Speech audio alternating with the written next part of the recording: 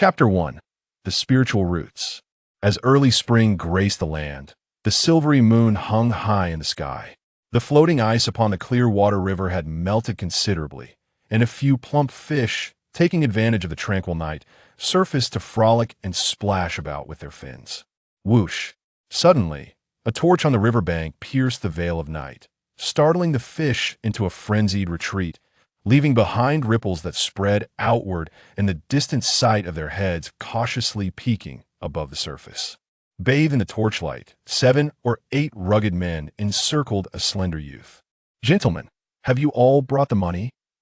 As he surveyed the men surrounding him, Shun Shio's voice trembled, and he unconsciously rubbed his hands together. "Here, 10 taels of silver."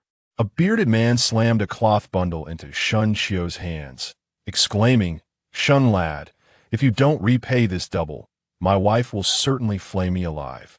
"What's there to fear?" Another lean man grinned widely. "You all know Shun Shio's fishing skills. The fish practically leap into the boat, as if they've seen their long-lost father." Listening to their banter, Shun Shio forced a smile. "Rest assured, gentlemen, this silver will surely be repaid in double. If you doubt me, I shall write you a promissory note as proof." With that, Shun Shio produced the prepared paper and pen from his bosom, elegantly inscribing 8 promissory notes before concluding his task. As the men examined the notes, Shun Shio deftly shifted the conversation. "However, let me be frank, should I truly discover that my spiritual roots have been taken by the immortals, then I cannot promise a double repayment. After all, the offerings from the immortal sect are treasures beyond measure, each worth a fortune." Upon hearing this, the men erupted in laughter. "That goes without saying. Things from the immortals could sustain us for 8 lifetimes. I genuinely hope Shin Shio can uncover his spiritual roots and return us an immortal treasure. Ha." In their eyes, regardless of whether Shun Shio's test revealed spiritual roots, they would not suffer any loss. Amidst their laughter, Shun Shio tucked the borrowed silver close to him and turned to meld into the night. He dared not reveal that this 100 taels of silver represented all his hopes for the past 16 years. He was a soul transported from another realm, alone and without kin in this foreign world. Years of experience had taught him that the world was far from simple. Transcendent cultivators could cleave mountains and rivers with a mere wave of their hand and soar hundreds of feet with a single leap. There were even strange creatures in the mountains that turned into demons, casually feasting on the living as if it were an everyday affair. Thus, the aspiration to cultivate and seek the Tao became an obsession that haunted his dreams. However, the immortal sect was 1,000 miles away from him, and to journey there alone would likely serve as an invitation to the demons lurking along the way. Fortunately, there was still a glimmer of hope. The Yangwu division within the city was established by the immortal sect and the imperial court, granting those unable to visit the sect an opportunity to test their spiritual roots. As long as one possessed a single or double spiritual root, an immortal would descend from the heavens to personally accept disciples. Yet, testing one's roots at the Yangwu division required 100 taels of silver, and Shun Shio had hoped to save a bit longer. But upon learning that someone in Haicheng had recently tested positive for double spiritual roots and then an immortal would descend today, he could wait no longer. Day turned to night, and it was not until dusk the following day that Shun Shio finally arrived at the city gate. Despite having visited Haicheng numerous times, he was always awestruck by the towering city walls. So high they resembled mountains, so smooth they appeared like mirrors. The walls bore no signs of human construction, and atop the city tower grew a giant tree, several zhang high, with branches sprawling like an umbrella. "Halt!" shouted a guard, brandishing his spear. "Entry fee, 10 won." Gritting his teeth, Shun Shio produced the coins, inwardly cursing. These ruffians only targeted country folk for extortion, as the official price was merely 2 won. Upon entering the city, he found the streets teeming with people, all buzzing about the recent prodigy who had tested positive for double spiritual roots. Goodness, since the establishment of Haicheng, this is the first time someone has tested for the ability to cultivate. The Pei family is truly on the rise this time. Who could argue? An immortal will likely descend to accept disciples in just a couple of days. Shun Shio felt a surge of excitement at their words. instinctively reaching for the silver in his pocket. However, as nightfall approached, and with the guards preparing for the curfew, he hesitated and turned into a dilapidated temple. The temple was not large, filled to the brim with vendors from various trades, all farmers from the outskirts of the city. As darkness fell, they could only wait until the next day to sell their goods, and over time, taking refuge in this shabby temple had become an unwritten rule. Amidst the throng of people, Shunshio found a corner against the wall, pressing the silver tightly against his back. As the darkness deepened, only a few flickering oil lamps remained in the dim temple. The oppressive atmosphere grew stifling, and after a while, a few murmurs of conversation drifted through the crowd. Have you heard? Lingyun's city has fallen into calamity again. When did that happen? Months ago, my cousin fled from there, saying that a beast spoke like a human and tricked them into opening the city gates, leading to disaster. Goodness, what a terrifying demon. I wonder what measures the court and the immortal sect will take. Who knows? Looking at it, our Haiching seems much safer. Sigh. Listening to the distant chatter, Shunshio felt a jolt of alarm. He had heard news of Lingyun City's slaughter for the third time in 16 years. It was said to be perilously close to the demon-infested lands, with constant skirmishes. For reasons unknown, Lingyun City refused to relocate, replenishing its population only after every massacre, as if it were merely stockpiling provisions for the demons. What a complex world, Shunshio muttered, fatigue from a day of travel gradually overtaking him, his heavy eyelids slowly closing. The early spring morning still bore a chill. Shunshio rubbed his arms and squinted at the pale light of dawn, noticing that the crowd around him had thinned considerably. As he felt the uneven hardness beneath him, he decided not to linger any longer, hastening his steps until he finally reached a building adorned with a gilded plaque just as the sun began to rise. The Yingwu Division was a structure established in every city, said to house the Yingwu Guards, all of whom were selected after rigorous training in the immortal sect, serving as the backbone of the court's defense against the demons. Sir, how is the test conducted? Upon entering the spacious hall, Shunshio observed only a small jade cauldron placed in the center, accompanied solely by a portly soldier clad in golden armor. Are you testing your spiritual roots? The rotund man rubbed his hands and scrutinized him from head to toe. Sir, here is the silver. Shunshio wasted no time, eager to conclude this final step without delay. TSK, another dreamer, the man mumbled, but upon seeing the silver, he rose, retrieving a brown pill and moving behind the cauldron, forming seals with his hands before tossing the pill inside. Pop! With a soft sound, the pill shattered, and a stream of water began to rise within the cauldron, ceasing only when it reached the rim. Put your hand in for 10 breaths, the man yawned. The water changes colors to indicate the number of spiritual roots. If it doesn't change, you're a waste. Taking a deep breath, Shunshio plunged his hands into the water. Ah! He cried out in agony, nearly collapsing to the ground as the water felt like thousands of steel needles piercing through his fingertips, rampaging through his meridians. The pain drenched Shunshio in cold sweat, his teeth chattering uncontrollably. 5 breaths, 6 breaths. His vision darkened, yet he kept his gaze fixed on the surface of the water. Suddenly, the clear water within the cauldron began to shimmer, flashing with a blinding red light. What is this? The one-spored soldier's eyes widened in astonishment as he repeatedly glanced at the youth by the cauldron, a hint of eagerness flickering in his gaze. However, as the water continued to change colors, the soldier's enthusiasm waned, and the smile faded from his lips. Gold, green, blue, red, brown. With each new color, the dazzling brilliance dimmed further, until at last, the final glimmer faded, leaving the water murky as if it had been stained with dye. It's over, the soldier shrugged, glancing at Shunshio, who was nearly spent, slumped over the cauldron. Sir, 5 spiritual roots, commonly known as mixed roots. Well, you're not much stronger than an ordinary person. At this, Shunshio felt a pang in his heart, collapsing onto the ground as his nails dug deeply into his palms. Sir, is it possible to retest? The soldier cast a sidelong glance at Shunshio's empty satchel, sneering, Sure, bring me another 100 taels of silver. Shun Xiu lowered his head in silence. His hands, marred with cracks, picked up the satchel, casting a lingering glance towards the cauldron, his heart a tumult of emotions. Crossing over the gilded threshold, he emerged into a bright, blinding sun, squinting as he vaguely noticed the streets suddenly bustling with people. The immortal master has arrived. It's a master from Qianyuan's sect.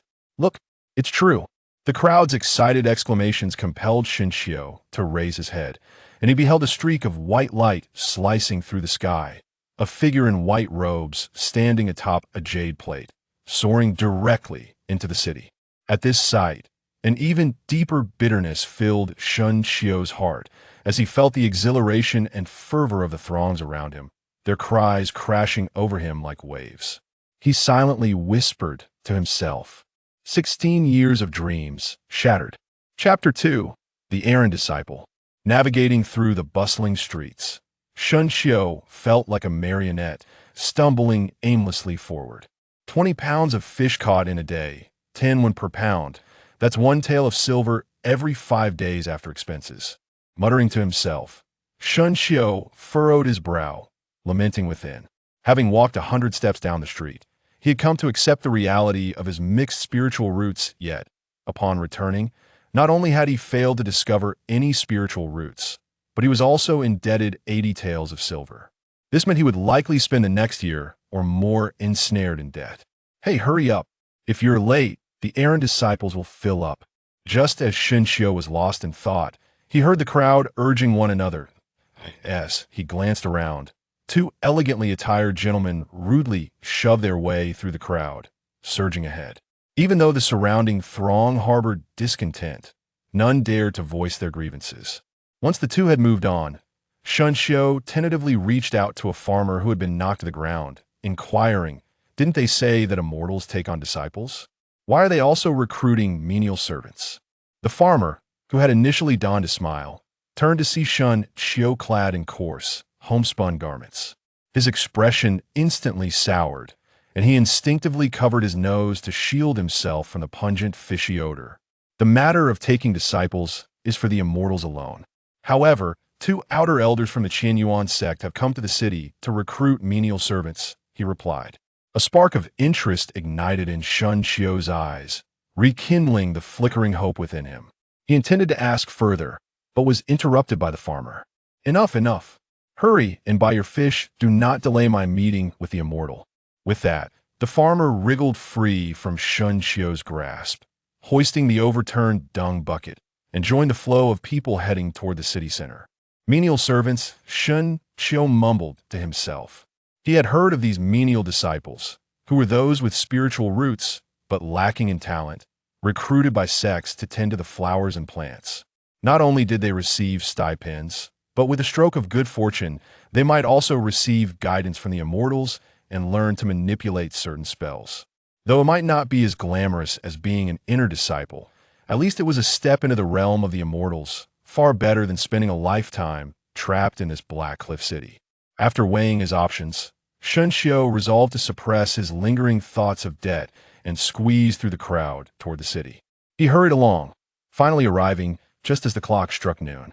At this moment, the martial arts arena at the heart of the city was already teeming with people. On a hastily erected platform stood 5 individuals, among whom an elderly man with a hawk-like nose and a long white beard was particularly striking. Below, the crowd was a bustling mix of scholars, farmers, and merchants, but it was the elegantly dressed offspring of the powerful that drew the most attention. Look, young Master Pei is up there. Someone pointed in excitement at the platform. Shun Shio turned to see a young man in a brocade robe kneeling before the white-bearded elder, his expression one of utmost respect.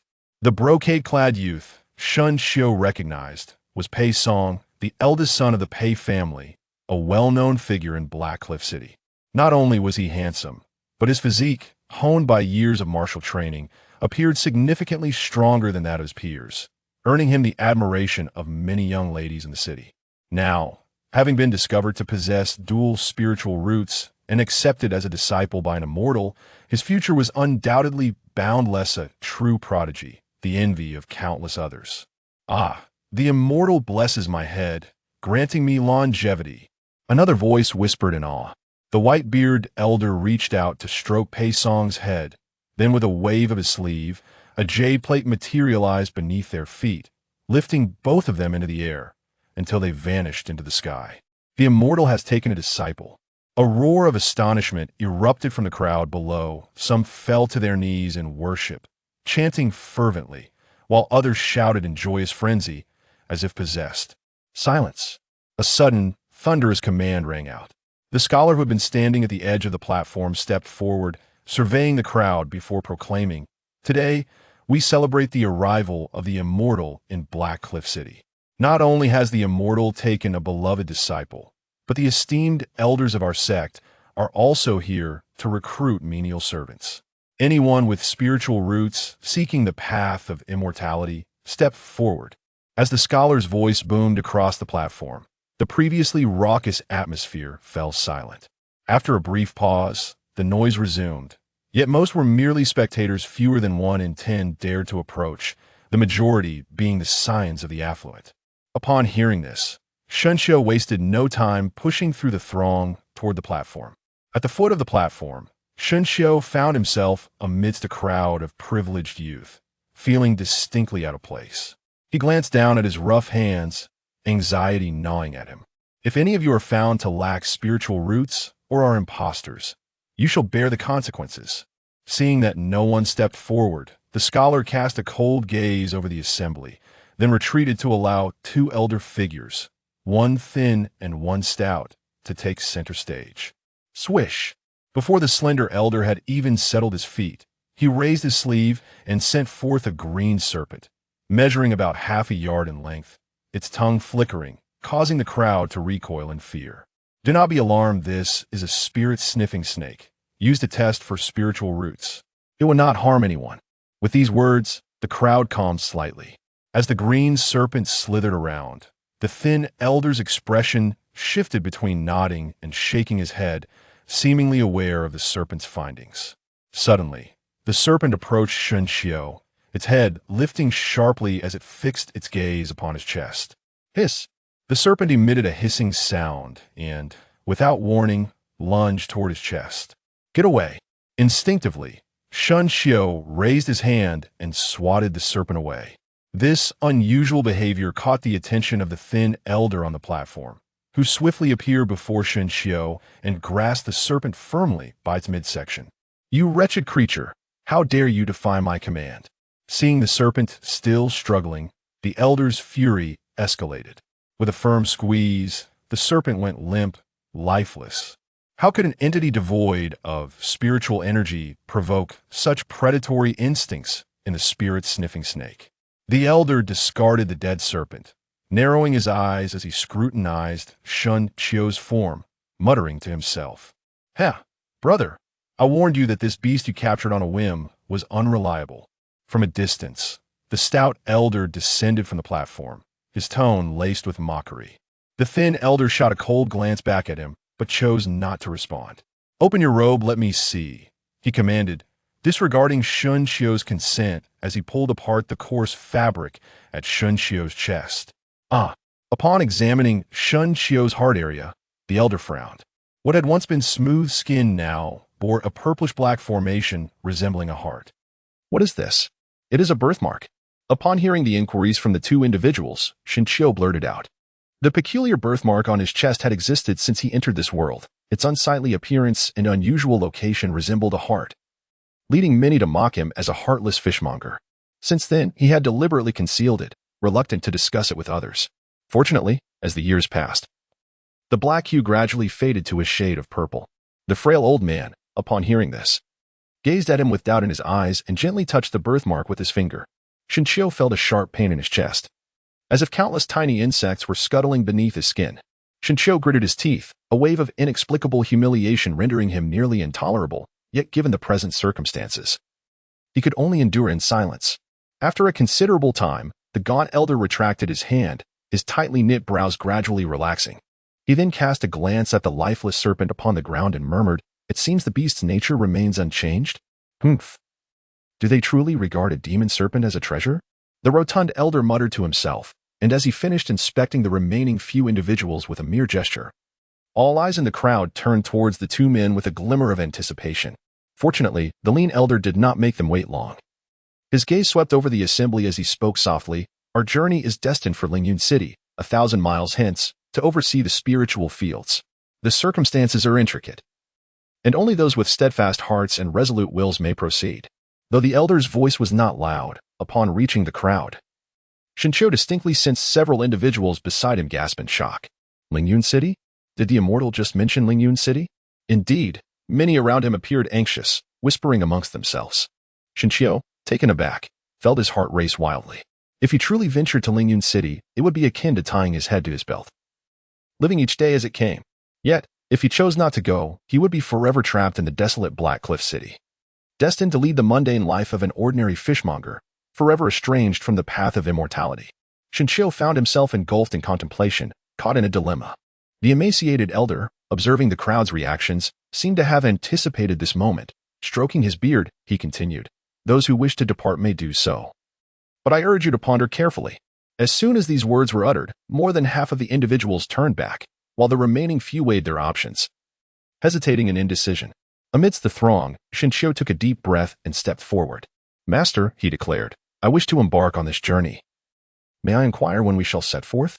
Shincho did not ponder excessively compared to the silent departure from Heya City.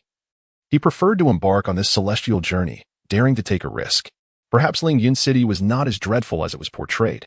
Observing Shincho's advance, the lean elder paused, his fingers ceasing their caress of his beard, his gaze slightly lifted, and his lips parted. In a quarter of an hour. Chapter 3. Lingyun City. Beneath the warm sun, several striking white horses galloped along the official road.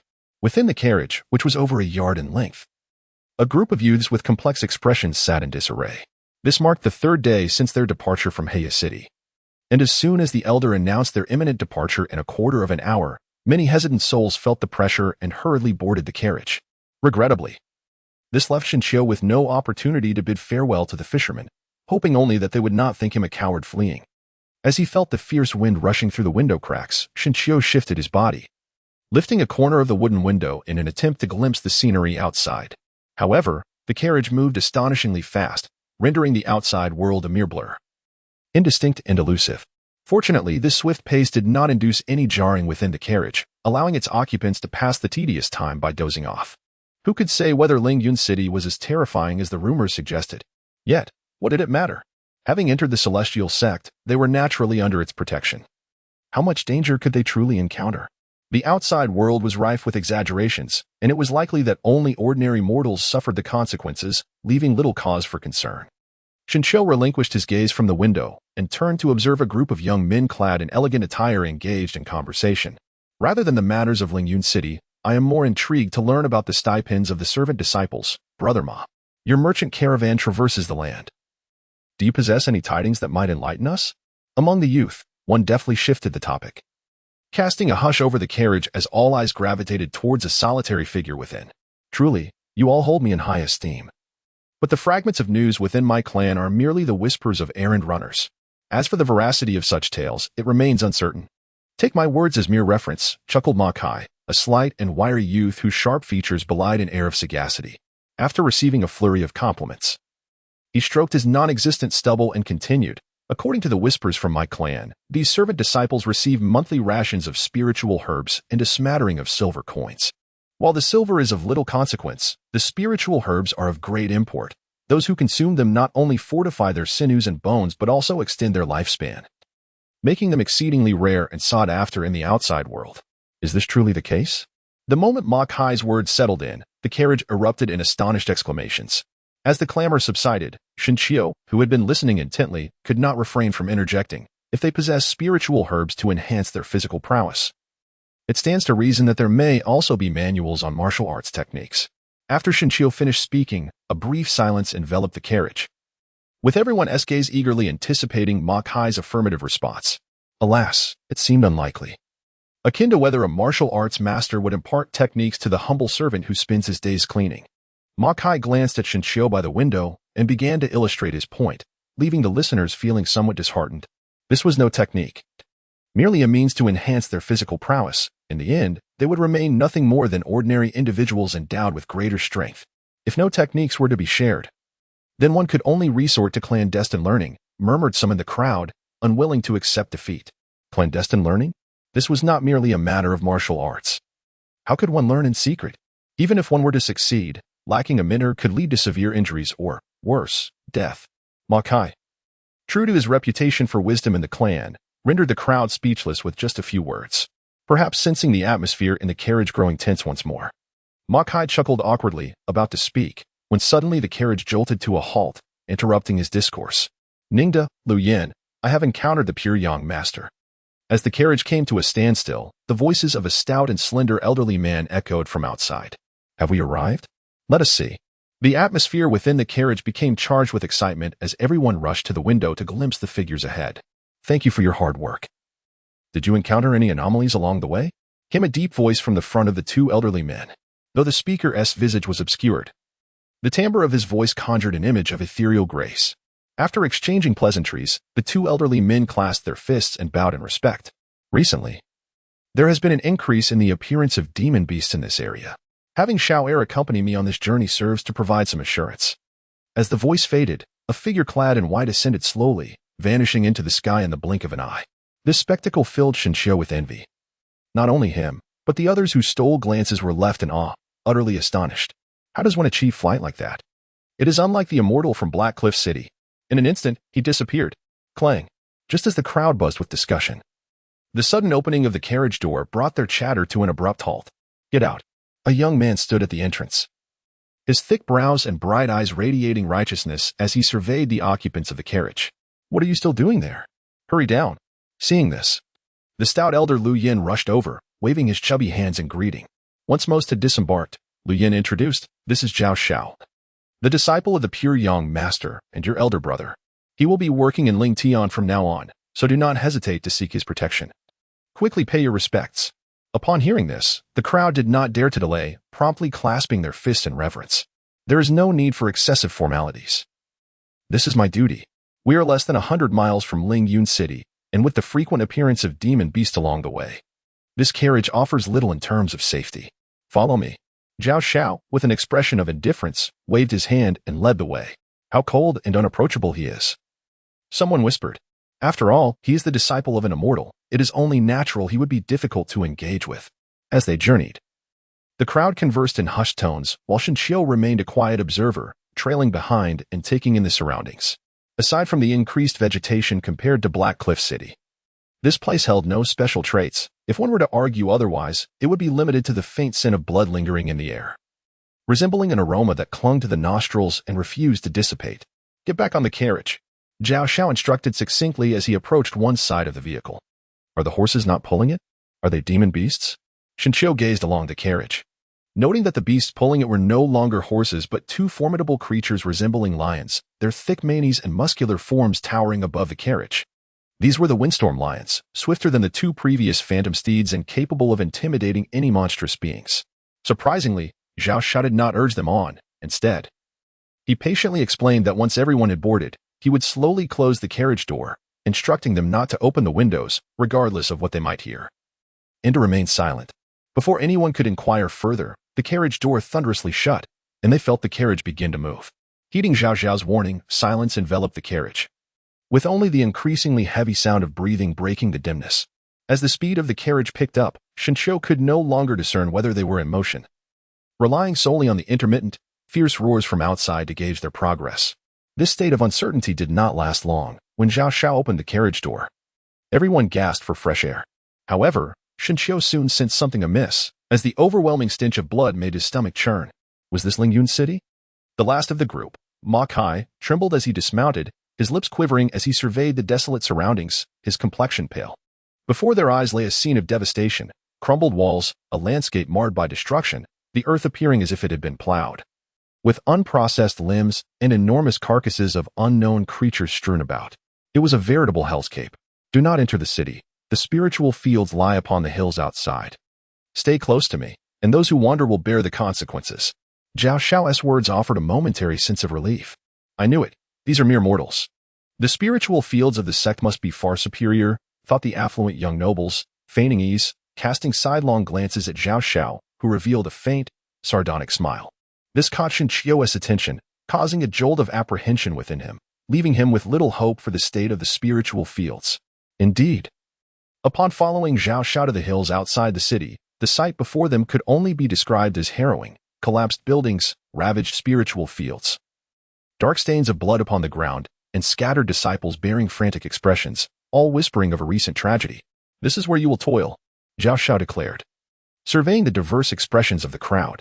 Working in the spiritual fields of Lingyun City is the most lucrative position within the Qianyuan sect. However, here, Zhao Xiao paused, his gaze sweeping over the assembly, and sighed. It is also where the most auxiliary disciples suffer and perish. Chapter 4. Auxiliary disciples of rank C. Zhao Xiao's words undoubtedly instilled a sense of dread among Shinchio and his companions, prompting some to entertain thoughts of regret. After a long silence, seeing no one respond, Zhao Xiao nodded to Lu Yin beside him before turning to depart. It was only after his figure vanished from sight that Lu Yin took Zhao Xiao's place, clapping his hands lightly and proclaiming, "Given the circumstances, let us not dwell too much on our thoughts. At the very least, following the recent beast attack on the city, there is a high probability of relative safety for some time. During this period, the Pure Yang Master will also restore the defensive formations, ensuring greater security for all." His words, shrouded in uncertainty, gradually calmed the anxious crowd. "Master, how are we to fulfill our duties?" In a moment of tranquility, Shinchio surveyed the dilapidated surroundings and voiced his thoughts. Upon hearing this, the others joined in with eager inquiries. For their presence here was motivated by the meager stipend of the servant disciples. The sooner they grasped the situation, the better they could plan. Lu Yin did not keep them waiting long. With a graceful gesture, he smiled and explained, "The spiritual fields of Lingyun City are divided into two sides. I oversee the left field, while my senior brother Ningda manages the right. Shortly, you will form two teams, one for each side, and upon arrival, arrangements will be made for you." As soon as Lu Yin finished speaking, Shinchio instinctively stepped towards the left side. As for the tall and thin Ningda, after his encounter in Haya City when he transferred white energy into his birthmark, Shinchio felt a natural aversion toward the frail elder. After some commotion, the crowd was finally organized, with exactly 6 individuals in each team, and coincidentally, Ma Kai was also in Shinchio's group. Once the teams were arranged, Lu Yin saluted Ningda and with a sweeping motion led Shinchio and the others into the narrow pathway on the left. They had not walked far along the path when Ma Kai hurriedly caught up, falling half a step behind Lu Yin, and quietly inquired, "Immortal Master, may I ask if we will have some leisure time aside from our duties?" "Indeed," Lu Yin replied, his tone now devoid of prior sternness and imbued with a calm demeanor. "The spiritual herbs require only daily tidying, watering, and fertilizing. The remainder of your time can be spent exploring Lingyun City, though you must wait until the imperial officials facilitate operations within." Noticing Lu Yan's change in attitude, Shinchio, seizing the opportunity, asked, "Immortal Master, I have heard that the stipend of servant disciples is beneficial for one's foundational skills. Could you elaborate on this?" As Shinchio spoke, he was abruptly silenced by Lu Yan, who then paused, turning to survey the surroundings with a smile. "In the future, refrain from addressing me as Immortal Elder. Since you have come to my Zwatian, simply refer to me as Elder. As for the benefits of the stipend, the silver is self-evident. Those spiritual herbs, when consumed by mere mortals, will strengthen their bones and soften their muscles, endowing them with immense strength, rendering them nearly impervious to ailments, with a lifespan extending well over a century. This is truly a miraculous elixir. This journey has been worthwhile." Lu Yan's words undoubtedly carried significant weight, igniting a wave of excitement among the crowd, who responded with enthusiastic applause. However, Lu Yan's tone suddenly shifted, causing the atmosphere to grow tense as the murmurs faded into silence, everyone awaiting his next words. Yet, this elder also has certain stipulations. First, all matters must be discussed with this elder. Second, should there be any failure to submit the spiritual herbs on time each month, or if there is any clandestine thievery, strict penalties will be enforced. Observing the stern expression on Lu Yan's round face, the crowd quickly nodded in agreement. When they looked up again, however, his countenance had transformed back into a cheerful demeanor. Of course, should there be any excess submissions or additional contributions, if the monthly total surpasses that of Yutian, this elder will not hesitate to bestow rewards. "Ha." Lu Yin chuckled, stroking his short beard, his words filled with encouragement. As they continued along the narrow path, inspired by Lu Yan's various exhortations, they soon arrived at their destination, greeted by rows of bluestone houses and expanses of spiritual fields. In the distance, several creatures resembling plow oxen, covered in scales, toiled in the fields. The entire scene mirrored that of mortal agriculture, devoid of any extraordinary elements. Elder Lu. Two young men emerged from the stone house, clad in pragmatic blue robes adorned with a prominent black character. Ah, you two are in need of assistance. These 6 will serve as replacements. Remember to instruct them diligently in accordance with the methods of Zwitian. Lu Yin waved his hand dismissively, gesturing toward Shinshio and the others behind him, and after offering a few more words of encouragement, he departed with a flourish. Once Lu Yin left, the 2 young men crossed their arms and circled around Shinshio and the others. The square-faced youth at the forefront spoke up. You, in the brocade robe, and you, with the fair complexion, stepped forward. Shinshio observed as the young man pointed at him, casting a glance at Ma Kai before stepping forward.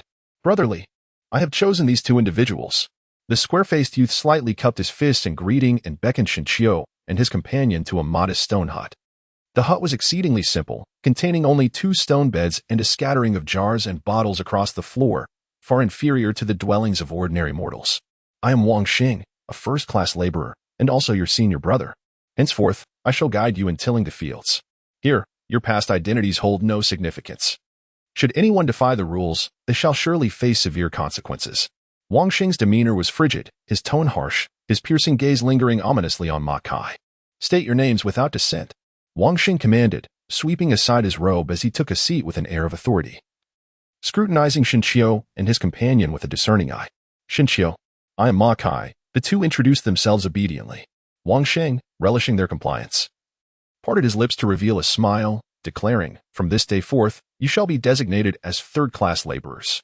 You are required to rise at dawn to cultivate the 10 acres of spirit fields outside, without fail. I will conduct inspections, and if I catch anyone shirking their duties. Well, as he spoke, Wang Xing clenched his fists, the sound echoing ominously, his meaning unmistakable. Seeing his demeanor, Shinshio felt quite disgusted. Having lived 2 lifetimes, he had encountered all sorts of people, and this display was merely an act of bullying the inexperienced. May I inquire, what exactly is a tertiary miscellaneous role? Shinshio disregarded Wang Xing's clattering fists and voiced his inner confusion. He had presumed that all servant disciples were alike, only to discover that there existed a hierarchy among them. Wang Xing let out a cold snicker, propping himself up and narrowing his eyes as he spoke. Servants are also categorized into grades, A, B, and C. This directly pertains to your remuneration.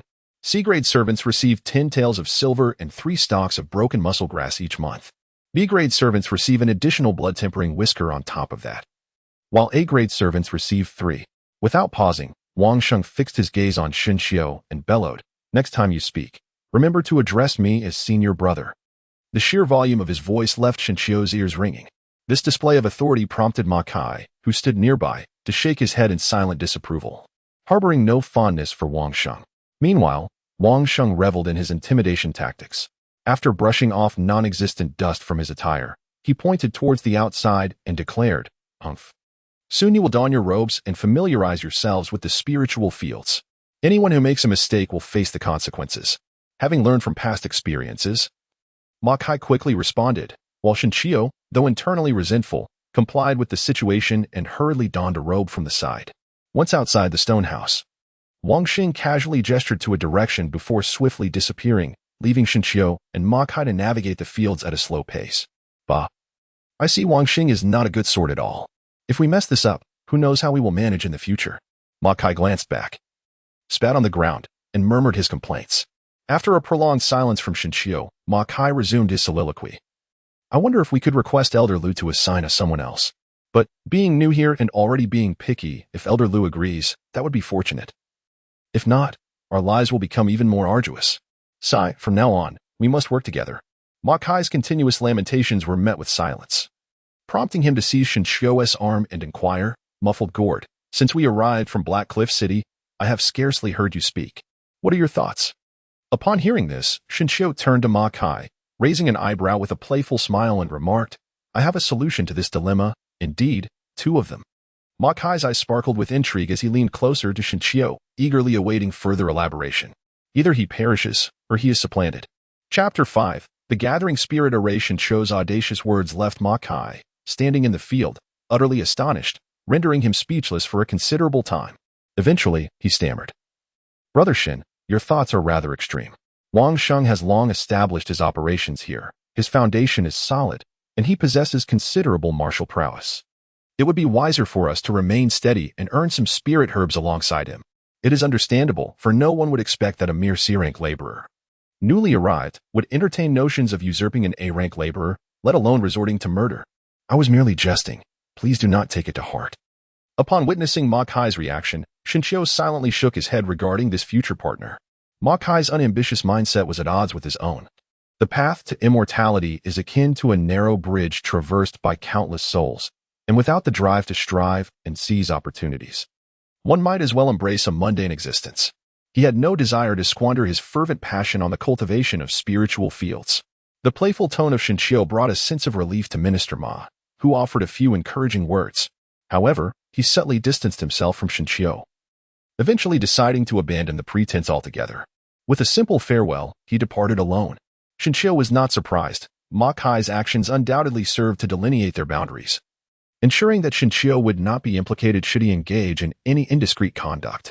Without Ma Kai's incessant prattling, Shinqiu felt quite at ease as he traversed the field paths, only returning leisurely after thoroughly inspecting the spiritual fields. Upon his return, familiarity enveloped him, and it wasn't long before he spotted several figures beneath the stone dwelling.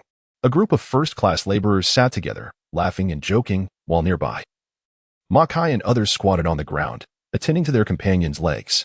They were but mere buffoons, observing Wang Xing's haughty demeanor. Shinqiu could not suppress a derisive snort. His earlier words were not mere bravado, although the notion of killing might be an exaggeration. Usurping Wang Xing's position had become Shinqiu's resolute ambition. If laborers could be categorized into grades, then there must exist a pathway for advancement. Only through elevation could one hope to encounter the true celestial path. Endlessly meandering around the spiritual fields was ultimately trivial, akin to the mundane pursuits of earthly farmers. Hey, once you've finished inspecting the spiritual fields, hurry down. Don't delay the activation of the gathering spirit array, came Wang Xing's boisterous shout from the stone dwelling. Noticing Shinqiu descend from the fields, Wang Xing continued his incessant chatter. You, with your pale face, truly dawdle. Does it really take this long to inspect 10 acres of spiritual fields? Senior brother, this is to ensure a thorough examination, Shinqiu replied. Shinqiu smiled with a facade of politeness, while his gaze involuntarily drifted towards the squatting figure of Ma Kai. Humph, I shall take your attentiveness as genuine. Perhaps you could assist me by kneading my shoulders and demonstrate just how meticulous you are. Wang Sheng leaned back, crossing his legs in a posture reminiscent of a ruffian. Senior brother jested. Investigating the spiritual fields is merely the duty of a servant disciple. Yet, do you truly expect me to compensate you with spirit herb wages for a shoulder massage? A mere country bumpkin, and I must elucidate such evident rules to you. Wang Xing's face flushed crimson, as though he had suffered a profound humiliation. Had it not been for Ma Kai clutching his left leg, he might have already risen to deliver a punch. Senior brother, temper your anger. He is my fellow townsman and has not seen much of the world. I shall speak with him later, and he will surely comprehend, thus saving you the trouble of resorting to force and becoming a source of amusement for others. Ma Kai whispered quickly in Wang Xing's ear, gesturing towards several other onlookers among the servant disciples. Wang Xing's complexion deepened in hue, but he no longer exhibited the impulsiveness of before, gradually settling down to calm his emotions. Observing this, Ma Kai shifted his body away from Shinqiu, grasping Wang Xing's shoulders to divert the topic. Senior brother, what precisely is this gathering spirit formation you spoke of? The gathering spirit formation serves to concentrate the ethereal energies of heaven and earth to cultivate spirit herbs. Otherwise, in this land where spiritual energy is scarce, how could spirit herbs sprout from thin air? Wang Xing replied coldly, gesturing towards the distance. Open your eyes and see clearly. Once the gathering spirit formation is activated, we shall begin sowing the spirit herbs within 10 days. As soon as Wang Xing finished speaking, the void above the distant field indeed began to warp. A visible pale green dome enveloping an area of several dozen miles from top to bottom. Countless streams of milky white light darted within the dome. And after a brief interval, the luminescence faded, causing the green dome to dissipate into the air. Everything returned to tranquility. Ah! How refreshing it is to inhale the ethereal light from the air. My fatigue from the past few days has diminished significantly. Ma Kai ceased his movements, taking a deep breath and exclaiming in delight. Not only he, but also Wang Xing and the others nearby rose, greedily inhaling the ethereal light. their expressions reflecting pure enjoyment, akin to that of addicts. Similarly, Shinshio felt the ethereal white light smoothly permeating his chest, circulating throughout his body, as if his form had become significantly lighter. Is this what one refers to as spiritual energy? Truly remarkable. Ah, indeed, it is only here that you may revel in it. This may subtly enhance your vital organs. In the future, you must diligently cultivate the land, lest you squander this spiritual essence. Upon hearing Makai's groans, Wang Sheng cast a disdainful glance, speaking softly, as if this spiritual energy were something he had summoned himself. Upon hearing Wang Sheng's words, Shinshio instinctively took a few more puffs. However, a sudden tightening in his chest compelled him to cease his actions. Coughing violently, Shinshio, while inhaling the thin, ephemeral light in the air, found that it no longer possessed the previous comforting quality. Instead, it felt exceedingly mundane, even carrying a hint of an unpleasant odor. Could it be that there is something wrong with me?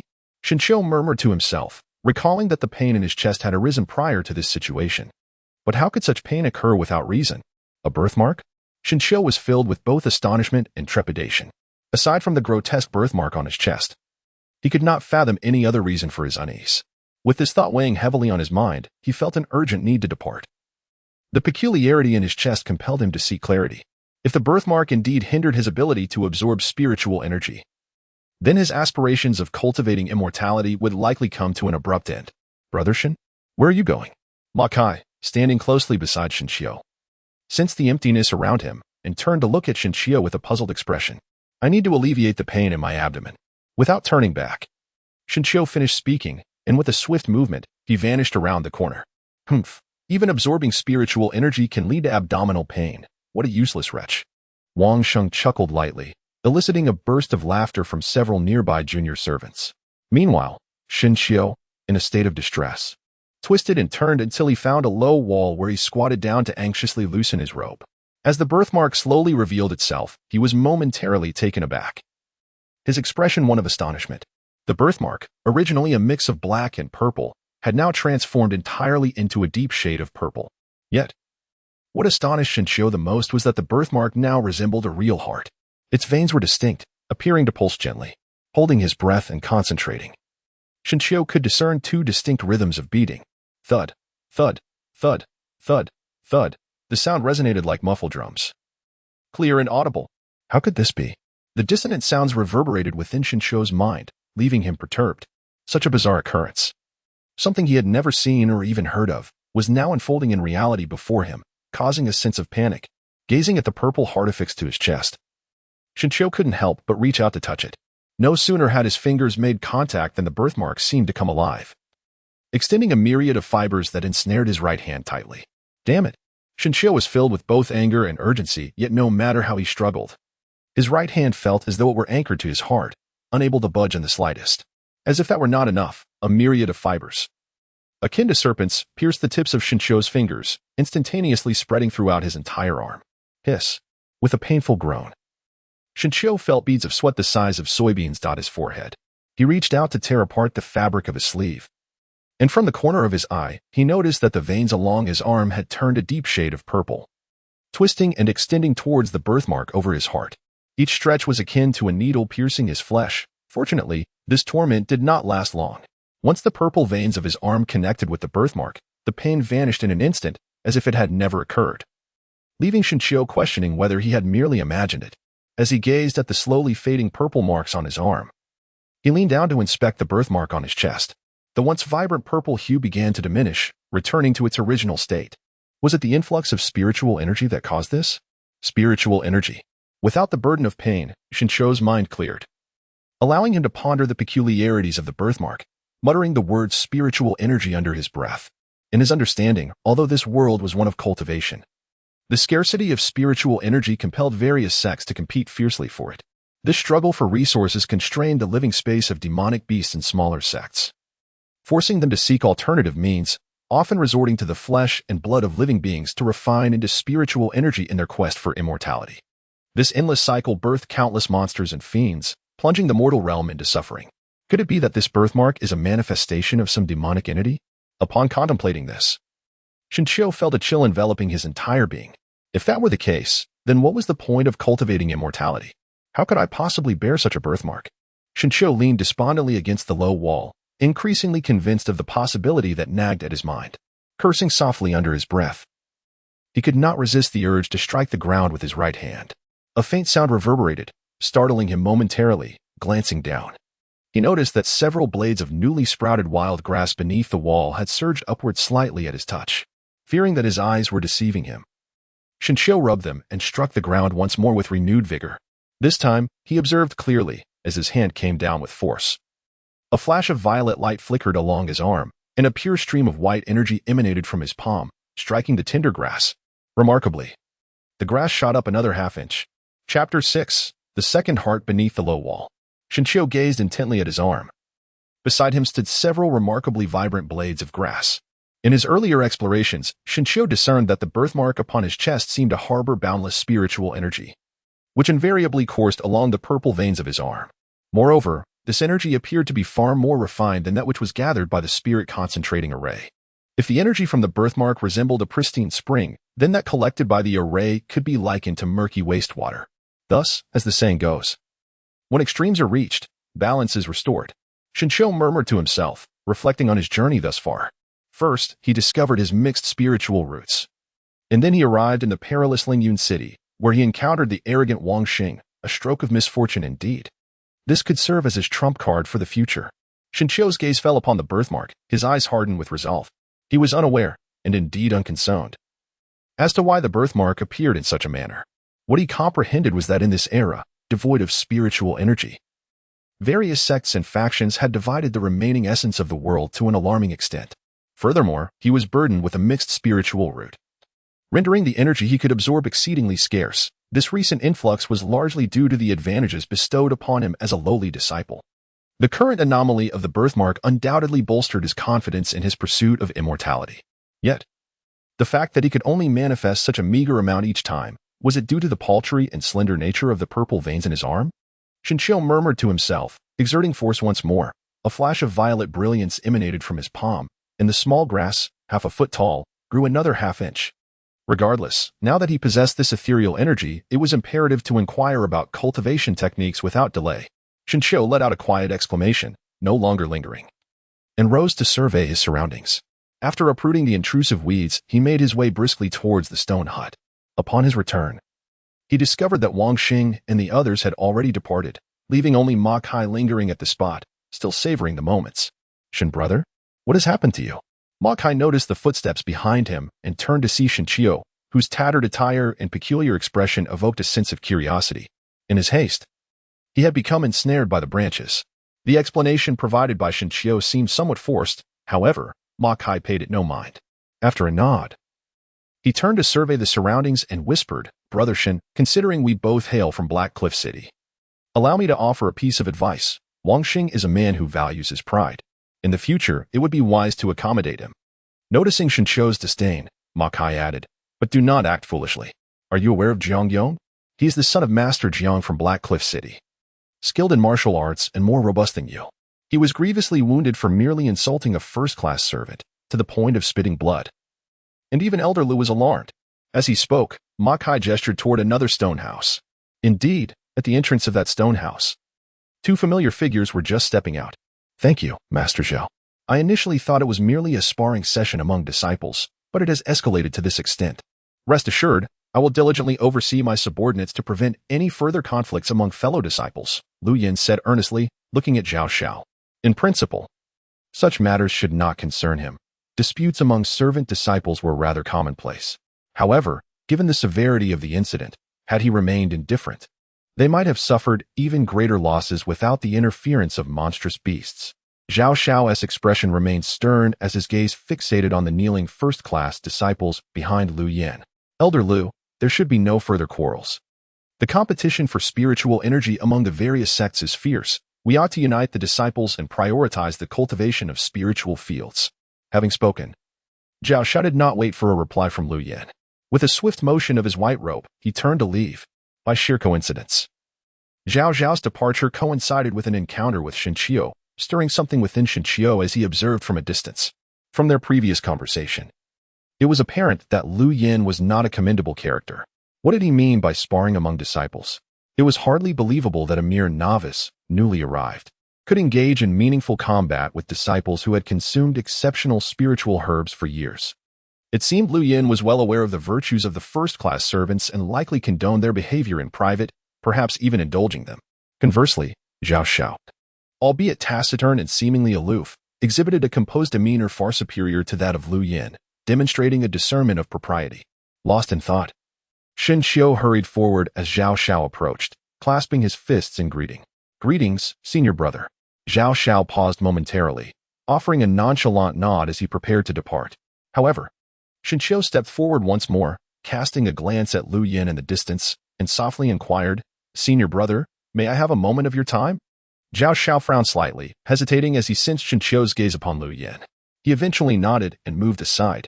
Once they had turned out of the view of the stone house, Zhao Xiao halted, coldly asking, "What is it you wish to discuss?" "Senior brother, I would like to inquire about the advancement of third-class servants, and also if there are any defensive techniques available for us servant disciples. Should we encounter beasts in the future, to ensure our self-preservation?" Zhao Xiao's eyes narrowed, causing Shen Qiu to feel a chill, and after a prolonged silence, he finally spoke. "In principle, the advancement of servant disciples is not within my purview." But Zhao Xiao's tone shifted as he gazed toward the stone house, musing aloud, "However, if Elder Lu has failed to inform you, I would be willing to assist, ensuring that Zuetian receives a few new faces among the first-class servants." Upon hearing this, Shen Qiu was filled with joy. He had long harbored doubts as to why the miscellaneous duties were divided into categories A, B, and C. Yet Lu Yin had not disclosed this information at the earliest opportunity. Now, following the recent events in the stone house and Zhao Xiao's remarks, Shen Qiu had come to understand the underlying matters. Lu Yin, that old rascal, sought to cultivate his confidence, monopolize ascension, and allow Zuetian to transform into his personal fiefdom. Once Zhao Xiao concluded his statement, he did not linger, but instead pointed towards the spiritual fields and continued. "The path to promotion is quite simple. For those in category C to ascend to B, it suffices for half of the 10 acres of spiritual herbs to survive. For category A, an 80% survival rate is required." "Is it truly as straightforward as that?" Shen Qiu was taken aback, initially believing it to be a formidable challenge. However, he soon realized that it merely required the cultivation of spiritual herbs. Zhao Xiao chuckled lightly, offering a dose of reality. Even with a spirit-gathering array to concentrate the spiritual energy, such energy lacks purity, making it exceedingly difficult for the spiritual herbs to thrive. Achieving a survival rate of 50% is already commendable. Zhao Xiao continued without pause. As for the cultivation techniques, this statement ignited a sense of anticipation in Shen Qiu, far surpassing the anxiety he felt during the assessment of spiritual roots. Cultivation methods necessitate a vast reservoir of spiritual energy for practice, and the spiritual energy amassed by the sect is already insufficient to meet the needs of its disciples. It seems unlikely that there will be techniques available for your cultivation. Thus, it became clear. Shen Qiu's eyes brightened with understanding. Although he had mentally prepared himself, Zhao Xiao's words still left him feeling somewhat disheartened. However, when Zhao Xiao unexpectedly shifted the conversation, a flicker of anticipation ignited within Shen Qiu. "You need not worry excessively about your safety. The recent assault on Lingyun City has garnered significant attention from the sect. In due time, we shall concoct several puppets to be dispatched for your protection."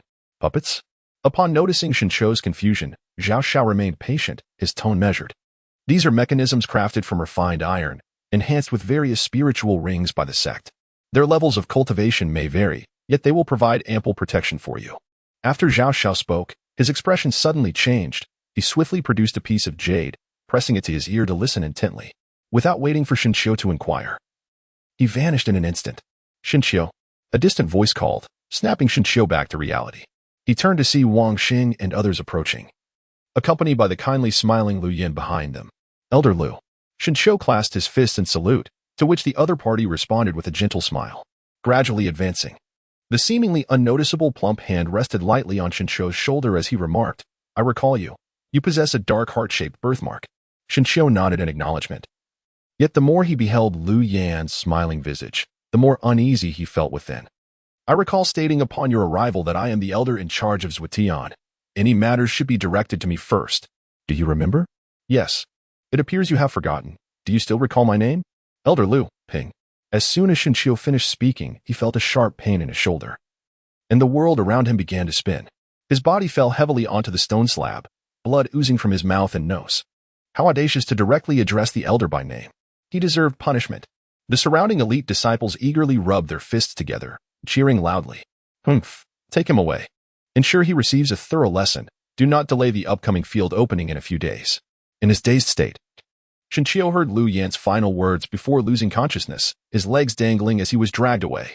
Time passed, and gradually, the sound of a strong heartbeat grew closer, seeping into Shinchio's eardrums. Thump, thump, thump, it seemed to whisper, to call out to him. Accompanied by the rhythm of his heart, waves of warmth coursed through his body. When he abruptly opened his eyes, the deafening heartbeat ceased instantly. Oh, Brother Shin, you have finally awoken. You truly possess great courage, calling out Elder Lu's name so boldly. Ma Kai exclaimed from beside the stone bed, rolling over and, while complaining, offering Shinchio half a bowl of cool tea to his lips. Upon hearing this, Shinchio pondered deeply and soon comprehended the situation. Lu Yan was indeed detestable, having struck him and concocted such a spurious charge. Reflecting on this, he suppressed the anger in his eyes. The current circumstances were unfavorable, and it was wise to endure and bide his time. How long have I been in a stupor? Shinchio deftly shifted the topic, his hand instinctively moving to his shoulder, where the pain had now completely dissipated. As he loosened his robe, a faint crimson imprint lingered upon his skin, and upon closer inspection, wisps of ethereal energy continued to swirl upon it. It is the 10th day. Your awakening is indeed timely, for tomorrow marks the day of sowing. However, you have missed the teachings of the esteemed disciples from the previous days. And this cultivation is far more arduous than one might anticipate. Ma Kai, oblivious to Shinchio's subtle movements, rambled on, recounting his experiences from the past few days. Yet, midway through his narrative, his complexion suddenly turned ashen, and he gazed intently at Shinchio, solemnly declaring, moreover, there is a significant matter at hand. Shinchio, intrigued by his demeanor, straightened his posture and gestured for him to continue. The latter licked his lips, furrowed his brow, and spoke with a tremor in his voice. A few days ago, Utian was attacked by ferocious beasts, and over half of our people from Haya City perished. According to the other grade A laborers, there were even golden core level demons among those beasts, and not even the pure young true person could withstand them. This time, the attack might not necessarily be directed at ours Utian. Golden core level? As soon as Shinchio opened his mouth, Ma Kai interjected, saying, according to Wang Xing and the others, this demon beast is ranked in levels, much like ordinary cultivators, chi refining, foundation establishment, golden core, nascent soul, transformation, void refinement, integration, and tribulation crossing. Each realm is akin to an insurmountable chasm. For those of us with mixed spiritual roots, achieving even the foundation establishment stage in our lifetime would be considered fortunate. While that demon beast is on par with a pure young true master at the golden core level, if we were to confront such a being, we, who have yet to even reach the chi refining stage, would be nothing more than ants. Seeing the troubled expression on Ma Kai's face, Shinchio felt a twinge of unease himself. The sudden onslaught of the demon was too abrupt. Chapter 7. The Ironwood Puppet. The news of a golden core demon beast plotting to attack Zwitian had spread rapidly, inciting widespread panic among the populace. During this time, Lu Yin, in a fit of rage, attempted to quell the crowd's fears while also punishing the disciples who had disseminated the information. Yet, the multitude's chatter was uncontainable, particularly after observing Zhao Xiao's daily demeanor, which exuded an air of impending doom, further solidifying their belief in the rumors of the beast's impending assault. Lu Yin seemed aware that he could no longer keep the truth hidden. Early in the morning, he gathered the disciples of Zwitian at the field's edge and proclaimed loudly, "Listen closely. The matter concerning Utian involves merely a few minor chi refining demons that have wandered astray. There is no need for alarm. Henceforth, do not spread such chaos." He continued, moreover, several secret treasures have been sent from the sect today, and with the presence of the pure young true master, even a golden core demon would find it impossible to return unscathed. Focus on your cultivation, and should anyone continue to spread rumors, do not blame me for my ruthlessness. However, Lu Yan's grand speech had little effect. The atmosphere of anxiety lingered among the crowd. Esteemed elder, what exactly are these secret treasures? A voice called out from the crowd, and the other disciples turned their hopeful eyes toward Lu Yin, awaiting an explanation.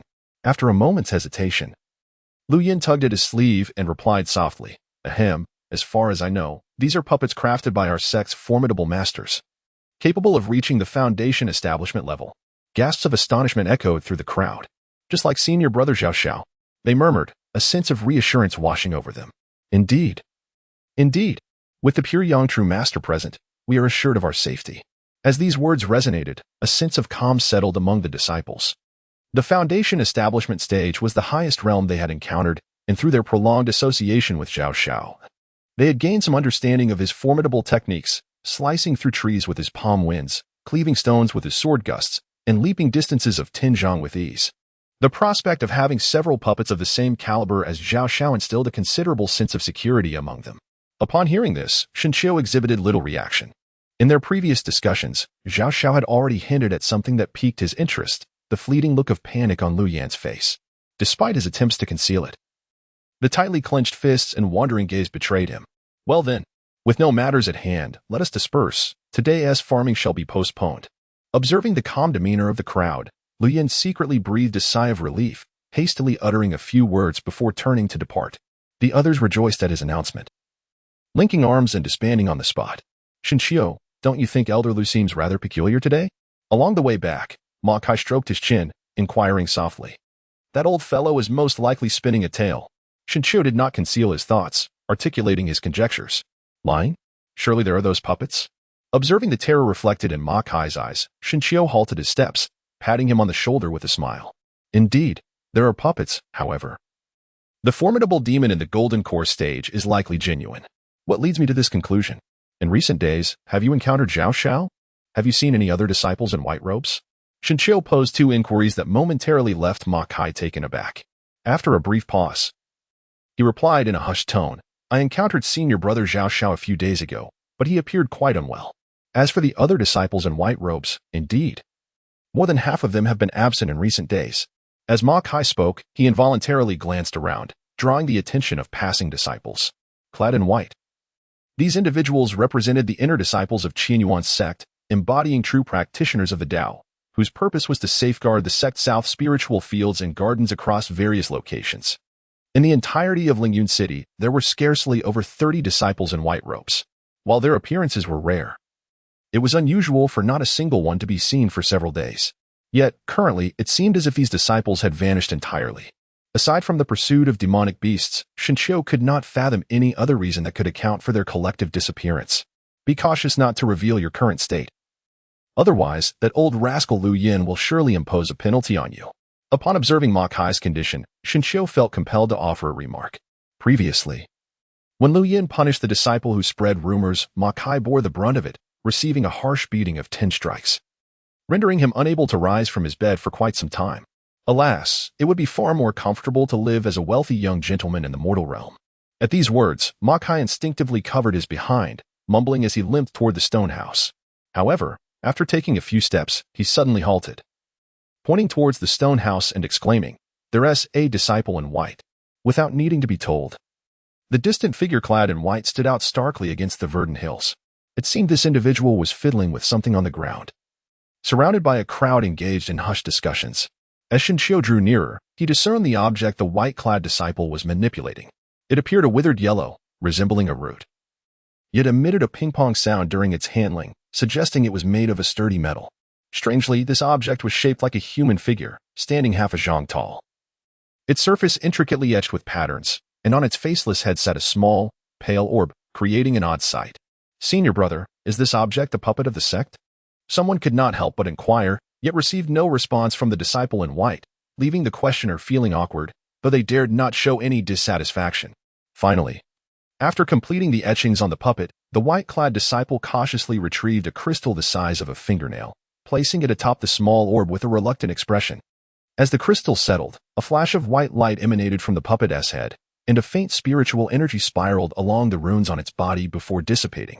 Suddenly, the previously inert puppet soared into the air, exuding an inexplicable aura that rendered the onlookers unable to meet its gaze. With a thunderous crash, when Shenqiu turned to look at the puppet again, it had landed squarely on the ground, leaving 2 imprints even on the solid blue brick surface. What was this white crystal? How could it generate spiritual energy upon entering the puppet's form? The crowd buzzed with speculation, causing the white-clad disciple's expression to swell with pride. After a few pretentious admonitions, he proclaimed, "You lot are so foolish, allow me to enlighten you. This is the spirit storage crystal. It is derived from the spiritual energy of powerful sect members, the very essence needed to control the puppet." Upon finishing, the white-clad disciple basked in the envious gazes of those around him, further reveling in his glory. He pointed at the puppet and continued, "This is the ironwood puppet.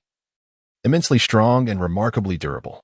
That small crystal, when fully activated, can empower the puppet to deliver a strike equivalent to the foundation establishment stage, ensuring your safety beyond measure."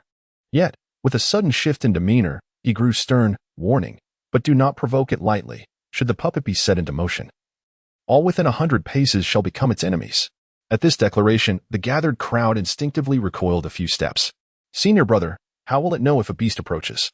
the crowd inquired, and Shinshio too felt intrigued. "The runes on this object can sense the aura of beasts. It is not a matter for you to fret over." The white-clad disciple replied with a hint of impatience, offering a few casual admonitions before vanishing from sight, leaving the crowd to marvel at the puppet from a distance. After some time, perhaps growing weary of the spectacle, the crowd dispersed, leaving Shinshio alone in contemplation, pondering the true nature of those who controlled such entities and the significance of the spirit storage crystals. Shinshio gazed at the luminous halo on the puppet's forehead, feeling a flicker of temptation. If this were indeed the case, by infusing it with spiritual energy, I could command a puppet, thus acquiring an army at my disposal. However, where would I ever find such a spirit storage crystal? Whispered softly, circling the puppet for an inspection until he found nothing of significance, at which point he contentedly departed. Upon returning to the dwelling, Makai was once again in a compromising position, furtively applying medicine. Seeing Shinshio enter, he hastily turned to conceal his bare backside. "You came back without making a sound," Makai grumbled, prompting Shinshio to stifle a chuckle behind his hand. He had considered assisting Makai with the application of the medicine, but the latter had persistently evaded his offer, adamantly refusing, thus leaving Shinshio to navigate his nocturnal endeavors in secrecy. On several occasions, the pungent liquid had dripped to places it ought not to have, resulting in anguished cries echoing from the stone house throughout the night. As the sun dipped lower, the shroud of night unfurled across the sky. And aside from the distant chirping of insects, the hills offered no other amusements, with most stone houses extinguishing their candle flames. Shinshio, overtaken by fatigue, stifled a yawn and turned on his side. Accompanied by the faint, intermittent cries of Makai echoing in his ears, his consciousness began to fade. Shinshio was unaware of how long he had been asleep when he was abruptly awakened by Makai's piercing scream. "You scared me to death. Are you still not finished at this late hour? Move over, and I shall assist you." Shinshio let out a furious exclamation, rubbing his bleary eyes, intent on turning away. However, a sharp blade pressed against his throat, halting him in his tracks. As his awareness sharpened, he beheld a striking woman with arched brows and an air of boldness. Chapter 8. The Night Visitor Night. Within the dimly lit stone chamber, the flickering candlelight danced incessantly. In the shadows, several cold-faced figures clad in black filled the room to capacity. "This lady, silence." Shinshio endeavored to dispel the chill lodged in his throat. Before he could complete his sentence, the woman softly reproached him. Her voice was even colder than the blade poised at her neck. "I shall pose the questions, and you shall respond. If you speak the truth, I shall spare your life." The woman's tone was frigid as she pressed the sword closer. Observing Shinshio's compliance, she proceeded with her inquiry. "Where is the spiritual seed within the field?" Shinshio was momentarily taken aback. He was aware of the spirit seeds, yet he found himself perplexed as to their location. "Please, do tell." Feeling the constriction in his throat, Shinshio helplessly explained, "Esteemed warrior, I am but a newcomer to this place, and I have yet to cultivate the spiritual fields. I truly do not know of the spirit seeds." "Humph. This very dwelling previously housed spirit seeds. How could you not be aware upon moving in?" The woman's words jolted Shinshio into realization, as he recalled the numerous jars and bottles within the room. Could it be that those were intended for the storage of spirit seeds? Noticing Shinshio's stunned expression, the woman sneered, "If you do not speak the truth, I shall send you both off as a pair of doomed lovers." With a disdainful chuckle, she lifted his chin with the tip of her sword, her mocking gaze flitting between him and the seated Makai. "You have misunderstood," Shinshio silently cursed under his breath, intending to explain himself. However, before he could finish, Makai, sitting on the ground and clutching his behind, blushed and exclaimed, "A gentleman may be slain but never humiliated. I am a dignified man, and I will not tolerate your baseless accusations."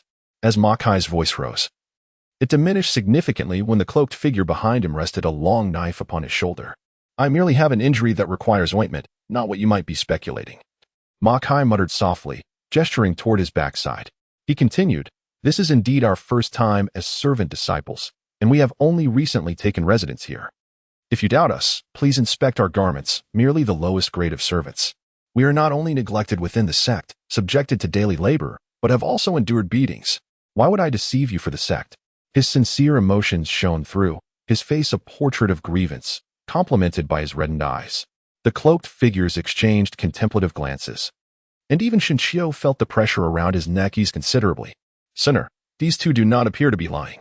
We shall leave it at this for tonight and return in a few days. A voice, aged yet commanding, broke the silence, drawing Shinshio's gaze.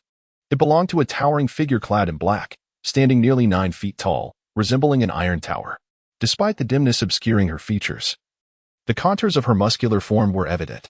The contrast of her frail voice intrigued Shinshio. Nyopa, we may depart. But these two must be dealt with to prevent them from alerting Qianyuan's sect and arousing their suspicions, the imposing figure known as Nyopa stated. At that moment, a gnome-like figure resembling a monkey sprang from the shadows, his voice booming and resonant, commanding greater authority than his diminutive stature suggested. Killing them would only heighten our defenses. Nyopa responded in a low tone, then urged the woman again. Sooner, you must leave first. I have my methods to ensure they do not speak out of turn. Seeing the woman's conflicted expression, Nyopa added, Sooner, the illness of the esteemed Mu Yaoxian is not something that can wait. If we delve deeper into the spiritual fields, unforeseen calamities may arise. We must retreat tonight. From what I know, the pure Yangzhenren is currently battling demonic beasts in Duanlong Valley, gravely wounded and on the brink of death. He is expected to return to the sect in a few days. At that time, we shall have free access to the spiritual fields. Nyopo's nonchalant words sent waves of shock through Shinshio and Ma Kai. The pure Yangzhenren is gravely injured? On the brink of death? They echoed in disbelief, their expressions mirroring utter astonishment. In Shinshio's mind, the pure Yangzhenren represented the pinnacle of his aspirations. Although he seldom appeared, tales of his exploits were ubiquitous, crossing great rivers, capturing dragons with a single hand, wielding mountains as if they were mere hills, and pursuing beasts with flying swords across vast distances. The thought of such a formidable figure nearing death filled Shinshio with dread. As he pondered, cold sweat began to beat upon his brow. I shall remember your face. If you dare to speak out of turn, your life shall be the first I claim. The woman's threatening words echoed in Shinshio's ears, accompanied by the swift retraction of her sword. Nyopa, we await you in the bamboo grove. With that, the woman vanished into the night, and the slender, monkey-like man offered a final warning before sinking into the earth, disappearing from sight. The once cramped stone room now felt eerily vacant. Without further ado, Nyopa extended her hand, and with a single squeeze, Shinshio and Ma Kai felt a sharp pain in their throats, as if their voices were being forcibly constricted. 2 crimson lights flashed, and Shinshio sensed a slick sensation in his throat, as if something had entered him. These are blood slave worms, a gift for you. Should I learn of any reckless gossip, you will swiftly transform into a puddle of filth, Nyopa declared.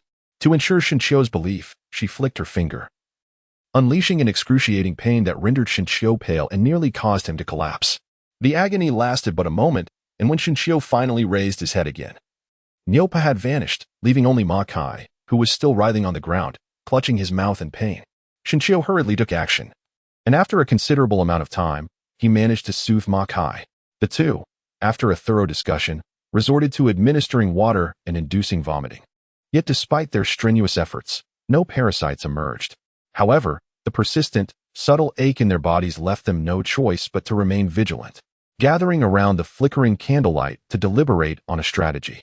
At this hour, deep into the night, Shinshio and his companion found themselves wide awake, staring vacantly at the discarded bottles and jars in the corner. Shinshio pondered, at this juncture, what should be done.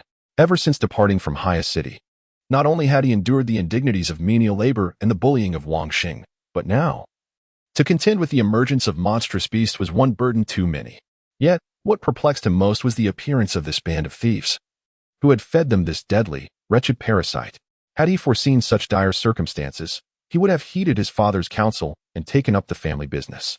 Ma Kai, as he concluded, was overwhelmed with sorrow. His eyes glistened with unshed tears, and his tone bore a touch of melancholy.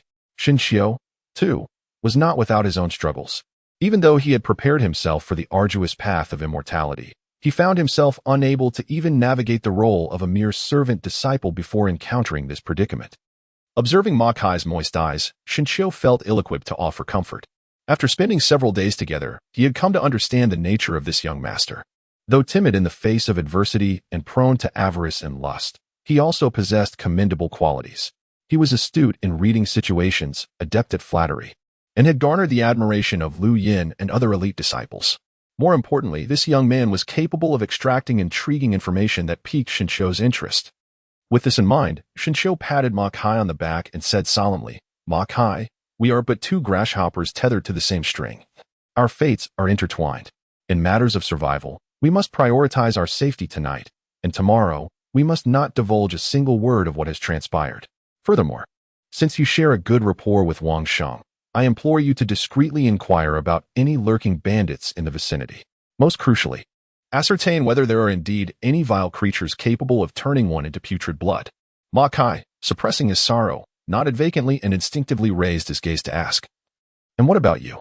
Shinshou remained silent, gazing out the window, and softly murmured, "I overheard that rogue mention that the pure young master is gravely injured and intends to return to the sect, which suggests that what Bai Liu Yin said is largely fabricated. If a formidable golden core demon were indeed to launch an attack, these numerous auxiliary disciples would be unable to provide substantial protection."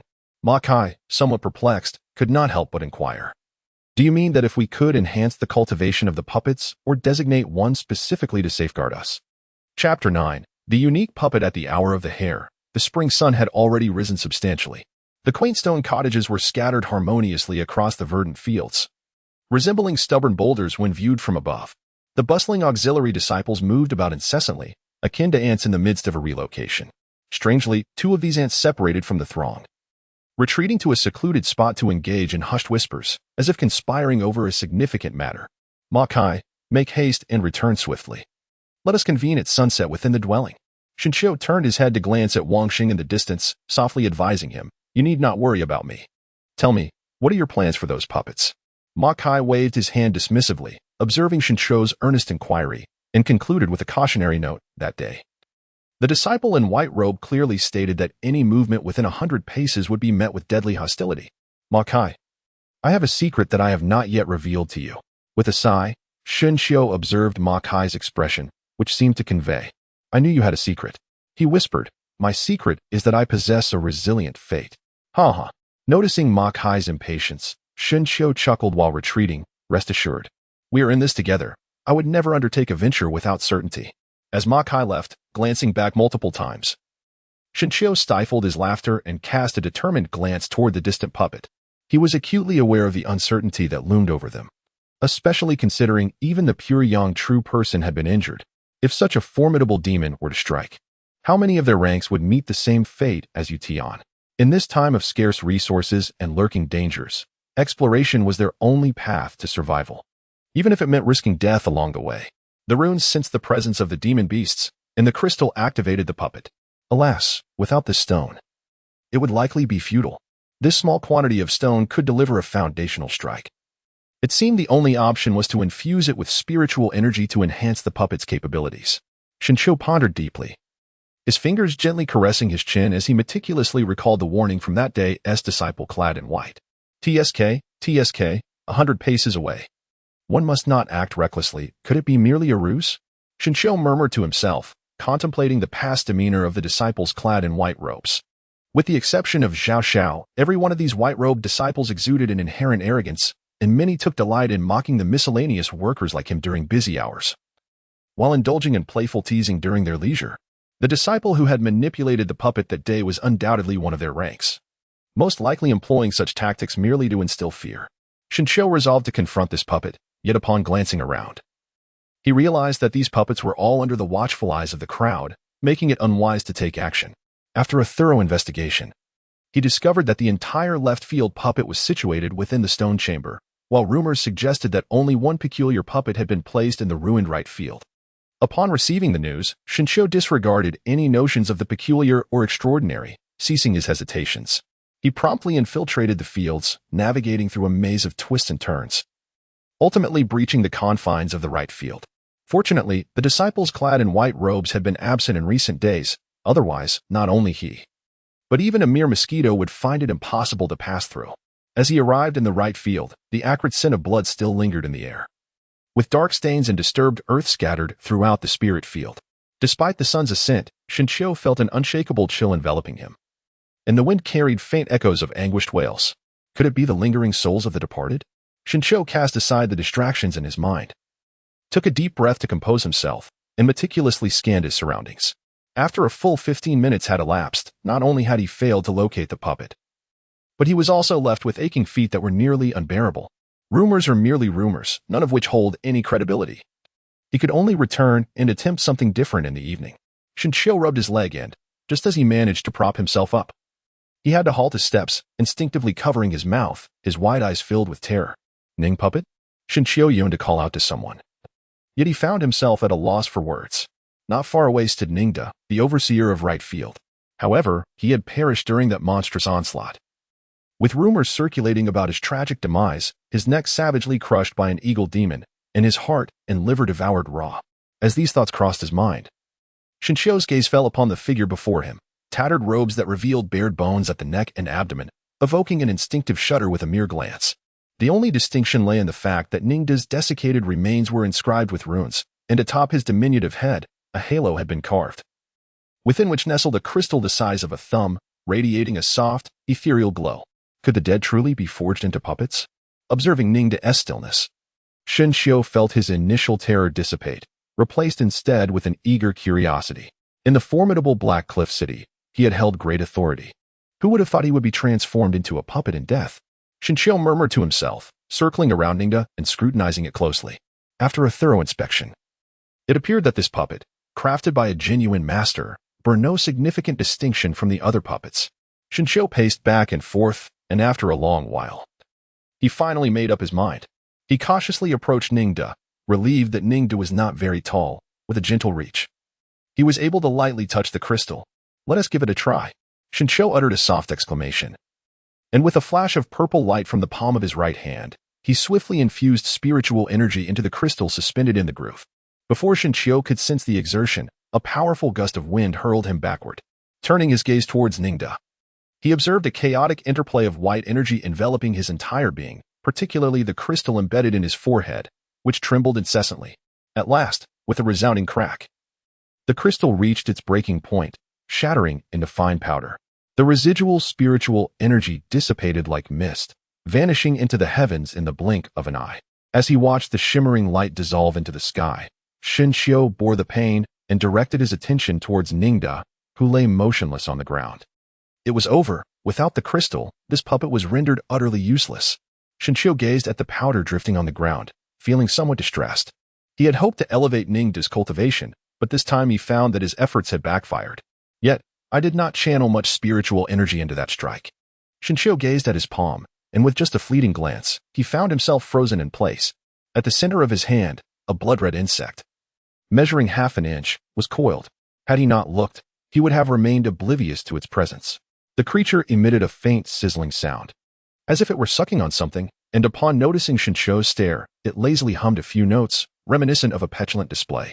A blood-slave worm. Shinshio instinctively exclaimed, unable to conceive of any other origin for this worm. Yet, why had this creature emerged? Could it be due to the spiritual energy emanating from his palm? Shinshio whispered softly as he once again gathered spiritual energy in the palm of his hand. Indeed.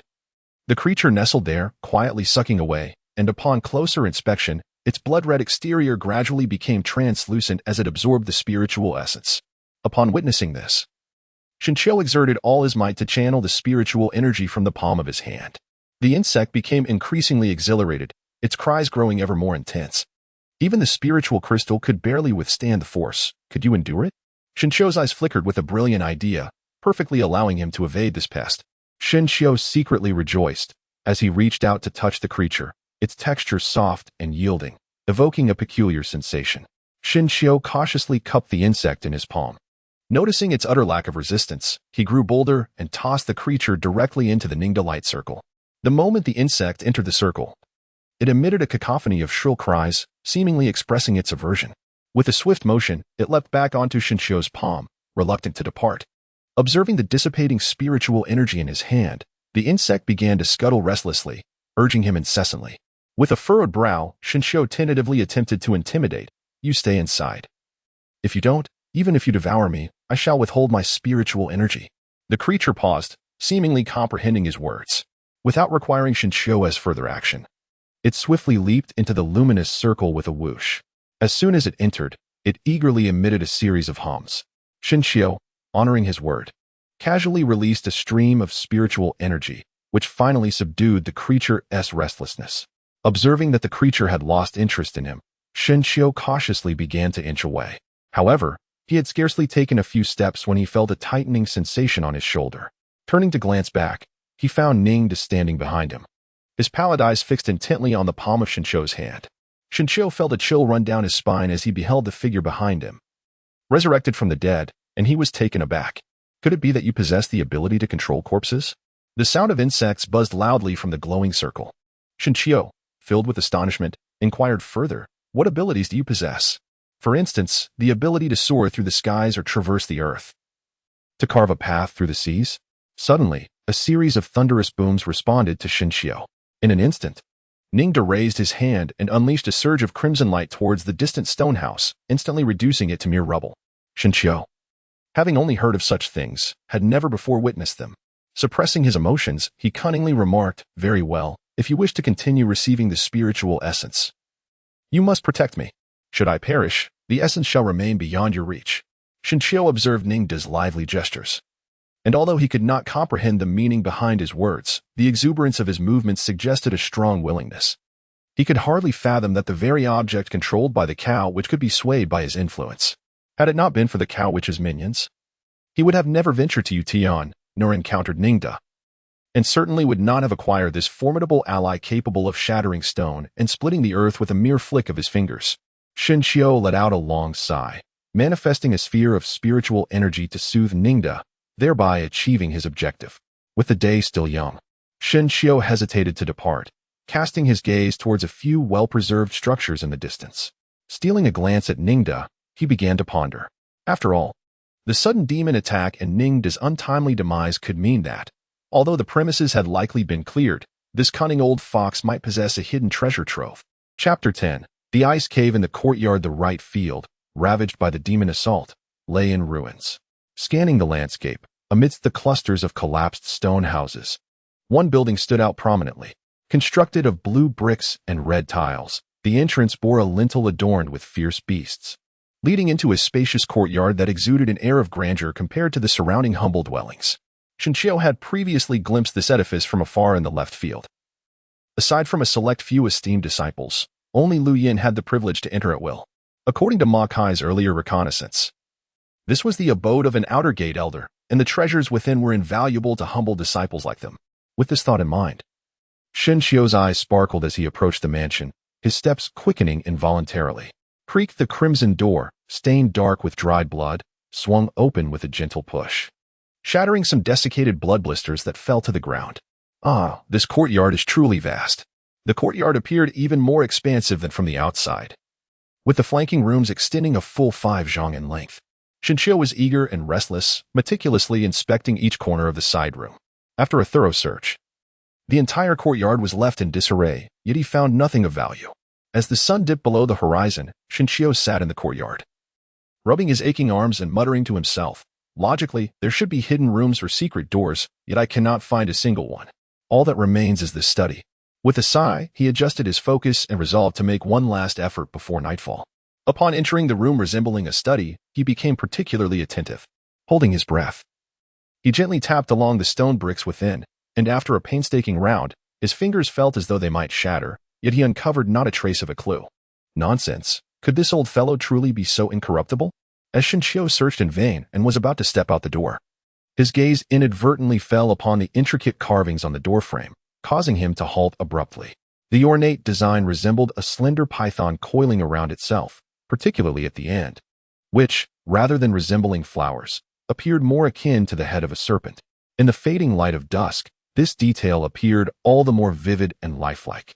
Compared to other places, it was this peculiar feature that stood out distinctly. In a moment of unexpected joy, Shinshio did not act rashly. He casually picked up a wooden stick and cautiously pointed it toward the serpent's head. The stick lightly struck the floral serpent's head on the door frame, producing a sharp metallic sound, akin to a colossal iron serpent roaring. The pain was excruciating. Although Shinshio ceased his actions immediately, The echo of the roar seemed to reverberate within his skull, threatening to shatter it. As time passed, an inexplicable chill began to permeate his entire being. As if a tremendous force was constricting him, causing his breath to come in intermittent gasps. In a mere quarter of an hour, Shinshio collapsed to the ground. His eyes tightly shut, groaning while clutching his head in agony.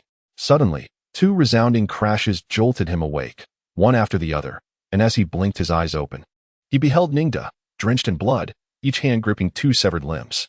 Striking a floral carving had indeed summoned forth a formidable serpent. Before him lay a massive black serpent, over 2 yards in length, severed in two, reflecting on the recent suffocation and headache. Shinshio felt a wave of dread wash over him. The elder's residence concealed a beast of the supernatural? Such anomalies could only signify the presence of malevolent entities. Shinshio muttered softly, unwilling to dwell on his thoughts. Upon regaining his focus, he gazed at Ningda, who was under the control of the blood-slave worm, feeling a genuine fondness for him. After offering a few encouraging words and casually releasing a stream of spiritual energy to the blood-slave worm, the familiar sound of its coaxing buzz echoed incessantly. Having reassured Ningda, Shinshio's gaze fell upon the large hole in the courtyard outside. The hole measured half a zhang in width and plunged into an unfathomable depth, from which a faint cool breeze wafted upward. Observing the crawling trails on the ground, he realized that this was indeed the emergence point of the black serpent. Surely, beneath this lay a den of serpents. Shinshio shivered involuntarily. Snakes? A species he instinctively recoiled from, ultimately succumbed to his curiosity, overpowering his fear. With a determined clench of his jaw and a firm stamp of his foot, Shinshio grasped a wooden stick and called out to Ningda as they began to navigate the uneven terrain of the pit, descending step by step into the depths below. However, after crawling for several zhang, the walls of the cave became encrusted with ice crystals. While the chill was bearable, the pervasive frost on the walls caused Shinshio to nearly lose his grip and slip several times. What manner of frigidness is this? As if an iceberg were placed below? Shinshio felt a twinge of regret, but as he looked up at the distant exit, he was determined to continue his ascent. However, to his dismay, the ice beneath his feet suddenly shattered. Before he could utter a cry, he plummeted into the abyss of darkness. Nearby, Ningda, clinging to the wall, was visibly alarmed, emitting a series of frantic sounds. With a powerful push, he descended faster than Shinshio, perhaps realizing he could not catch up. Ningda erupted in a cloud of white vapor and, in the blink of an eye, soared forward to firmly wrap Shinshio in his embrace. With a splash, accompanied by the scattering of countless ice shards, when Shinshio opened his eyes, he found himself in a misty realm, with Ningda gazing at him with deep concern. "Call me little bug. Once I make it big, I shall not treat you poorly." Shinshio let out a long sigh, gesturing for Ningda to set him down. The latter, with his lifeless gaze, stared wide-eyed, unable to articulate his thoughts. Shinshio momentarily found himself perplexed, until he summoned a surge of spiritual energy to nourish the blood-slave worm, allowing him to finally descend to the ground. Upon landing, he was struck by the frigid temperature beneath his feet. His probing appendages detected that the cavern's floor was rather constricted, littered with razor-sharp blades. A moment's inattention could result in grievous wounds, enduring the myriad injuries adorning his body. Shinshio dispersed the mist before him and finally beheld the entirety of the cave's interior. At the narrow base of the cavern, 3 ice orbs, each standing at half a man's height, were positioned from left to right. Beneath each orb lay an innumerable array of herbal vines. This arrangement appeared to serve as both a sacrificial offering and a form of sustenance, exuding an eerie aura. Furthermore, as he approached, Shinshio discerned that within the ice orbs there seemed to be some form of frozen demonic beast. Observing their shapes, one resembled a monkey, another a bovine creature, while the third had shattered, revealing a form that resembled a serpent. Could it possibly be that black snake from above? Shinshio murmured softly, recalling the suffocating sensation he had experienced earlier, instinctively stepping back a few paces. TSK. Ningda, what exactly are you up to? Shinshio paused, casting a glance at Ningda, who stood motionless beside him, and began to mutter to himself. After a prolonged silence, he swallowed hard, uncertain whether the 2 icy orbs of monstrous beasts might spring forth at any moment. Despite Ningda's presence, the odds were stacked against him. 2 fists could hardly contend with 4 hands, and with himself as an encumbrance, the chances of victory were minuscule. Yet, the expanse of medicinal herbs at the base of the icy spheres stirred an insatiable yearning within Shinshio. Although he was unaware of their specific varieties, the faint, refreshing fragrance wafting through the air was enough to awaken his appetite. Reflecting on his time as a menial disciple, having failed to cultivate immortality, received no stipend. and endured beatings, he found it impossible to resist the allure of these herbs, so brazenly displayed before him. In Shinshio's eyes, desire surged as he glanced at the nearby Ning, formulating a plan in his mind. For the sake of safety, he crouched low and began to scale the wall.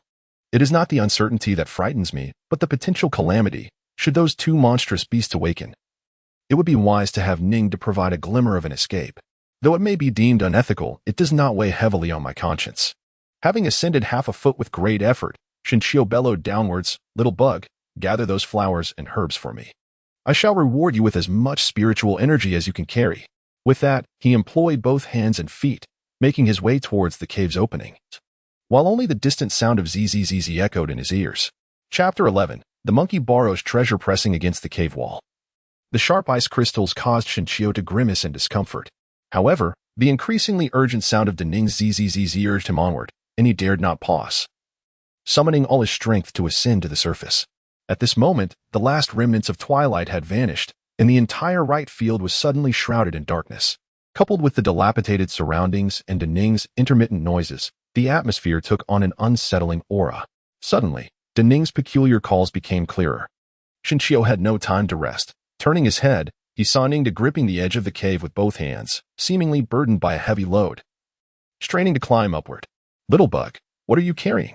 As Ning's form slowly emerged from the cave, the enormous ice ball behind him became conspicuously apparent. Upon hearing Shinshio's startled exclamation, Ning felt a surge of joy. With a powerful leap, he sprang from the cave, promptly unwrapping the herbs and dislodging the ice ball lodged against his spine. Gazing at the chilling ice ball before him, Shinshio could distinctly see a fine crack spreading along its base. "Little bug, you've truly bitten off more than you can chew." With a thunderous shout, Shinshio declared. And without sparing a glance at Ning's frantic gestures behind him, he swiftly turned and fled. Ning's expression soured upon witnessing this. With a powerful push off the ground, he leaped to intercept Shinshio. In a dizzying flash, Shinshio found himself once again before the ice hockey. Enraged, Ning pointed emphatically at the herbs scattered on the ground, then at Shinshio's right hand, chattering animatedly as if to convey, "I provided you with the herbs. Yet you offer me no spiritual essence. I demand the herbs. I did not instruct you to bring them here." Shinshio felt a sense of helplessness as he observed the fissures in the ice sphere growing ever denser. He neglected to express his frustration and quickly exclaimed, "Little bug, kick him back into the cave, and I shall grant you double the spiritual essence upon success." "Zizi?" Ningda, with a human-like expression of disdain, continued to grasp Shinshio's right hand, unwilling to let go. "Am I truly incapable of deceiving you? Here." As the cracking sounds of the ice sphere became increasingly frequent, Shinshio dared not delay any longer. He raised his hand and unleashed two streams of pure spiritual essence. Whoosh! Bang! The two streams surged forth, one after the other, separated by but a fleeting moment. Yet, the ice sphere, which had been slowly fracturing, seemed to sense something, and with a resounding explosion, it shattered into countless fragments. Zzz. Before the myriad of ice shards could fully dissipate, Shinshio was pulled back several paces by Ningda. The sudden movement left Shinshio feeling dizzy. Once he managed to suppress his discomfort, he turned his gaze to the center of the distant ice debris, where a 3-foot-tall monkey sat calmly on the ground, leisurely inhaling the spiritual essence emitted by Shinshio. In the end, it let out a satisfied belch. "Zizi. Standing nearby, Ningda watched in disbelief. The spiritual essence, which he had painstakingly exchanged for with spiritual herbs, was being devoured by this mere monkey. His eyes flickered with a hint of crimson light, exuding an aura of impending confrontation. "Little bug, steady yourself. The spiritual essence is negotiable, but the real question lies with this monkey. Do you have the confidence to handle it?" Shinshio cast a glance into the distance and lowered his voice to inquire of Ningda. The latter let out a dismissive sound, appearing quite disdainful. Shinshio, who had been fixated on Ningda, couldn't help but exhale in relief. However, before he could fully relish the moment, a hoarse voice suddenly broke the silence. "What little child is this, exuding such pure spiritual energy?" Observing the monkey that spoke human words, Shinshio was taken aback. In his understanding, only beasts of the golden core stage could articulate human speech, while transformation into a human form was reserved for those at the nascent soul stage. Yet here was this monkey, speaking as if it were a formidable golden core demon. But why did the little insect exhibit no signs of fear, even appearing eager to engage? This scenario could only suggest one of two possibilities. Either the monkey was genuinely weak, or the little insect was rather foolish. As Shinchio contemplated this, he carefully analyzed it in conjunction with the earlier actions of the small insect, growing increasingly convinced of the second possibility. Little one, do not fear. You have benefited me, and I shall not harm you, he chuckled softly. The monkey's hoarse voice whispered in his ear, sending shivers down Shinchio's spine. Although the monkey's tone was amiable, the capricious nature of the demonic beast necessitated caution. Given the current circumstances, Shinchio did not dare to entertain the notion of escape, as that would likely lead to a swifter demise. It appeared that the only avenue for resolution lay within his own abundant spiritual energy and the menacing small insect before him. Shinchio gently shifted his feet. Leaning closer to Ningda, he raised his hand and struck the back of Ningda's head, continuously infusing spiritual energy into the small creature, preparing for a desperate struggle. Zizi. With the influx of spiritual energy, the small insect's bloodlight surged dramatically, casting a crimson hue over the surrounding dozens of yards, exuding an extraordinary aura. In contrast, the distant monkey seemed indifferent to the insect's movements, its gaze fixated intently on Shinchio, leisurely ambling as if on a stroll. Small insect. Make a bit more commotion soon. Shinchio sensed the gaze of the monkey upon him, feeling somewhat uneasy. He whispered a reminder to Ningda. At this moment, his sole intention was to capture Zhuotian's attention. Although the pure young true man was gravely injured, he still possessed several puppets that could, at the very least, delay the monkey for a brief spell. As long as he could create a disturbance in the situation, he would have a better chance of survival. With a crackling sound, as Shinchio infused more of his spiritual energy, Ningda's previously exuberant screeches suddenly turned somber, ultimately fading into silence as if they had never existed. With a thud, once the bloodlight dissipated, Ningda collapsed to the ground, utterly unresponsive. A mere insignificant insect? Remained silent for an extended moment, his lips parted yet no words emerged. In the absence of any sanguine light, the already ominous surroundings seemed even more foreboding, while a monkey, halting a mere half a zhang behind him, gradually came to a standstill. The previously tense atmosphere transformed into an eerie stillness, broken only by the gentle night breeze swirling the desolate leaves in the air. Little one. He is merely in a deep slumber, having absorbed an excess of spiritual energy. There is no cause for alarm. After a brief pause, the monkey spoke again. And before it could react, it bowed gracefully, performing a curtsy akin to that of a refined lady. The sight of such a gesture from a monkey was somewhat ludicrous, causing to twitch his lips and awkwardly clasp his fists in return. With the formalities concluded, silence enveloped the air once more. After a considerable time, the monkey broke the stillness. Little one, may I inquire from which region do you hail? What school or sect do you belong to? Upon hearing this, Shinchio's mind raced swiftly. In this situation, he could only declare a resounding name to deter it, making it wary of potential repercussions. Upon reflection, Shinchio deliberately raised his voice a few notches and resolutely declared, I am Zhao Xiao, the foremost disciple of the pure young real master of the Qianyuan sect in the Central Plains. Anticipating the monkey's astonishment, he was instead met with a hint of perplexity. Was his reputation insufficiently impressive? Had he perhaps underestimated the gravity of his own title? Quietly murmured to himself. Yet he was aware that the only thing he knew about Zhao Xiao was his prominent reputation. Observing the monkey's puzzled expression, which did not seem feigned, he felt a twinge of anxiety. Qianyuanzong?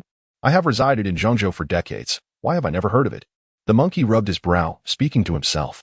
Upon hearing the monkey's words, inhaled sharply, his apprehension towards the monkey's identity deepening.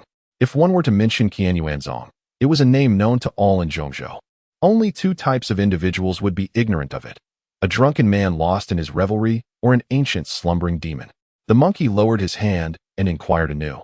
Little one, have you ever heard of the Yu family in Yongle City? Noticing the monkey's eyes brimming with anticipation, replied honestly, of course, I am aware of Yongle City. It is a significant stronghold of the Daming Court, yet I have not heard of the Yu family. Observing the monkey's expression darken, hastily added, it is merely due to the great distance. I genuinely do not know. Fear not, you need not be anxious. The monkey's tone shifted to a somber note as he gazed at the solitary moon in the sky, chuckling softly. It seems I have lingered too long. The Great Wu dynasty has transformed into the Great Ning dynasty, and Yongle City likely no longer has the Yu family. The only thing that remains unchanged is perhaps this round moon. As watched the monkey gazing skyward, he felt an inexplicable sense of loneliness emanating from it. After a considerable time, a thick fog enveloped the full moon, prompting the monkey to reluctantly turn his head towards, his voice almost pleading, little one. May I borrow your spiritual treasure for a time? The monkey's sudden shift in demeanor left somewhat taken aback. Before he could respond, the monkey continued to implore. Once I fulfill my own wishes, the treasure shall be returned to you with both hands, and I shall express my gratitude. Chapter 12. Candlelit conversations. Upon finishing his words, the monkey bowed deeply, his posture far removed from the ruthless beast described in tales. Upon witnessing this, Shinshio felt an increasing sense of trepidation. The birthmark on his chest was the most significant secret, should he divulge it to this monkey. There was no doubt it would treat him as a coveted treasure and devour him whole. However, to claim that he possessed no treasure would be futile. For the spirited monkey had clearly observed the aura. Deceiving it would prove exceedingly difficult. It seemed he would have to resort to a ruse. To drape himself in the skin of a tiger and wield it as a banner. With a newfound resolve, Shinshio steadied his heart and offered a dry chuckle. To speak candidly, this treasure is an esoteric artifact of my Qianyuan sect, and I am but a disciple entrusted with its use by my master. Should I lend it without permission, I fear I would face severe punishment, perhaps even expulsion from the sect. Upon hearing this, the monkey's eyes glinted with understanding. Observing the monkey's demeanor, Shinshio exhaled a sigh of relief. Had the monkey not exhibited such decorum, he would have been too apprehensive to explain himself in this manner. Fortunately, it appeared to be going smoothly. Seizing the opportunity, he continued, moreover, the path to immortality is fraught with challenges. I, Zhao Xiao, have labored diligently to reach this stage. I cannot jeopardize my journey by defying the name of my sect. Little one, there is no need for further discourse. I shall not impose upon you. The monkey raised a hand to halt Shinshio's further remarks, then responded, in that case, allow me to meet your master. I shall converse with him directly, ensuring that you are not put in a difficult position. Shinshio silently cursed his misfortune. He had not anticipated that the refusal would be so blatant. Yet the monkey still sought to borrow. Furthermore, he wondered where he could possibly find a master, for he had none. Shinshio felt a fine sheen of sweat accumulate on his forehead, his mind racing as he quickly processed the information. Just as the monkey was about to urge him again, he spoke up. A few days ago, my master encountered a beast of the demon kind. As Shinshio spoke, he observed the monkey's expression, finding no signs of suspicion, and continued his fabrication. A few days ago, my master single-handedly battled several formidable golden core demons. After emerging victorious, he has returned to the sect. If you wish to see him, you may travel to the Qianyuan sect, which lies 1,000 miles away. This blend of truth and falsehood momentarily stunned the monkey, who after a brief pause, responded, I never imagined that such a remarkable individual could exist in the Central Plains, able to confront multiple golden core demons and emerge unscathed. Truly, he is a figure of great renown. Noticing the monkey's expression of admiration, Shinshio felt a slight sense of relief. He had managed to placate him. However, the monkey's subsequent words left him in despair.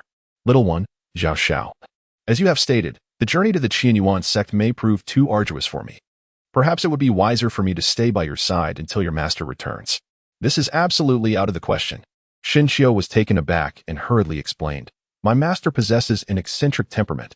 He will not emerge from the sect for at least 10 days to half a month.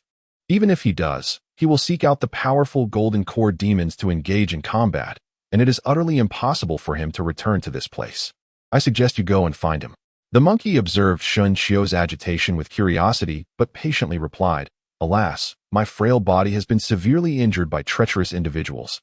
My vital energy nearly depleted, and having been frozen for such an extended period, my life is but a flicker away from extinguishment. Upon finishing his words, the monkey appeared to age several years, his already diminutive form hunching further. The Qianyuan sect is located 1,000 miles away. How could I possibly reach it? Moreover, this is not a place where we can afford to wait for your master. The monkey continued, squinting as he sniffed the air and revealing a faint smile. Without waiting for Shinshio to inquire further, the monkey added, You mentioned your master delights in battling golden core demons. Well, here in this realm, there are no fewer than 3 such demons present. At this revelation, Shinshio's eyes widened in shock, an inexplicable sense of danger sending chills throughout his body. 3 golden core demons. Could this be true? Although my spiritual energy is depleted, my consciousness remains intact. However, you need not worry. They are still lurking several hundred miles away from here. Noticing Shinshio's trepidation, the monkey chuckled softly to reassure him. 3 formidable demons should suffice for your master to contend with. Furthermore, as his eldest disciple, both sentimentally and logically, he will certainly come here for you. But what if the demons attack before my master arrives? Shinshio exclaimed. Though my meridians are damaged, I am more than capable of ensuring your escape. Shinshio and the others are left with nothing but this single phrase. Now, they must weave lies into the darkness to survive, adapting as circumstances unfold.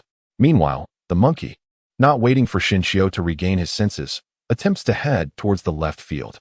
Finally realizing the urgency, Shinshio hurriedly intervenes, saying, Wait for my master. It would be better for you to stay here, for the disciples from the other sects pose a threat with the demonic beasts.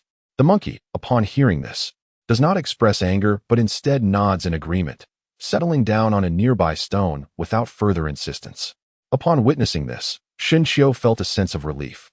He turned his gaze to the scattered herbs strewn across the ground, his heart heavy with pity. Just as he was about to reach down to collect them, the hoarse voice of the monkey echoed once more. These are merely weeds drained of their potency by the great serpent. What purpose would it serve for you to gather them? Shinshio's movements froze. He truly did not recognize that these substances had lost their medicinal potency. He merely perceived their scent as peculiar, mistakenly believing them to be rare treasures of nature. No harm in just taking a look, he thought to himself. Shinshio told a lie, awkwardly rising to his feet. Not wishing for the monkey to discern that a great master's eldest disciple could not differentiate whether the elixir possessed any potency. By the way, I have yet to inform you of my name. As Shinshio stood up, he paused momentarily, tilting his ear in anticipation. Yushing, Shinshio lightly murmured, casting a subtle glance at the monkey's posture. Observing its appearance and then hearing its name, could it possibly be a female monkey? Shinshio cast aside the distractions in his mind and hurried to Ningdu's side, caught in a dilemma. Returning was not an option, yet remaining here left him uneasy. Yushing seemed to perceive Shinshio's thoughts and remarked with a smile, You may stay here. A mere little insect cannot harm me, nor shall I harm it. When it awakens, I shall ensure it finds you.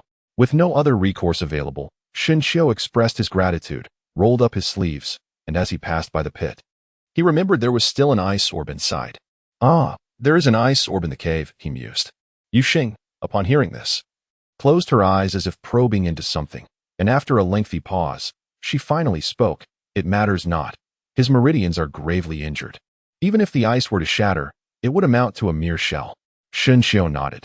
The monkey was indeed a troublesome adversary, and the addition of a minotaur raised uncertainties about what challenges lay ahead. Under the cover of night, Shinshio effortlessly infiltrated Zwitian, swiftly leaping to the entrance of the stone dwelling. Observing the flickering candlelight within, he pressed his ear against the door, eavesdropping on Ma Kai's incessant mutterings and curses. It was over. Everything was finished. I have lived far too comfortably, meddling in these trivial matters of the divine. The creaking of the wooden door interrupted Ma Kai's murmurs. He turned to see Shinshio approaching, staggering to his feet, and bellowed, Shinshio, it's over. Our fates have reached their conclusion.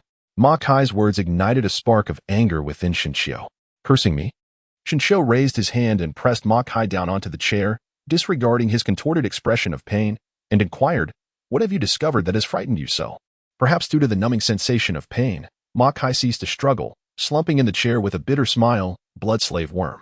It resides within the human body, feasting on the brain's essence. Once provoked, it can drain the host's life within 3 days. Aside from the bandits who employ such sorcery, there seems to be no remedy in this world. As Ma Kai concluded, tears streamed down his face, his expression a canvas of despair and unwillingness. Is this what you meant? As Shinshio spoke, he discreetly channeled his spiritual energy through his right hand, which was resting on the back of Ma Kai's neck. Indeed, a bloodworm, measuring merely 3 inches, burst through Ma Kai's skin and landed in Shinshio's palm. Ma Kai, taken aback, stared in astonishment at the wriggling creature in Shinshio's hand, his expression a mix of disbelief and confusion. It took him a few moments to register the sharp pain at the back of his neck. Upon touching it, he felt a sticky substance in his palm. Shinshio, how did you manage to extract it? Ma Kai asked, trembling with shock and bewilderment. I happened to discover that this worm prefers to lie dormant at the nape.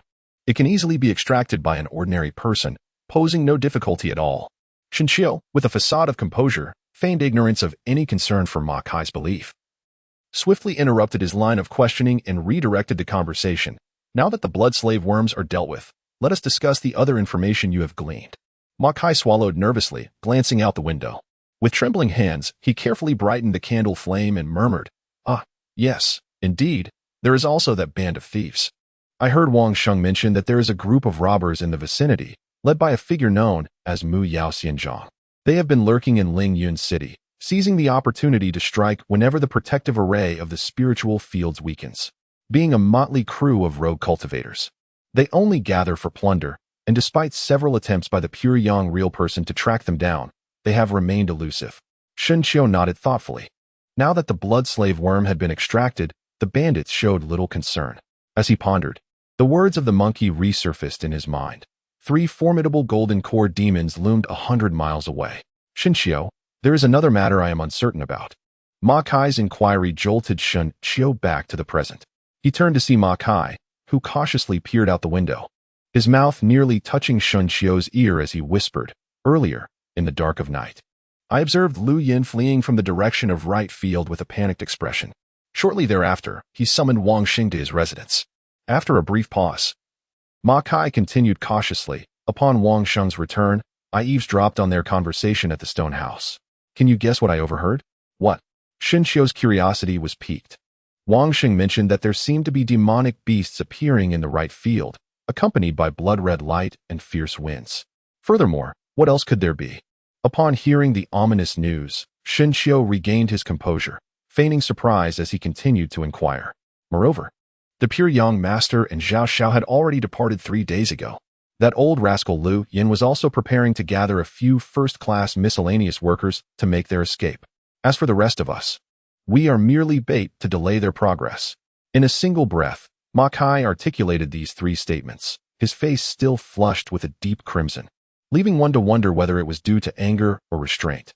Upon hearing this, Shen Qiu's expression remained calm, his silence profound. Perhaps he had anticipated such a scenario in his heart long before. Chapter 13. The calm before the storm within the confines of the cramped stone dwelling. The air hung heavy with an unsettling stillness.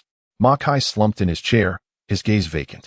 After a considerable time, he mustered the strength to rise, only to find Shen Qiu lost in thought, seemingly preoccupied with the impending threat of demonic incursions.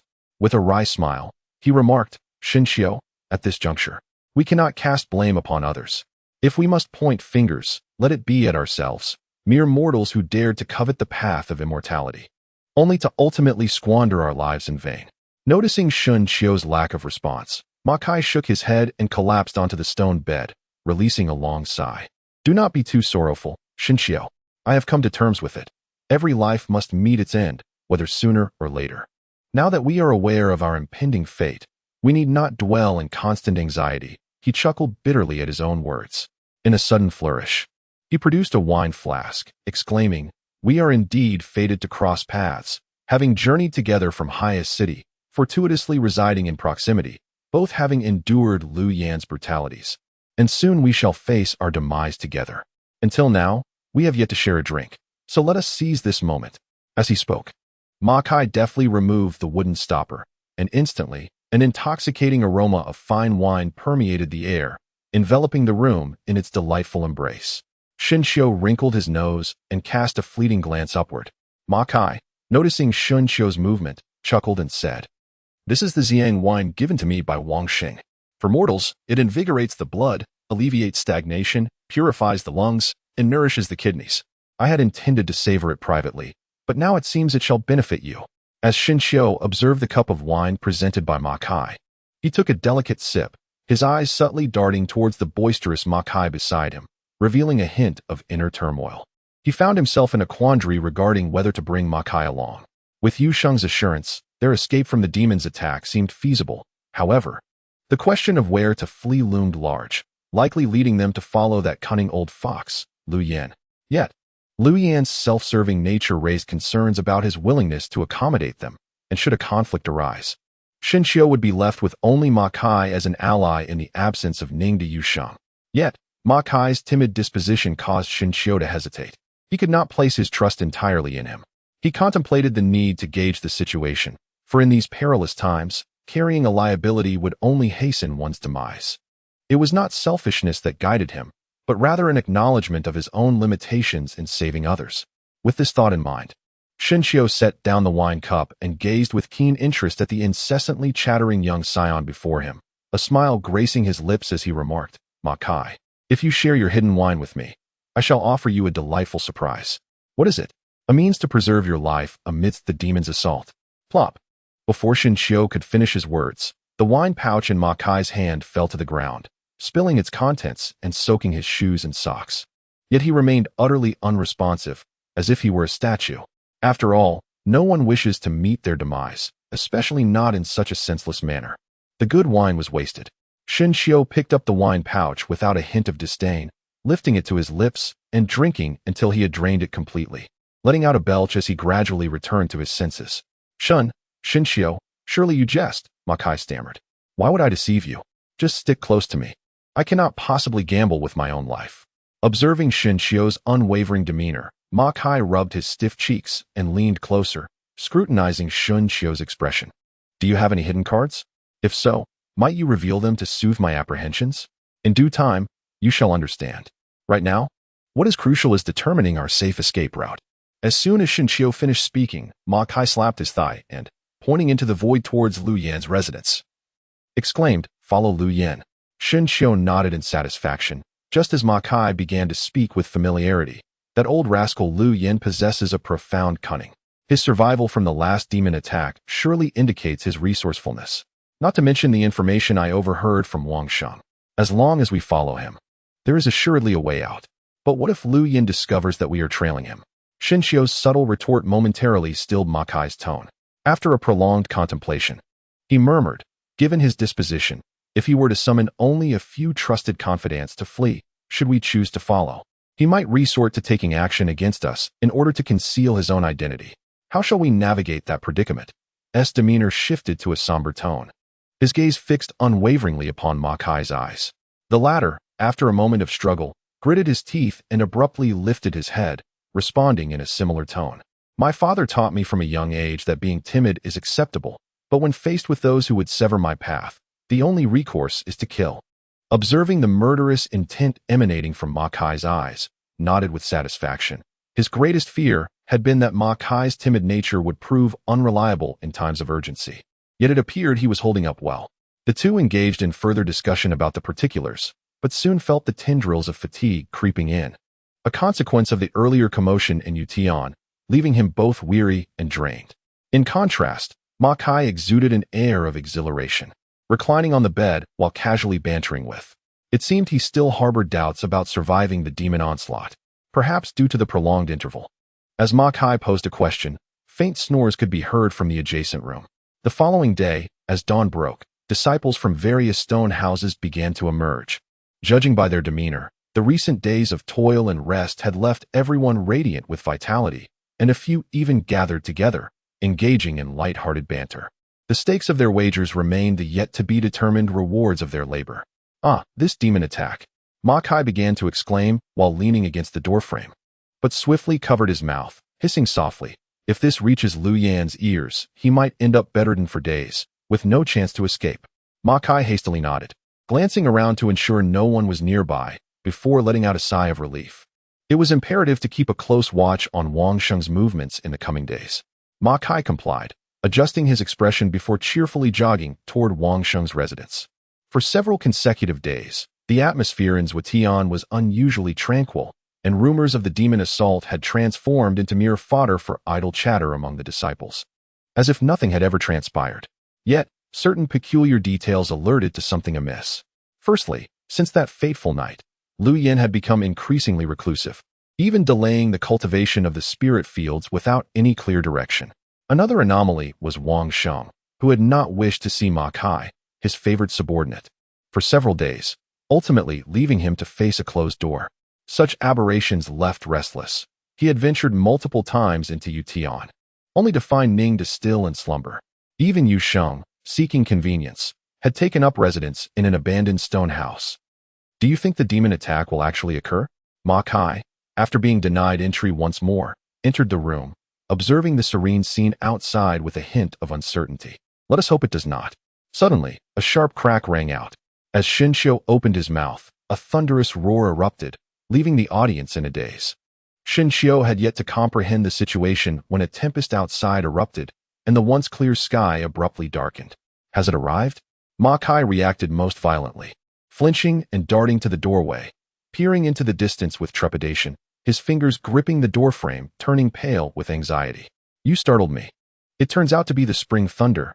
It is going to rain. After a brief pause, Ma Kai shifted his body and explained to Xinxiu, who had crowded close beside him.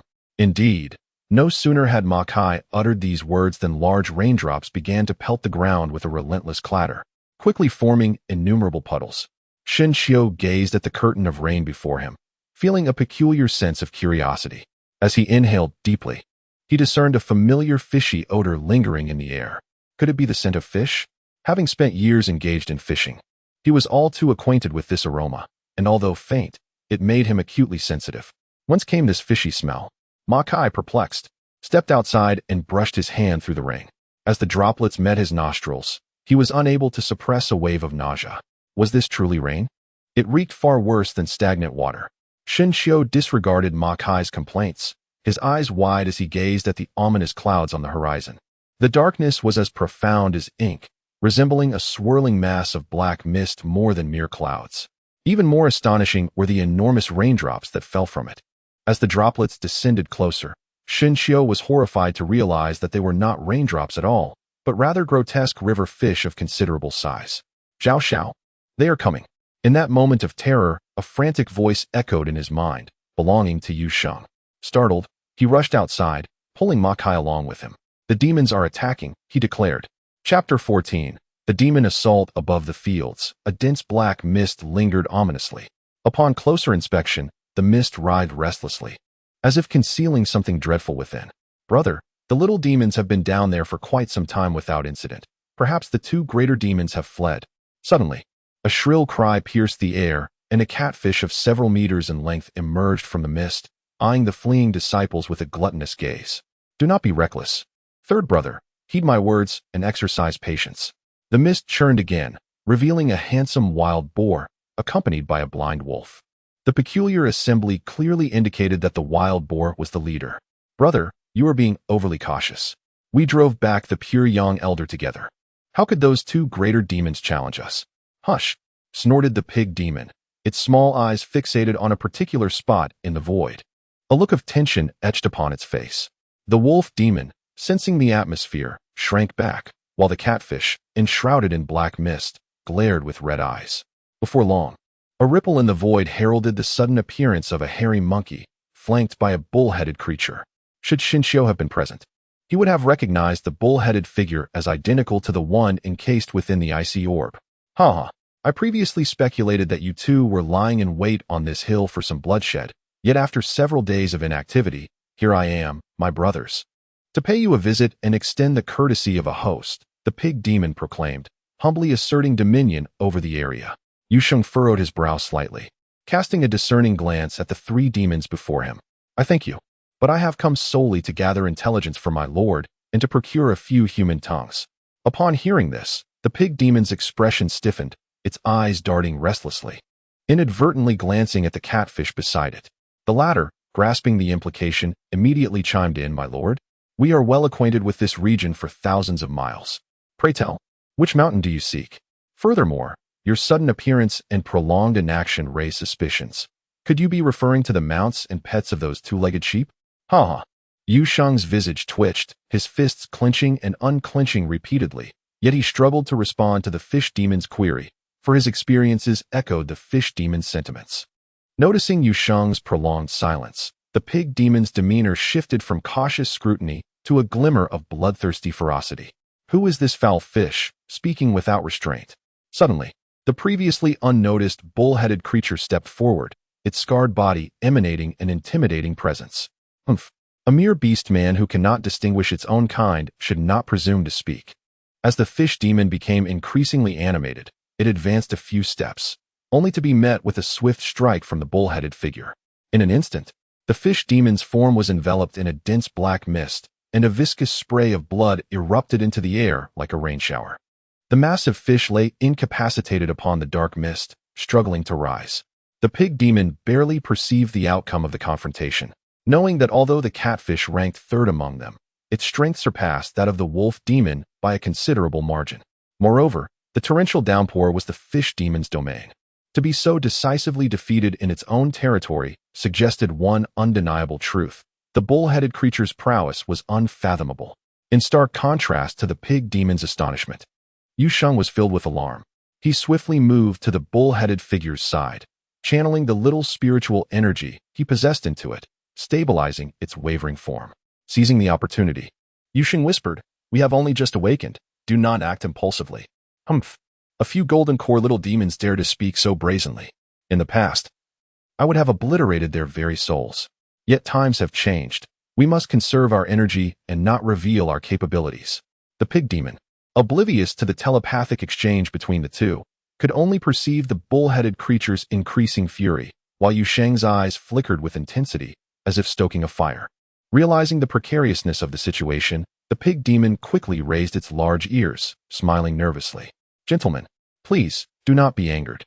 It is I who have failed to instruct my foolish brother properly." Seeing that Yu Sheng and the bull-headed creature remained unmoved, the pig demon steeled itself and began to kick and strike the incapacitated fish demon, its small eyes constantly monitoring Yu Sheng's reactions from a distance. After a considerable time, when Yu Sheng sensed that the bull-headed creature's breath had steadied, he finally ordered the pig demon to cease its actions, coldly asserting, "This is merely a lesson. Should there be any further transgressions, the consequences will be dire. Let this matter rest for today. We shall reconvene another time." The pig demon nodded fervently, and as Yu Sheng prepared to depart, it hastily leaped forward to obstruct him. This maneuver caused Yu Sheng to tense up. If the pig demon truly intended to strike, survival would be unlikely. "Wait, might I have a word?" the pig demon implored, suddenly standing upright and clasping its hooves as if mimicking a human gesture. Seeing the bewildered expression on Yu Sheng's face, the pig demon chuckled awkwardly, explaining, "Centuries ago, I was raised in captivity. Over time, I learned a few manners." The pig demon continued with a dry laugh. "Having overheard you two mention serving the great king, it is clear that you are esteemed figures in the demon realm. Given the scarcity of powerful demons and the threats posed by humanity, it would be wise for our kind to unite for mutual benefit. I happen to have a location in mind. May I request that you relay this to your lord? How splendid it would be for us to collaborate."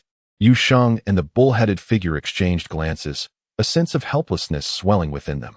To the pig demon, it seemed they were reluctant to offer benefits, and it casually produced several fist-sized purple spirit fruits, offering them as tokens of goodwill. "I hope you both will advocate on my behalf. These spirit fruits are a fine reward. Should our endeavor succeed, I assure you, there will be an abundance of such fruits." As Yu Sheng gazed at the luminescent purple fruits, skepticism gnawed at him. He was familiar with these fruits. However, the pig demon's promise of unlimited supply was hard to believe.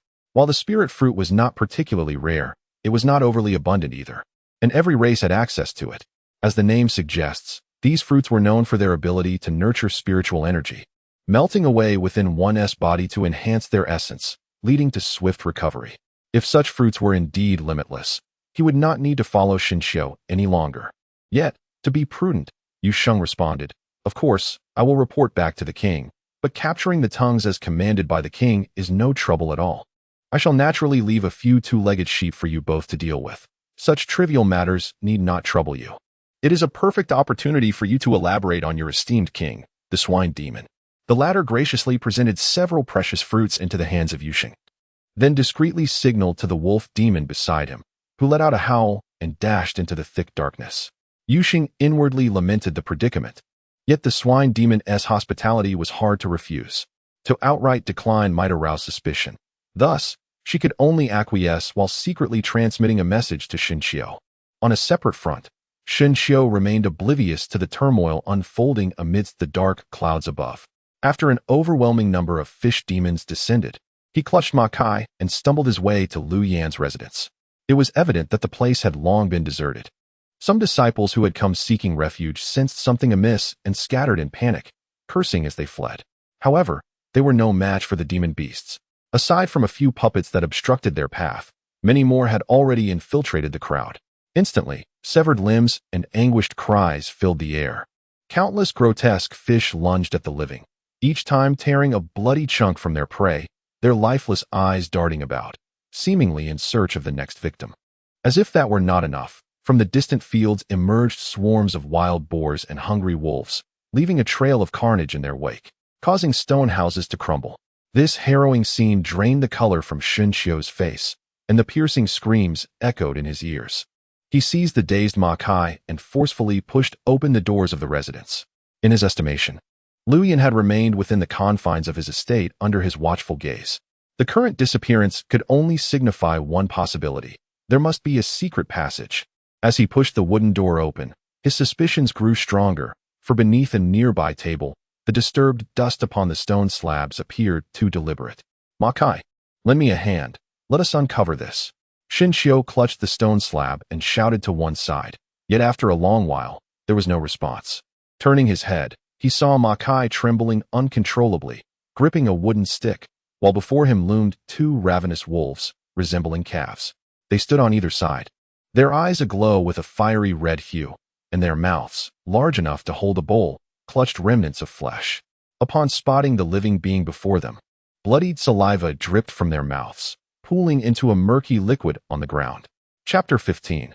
The flight outside Lingyun City. The rain fell like a string of unbroken pearls, collecting on the ground to form puddles of varying sizes.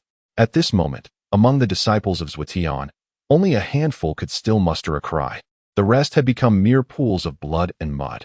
Even so, they could not escape being devoured by the monstrous beasts, leading to fierce struggles breaking out. Suddenly, a resounding wolf howl pierced the air, causing several demon beasts fighting over the bloodied ground to tremble and drop to the ground in fear. All demons, heed my command. With that command, the wolves, previously akin to lost souls in the black mist, erupted in a flurry of silver fur, their feet seeming to shimmer with electric flashes as they advanced.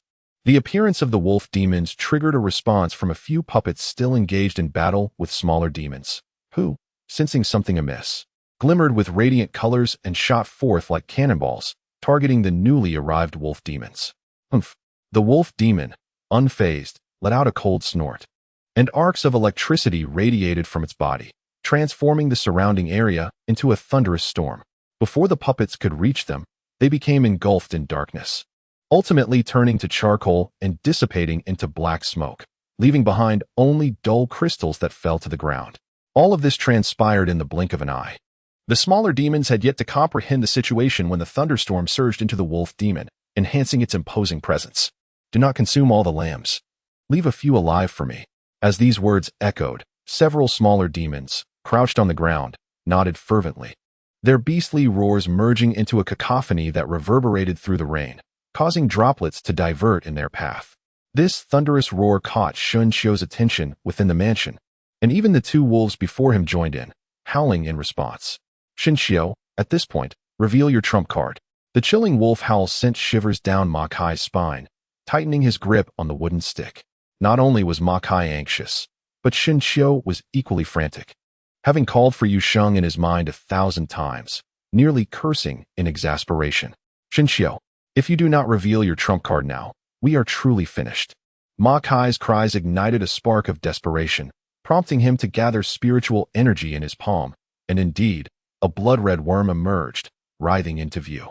This was the blood-slave worm residing within Ma Kai, which he had kept hidden, almost forgotten due to Yu Sheng's assurances. Hearing the familiar sound, Xunqiu felt a glimmer of hope. After all, controlling the worm residing in Ning that could shatter stone and rend the earth. He refused to believe that the flesh and blood of these ravenous wolves could withstand such power. Little worm, do you see those two wolf demons? Eliminate them, and I assure you, your spiritual energy will be untroubled. With the previous experience in mind, Xunqiu hurriedly cradled the worm, whispering while pointing at the two wolves, who were slowly gearing up to pounce. Unbeknownst to Ma Kai, he appeared somewhat bewildered, perceiving Xunqiu's animated gestures as a sign of madness. Xunqiu, why are you acting crazy at such a dire moment? Before Ma Kai could finish his sentence, the two wolf demons had completed their charge, howling as they leaped high into the air, resembling two large shrouds descending. You bastard, I shall pierce you.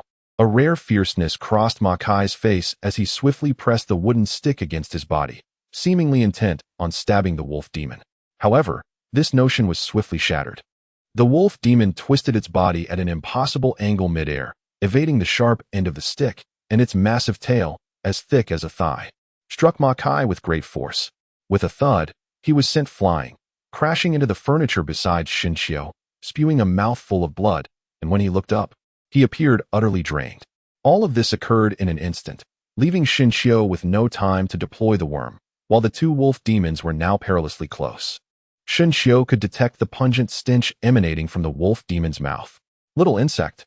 Xinxiu, unable to conceal his actions, raised his hand and cast the parasitic insect from his palm. The blood-slave insect, displaying its tenacity, swiftly burrowed into the eye socket of the wolf demon to his left, eliciting a series of anguished howls from the creature, momentarily extinguishing its desire to attack. However, the wolf demon on the opposite side remained unfazed. With a powerful swipe, it battered away the wooden stool that Xinxiu had hurled, its ferocious eyes betraying a hint of contempt. Xinxiu's mind was icy. At this moment of life and death, his feeble strength seemed utterly ineffective.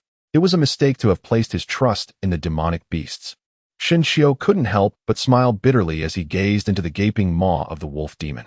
Undeterred, he picked up a fragment of wood and hurled it. The piece of wood landed lightly upon the wolf demon's body. Xinxiu hardly believed it could pierce its skin. Yet, an explosive sound erupted, accompanied by a shower of pink flesh, leaving Xinxiu momentarily stunned. The wolf demon's head appeared shattered, resembling a broken watermelon, in fragments. Could the stick he threw possess such power? Not only Xinxiu, but also Ma Kai beside him, was captivated, regarding Xinxiu with the same awe reserved for the pure young real man. However, that astonishment quickly morphed into terror. Xinxiu. Ningda. He is alive. As the massive wolf carcass collapsed to the ground, a familiar figure emerged behind him, frozen in the act of raising their hand, making it easy to imagine that the wolf demon's demise was indeed their doing. Little bug. Xinxiu felt a twinge of emotion, astonished that Ningda's first act upon revival was to seek him out. This was certainly a more gratifying gesture than that of the mother monkey. Zizizizi. Ningda, elated, glanced at the disarray surrounding Xinxiu and, in a fit of frustration, gave a kick to the wolf carcass on the ground. Wait, wasn't it dead? What was he saying? What did Zizizi mean?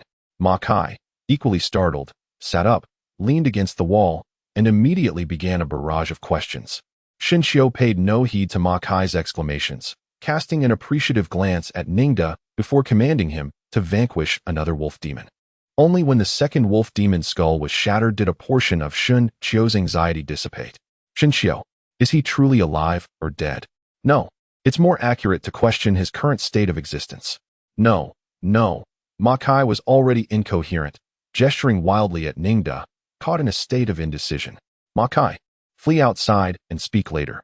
This is not the moment. Xinxiu deftly evaded the situation, casually summoning the insects within the wolf demon. As he pushed aside the broken wood on the stone slab and signaled to Ningda, the latter let out a hissing sound, lifted his foot, and with a powerful kick, shattered the several-inch thick bluestone slab, revealing a dark and profound abyss beneath. Upon witnessing the scene, Xinxiu was filled with elation and called out to descend. However, a sudden voice echoed in his mind, causing him to pause. Zhao Xiao, I am currently ensnared and unable to extricate myself for the moment. Please hold on for just a little longer. I shall be there shortly. My apologies. The transmission from Yu Sheng provoked a cold sneer from him. Had it not been for the timely intervention of the little insect, he would have likely become nothing more than a pile of wolf dung by now. Hold on for a moment longer? Not a single beast could be trusted. The only entity he could rely on was the little insect he had painstakingly nurtured himself. Farewell. Xinxiu's eyes reflected a hint of resentment as he turned and pulled Ma Kai into the pit.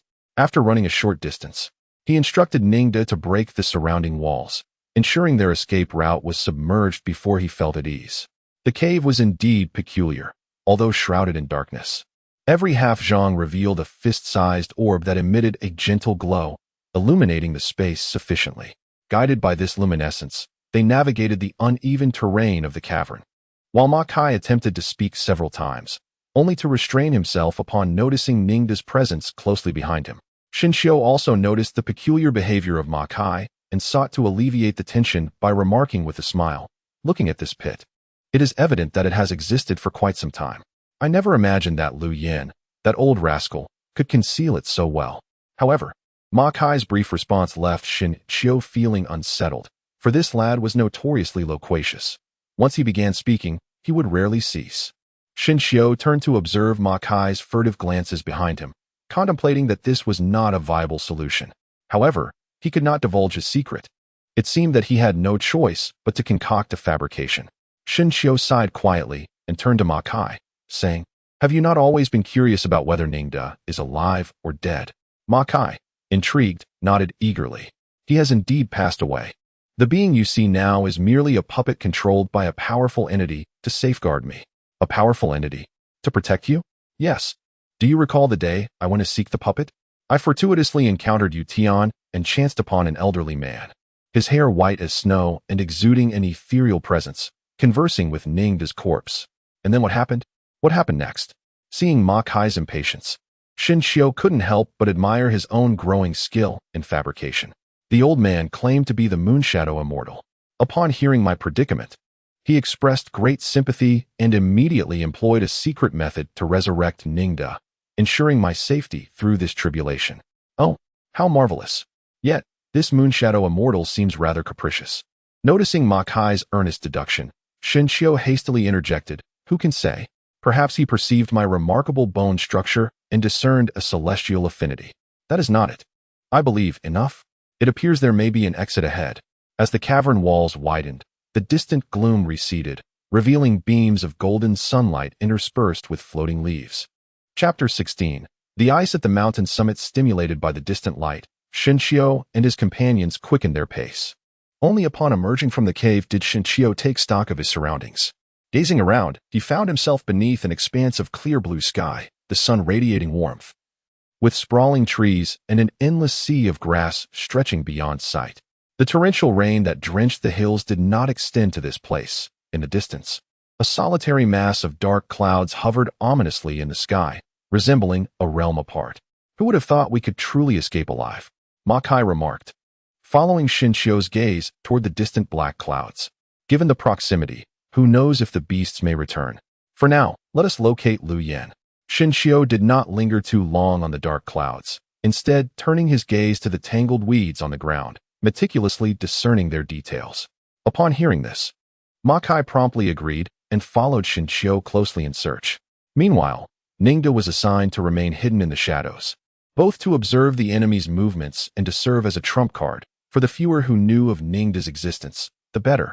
Before long, Ma Kai successfully uncovered a path marked by distinct traces. Xinqiu, undeterred, quietly instructed Ningde and casually snapped off a wooden stick as thick as his arm, setting off with determination. As he hurried along, the traces on the ground became increasingly evident, culminating in the sight of the abandoned treasures of gold and silver, not to mention several packages of spiritual seeds and medicinal herbs. Naturally, all of this wealth conveniently fell into Xinqiu's lap, yet at this moment, he could not take it. He could only instruct Ningde to bury everything on the spot and mark the location. Xinqiu did not shy away from this fortune. In his mind, the treasures buried in the earth and this affluent young master before him were both investments for his future. Through his recent experiences as a menial disciple and the events concerning Yusheng, Xinqiu came to a realization. In this foreign world, relying on others is inferior to relying on oneself. Only by growing stronger can one avoid being constrained at every turn. Moreover, he aspired to assemble his own faction. For solitary endeavors inevitably lead to peril. He would prefer to engage in a collective effort rather than face challenges alone. What instilled such confidence in him was undoubtedly the enigmatic birthmark upon his heart. Upon contemplating this, Xinqiu grew increasingly curious about the origin of this phenomenon and the reason behind such a bizarre transformation.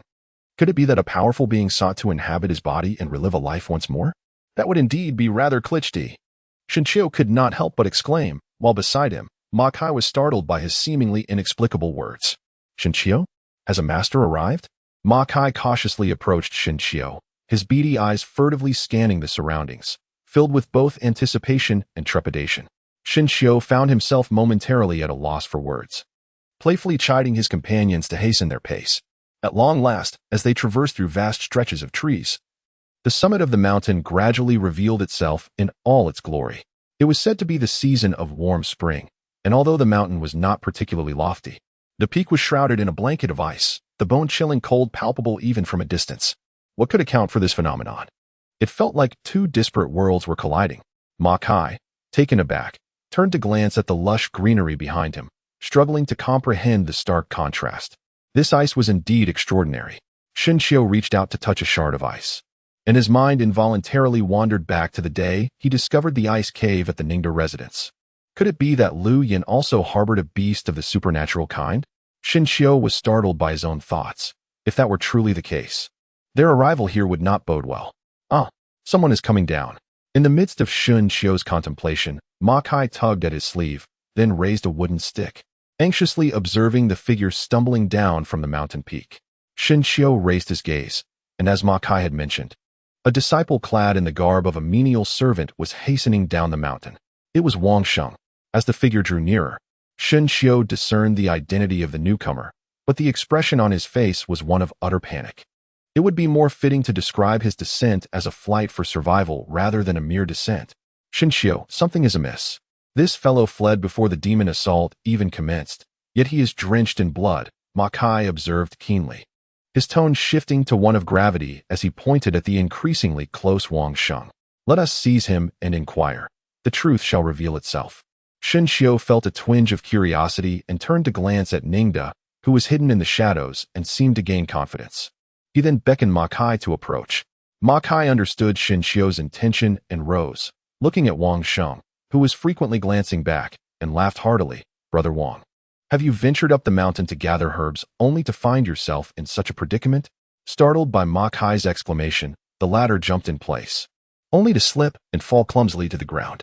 Quick, quick, help me up, Wang Sheng exclaimed, rubbing his eyes. Once he recognized the two before him, the fear in his gaze transformed into delight as he called out and waved his hands. It seems Brother Wang is quite fatigued from running. Why not take a moment to rest? With Ningda providing support from the shadows, Ma Kai no longer felt the trepidation he had earlier, exhibiting a hint of arrogance emboldened by his ally's presence. Rascal, Wang Sheng retorted angrily, gritting his teeth as he propped himself up, casting a furtive glance behind him. I presume you have come here to follow Elder Lu, who is in need of capable individuals at this very moment. Hurry to the mountain peak to report. Your future will undoubtedly be filled with honor and wealth. As he spoke, Wang Sheng did not pause his steps, as if some monstrous beast were pursuing him from behind.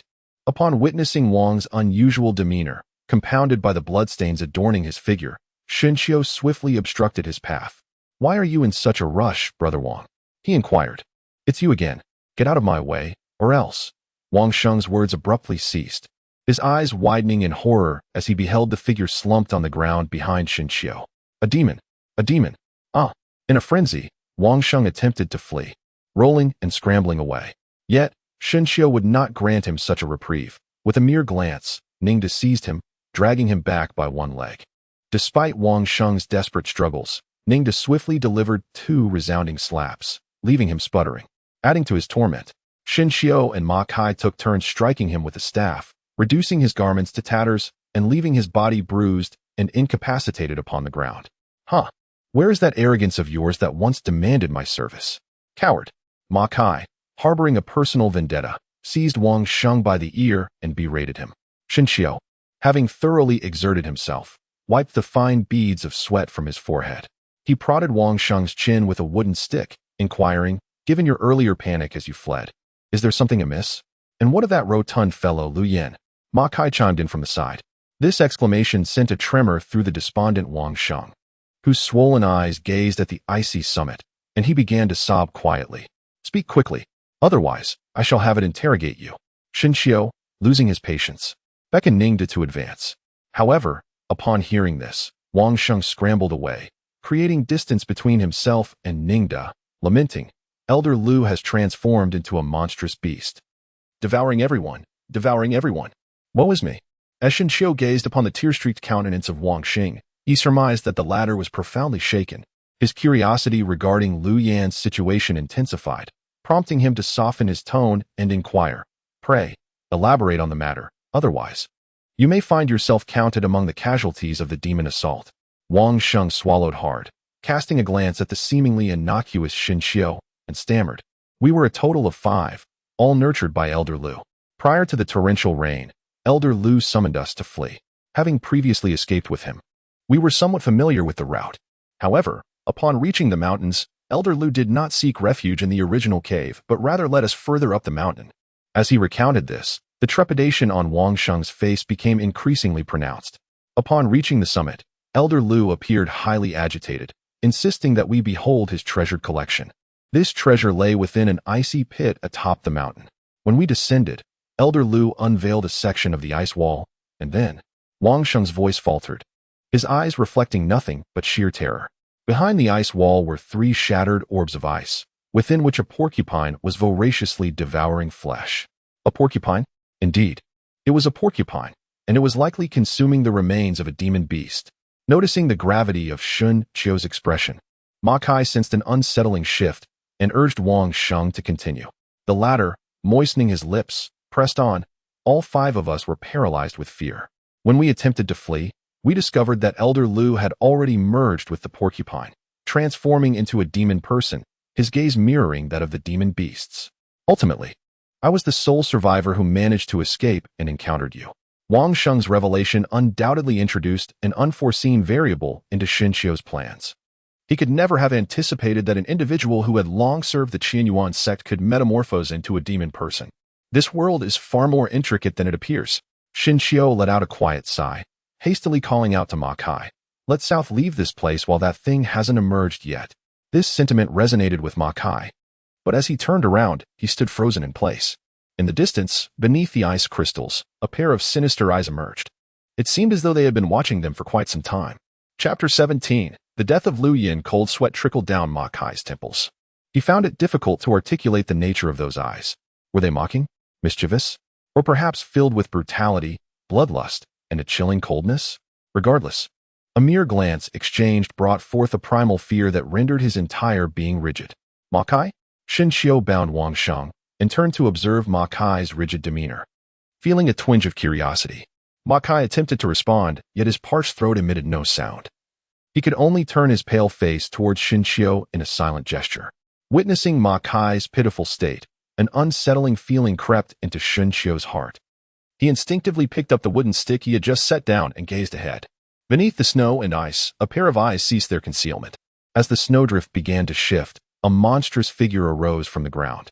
Recognizing the familiar blue robe adorning the creature, its identity was not difficult to deduce. Lu Yin. As Xin Qiu beheld the ghastly apparition before him, a chill ran down his spine. This was far more terrifying than the wolf demon encountered earlier at the manor.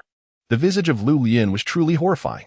His entire body resembled a moldy cake, coarse pig bristles protruding through the skin, with bits of flesh hanging grotesquely. Even more shocking was the grotesque pig's head. The original human head appeared as if it had been crushed by a heavy hammer, the mingled red and white staining the collar, while the newly sprouted porcine head still bore half of Lu Yin's former human face. You 2 little fellows, as mere third-rate servants, why do you not bow before me? The monster Lu Yin grinned, revealing a mouth full of sharp teeth and a sinister smile. Bow to your mother, you little insect. Attack. Xin Qiu had anticipated a confrontation with Lu Yin, particularly given the latter's grotesque visage resembling a pig's head. Whether for personal or professional reasons, he could hardly endure the tension for even a fleeting moment, and thus bellowed in fury. Shouldn't there have been some verbal sparring first? Clearly, Lu Yin was caught off guard by Xin Qiu's sudden outburst, momentarily dazed. However, Ningde was not inclined to indulge in such distractions. He propelled himself forward, kicking up a flurry of snow, and before the flakes had settled, he had already reached Lu Yin's side. With a resounding impact, the diminutive yet formidable creature, imbued with spiritual energy, wielded Ningde's arm, thick as a stout stick, to deliver a decisive blow that sent the unsuspecting Lu Yin crashing to the ground. Of course, this came at a cost, as Ningde's slender arm shattered into 2 segments, hanging limply at his shoulder. With a slight shake of his arm, Ningde expressed a hint of grievance. My dear senior brother, I never imagined that one day we would engage in such a duel, Lu Yin remarked, his voice tinged with nostalgia as he slowly rose, his corpulent form regaining its stature. Little creature, finish him.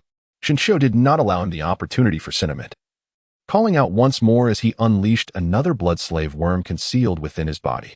Hiss, hiss, hiss. The 2 blood-slave worms responded in unison.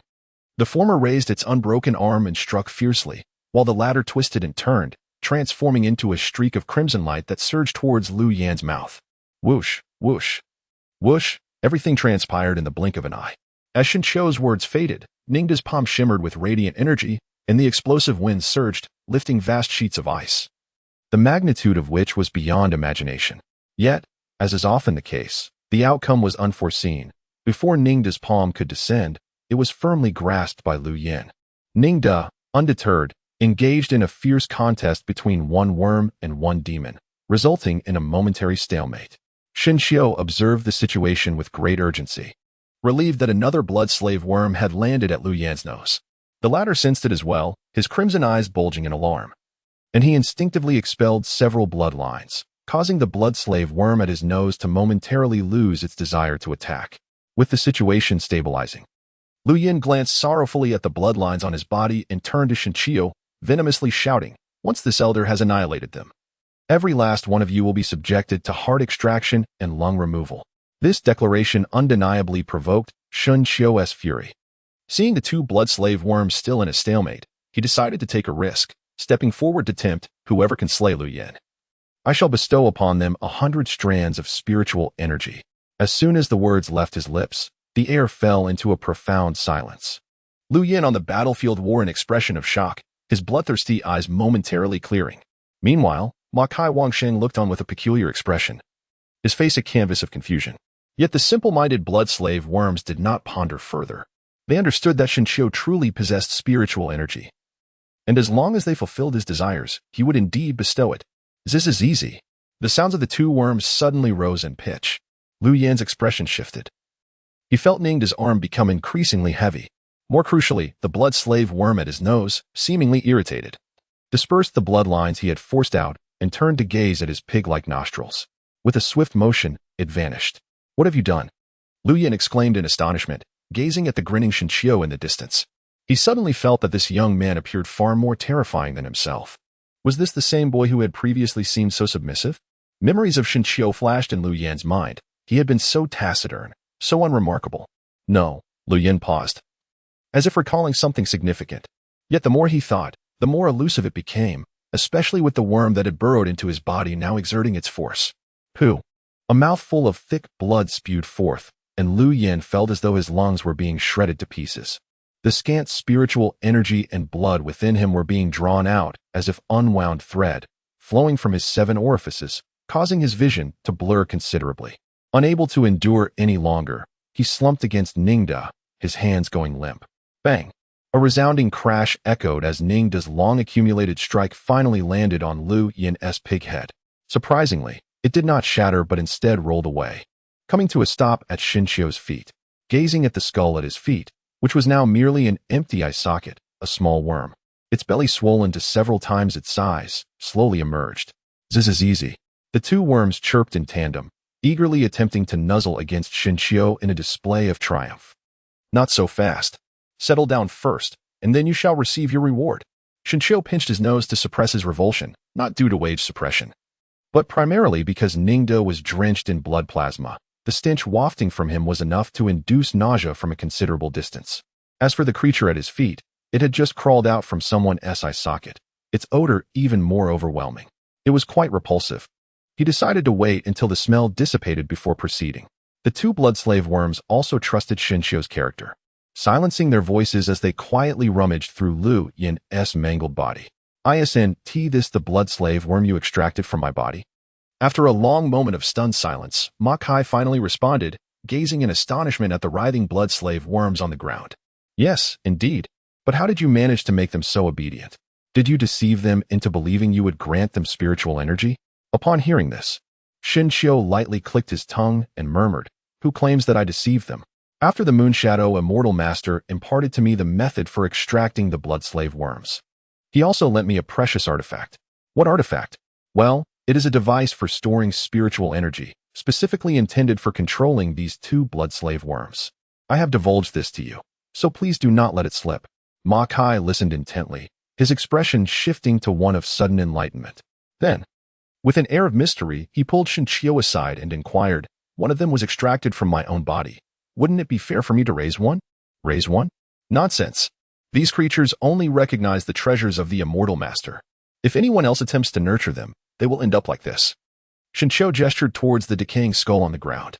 Ma Kai, catching a glimpse, swallowed hard and awkwardly changed the subject, saying, "What happened to Lu Yin to leave him in such a wretched state?" This question echoed Xinqiu's own perplexity.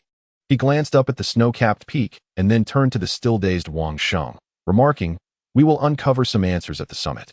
Or perhaps Wang Sheng knows more than he has revealed. Are you suggesting he hasn't fully confessed? If that is the case. Upon hearing this, Ma Kai let out a sinister chuckle, picking up a wooden stick as he slowly approached Wang Sheng. Chapter 18. Ebony Atop the Mountain. Wang Sheng sat with his head drooped, kneeling on the ground in a posture of resignation. This young man was remarkably obstinate, refusing to yield. Ma Kai, panting, tossed aside the wooden stick, shaking his aching shoulders, and couldn't help but complain to Shinqiu, who was observing Lu Yan's corpse nearby. Refusing to confess? Shinqiu let out a light chuckle, extending his hand to summon the blood slave worm, which emitted a faint aroma. Brother Wang, you are well aware of the formidable nature of this blood slave worm. If you remain silent, I shall compel you to experience its effects firsthand. Zzz.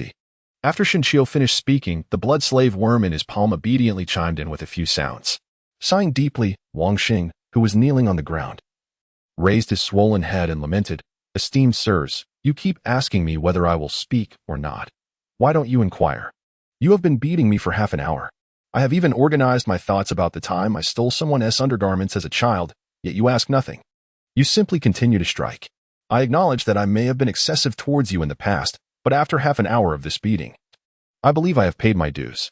The wailing cry that followed left Shinqiu feeling somewhat awkward, glancing at Ma Kai with a look that bore an inquisition. Well, I assumed he would take the initiative. Shinqiu was rendered speechless. He gestured for Ma Kai to step aside and took a step forward, softly inquiring, "Pray tell, how did Lu Yin come to be in such a wretched state?" Had he asked earlier, it would have sufficed, for I actually possess some knowledge on the matter. Shinqiu gestured, and the latter organized his thoughts, whispering, "This is what I have gleaned from decades of eavesdropping on Lu Chang and Lu Yin, along with some of my own deductions." Wang Sheng, having finished speaking, smiled ingratiatingly. Shinqiu was well aware of his antics. The young man was merely showcasing his usefulness. Well, having spent so much time with him, your deductions must closely align with the truth. Please, do elaborate. Wang Sheng cleared his throat and began to speak slowly. It is said that before my arrival, Lu Yin and Ningde were merely low-ranking disciples. Then, during a demonic assault, most of the disciples perished, leaving only a handful alive. Among them Lu Yin and Ningde. Later, in order to expedite the cultivation of the spiritual fields, the sect decided to select some elders from the survivors. Lu Yin once mentioned in casual conversation that the selection process involved combat. He and Ningde fought valiantly and emerged victorious, earning the title of elder. It has now been nearly 200 years since that event. What? 200 years? Wang Sheng's revelation left Shinqiu and Ma Kai astounded. It was hardly surprising, for these two old fellows appeared to be merely in their 60s or 70s, perhaps even younger. Yet Wang Sheng's assertion of 2 centuries shattered their understanding. Indeed, 200 years. Wang Sheng affirmed with a nod, then elaborated, logically speaking, with their mediocre spiritual roots and lack of cultivation, even with constant exposure to spiritual energy, they should only live to be a little over 100. Yet, astonishingly, they have survived far longer, even outliving some of the white-clad disciples. Is there no suspicion surrounding them? Ma Kai inquired. Wang Sheng seemed to have anticipated this question, responding, naturally, there were those who found it peculiar. Even the pure young real person investigated personally, suspecting they might have secretly learned the sect's techniques or experienced a mutation in their spiritual roots.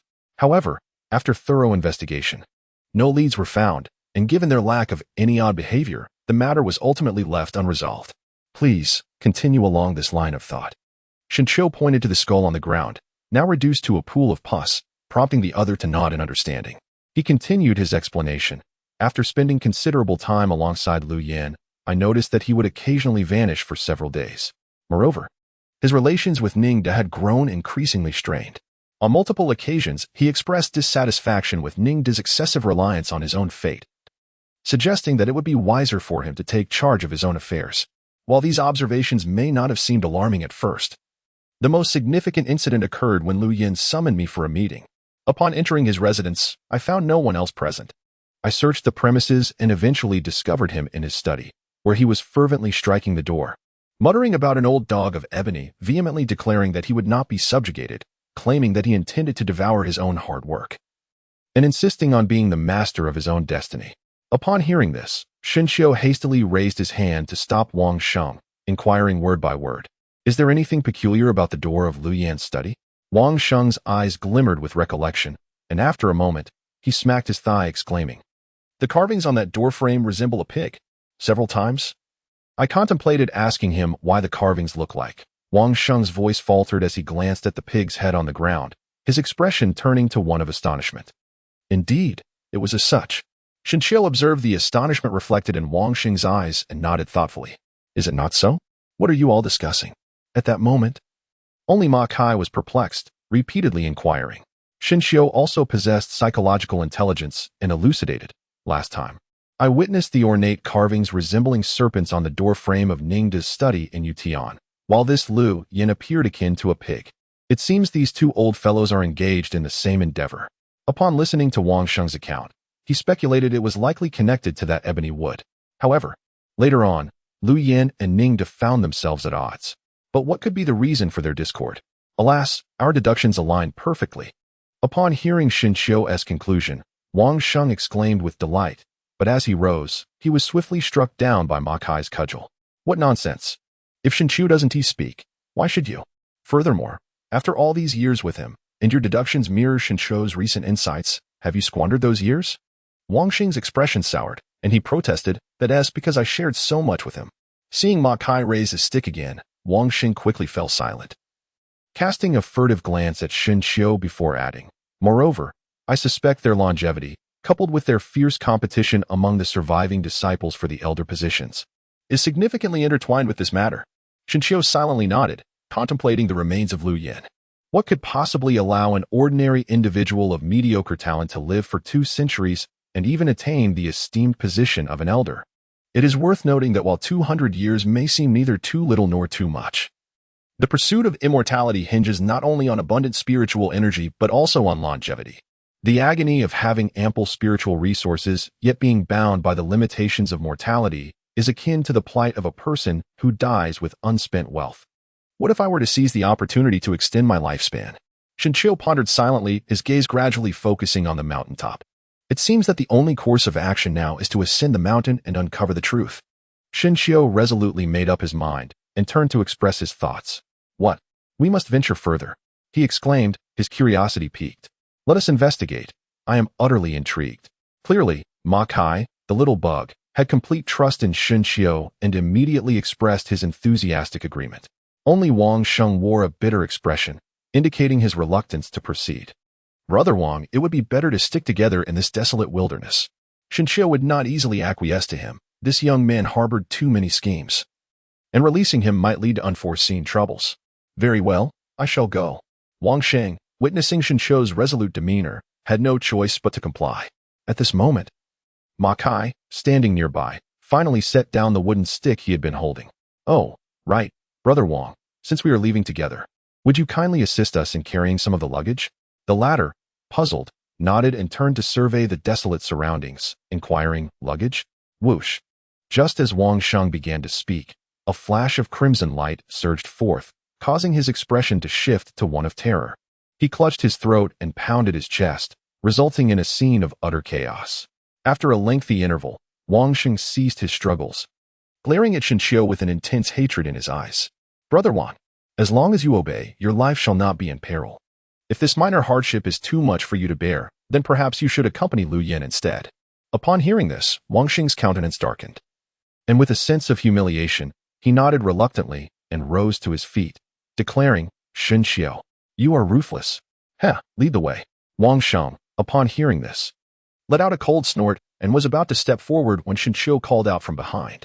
By the way, next time you speak, remember to address me as Big Brother. Chapter 19. The Moonshadow Immortal Master is a demon cultivator?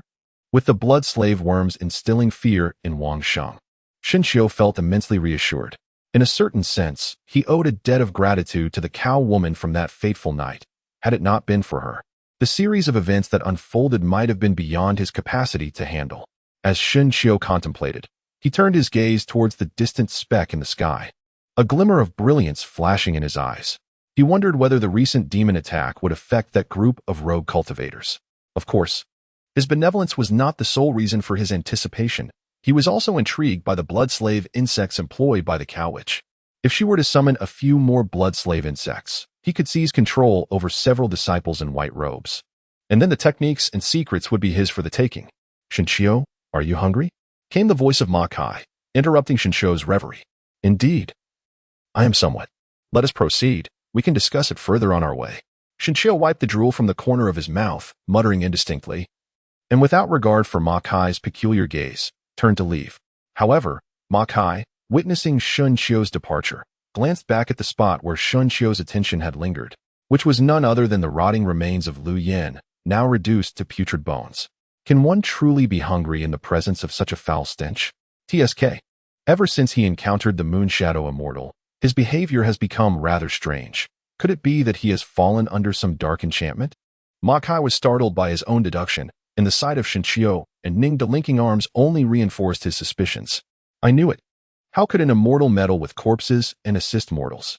Surely, he must be a practitioner of dark arts. This is dire. If this lad truly succumbs to the path of darkness, my own life may be in jeopardy. Perhaps I should join him in this descent. Ma Kai muttered to himself, shaking his head. No, no. To fall into darkness is to become neither human nor ghost. With a heavy sigh, he cast a reluctant glance at the increasingly distant figure of Shinshio. Is it possible that Shinshio, being so astute, has already discerned the truth? No. I must find an opportunity to alert him. If that fails, I shall make my own escape. Resolute, Ma Kai inhaled deeply and quickened his pace to catch up with Shinshio. What is he doing back there? Shinshio sensed the footsteps. Smilingly inquired while releasing his arm that had been resting on Ningda's shoulder. Moments ago, he had lavishly rewarded Ningda, and had it not been for his concern that Ningda might still be in slumber, he would have kept his arm there a while longer. Ma Kai, observing the smile on Shinshio's face, felt a twinge of unease in his heart.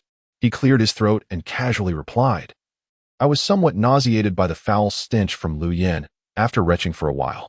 Alas, I reckon Lu Yan's appearance could repel beasts from 2 miles away. Perhaps only those unearthly cultivators could remain unaffected.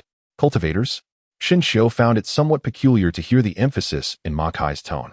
Indeed, demonic cultivators are notorious for their nefarious deeds, exhibiting ruthless behavior devoid of any moral compass, wreaking havoc by preying upon both monsters and humans alike, inciting fear and disdain.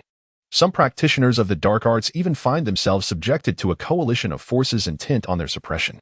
Alas, to be a demonic cultivator is perhaps to exist in a state more wretched than that of a rat in a gutter. Ma Kai spoke with fervor, his words dripping with concern evident in the furrow of his brow. Shinshio found himself somewhat perplexed by his actions. He was well aware of the existence of demonic cultivators, a means to seek longevity in this world devoid of spiritual energy.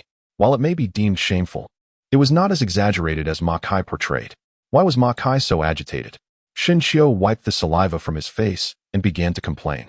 What is the point of dragging the demon cultivators into this? It makes me appear as if I am one of them. You certainly are not. I can only speculate that during that month, the god of wealth's expression was one of urgency, on the verge of revealing his suspicions when, unexpectedly, Wang Sheng interrupted him. Hurry, there are people. Someone is here. Wang Sheng's voice, strained and urgent, compelled Shinshio to abandon his idle chatter with Ma Kai, seizing a wooden stick and rushing forward with Ningda.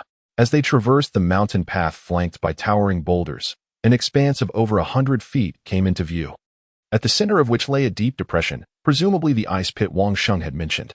However, at that moment, 3 figures stood around the ice pit.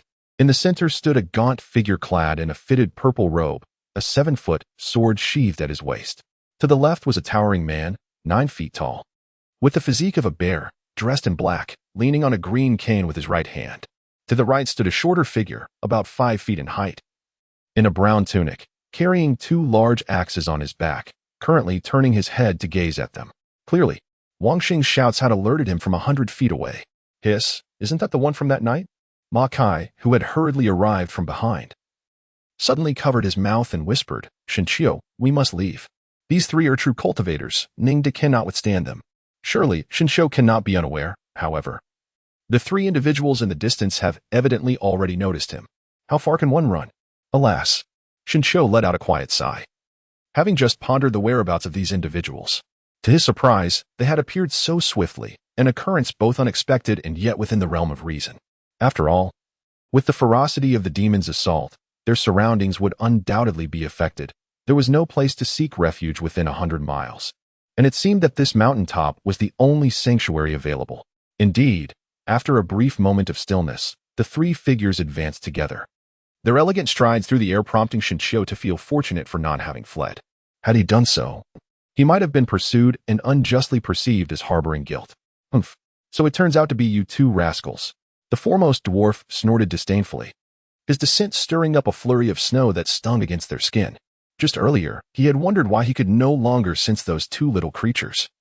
It turned out they had been lured away by you. Next to him, Neopa stared in astonishment at Ningda, particularly shocked upon observing the noticeably faded bodies of the small insects. So, it is indeed a few valiant heroes. The young lad extends his respects. Shinshio's gaze gently soothed the increasingly restless Ningda as he pulled Makai forward to pay their respects. Yet, his eyes were irresistibly drawn to the woman in the purple attire at the center. Her complexion resembled pure snow, her brows sharp as swords. And beneath her delicately sculpted nose, her crimson lips were pressed tightly together. A pair of almond-shaped eyes were intently fixed on the slightly raised head of Shinshio. She was truly captivating. As Shinshio's gaze gradually focused on her, he feigned indifference, slowly lowering his head, unable to suppress a silent admiration. That night had been so dark that he could only discern her outline. He never anticipated that her true appearance would be so breathtaking. Pray tell, why were you able to expel the blood slave worm from your body, and how did it come to this? Neopa inquired, a soft chuckle escaping her lips as she glanced at the grinning Ningda before fixing her gaze intently on Shinshio. Shinshio felt a pang of bitterness in his heart. Deceiving Makai and the freshly unearthed jade flute was somewhat manageable. Yet misleading these seasoned rogue cultivators proved to be a considerable challenge. It seemed imperative to devise a foolproof plan. Otherwise, it was only a matter of time before things took a turn for the worse. Shinshio bowed his head in silence, still lost in contemplation. Beside him, Makai's eyes flickered as he scanned Shinshio and the few others, a scheme forming in his mind, and he approached with a smile, saying, "Esteemed heroes, I am aware of this, indeed I am. Pray do enlighten me." The woman in the middle finally spoke, her voice clear and cold. "All this is conveyed by the Moonshadow Immortal, and bears no relation to us. We are but wretched souls seeking to escape the torment of the demon attacks." Silence. The diminutive man bellowed, which effectively halted Makai's relentless lamentations. Moonshadow Immortal? Neopa murmured, pacing thoughtfully as she sought relevant information within her mind. This scene caused Shinshio to inwardly exclaim in dismay. He had not anticipated that Makai would divulge everything so recklessly. If it were indeed true, it would be one matter, but should it be a fabrication, how could he possibly conceal it? Shinshio felt an acute sense of anxiety as he observed the old woman, Neopa, gradually slowing her pace, secretly preparing for the worst. With a sudden thud, her steps halted. Neopa lifted her head, her slightly clouded eyes fixating on Shinshio as she spoke each word with deliberate emphasis. "I have traveled for centuries, and in all my encounters with both great sects and wandering cultivators, I have never heard of a figure known as Master Moonshadow." It was over. A chill ran through Shinshio's heart, and just as he was about to speak, Neopa's next words left him utterly speechless. Of course, there is also the possibility of demonic cultivation. Chapter 20. Neopa's benevolent act. Upon the utterance of those words, the atmosphere fell into a profound silence. Among them, Makai's expression was particularly peculiar, as if to say, "I have known this all along." Shinshio found himself in a predicament. Observing the varied expressions of those around him, he furrowed his brow, opening his mouth, yet failing to voice his thoughts.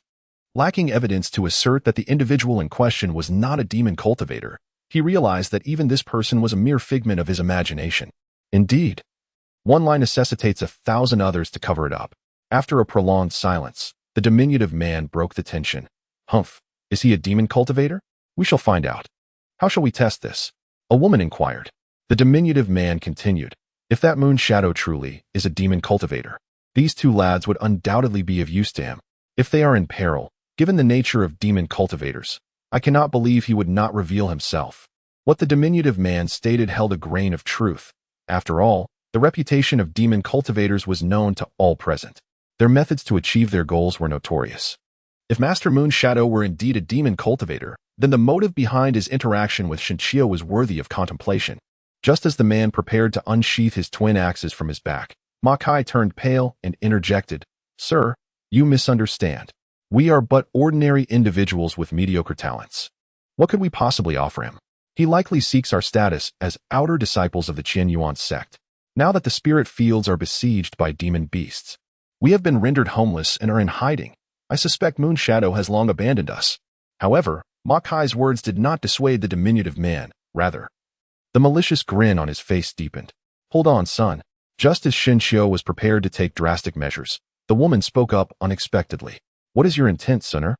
Upon seeing the diminutive man halt, the woman, referred to as Sunner, stepped forward, casting a glance at the wary Shinshio before explaining. "What he says bears some truth. Given that the spirit fields are under siege by demon beasts, these two are indeed unfortunate souls. There is no need to hold excessive grudges. Furthermore, our master is gravely injured, and it would be unwise to create more enemies. If these two are of use to Master Moonshadow, we may inadvertently invite hostility." Sunner's reasoning was sound, and her fellow cultivator, Nyopa, seized the opportunity to support her. "Humph, are you not concerned they may be deceiving us? They speak of transformed blood slave insects, which cannot survive without spiritual energy. How much spiritual energy could Master Moonshadow possibly have to nourish two such insects? Would that not be a waste?" "In my opinion," the diminutive man retorted stubbornly, "only those who have acquired treasures by chance and do not know how to utilize them would resort to such methods of feeding insects. Sunner, they are merely two mortals. Why should we concern ourselves with their fates? Perhaps they indeed possess some spiritual treasures which could aid in the recovery of Master Mu Yao. Do you not agree?" Upon hearing this, Sunner's expression clearly wavered, as she regarded Shinshio and Ma Kai with uncertainty. In this moment, Shinshio understood the truth. The diminutive man was not contemplating whether they were demon cultivators. Rather, he had noted the peculiar transformation of the blood slave insects on Ningda and associated it with the presence of spiritual treasures.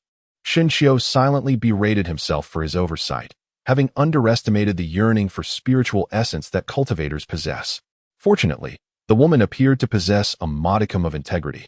From the current circumstances, it seemed that the one named Sunner, along with the cow lady, prioritized saving the life of the wood medicine immortal. Fearing the creation of enemies on all sides, as long as he firmly asserted the existence of the Moonshadow immortal and attributed all anomalies of the blood slave worm to this fictitious entity, he could both conceal his own identity and instill caution in them. With this thought in mind, Shinshio gathered his thoughts and stepped forward. Addressing the heroes with conviction, "Esteemed friends, I assure you, I am not deceiving you. The Moonshadow immortal indeed exists, and as for the blood slave worm, it was drawn from my body by this immortal. The reason for its mutation is likely the handiwork of that same immortal." The dwarf, already growing impatient at Sunner's struggles, erupted in anger upon hearing Shun Chio's interjection. "Friend son, why this diversion? Let us see what Sunner intends." The cow lady, towering over 9 feet, gradually approached the dwarf, whose expression shifted, revealing discomfort as he coldly turned his head away. "Cow lady, it would be prudent to let this matter rest. The authenticity of the Moonshadow immortal remains uncertain, and if we were to oppress the weak and eliminate these mortals, what would distinguish us from those sects and noble families?" The woman, with her sword-like brows raised, turned and remarked as she walked. "Earlier, while investigating the pit, I discovered numerous spiritual herbs and medicines that could alleviate Master's injuries." Watching her distance herself, the cow lady nodded appreciatively and turned to the still stationary dwarf, smiling. "Friend son, do you comprehend the situation?" With a huff, he mumbled under his breath, and only under the cow lady's menacing gaze did he begin to depart slowly. Once the others had left, the cow lady turned. Her interest piqued as she observed the blood slave worm on Ningda's forehead. A glimmer of insight crossed her eyes as she chuckled. "Hee, you two are quite fortunate, having received the assistance of a great master to escape the demoness assault. Now, even my precious worm, nurtured by my vital essence, is under your control." "It is merely a stroke of luck," he replied.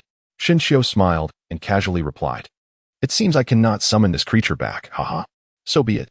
Now that the blood slave insect is absent, I shall bestow upon you this manual of slave control as a gesture of goodwill, or perhaps to that Moonshadow master you mentioned." After speaking, the old woman conjured a tome, half an inch thick, which shimmered with a radiant white light in her palm. With a gentle push, it descended gracefully at Shinshio's feet. Remained silent, gazing intently at the tome that lay within arm's reach. For to claim he was not stirred by it would be a falsehood. Yet, he found himself perplexed by the actions of the old woman. Rest assured, this volume merely contains methods for nurturing insects. It does not require particular qualifications. Observing that remained unmoved, the old woman waved her hand and smiled.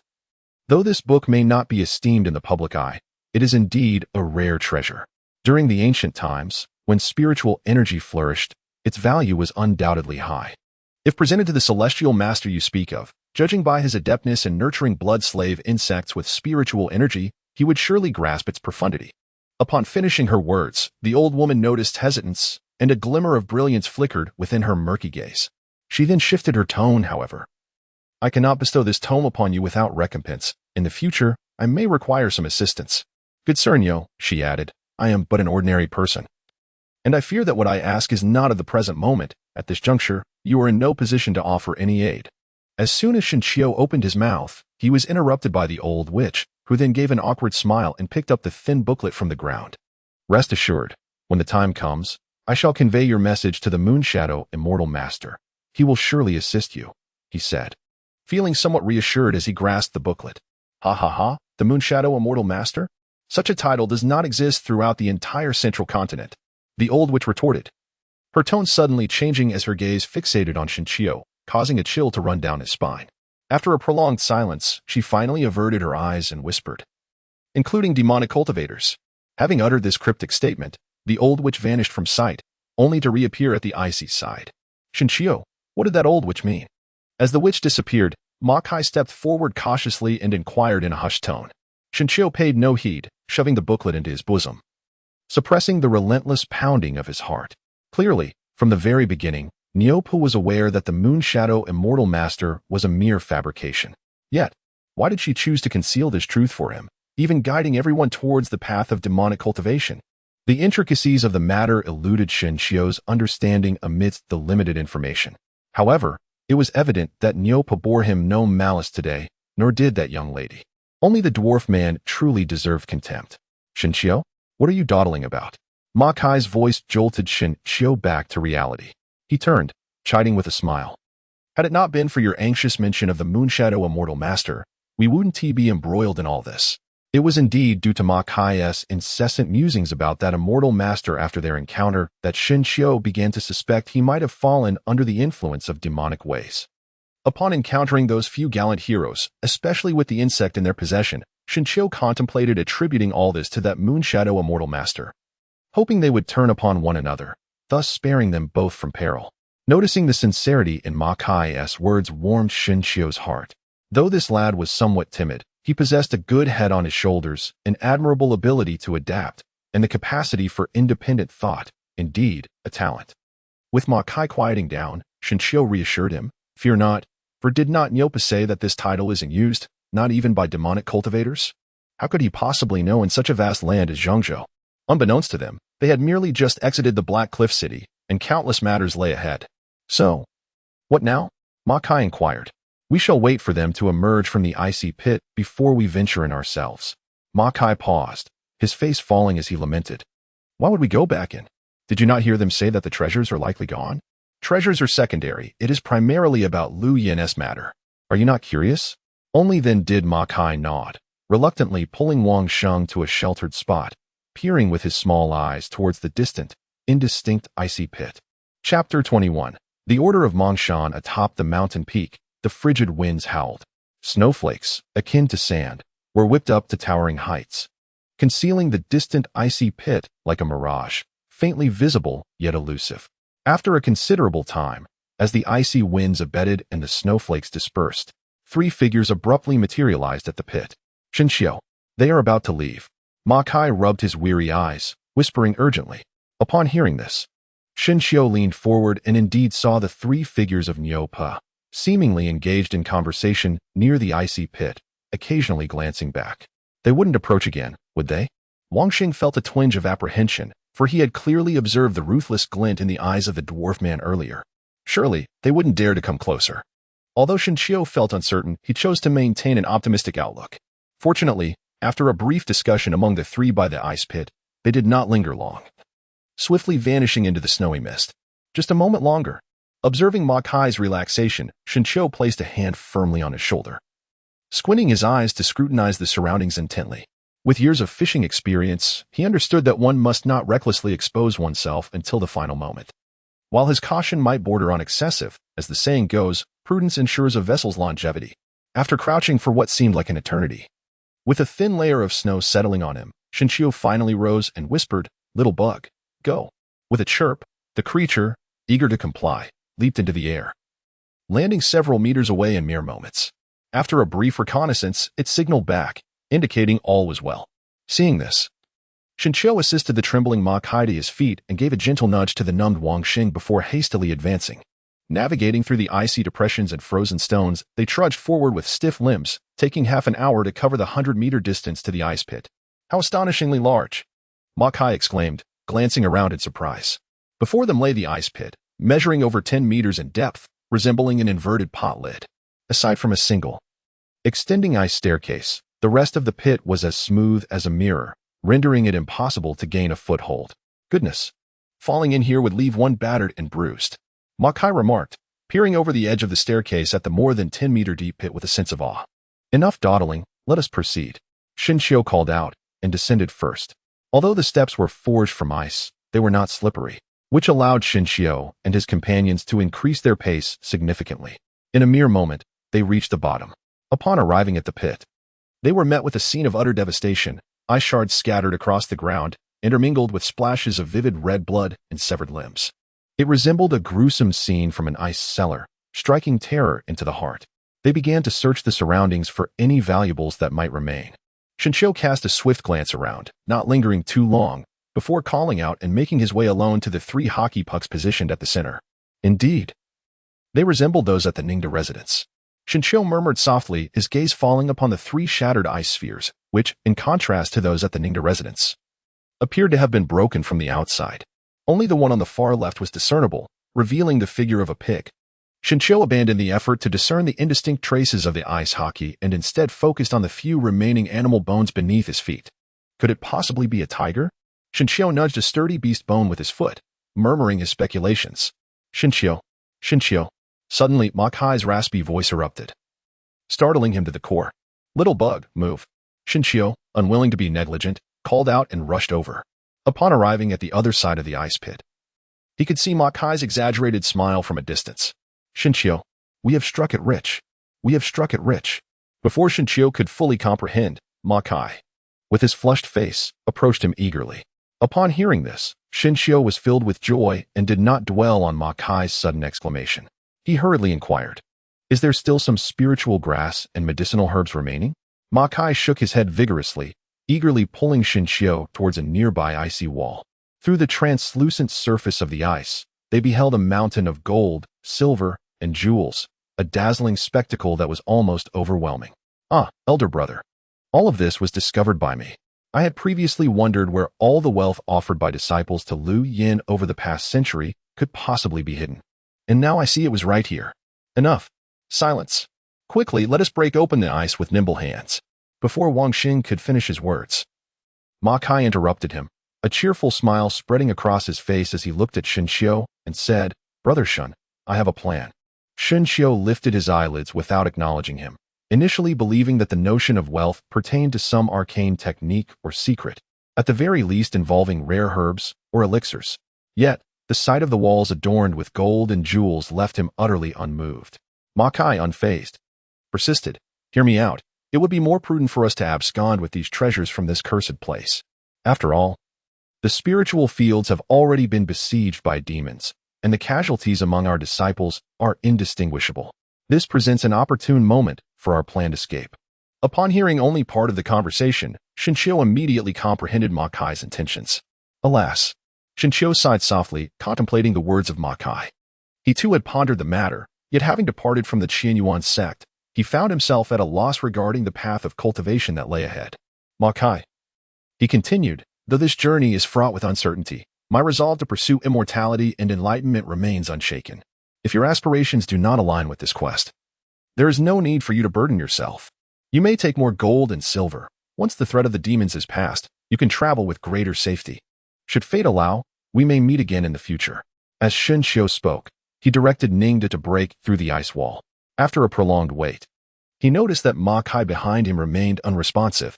After a considerable time, Ma Kai gently called out, and only when Shinshio turned his head did he continue, "Alas, Shinshio, it seems that among the living in highest city, only you and I remain. You are well aware of my timid nature. Yet you still urged me to escape alone. Are you not weary of my presence?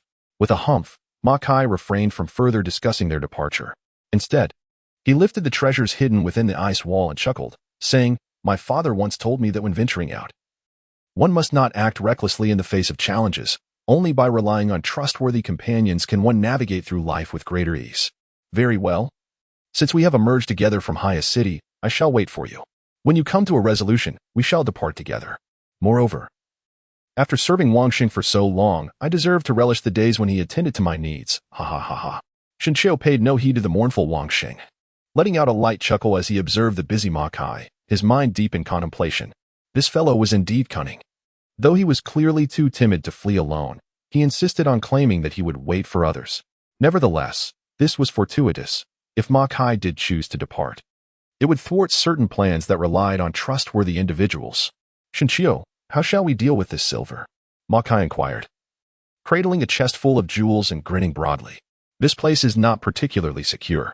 Let us set it aside for now. Once the threat of the demon has subsided, we shall relocate it elsewhere, to be retrieved when needed." "Quite right," Ma Kai agreed. "Who knows if that band of thieves will return?" As he weighed the treasures in his arms and prepared to turn away, a completely black token slipped from his grasp, clattering to the ground with a resonant chime. The token, roughly the size of a palm, was made from an unidentifiable material, producing a distinct sound as it struck the floor. Shinshio, with keen eyes, swiftly reached out and grasped the token in his hand, his gaze sweeping over it as he murmured, "Mongshan order? This is neither gold nor silver." What could Lu Yin be intending? Ma Kai, filled with curiosity, discarded his treasures to examine the token that Shinshio held. "Elder brother?" Just as Ma Kai was engrossed in his examination, Wang Sheng, who had been squatting on the ground, weakly called out. Noticing the attention of the two, Wang Xing forced a smile and said, "I have heard a bit about the Mongshan inscribed on this token. Pray, enlighten us." He continued. "Mongshan is a desolate mountain situated 10 miles beyond Lingyun City, notorious for its frequent appearances of giant pythons. Might this token be connected to that very mountain?" Shinshio furrowed his brow slightly, gently caressing the raised serpent head atop the token. After a considerable pause, he remarked, "It is likely that we are not far from the truth. With Lingyun City still in ruins and Mongshan off limits, we can only wait for a future opportunity to investigate. Perhaps the secrets of Lu Yin and Ningda lie there as well." Ma Kai and the others, sensing the validity of this assessment, did not voice any objections. "Very well, since we have a lead, let us hold our horses for now. Our immediate priority should be to secure our treasures and evade the onslaught of the demons." Shinshio spoke as he tucked the token into his bosom, calling out to gather the scattered treasures and stow them within the icy wall. Days swiftly passed, and within the ice pit, Shinshio and his companions found themselves ravenously hungry. Had it not been for dispatching Ningda to hunt, they might have long since succumbed to their fate. During this time, Shinshio stealthily climbed to a hillside, gazing intently in the direction of Lingtian. Even though the dark clouds above had thinned considerably, he dared not make a reckless move. He was waiting, awaiting news from Yusheng. Chapter 22. News from Yusheng. Night descended, eerily silent, the only sounds being the howling cold wind and the heavy breaths of Shinshio and his companions. It was now the 7th day of their concealment within the ice pit.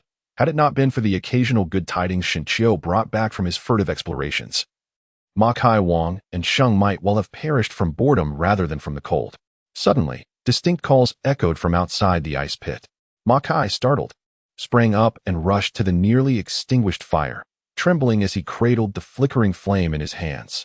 "Shinshio, Ningda has brought firewood. Rise quickly." In the dim light, Ma Kai's voice, hoarse from hunger, resembled a broken bellows, rousing Shinshio and the others from their semi-slumber.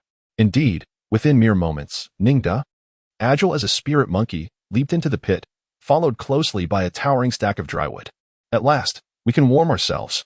Our clothes are soaked through," Wang Xing exclaimed, a smile lighting his face as he hurried to unload a few logs. With a crackle, flames leapt upward, illuminating the dark surroundings with newfound clarity. Shinshio scratched his palm absent-mindedly and instinctively inched closer to the fire, turning to the disheveled trio with a grin. "Let us endure a few more days. Yesterday, I observed that the dark clouds over Lingtian have dispersed, suggesting the beasts have departed. However, to err on the side of caution, we shall remain hidden a while longer." "Agreed. I, too, wish to stay hidden a few more days," they responded in unison. Shinshio felt a surge of relief. His greatest fear was having reckless individuals who disregarded orders, jeopardizing not only their own lives, but potentially those of others as well. Ma Kai was naturally obedient, while Wang Sheng's compliance likely stemmed from the threat of the blood slave worm within him. It seemed prudent to contemplate Wang Sheng's long-term allegiance. Should he remain obedient, he could be a valuable addition to the ranks. Should he defy, his fate would mirror Liu Yan's. Amid Shinchio's musings, Ningda sprang up again, returning with several plump rabbits slung over his back. This spectacle thrilled Ma Kai even more than the firewood, who eagerly urged Wang Sheng. Light the fire. Wang Sheng, his face pale, took up a rabbit and deftly began to prepare it.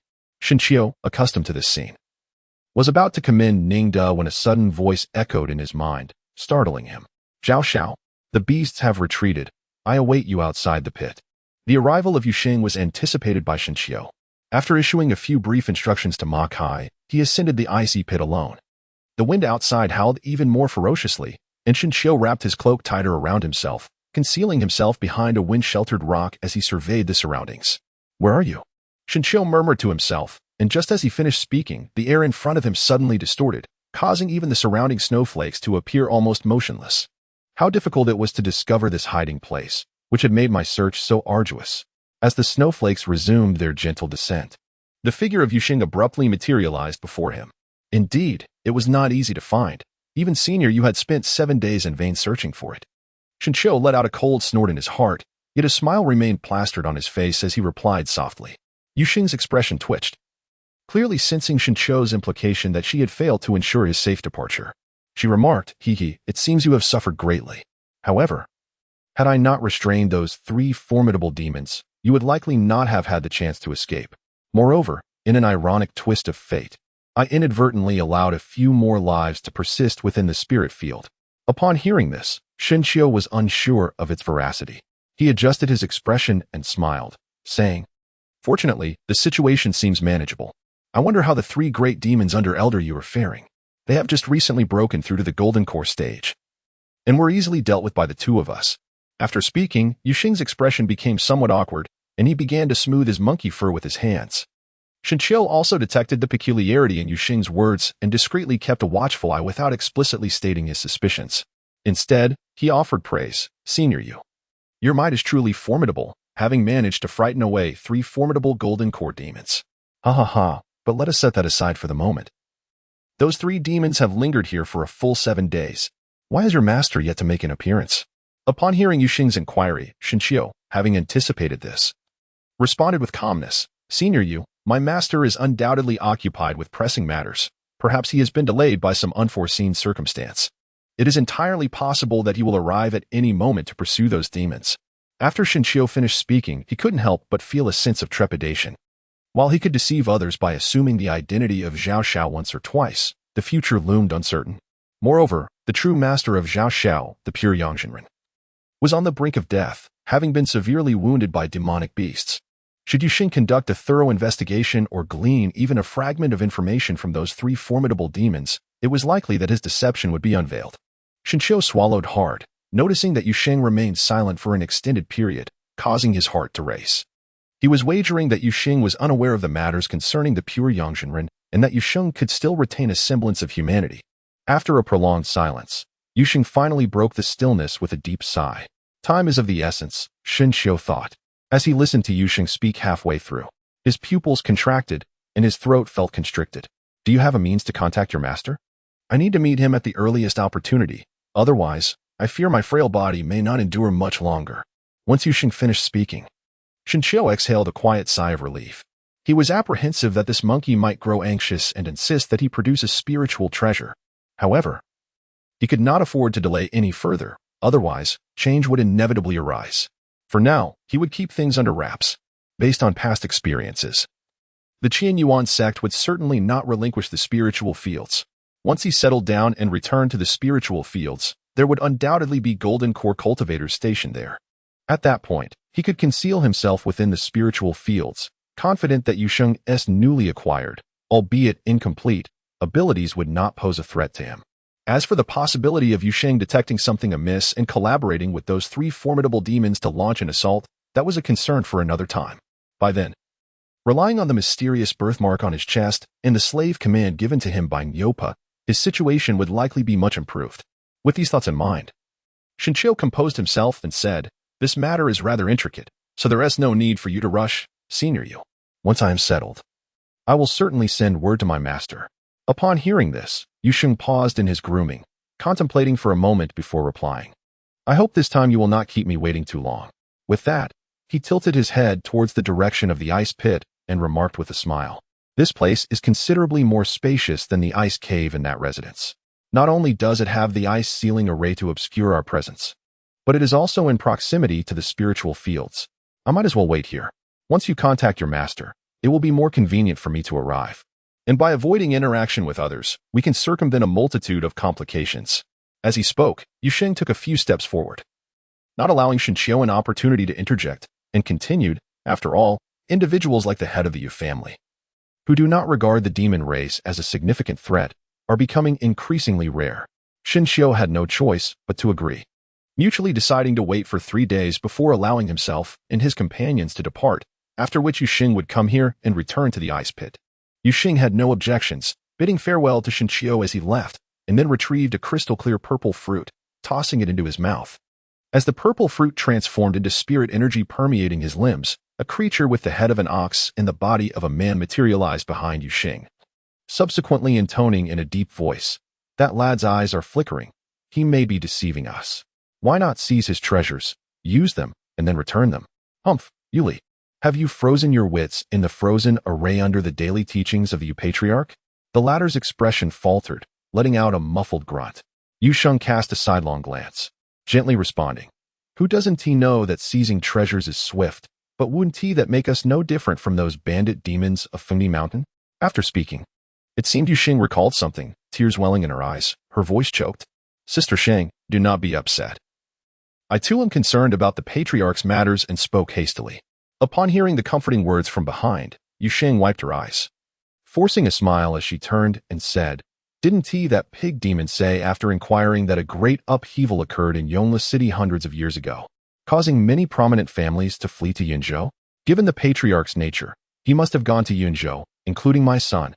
Yuli chuckled foolishly, scratching his oxen head in agreement, before seemingly recalling something and asking, "But sister, those 3 great demons entrusted us to introduce the king to them, and even provided us with spirit fruits, yet we have no king."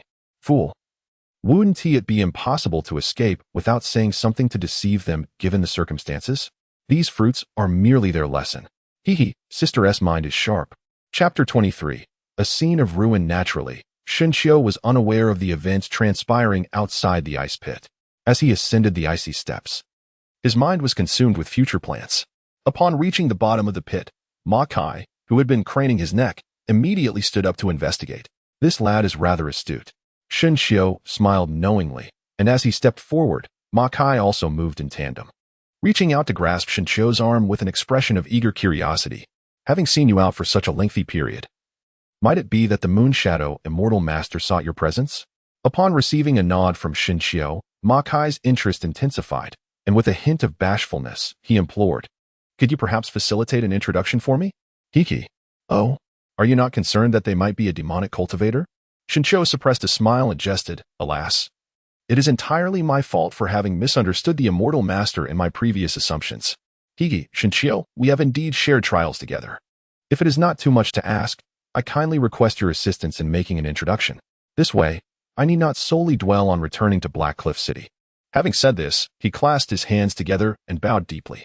This was the first time Shinchio encountered such cordiality from Ma Kai, and he felt quite pleased with this demeanor.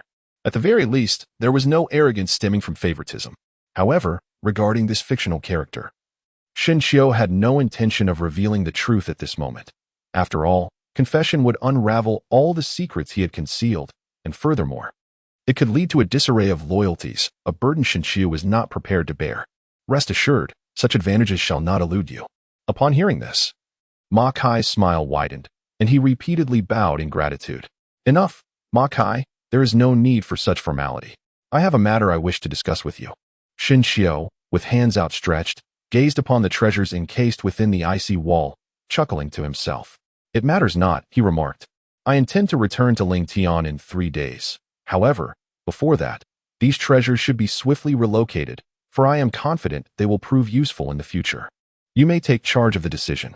Shall we not place them alongside the ones Ningda buried before ascending the mountain? That is precisely my thought as well. Shinshio echoed, glancing up at the pale sky with a hint of anxiety etched upon his features. The sooner, the better. Let us tidy up and summon Wang Sheng to move immediately. Very well.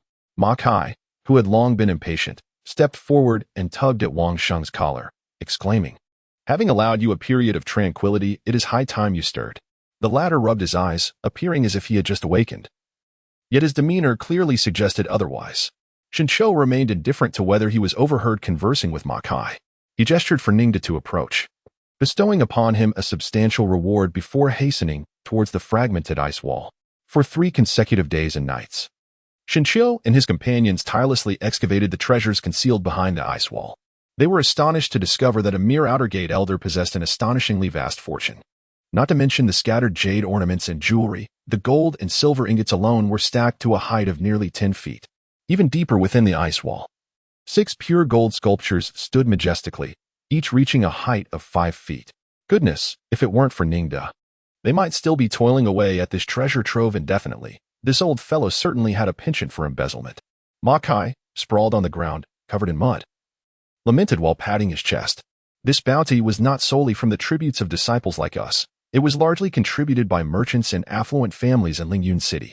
Wang Xing, seizing the opportunity to speak, hurriedly interjected, "Merchants and wealthy families?" Shinshio pondered for a moment, a thoughtful expression adorning his face. Wang Xing, noticing Shinshio's interest, promptly elaborated. After all, Lu Yin has hoarded numerous spiritual herbs and elixirs over the century. Treasures that are exceedingly rare and valuable beyond measure outside the city. What could he possibly need all this silver for? Ma Kai also appeared perplexed, muttering to himself, "My clan is relatively affluent, yet we are mere mortals who take pleasure in gold and silver. However, this old fellow has embarked on the path of immortality. Why would he still concern himself with such mundane possessions?" Wang Xing shook his head, rising to gaze at the distant, blurred outlines of the city, chuckling softly. To outsiders, he may seem to have traversed the path of immortality, but in truth, Lu Yin likely hasn't even scratched the surface. I overheard several disciples in white robes discussing his realm.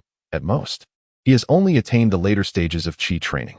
Yet, despite this, he is regarded as a prominent figure in the world, and it is not difficult to comprehend his greed for wealth. After all, he is not yet on the path to immortality. But his lifespan far exceeds that of ordinary mortals, which naturally leads him to indulge in the pleasures of the world. I recall that before the fall of Lingyun City, Lu Yin possessed substantial assets throughout much of the city. While one may not claim wealth rivaling nations, he certainly held dominion over a significant territory, far more comfortable than the white-robed disciples who daily rely on the meager spiritual energy to meditate and cultivate.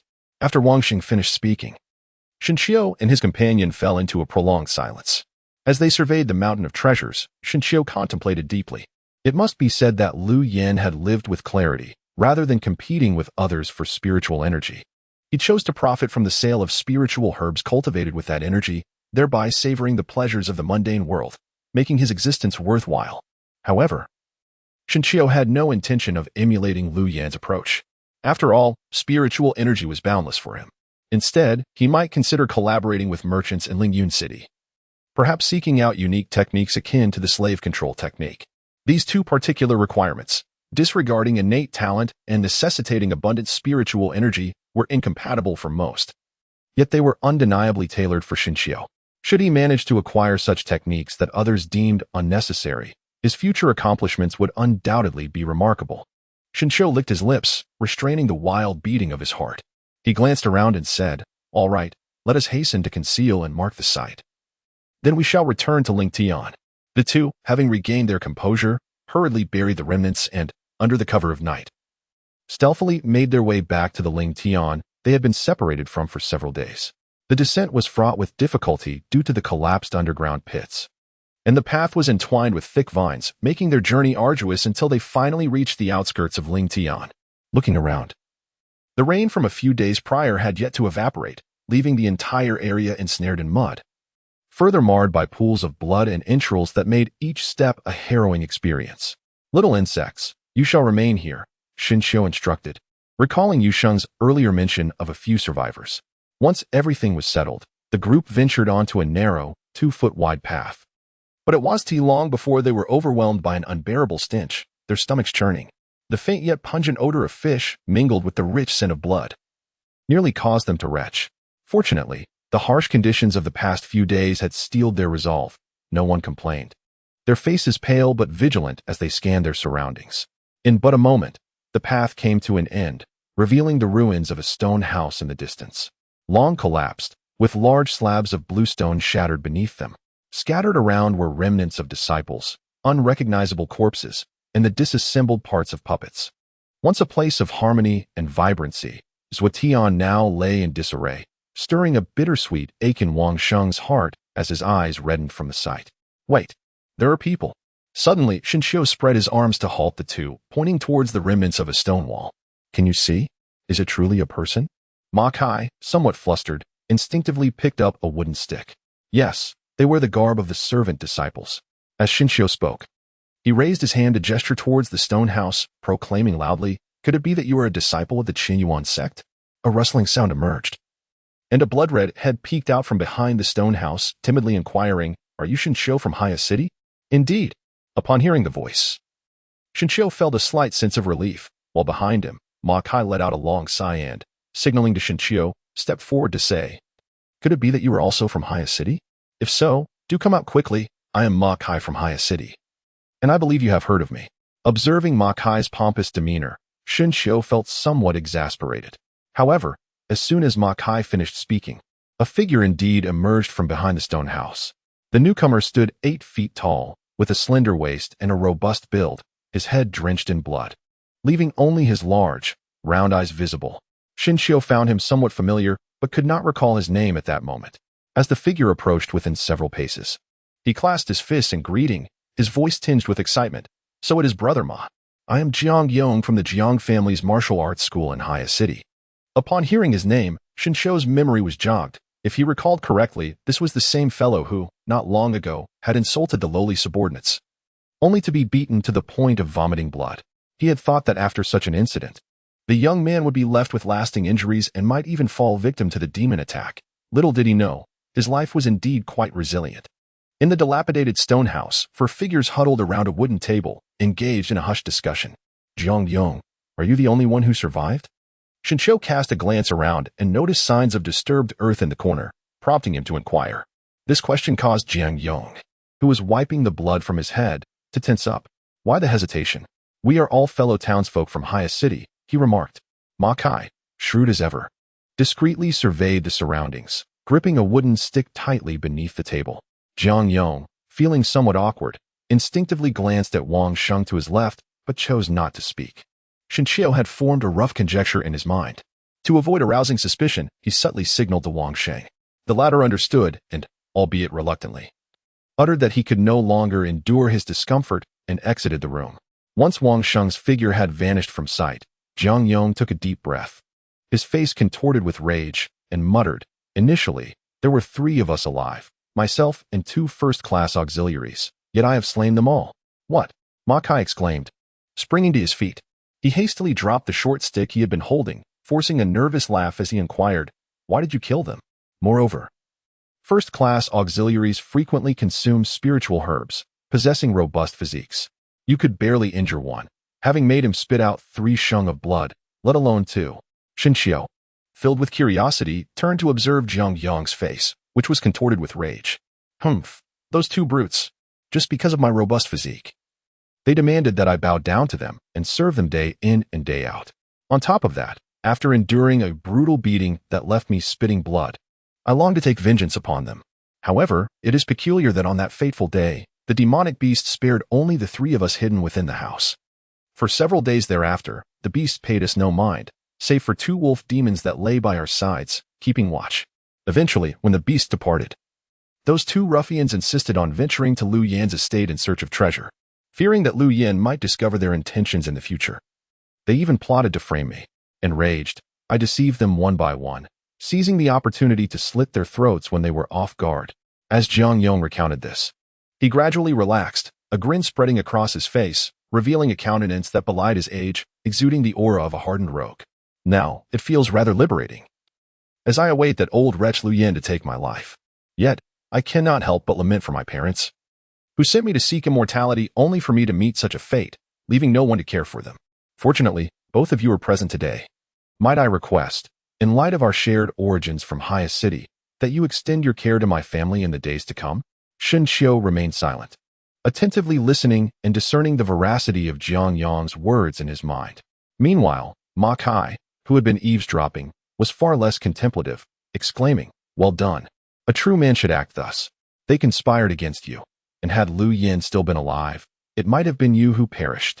Jiang Yang was momentarily taken aback, sensing the implications of Ma Kai's words, and inquired, "Are you saying Lu Yin is dead?" Ma Kai, belatedly realizing the awkwardness of his statement, awkwardly covered his mouth. Observing Shen Qiu's unperturbed expression, he clarified, "Indeed, when the monsters attacked, we fled to the back mountain. For reasons unknown, he perished there. Rest assured, no one will trouble you, and you can provide for your parents at home." Jiang Yang, half convinced, turned to Shen Qiu, and upon seeing the latter's slow nod, his face brightened with joy. "This is splendid, truly splendid," Jiang Yang exclaimed, filled with exhilaration as he paced back and forth. He then leaned against the doorframe, peering for any sign of Wang Sheng, before urging, "Gentlemen, in my view, this menial disciple has no connection to cultivation. With Wang Sheng absent, we would be better off returning to Black Cliff City rather than remaining here in fear." Ma Kai's expression turned awkward, casting a sidelong glance at Shen Qiu without uttering a word. Jiang Yang, dismissing Ma Kai's apparent concern, continued, "Given the state of the spiritual field, if we manage to escape unnoticed, should we fear that Wang Sheng might betray us? With this sharp blade in hand, it would be no injustice to slay him." Upon finishing his words, Jiang Yang rose to seek out Wang Sheng, prompting Shen Qiu to hurriedly intervene, advising, "Do not rush. If you intend to leave, you must consider 3 matters. First, we are over 1,000 miles from Black Cliff City, and the journey is fraught with ferocious beasts. How will you traverse it? Second, although the spiritual field has suffered damage and no one has noticed our escape, returning will inevitably draw attention. Should it provoke the scrutiny of those with ill intentions, the Qianyuan sect will hold you accountable, and your blade will be of little use. Third, even if you navigate the first 2 challenges unscathed, you may find yourself needing to conceal your identity and hide in some corner of Black Cliff City, too afraid to show your face. If you are confident in overcoming these 3 issues, I shall provide you with provisions and wish you fair winds on your journey." After Shen Qiu finished speaking, he removed the short knife from Jiang Yang's hand and pushed it aside. In his earlier contemplation, Shen Qiu held a consistently high regard for Jiang Yang. This man was daring and ruthless, bold yet meticulous, albeit somewhat reckless, which was in stark contrast to Ma Kai. Such an individual intrigued Shen Qiu for potential collaboration, as he harbored reservations about working with anyone other than the denizens of highest city.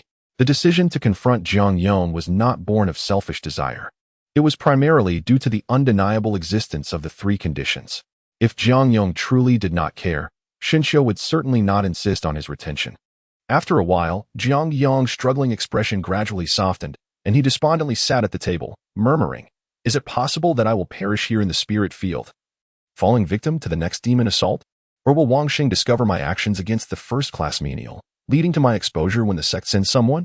Upon hearing this, Shen Qiu chuckled lightly, soothing his voice as he explained, "Everyone survived the recent demon attack, didn't they? We are merely awaiting the next encounter. By then, we shall have gained experience, and who knows, you and I may not be the novices we are today. We may very well evade death. As for Wang Sheng, rest assured, for certain reasons, he is utterly obedient to me and can be considered half an ally." Jiang Yang blinked thoughtfully, while Ma Kai, understanding Shen Qiu's intent, stepped forward to provide further clarification. Fortunately, the heavens reward the diligent, and after careful consideration, Jiang Yang felt reassured. He glanced at Wang Sheng, who was approaching slowly in the distance, and refrained from inquiring further about the reasons for his compliance. Following this incident, the 4 of them were no longer shrouded in silence. Their conversations resumed the lively atmosphere of Zhuotian. If anyone bore the burden of distress, it was certainly Wang Sheng. Ever since he clandestinely received the wild rabbits sent by Ningda, he had not enjoyed a moment's respite. The process of lighting a fire and roasting the meat brought a spark of life to the otherwise dreary Zhuotian. After consuming half a rabbit, Shen Qiu contentedly patted his belly, just as he was about to discuss the construction of a dwelling. Suddenly, a voice transmission from Yu Sheng erupted in his mind. Zhao Xiao. Hundreds of human cultivators are approaching from a distance, several of whom possess remarkably formidable auras. I dare not probe further. If your master is among them, make contact swiftly. The abruptness of Yu Sheng's transmission momentarily stunned Shen Xiao. Brother Shen, are you still hungry? I have half a rabbit left, Zhang Yong. Unaware of the situation, raised the remaining portion of the rabbit towards Shen Xiao. Hey, do not disturb. Let us eat in peace, Shen Xiao urged. Noticing Shen Xiao's dazed expression, Ma Kai stood up to provide cover, his eyes involuntarily scanning their surroundings. After a brief moment, Shen Xiao regained his composure, leaned in closer, and whispered, "It seems our sect is sending reinforcements. Let us tidy up and appear a bit more pitiable," without waiting for the others to inquire. Shen Xiao hurriedly pulled Wang Xing out of the stone chamber. "Little bug, stay hidden in the treasure-keeping place and do not emerge." After delivering a few words of caution to Ningda, who stood in the corner, Shen Xiao turned to Wang Xing, whose expression betrayed a hint of secret joy, and remarked with a smile, "You've suffered recently." No, it's nothing," Wang Xing replied awkwardly, but upon catching a glimpse of Shen Xiao's discontented demeanor, he hastily fell silent. Trembling, he implored, "Elder brother, rest assured, if someone from the sect comes, I will never betray you. I will act as I always have. Pray tell, how am I to trust you?" Shen Xiao inquired, allowing 10 breaths to pass. Wang Xing's countenance tightened as he stammered, Please, do not kill me. I swear on my character. No. I swear on my reputation. No. Just 4 breaths left." Beads of sweat adorned Wang Xing's brow as he anxiously prepared to kneel. "Elder brother, I wish to stand by your side. You have the Moon Shadow Immortal Master, and that band of thieves has ties with you. You possess abundant treasures. And you are astute. Yes, you are clever. My greatest aspiration in life is to follow a wise elder brother. Otherwise, even if I endure for a millennium, I would still be in this wretched state. However, with you leading me, I feel it is far better than struggling alone or aligning myself with Lu Yin. Elder brother, please trust me. If you doubt me, we shall see in due time." Witnessing Wang Xing's tearful lamentation, Shen Xiao felt a sense of relief and chuckled. "Spare me the flattery. It seems you've overheard quite a bit during these days." Wang Xing wiped his nose and offered an awkward smile. "Indeed, as you have stated. No amount of assurances can suffice. We shall see in action.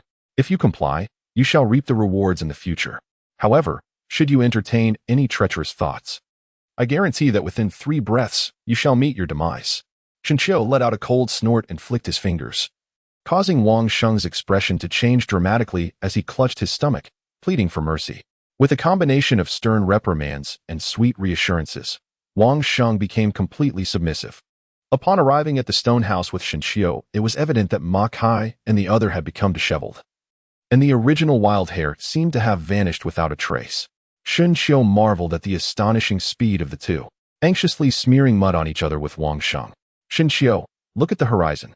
Suddenly, Ma Kai exclaimed, his finger trembling slightly as he pointed towards the sky.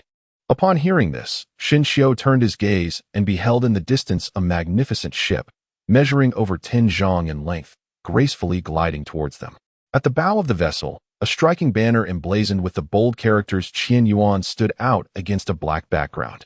Chapter 25. Sect and Dynasty. The shadow of the ship on the horizon resembled an ominous cloud, slowly enveloping the surroundings. Beneath the spiritual fields, Shen Xiao and his companions hastened to a conspicuous spot, preparing to await the unfolding events. "Shen Xiao, do you think we shall ever set foot on that grand vessel in this lifetime?" Ma Kai gazed at the ship with envy, his lips twitching as he whispered softly. "Certainly," was the assured reply. The words of Shen Xiao were dismissed as mere jest by the other 3, who offered no support. As the ship gradually came to a halt, Shen Xiao caught a glimpse of several white lights flickering in the air, in the blink of an eye. 5 figures had descended nearby. Among them, 2 were clad in white garments, youthful in appearance yet possessing an imposing presence. The other 2, a man and a woman, displayed a contrasting demeanor. The man draped in a purple robe, exuding an air of arrogance, while the woman, with willow-like brows and moonlit eyes, radiated nobility in her flowing red attire, resembling a blooming petal. One of the figures, whom Shen Xiao recognized, was Zhao Xiao, whom he had not seen for several days. "Ah, Zhao Xiao, are these 4 individuals disciples of our sect?" The elder at the forefront, with discerning eyes, scanned the scene, his tone laced with discontent. Returning to Uncle Songha, I have indeed seen all four. They are but the miscellaneous disciples of our sect. It appears that they are the only survivors of this demon attack, Zhao Xiao replied, bowing respectfully, though a hint of sorrow lingered in his gaze. As mere miscellaneous disciples, they were in disarray. Should other sects learn of this, they might conclude that Qian Yuan's sect had emerged from a mire. Noting the elder's reproachful tone, Zhao Xiao cautiously explained, given the demon assault, it is fortunate that the disciples managed to preserve their lives. Elder Songha let out a cold snort, dismissing the explanation, and turned to a refined elder behind him, saying, Brother Mingmu, the situation here is perilous, now that the demon assault has subsided. We must hasten our search for the demons. It is rare to witness my junior's caution on such occasions, Brother Mingmu remarked with a hint of sarcasm, causing Elder Songha's expression to stiffen. He briefly glanced around before addressing the man in the purple robe, princely. Matters concerning the reconstruction of Ling Tian will proceed after I have conducted my investigations. For the time being, let us take refuge in the spiritual fields. The latter responded with humility, nodding in agreement. Time is of the essence, Brother Mingmu, why not commence the investigation today? This would allow you to return to the sect sooner, sparing my brother any discontent, Elder Songha suggested with a smile that lacked warmth. Without waiting for a response, he vanished in a flash. Brother Mingmu's countenance darkened as he followed Zhao Xiao, seemingly with a plan in mind. Once the two had disappeared, Zhao Xiao sighed and waved towards the ship before approaching Xinqiu and the others. Thank you for your efforts during this demon assault, he acknowledged. Seeing Xinqiu and the others remain silent, Zhao Xiao sighed deeply, adding, it is my inadequacy that has brought suffering to Ling Tian, leading to the loss of so many disciples. There is no need for such self-reproach, Zhao Shixiao. The demon attack was sudden and cannot be blamed on you. Xinqiu reassured him. Hesitating, Zhao Xiao seemed to grapple with his emotions but ultimately let out another sigh, turning to survey the devastation around him. Earlier on the ship, Master Mingmu's divine sense revealed that you are the only survivors in Ling Tian. We face a daunting task ahead, and we must unite our efforts to restore it.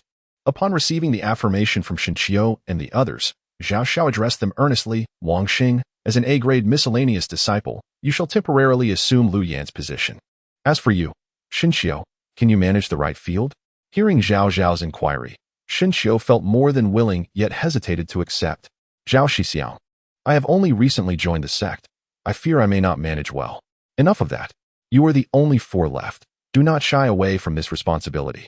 As for management, there are still months before the sect recruits new disciples. In the meantime, consult with Wang Xing and myself. For now, head to the fields and conduct an inventory. The other two disciples may assist in separate locations, Zhao Xiao instructed. Just then, a commotion erupted from the ship behind him, causing Zhao Zhao's expression to shift as he turned to depart. Xinqiu noticed the subtle change in Zhao Zhao's expression and squinted towards the distant crowd quarreling beneath the tower ship, feeling somewhat puzzled. Ha ha, Xinqiu, Elder Shin. Ha ha ha. Ma Kai, still enraptured by Zhao Zhao's words, turned to Xinqiu with a playful wink. In response, Xinqiu swatted Ma Kai's outstretched arm and said, Enough of that. We must attend to the matter at hand. What matter? Ma Kai inquired, recalling Zhao Zhao's earlier suggestion for him and Zhang Yong to each follow a certain individual. As Xinqiu spoke halfway, Ma Kai quickly grasped the situation and turned to the humble and obedient Wang Xing beside him, saying, I will take charge with Wang Xing. With that, he raised his eyebrows at Xinqiu, wearing a reassuring expression that conveyed his vigilant oversight.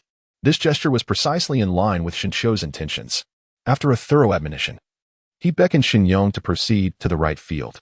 Upon arriving at the right field, Xinqiu navigated the area with ease, quickly assessing the extent of damage sustained since the afternoon in Ling Tian. During this time, the woman in the red dress, accompanied by dozens of Yongwu guards, surged into the right field, leaving Xinqiu and Zhang Yong momentarily bewildered. Which one of you is Elder Xinqiu? The woman in the red dress inquired, her voice sweet and melodious, evoking an inexplicable sense of familiarity. That would be me. May I ask for the purpose of your visit? Xinqiu pointed to the dozens of robust Yongwu guards behind him and voiced his inquiry. Indeed, I am Princess Charning of Daming. Following the instructions of the immortal Zhao Xiao, I have come here to establish a camp until the reconstruction of Lingyun City is complete. And I have come specifically to pay my respects to Elder Shun. Upon hearing these words, Xinqiu comprehended the situation and, after performing the customary greetings, chose to disregard it further. Who is this girl, Xinqiu? Upon Shen Qiu's return, Jiang Yong, with a playful grin, nudged him with his shoulder. The princess of Great Ning. How could the emperor bear to send his daughter to such a perilous place? Perhaps the answers would reveal themselves in due time. Not only was Jiang Yong puzzled, but Shen Qiu too found himself intrigued, gazing thoughtfully at the orderly encampment of the Yangwu Guard not far off. As the moonlight deepened in the sky, the Yangwu Guard completed their setup, and naturally, Shen Qiu and Jiang Yong took residence in the previously occupied estate of Ningda. For a moment, the entire right field was illuminated by countless flickering candle flames, creating an almost surreal impression of prosperity in the area. That night, Shen Qiu lay upon the wooden bed in the master chamber. Bathed in the ethereal moonlight, he quietly unfastened his robe to examine the peculiar birthmark on his chest. Under the lunar glow, the dark purple mark appeared even more enigmatic, captivating one's attention as if drawing them into a misty realm. What could it possibly be? Shen Qiu murmured softly to himself, feeling as though the longer he gazed, the more his consciousness began to sink into a haze. Just as his awareness became foggy, a sudden knock at the door jolted him. Is Elder Shen asleep? Outside, the gentle, melodious voice of Princess Chongning called out, catching Shen Qiu off guard. Did the princess come to visit in the dead of night for some pressing matter? Shen Qiu harbored a reluctance to engage excessively with the royal family. Having lived 2 lives, he found the melodramatic affairs of royalty rather distasteful. Moreover, as a newly appointed elder, the gossip surrounding the arrival of the princess at such a late hour could easily provoke unwarranted suspicion. Elder Shen, during the day, the camp is bustling with activity. Yet I find myself needing to inquire about certain matters in the stillness of the night. Outside, Chongning expressed a hint of apology. The wooden door creaked open slowly, revealing Shen Qiu, who positioned himself firmly at the threshold, clearly indicating he did not wish to allow Chongning entry. I'm also new here and may not be well-versed in some matters. Perhaps the princess could share her concerns? Understanding Shen Qiu's intentions, Chongning gracefully took a step back and replied with a smile, as someone newly arrived, I am not yet familiar with my surroundings. I have heard within the palace that this area has been plagued by frequent demon attacks.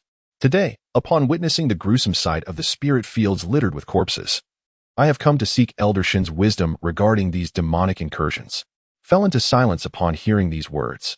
He had initially anticipated a matter of great significance, only to discover that it was merely the royal relatives indulging their curiosity. What could the Grand Princess wish to know regarding the demon attack? On that fateful day, did the elder happen to encounter a monkey demon?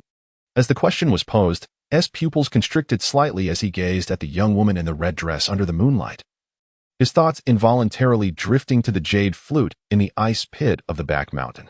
Chapter 26. Princess Chongning on that day of the demon attack. Did the elder happen to encounter a monkey demon? Upon concluding her inquiry, Chongning's beautiful eyes fixated On's face, as if attempting to penetrate his very soul. During the demon assault, he had only observed a few fish, shrimp, and turtle-like creatures, along with several wolf demons. But he had not paid any heed to a monkey demon. Shen Qiu pondered for a moment, his words shrouded in ambiguity. Is there none? As Shen Qiu observed Chongning whispering softly, he deftly shifted the conversation, inquiring, Might I ask if the crown princess has inquired about the monkey demon? Chongning smiled gently, responding, Indeed, with my father's birthday approaching, it is my duty as a child to prepare a gift. As for the monkey demon, it is simply the offering I have chosen. Furthermore, I have heard from the palace that the great demon of Lingyun City has been appearing frequently. Hence my venture to seek my fortune. If the elder has not encountered it, I shall continue my search elsewhere in the coming days. Apologies for the intrusion this evening. Elder Shen. With that, she curtsied gracefully and departed, her silhouette fading into the distance. Watching her retreating figure, Shen Qiu leaned against the doorframe, his thoughts deepening. A gift? How could a monkey demon possibly serve as a gift? Shen Qiu pondered silently, gazing at the vanishing figure in the distance, when suddenly a bold hypothesis sparked in his mind. With this thought in mind, he rushed into the side room, calling out to Jiang Yong, his demeanor somewhat agitated. Jiang Yong, what is the surname of the Dening emperor? The latter, still half asleep, yawned and mumbled, It's you, what's the matter? Upon receiving the affirmative response, Shen Qiu smacked his forehead, cursing himself for not realizing it sooner. Preoccupied with the demon attacks and the spirit fields, he would have remained oblivious had it not been for Changning's visit tonight. Now that everything connected, the pieces began to fall into place. Shen Qiu, why does your face look so grim? Has something happened? Jiang Yong, now fully awake, inquired as he noticed Shinshio deep in troubled thought. Shinshio raised his head upon hearing the voice and continued to inquire, what do you know about Dening? For instance, how many years has it been established? From where did it rise? Jiang Yong's expression turned somber as he replied, Dening has existed for over a century. When I was a child, my father told me that the emperor of Dening raised his forces in Yunshou, and within a mere month, overthrew the previous dynasty. Once Jiang Yong finished speaking, Shinshio felt a sudden clarity in his heart. He comforted Jiang Yong and sat alone in the courtyard, pondering deeply. Dening, of the Yu lineage, rising from Yunzhou, having established its dynasty for 100 years, seemed to align perfectly with Yusheng. The individuals Yusheng sought were likely connected to the Dening royal family. And now Chang Ning was also searching for Yusheng. It would be prudent to facilitate a connection and probe further, if it were indeed true. He could avoid entanglements with Yusheng. With this thought, Shinshio felt a surge of joy within. Were it not for the late hour and the arrival of sect members, he would have ventured to the back mountain to find Yusheng immediately. It appeared that he would have to wait until tomorrow to gather more information about Chang Ning, and, when the opportunity arose, he would also need to make a trip to the back mountain. Shinshio murmured softly, glancing at the sky before retreating into his quarters. The following day, he rose early, dispatching Jiang Yong to report to Zhao Xiao, while he hesitated at a distance, observing the encampment of the Yingwu guard. As dawn broke, Chang Ning, emerging from the tent, immediately spotted Shinshio peering curiously from afar. Although puzzled, his cultivated demeanor prompted a faint smile as he approached to offer his respects. Is there something you wish to convey, Elder Shin? He inquired. Clearing his throat, Shinshio replied, last night, the princess inquired about the monkey demon, and after much contemplation, I have indeed made some discoveries. A flicker of intelligence sparkled in Chang Ning's eyes as he glanced around, then stepped aside, gesturing towards his main tent. This is not a suitable place for discussion. Please, Elder Shun, step inside. Shinshio responded promptly, following Chang Ning into the central tent. Upon entering, he observed the interior adorned with serene and elegant decor, accompanied by a subtle fragrance of osmanthus wafting through the air. Elder Shin, please take a seat. Chang Ning gestured gracefully, and soon after, a cup of fragrant tea was presented.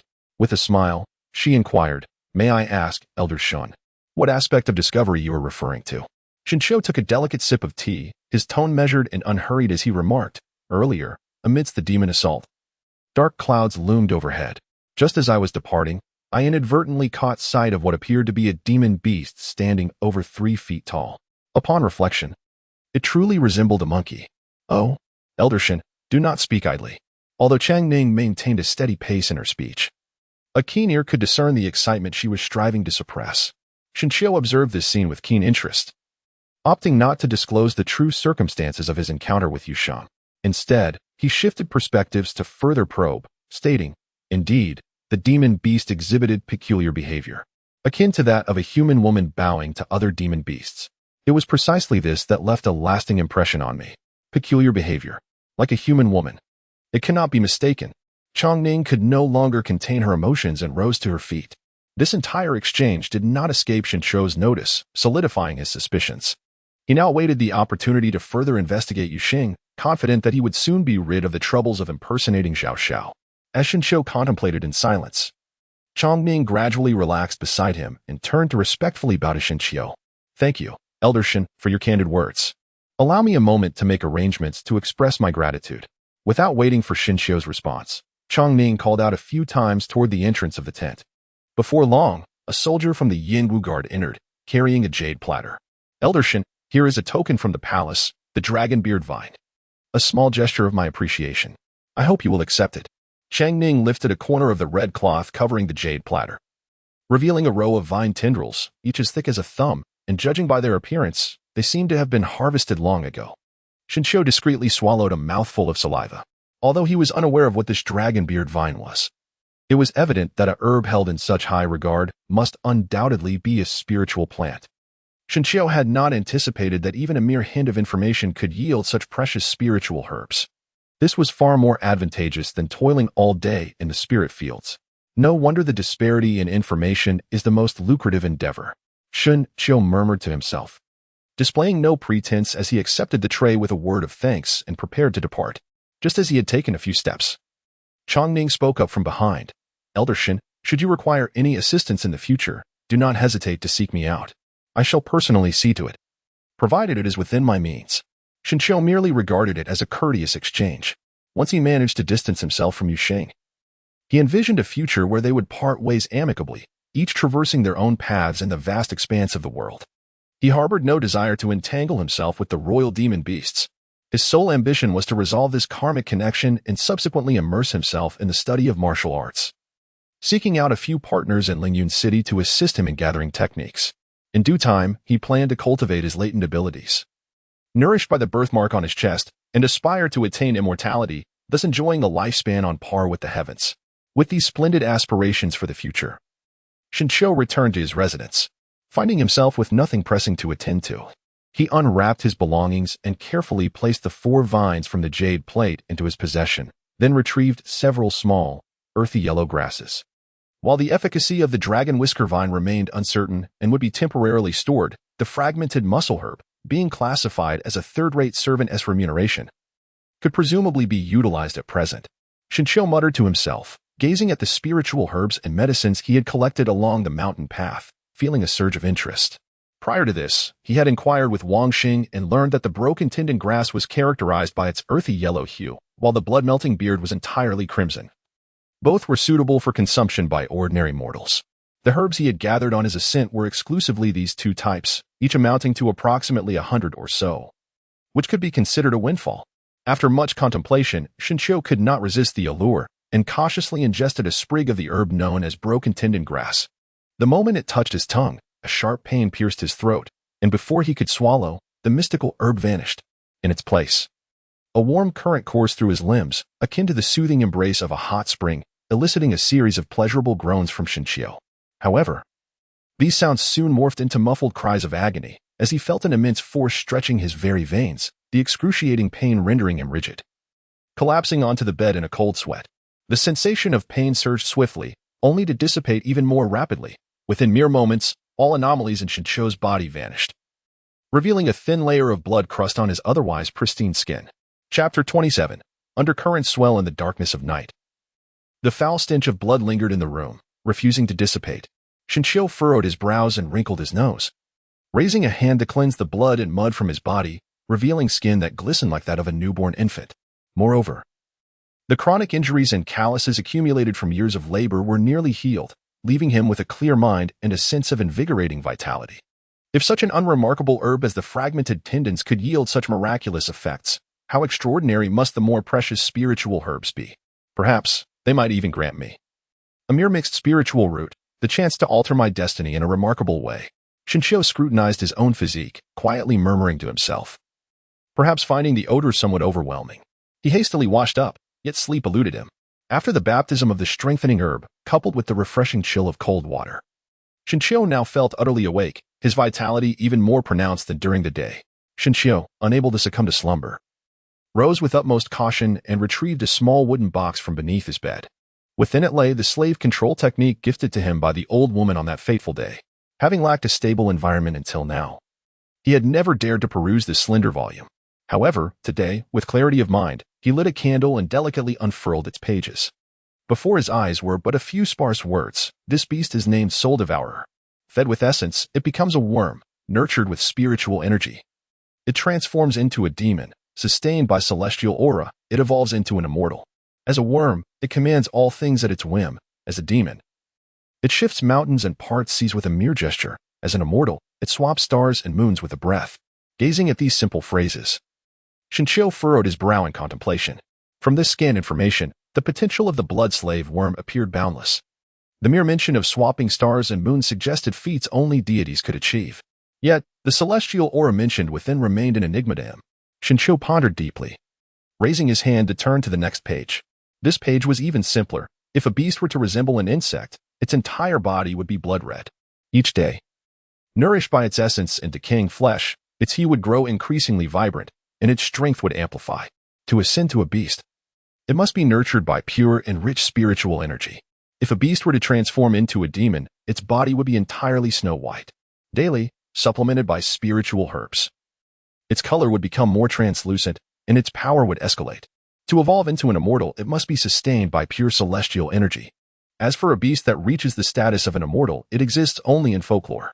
Should any companion who possesses this tome attain such a state, they may supplement it within these pages to remedy the regrets in my heart. Ah? Xinqiu was taken aback, gazing at the conspicuous blank space.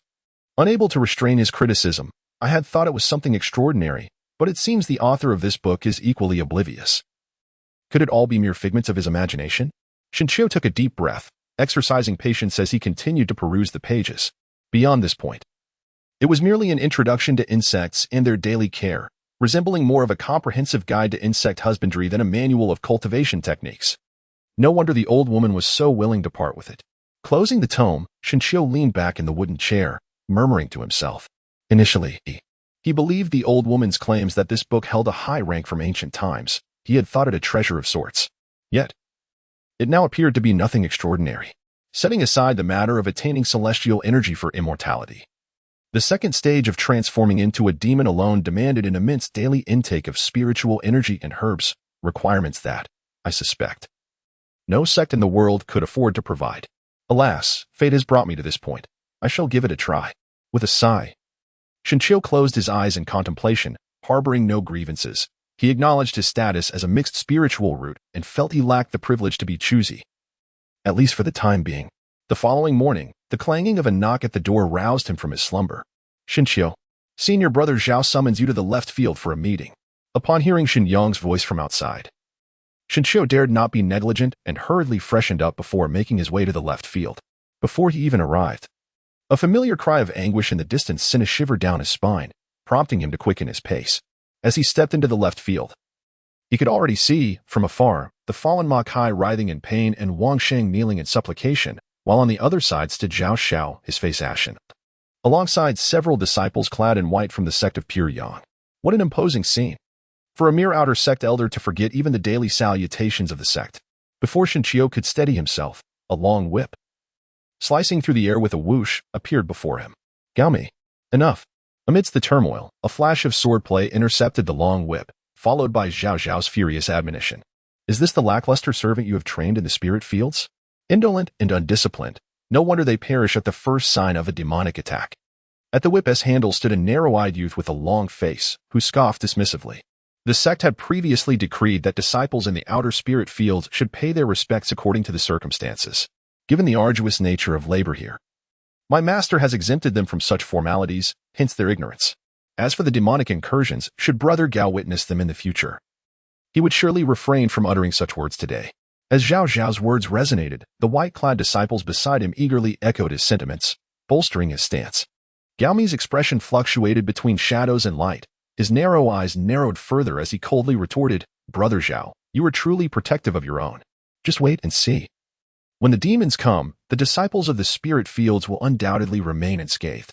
After all, my master routinely instructs us against reckless ambition. If one were to fall into a demonic trap, not only would they lose their life, but they would also jeopardize the grand plans of our sect. Ha. Gaomi's remarks left Zhao Xiao and his fellow disciples blushing with indignation, eager to retort yet unable to find their voices. Enough.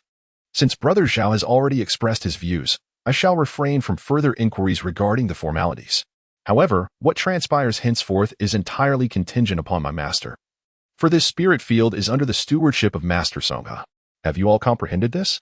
Gaomi appeared to address Xinqiu and the others. Yet his gaze remained fixed intently on Zhao Xiao. Upon hearing the collective acknowledgement, Gaomi finally turned and departed, leaving behind the seemingly dazed elder of the spirit fields. Once Gaomi had retreated, the white-clad disciples surrounding Zhao Xiao wore expressions of distress, bombarding him with questions.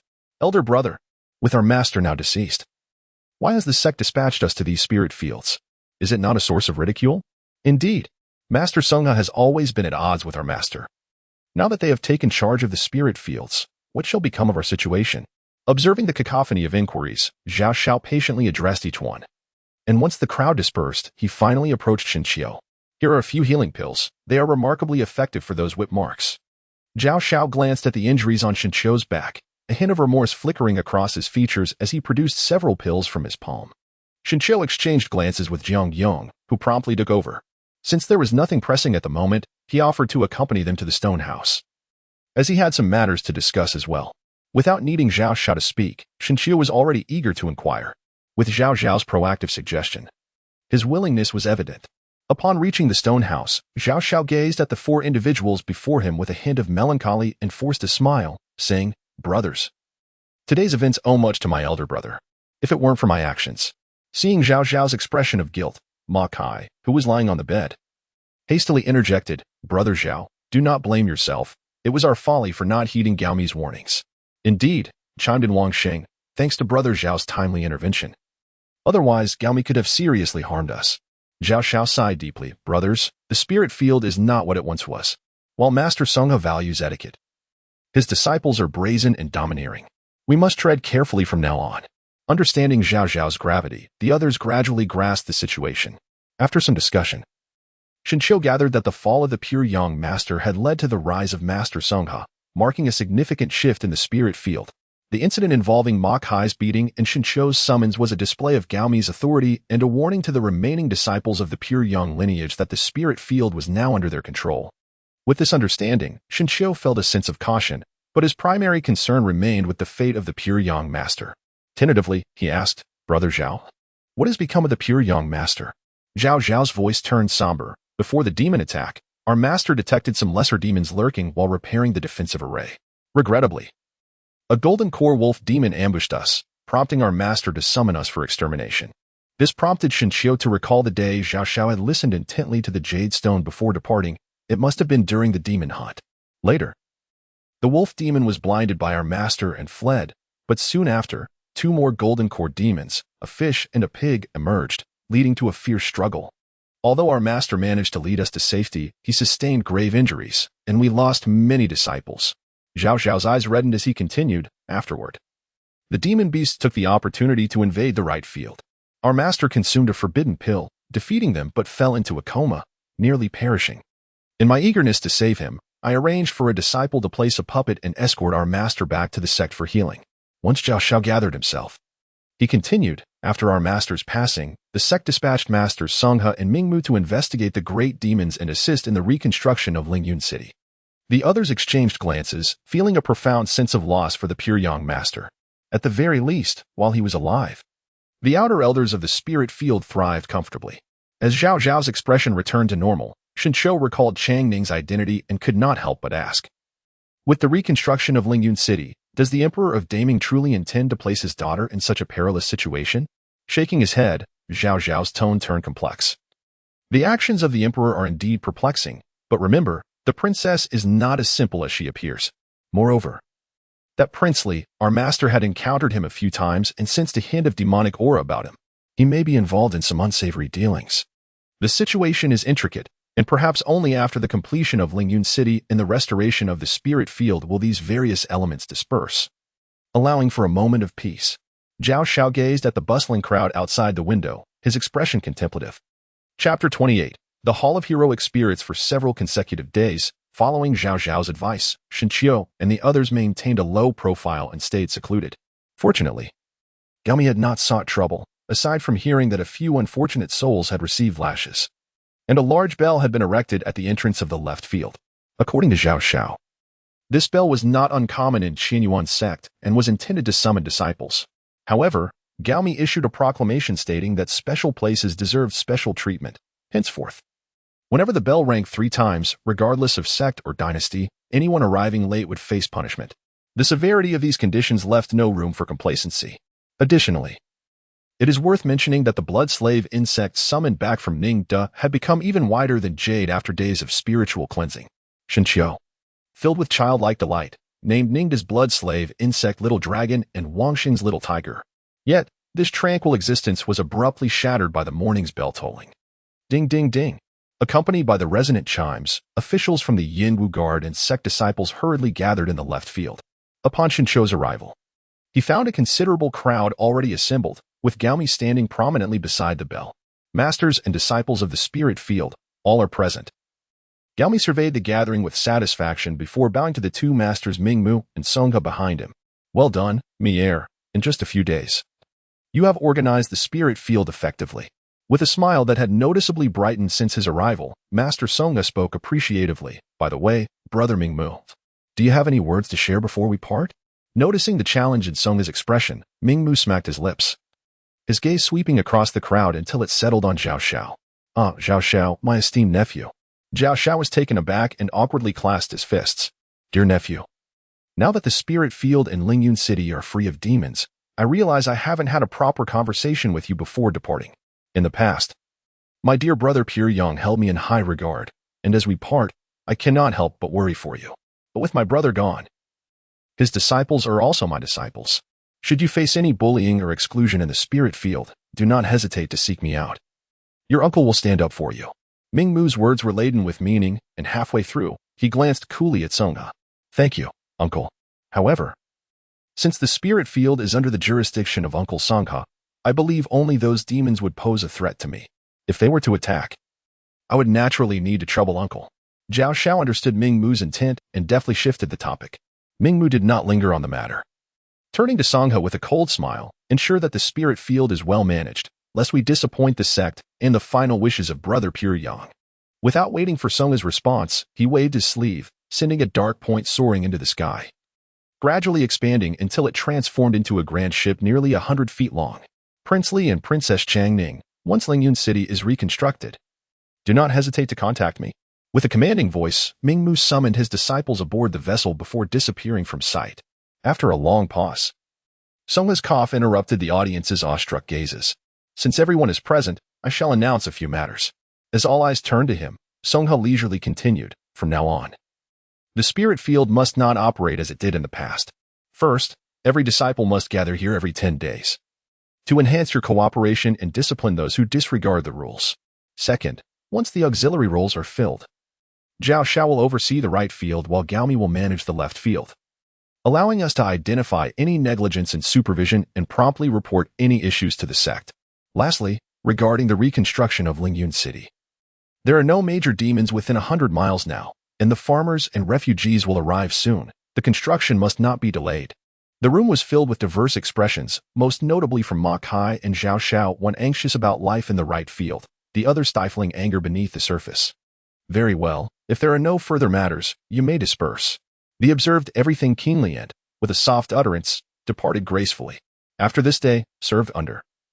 While we dispersed amidst the crowd, with a mournful countenance, turned to voice his grievances. Do you recall how you conducted yourself under his command in the past? Shinshou cast a meaningful glance at Wang Xing beside him. Are you suggesting that I should ingratiate myself with Gaomi? Given your disposition, this task should pose no difficulty. One might simply bide one's time and observe the unfolding events. Perhaps Gaomi is indeed akin to the current Wang Xing. Upon hearing this, Ma Kai grit his teeth and immediately pledged to secure Gaomi watching the two depart. Shinqiu and Jiang Yong felt it inappropriate to linger any longer. Initially, they had intended to return to Yutian in search of Zhao Xiao. But after a thorough inquiry, they found no trace of him. Instead, they discovered that a significant number of the white-robed disciples surrounding Ling Tian had been taken away by Ming Mu. After a moment of contemplation, Shinqiu decided it would be prudent to wait until nightfall to stealthily infiltrate the rear mountain and resolve the matter concerning Yuxing. Once this thought crystallized, he took action. After a thorough preparation, he carefully advised Xinyang before making his way to the rear mountain. Fortunately, the spiritual fields were initially stable, and the white-robed disciples were largely fatigued. Shinqiu hastened his steps and, at the zenith of the moonlight, reached the ice pit at the mountain summit. Zhao Xiao, wait for me. I am in great distress. Before he could pause, a hoarse voice rang out behind him. Upon discerning the figure of the monkey-like creature behind him, Shinqiu swallowed hard and replied with a smile, Elder Yu, please do not be angered.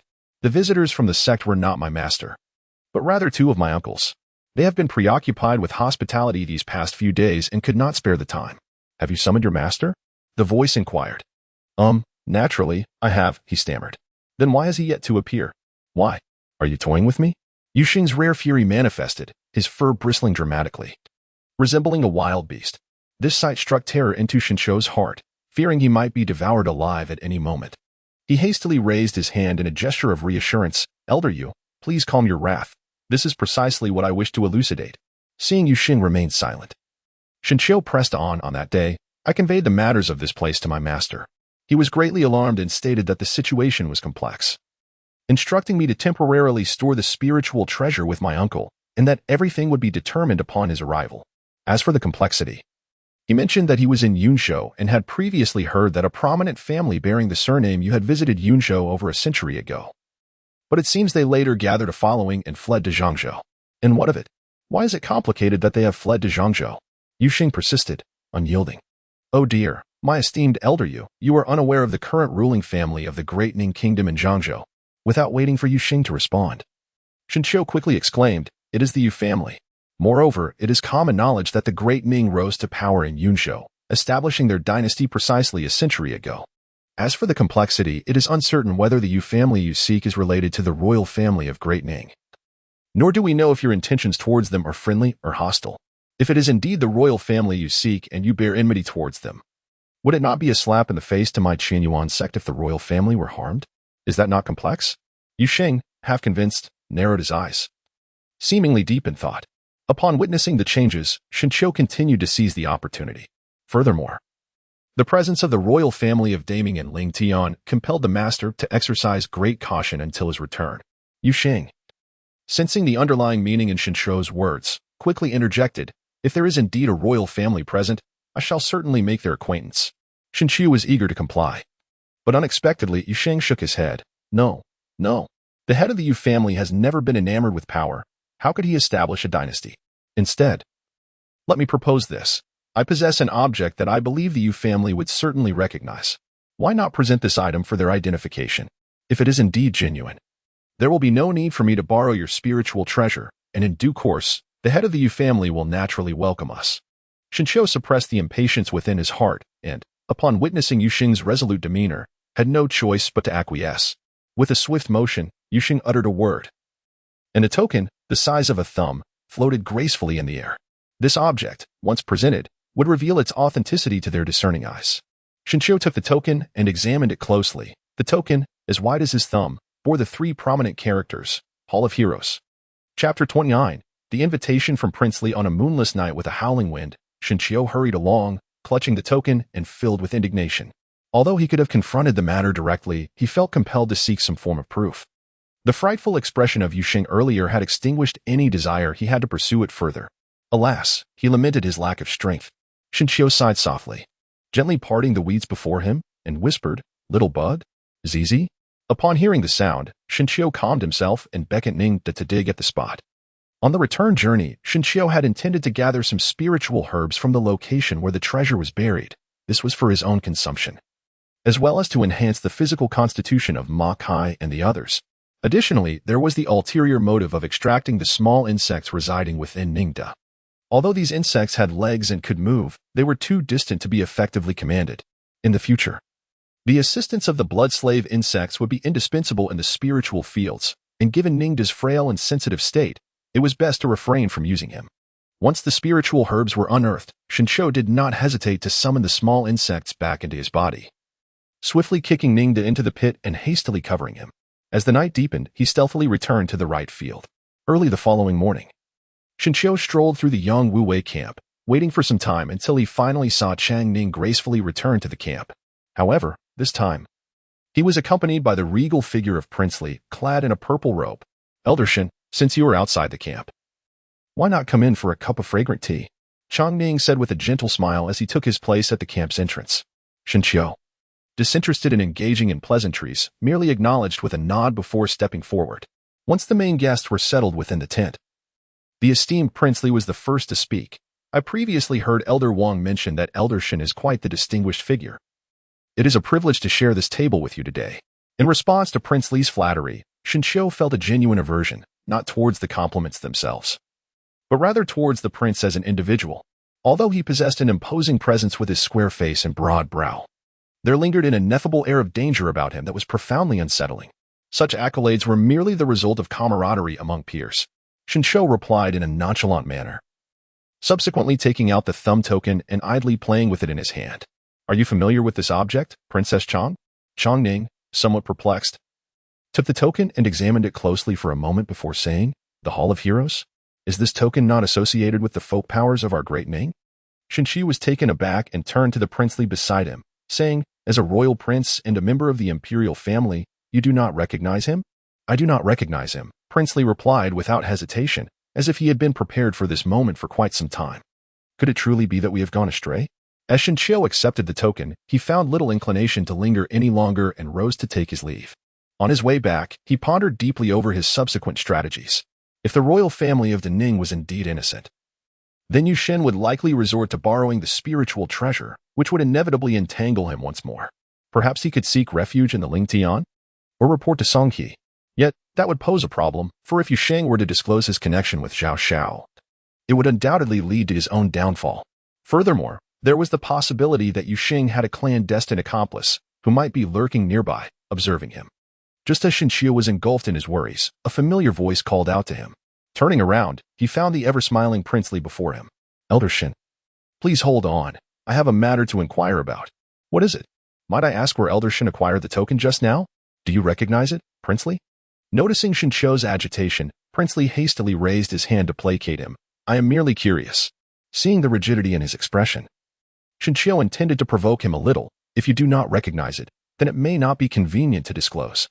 The face of Princely briefly flashed with a hint of anger, but he quickly composed himself and replied, Elder Shen, please stay your steps.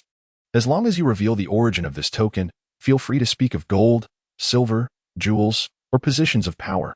Surely, the allure of worldly pleasures surpasses the hardships of a life of asceticism, especially considering that a mere century or so is but a fleeting moment. So why insist on such severity? Shenxiu turned to gaze at Princely, whose expression exuded an air of confidence and triumph, and he let out a hearty laugh. There were numerous ways for him to extract Shenxiu's words, yet he chose the method that irked Shenxiu the most. Despite Shenxiu's willingness to divulge everything if only his demeanor were slightly more amiable, the prince's haughty attitude, replete with the allure of a superior, only intensified Shenxiu's disdain for him. Gold and silver treasures? Positions of power and prestige? Very well. I demand mountains of gold and silver and aspire to the throne of the great Ning Emperor. Can you provide that? Shenxiu wore a smile. Yet his expression was notably grave. Elder Shen, misfortune arises from careless words. This token is not something you can casually wield. A slight misstep could lead to dire consequences. Rest assured, the token is not for my possession.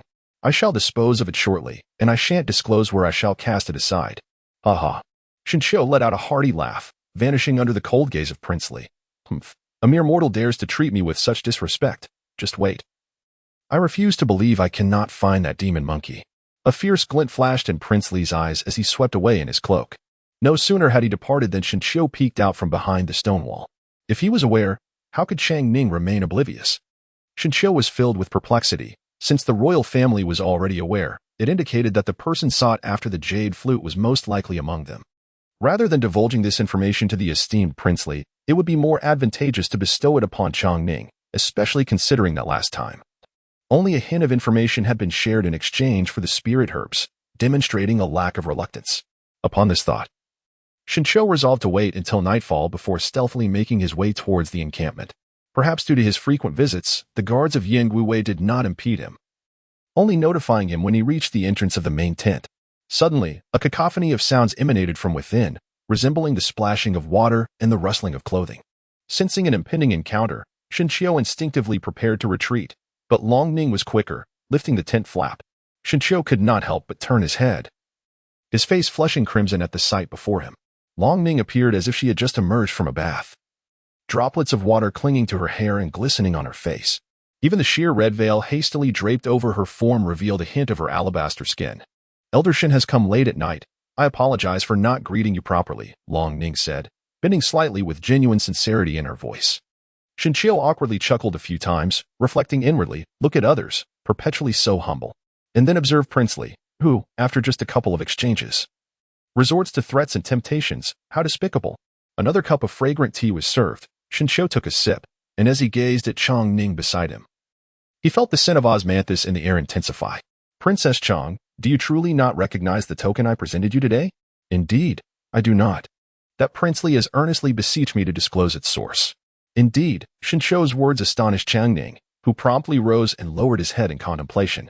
After a moment, he spoke again. My uncle has served the emperor for over a century. He undoubtedly possesses more knowledge about certain matters than I do. This token may well be connected to the monkey demon.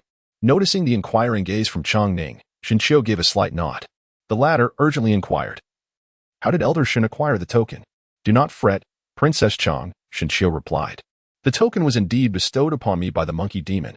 On the day of the demon's assault, it did not participate but merely concealed itself in the back mountain, where I fortuitously encountered it.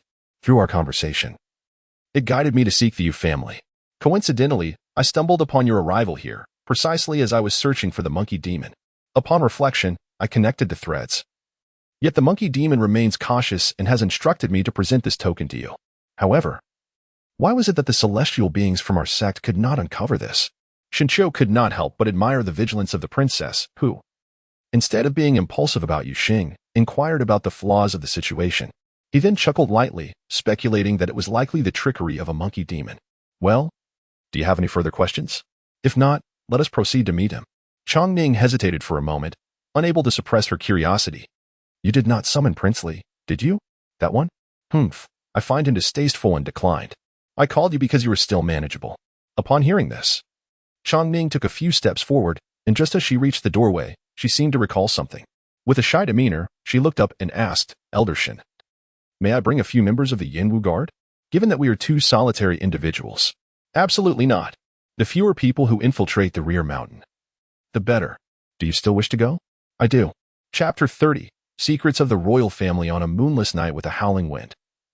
The late spring breeze whistled through the fields, rendering it difficult to discern the sounds nearby. However, this very condition provided an ideal cover for Shinshio and Chongning to deftly evade the disciples in the distance and slip into the rear mountain. Following the overgrown weeds and vines, Shinshio had grown accustomed to this route, encountering little in the way of unexpected obstacles before arriving near the ice pit. Why does this place resemble an ice cellar? As they approached the ice pit, Chongning, who had hurried out, instinctively tightened her cloak, her breath visible in the cold mist that lingered around her. It was likely such extraordinary conditions that had allowed the sect to remain oblivious to their presence. Shinshio was well aware of the function of this icy pit, and he casually deflected the inquiry.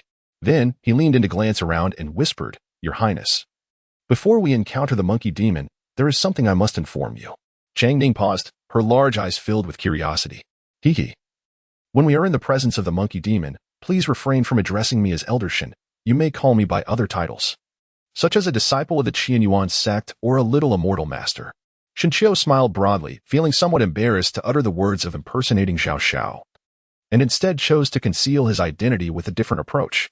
Although Changning was perplexed, her mind was preoccupied with the matter concerning Yu Xing. Leaving her little inclination to press for further inquiries, she merely nodded vacantly.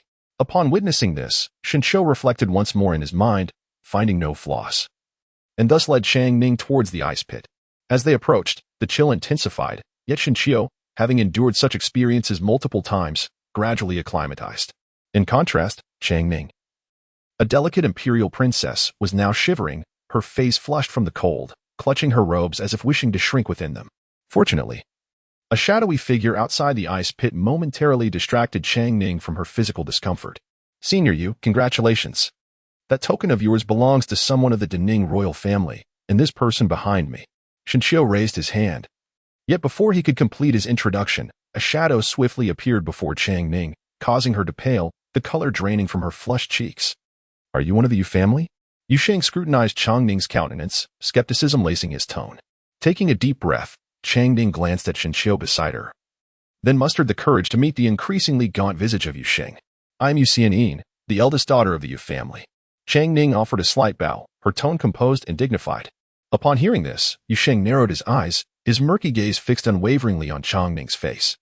After an extended silence, just as Shinshio was about to alleviate the awkwardness, Yu Xing finally spoke. You bear a striking resemblance to the head of the Yu family. At this revelation, both Shinshio and Changning exhaled in relief, yet the subsequent actions of Yu Xing left them astonished. However, further verification is required. Yu Xing spoke rapidly, and in a swift motion, he summoned the thumb token that had been concealed in Shinshio's embrace into his grasp. Before Shinshio could react, Yu Xing seized Changning's finger, and in a blink, he extracted a drop of her blood. The blood seemed to be governed by an unseen force, hovering momentarily before descending slowly onto the token, where it melted away in mere moments. This entire sequence unfolded in a flash, leaving Changning momentarily bewildered, until Yu Xing stepped back and bowed respectfully. Forgive my abruptness, young lady. Witnessing the sudden shift in Yu Xing's demeanor, Shinshio discreetly wiped the cold sweat from his brow, genuinely fearing that Yu Xing might unleash his primal instincts and tear them apart on the spot. Fortunately, all seemed to proceed smoothly. Changning, recovering from her initial shock, felt a surge of joy replace her fear. Yearning to assist Yusheng, yet hesitating at the sight of his fierce demeanor, her arm frozen in place. No need for excessive formalities, esteemed you. The current situation is precarious. Prudence is advised. After the exchange between the two, Yusheng turned his attention to Shinqiu, gesturing towards the distant darkness with an outstretched hand. Shinqiu sensed this movement and began to speculate. Indeed, from the shadows, a robust minotaur strode forth. Ha ha ha, Sister Sheng. Our patience has not been in vain. At last, we have the head of the family before us. The minotaur chuckled heartily and respectfully bowed to Chang Ning. I'm Yuli, at your service, miss. Chang Ning felt somewhat bewildered by the scene, instinctively glancing at Shinqiu beside her. The latter could not help but sigh inwardly. Acknowledging that Yusheng truly deserved the title of an old fox, was this not the minotaur they had previously encountered beneath the ice pit? What of the claim of his demise? It appeared to be a ruse. Yusheng noticed the frustration on Shinqiu's face and remarked with a smile. Do not hold it against you, young Zhao. After a century of changes, it is only natural to keep a hand in reserve. Young Zhao? Chang Ning was momentarily taken aback, realizing Yusheng was looking at her. She quickly recalled Shinqiu's earlier instructions and hastily continued. Indeed. It is thanks to Master Xiao that we could meet Senior Yu and soothe my father's concerns. Yusheng cast an appreciative glance at Shinqiu. But upon hearing the latter part of Chang Ning's statement, her expression changed drastically, and she inquired urgently, how's the head of the family? And what of the clansmen in the Hall of Heroes? Feeling the weight of Yusheng's expectant gaze, Chang Ning lowered her head in embarrassment and forced a laugh. My father's health has been deteriorating in recent years. As for the Hall of Heroes, had it not been for my royal uncle's inquiries through Master Zhao, I would have never heard of it. Before she could finish, Yuli interjected, unable to contain himself. It is indeed strange not to recognize the token. The royal uncle you speak of must be Brother Yu Jian. Why not let me accompany you to find your royal uncle? He surely knows something. Absolutely not. Before Yuli could finish his statement, Chang Ning interrupted in a flustered tone, quickly explaining to the two demons, to speak candidly, I have come here to rebuild Lingyun City, and at my father's command, to monitor my royal uncle. Lastly, I am also tasked with gathering information about Senior Yu. Monitor? It was not just the two demons who were puzzled. Shinqiu also perked up his ears. Sigh, since the establishment of the Great Ning dynasty, my father has relied on the Qianyuan sect to sustain its existence for a century. In recent years, my father's health has worsened day by day, and he has privately expressed that his time is short. Only by finding Senior Yu can he hope to be saved. Meanwhile, my royal uncle has been secretly cultivating his own power, aiming to usurp the throne, and has even planned to single-handedly oversee the reconstruction of Lingyun City, which my father considers of utmost importance. Before my departure, my father specifically cautioned me to keep a close watch on my royal uncle and to prevent him from finding Senior Yu. As Chang Ning finished speaking, the atmosphere fell into silence. The two demons furrowed their brows in contemplation, while Shinqiu sighed, pondering the allure of the throne. After a long pause, Yusheng was the first to lift her head and quietly inquire, how can we trust what you say, miss?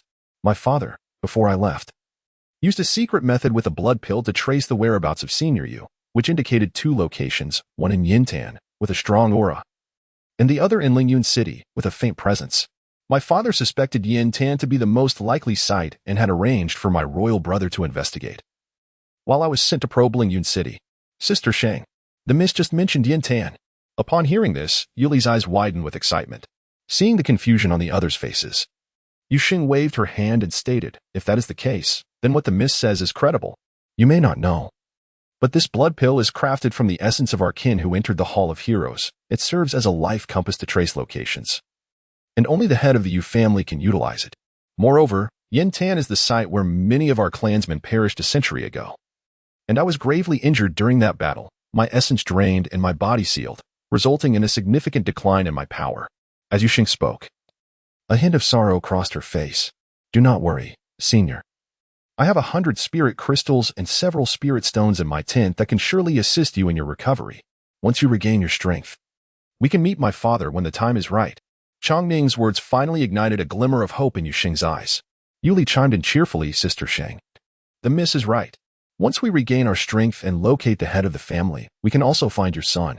As the two demons excitedly discussed their plans, Shinqiu lost interest in their conversation, occasionally glancing at the sky, anxious that if they returned late, they might attract unwanted attention. Before long, the two demons concluded their discussion, and Chang Ning, wearing a smile, bowed respectfully to Shinqiu, saying, "Thank you, Master Zhao. I will not forget your kindness upon my return.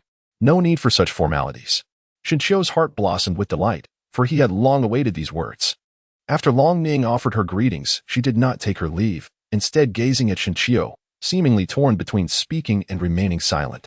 Ultimately, it was Yuxing who broke the silence. "Zhao Xiaoyu, as the young lady mentioned, it is currently inconvenient to approach the spiritual fields. We shall temporarily reside in the ice pit, and in the days to come, we will require your assistance in conveying certain trifles." As she spoke the last words, Yuxing felt a tinge of embarrassment, her tone gradually softening. Deep within Shinchio's heart, a myriad of discontent brewed. It was one thing for others to assist him. Yet as a respected elder, he found the task of merely delivering messages to be a gross misallocation of his time. Just as he pondered how to decline the request, Yuxing's subsequent remarks quickened his pulse. "Although Zhao Xiaoyu is a favored disciple of a high-ranking individual, and despite the possibility that you might be deliberately concealing your true prowess, I perceive that your vitality and physique are rather frail.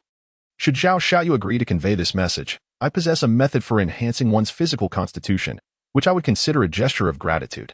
Chapter 31. The Nameless Body Refinement Technique. With Yuxing's proposition in mind, Shinchio, after a courteous refusal, ultimately accepted the task of delivering the message. "Zhao Xiaoyu. This technique was acquired from our sacred mountain. Though its rank remains unknown, the fact that it has been passed down through generations suggests that it is far from ordinary." A benevolent smile adorned Yuxing's face as he gestured with his finger, causing a stream of crimson light to cascade upon Shinchio's head. The latter experienced an unbearable burning sensation on his forehead, akin to having a scorching branding iron pressed against his flesh. The searing pain lingered for several moments before gradually subsiding, and a multitude of unfamiliar techniques surged into Shinchio's mind, as if they were innate to him.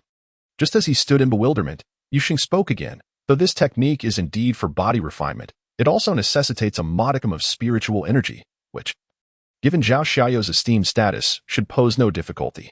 Shinchio silently nodded, setting aside the incantations in his mind, and inquired, "Thank you, Senior Yu. May I ask the name of this technique?" Upon hearing this, Yuxing stepped forward and after a brief pause, replied, "I am unaware of its name. It has been passed down through generations in my clan at the Sacred Mountain. I suspect the answer lies solely within the Sacred Mountain." As Yuxing concluded, it became evident that his expression bore a hint of melancholy, an aura of sorrow enveloping him. Sister Shang, once my strength is restored, I shall return to Findi Mountain to slay the traitors and avenge our clan leader." Silence. Yuxing's sharp reprimand left the Minotaur seething with indignation. Shinchio observed the quarrel between the two individuals, feeling a burgeoning curiosity regarding Yuxing's tale. He secretly noted the mention of the sacred mountain of Phoenix's Cry, recognizing it as a revered site. Surely, such a holy mountain must harbor great treasures. If given the chance, he resolved to explore it. As Shinchio pondered, the Minotaur vanished without a trace, leaving only the melancholic notes of the jade flute. No longer feeling inclined to linger, he exchanged a few words of caution with Chang Ning before dissipating into the ether. With the departure of these two creatures, Chang Ning finally relaxed her taut nerves. Despite her cheeks being frostbitten, the smile upon her face remained undiminished. Even on the way back, this princess, who typically valued decorum, found herself rising onto her toes and bouncing merrily, softly humming a cheerful melody. The tune was light and joyful, mingling with the subtle fragrance of osmanthus that surrounded them, momentarily entrancing Shinchio. It was not until they neared the spiritual field that he regained his senses. By then, it was well into the latter half of the night, and the two stealthily returned to the right field. Upon reaching the tent, Chang Ning waved away the oddly gazing Yongwu guards and then lifted the tent flap, exclaiming, "Elder Shin, I am deeply grateful for your assistance today. Please, come in and have a seat. I have a generous gift for you." Shinchio initially thought to refrain from entering, considering the solitary presence of a man and a woman. However, upon hearing the subsequent remarks, his eyes brightened, and with a few awkward chuckles, he decided against declining. Once inside the tent, Shinchio settled into a familiar spot, seizing the opportunity to observe the tent's opulent decorations while awaiting the anticipated generous gifts. It must be said that the royal princess was indeed extraordinary. Even a simple tent was divided into a front and rear hall, adorned with gilded tables and chairs, silken drapes, and even a sizable orange orb suspended from the ceiling to provide illumination. Nonetheless, it still paled in comparison to the treasures amassed by Liu Yan. Shinchio muttered quietly to himself, casting a glance at Chang Ning, who had unexpectedly appeared beside him, holding a jade plate. In a brief moment, Chang Ning had changed into a new attire, a delicate, rose-colored gown that accentuated her slender figure, while the silk outer robe, despite its generous cut, could not conceal her striking features. What truly ignited Xinqiu's envy was not Changning herself, but rather the jade plate she held. What treasures could the princess be concealing? Xinqiu swallowed hard, his eyes fixed intently on the jade plate. Changning, unveiling the red silk draping the plate, smiled and said, "Elder Xin, this item is a spirit stone, rare, and without market value in the outside world. Its contained spiritual energy is exceptionally pure, making it invaluable to cultivators. These 4 pieces are spirit crystals, slightly inferior to spirit stones, yet still far from mundane." Halfway through Changning's explanation, Xinqiu lost interest.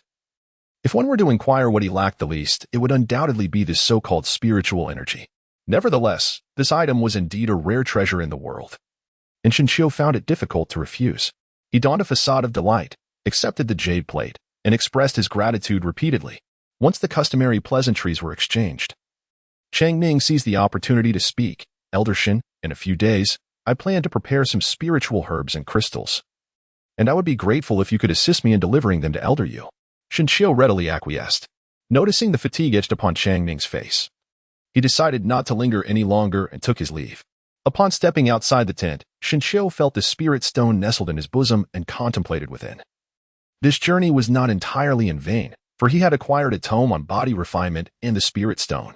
Although the spirit stone was somewhat akin to a superfluous delicacy, it would undoubtedly prove beneficial to the little insects and Makai. It was indeed time to bolster the strength of his foundation. Xinqiu lowered his head in contemplation, entirely oblivious to a pair of eyes in the darkness fixated on his retreating figure. It was not until he vanished into the night that the onlooker turned, swiftly alighting outside the grand tent of the Ningyans with Tian. "I report to your highness, the princess has returned." But what of Xinqiu? The fierce princely flicked his dragon robe and leaned towards the kneeling Yangwu guard for answers. He lingered within the princess's tent for a brief moment before departing. Humph. The expression on Prince Li's face darkened, his bloodshot eyes glaring into the inky abyss beyond the tent. "From tomorrow onwards, dispatch more men to search the surroundings. Their return in such a short span indicates that the monkey demon is surely nearby." Just as the Yangwu guard was about to retreat after receiving orders, Prince Li added, "Moreover, seek an opportunity to make Xinqiu and my dear niece disappear. Your Highness, the princess is manageable, but Xinqiu is an elder of the Qianyuan sect. It may be." The Yangwu guard's face contorted in hesitation, but before he could finish, Prince Li's furious voice cut him off. "Preposterous. Am I unaware of his status as an elder?" Noticing the silence from the Yangwu guard, Prince Li's tones softened slightly. "A mere commoner cannot drape himself in the mantle of a Qianyuan sect elder. Furthermore, have I not slain enough disciples of the Qianyuan sect over the years?" Seeing the Yangwu guard nod in agreement, Prince Li chuckled softly, reclining back in his chair. "However, it is indeed unwise to act during these tumultuous times. Oh, I recall the rumors of a band of rogue cultivators in Lingyun City. Your Highness, I have heard the same. However, after the demon attack, it is uncertain whether these bandits still remain." Humph. How could such unscrupulous cultivators be extinguished by a mere demon assault? After a few days of observation, I find the duo of Ma Kaiwang and Xing particularly agreeable, especially Ma Kai, who was notorious for his greed and lasciviousness. Let us bring some treasures tomorrow to inquire with him. If there are any leads on the bandits, we shall engage them, promising generous rewards to eliminate Xinqiu. Understood. In stark contrast to Prince Li's scheming, Xinqiu sat upright on his bed, his body enveloped in steam, as if he were in a sauna, with thick vapors wafting through the room.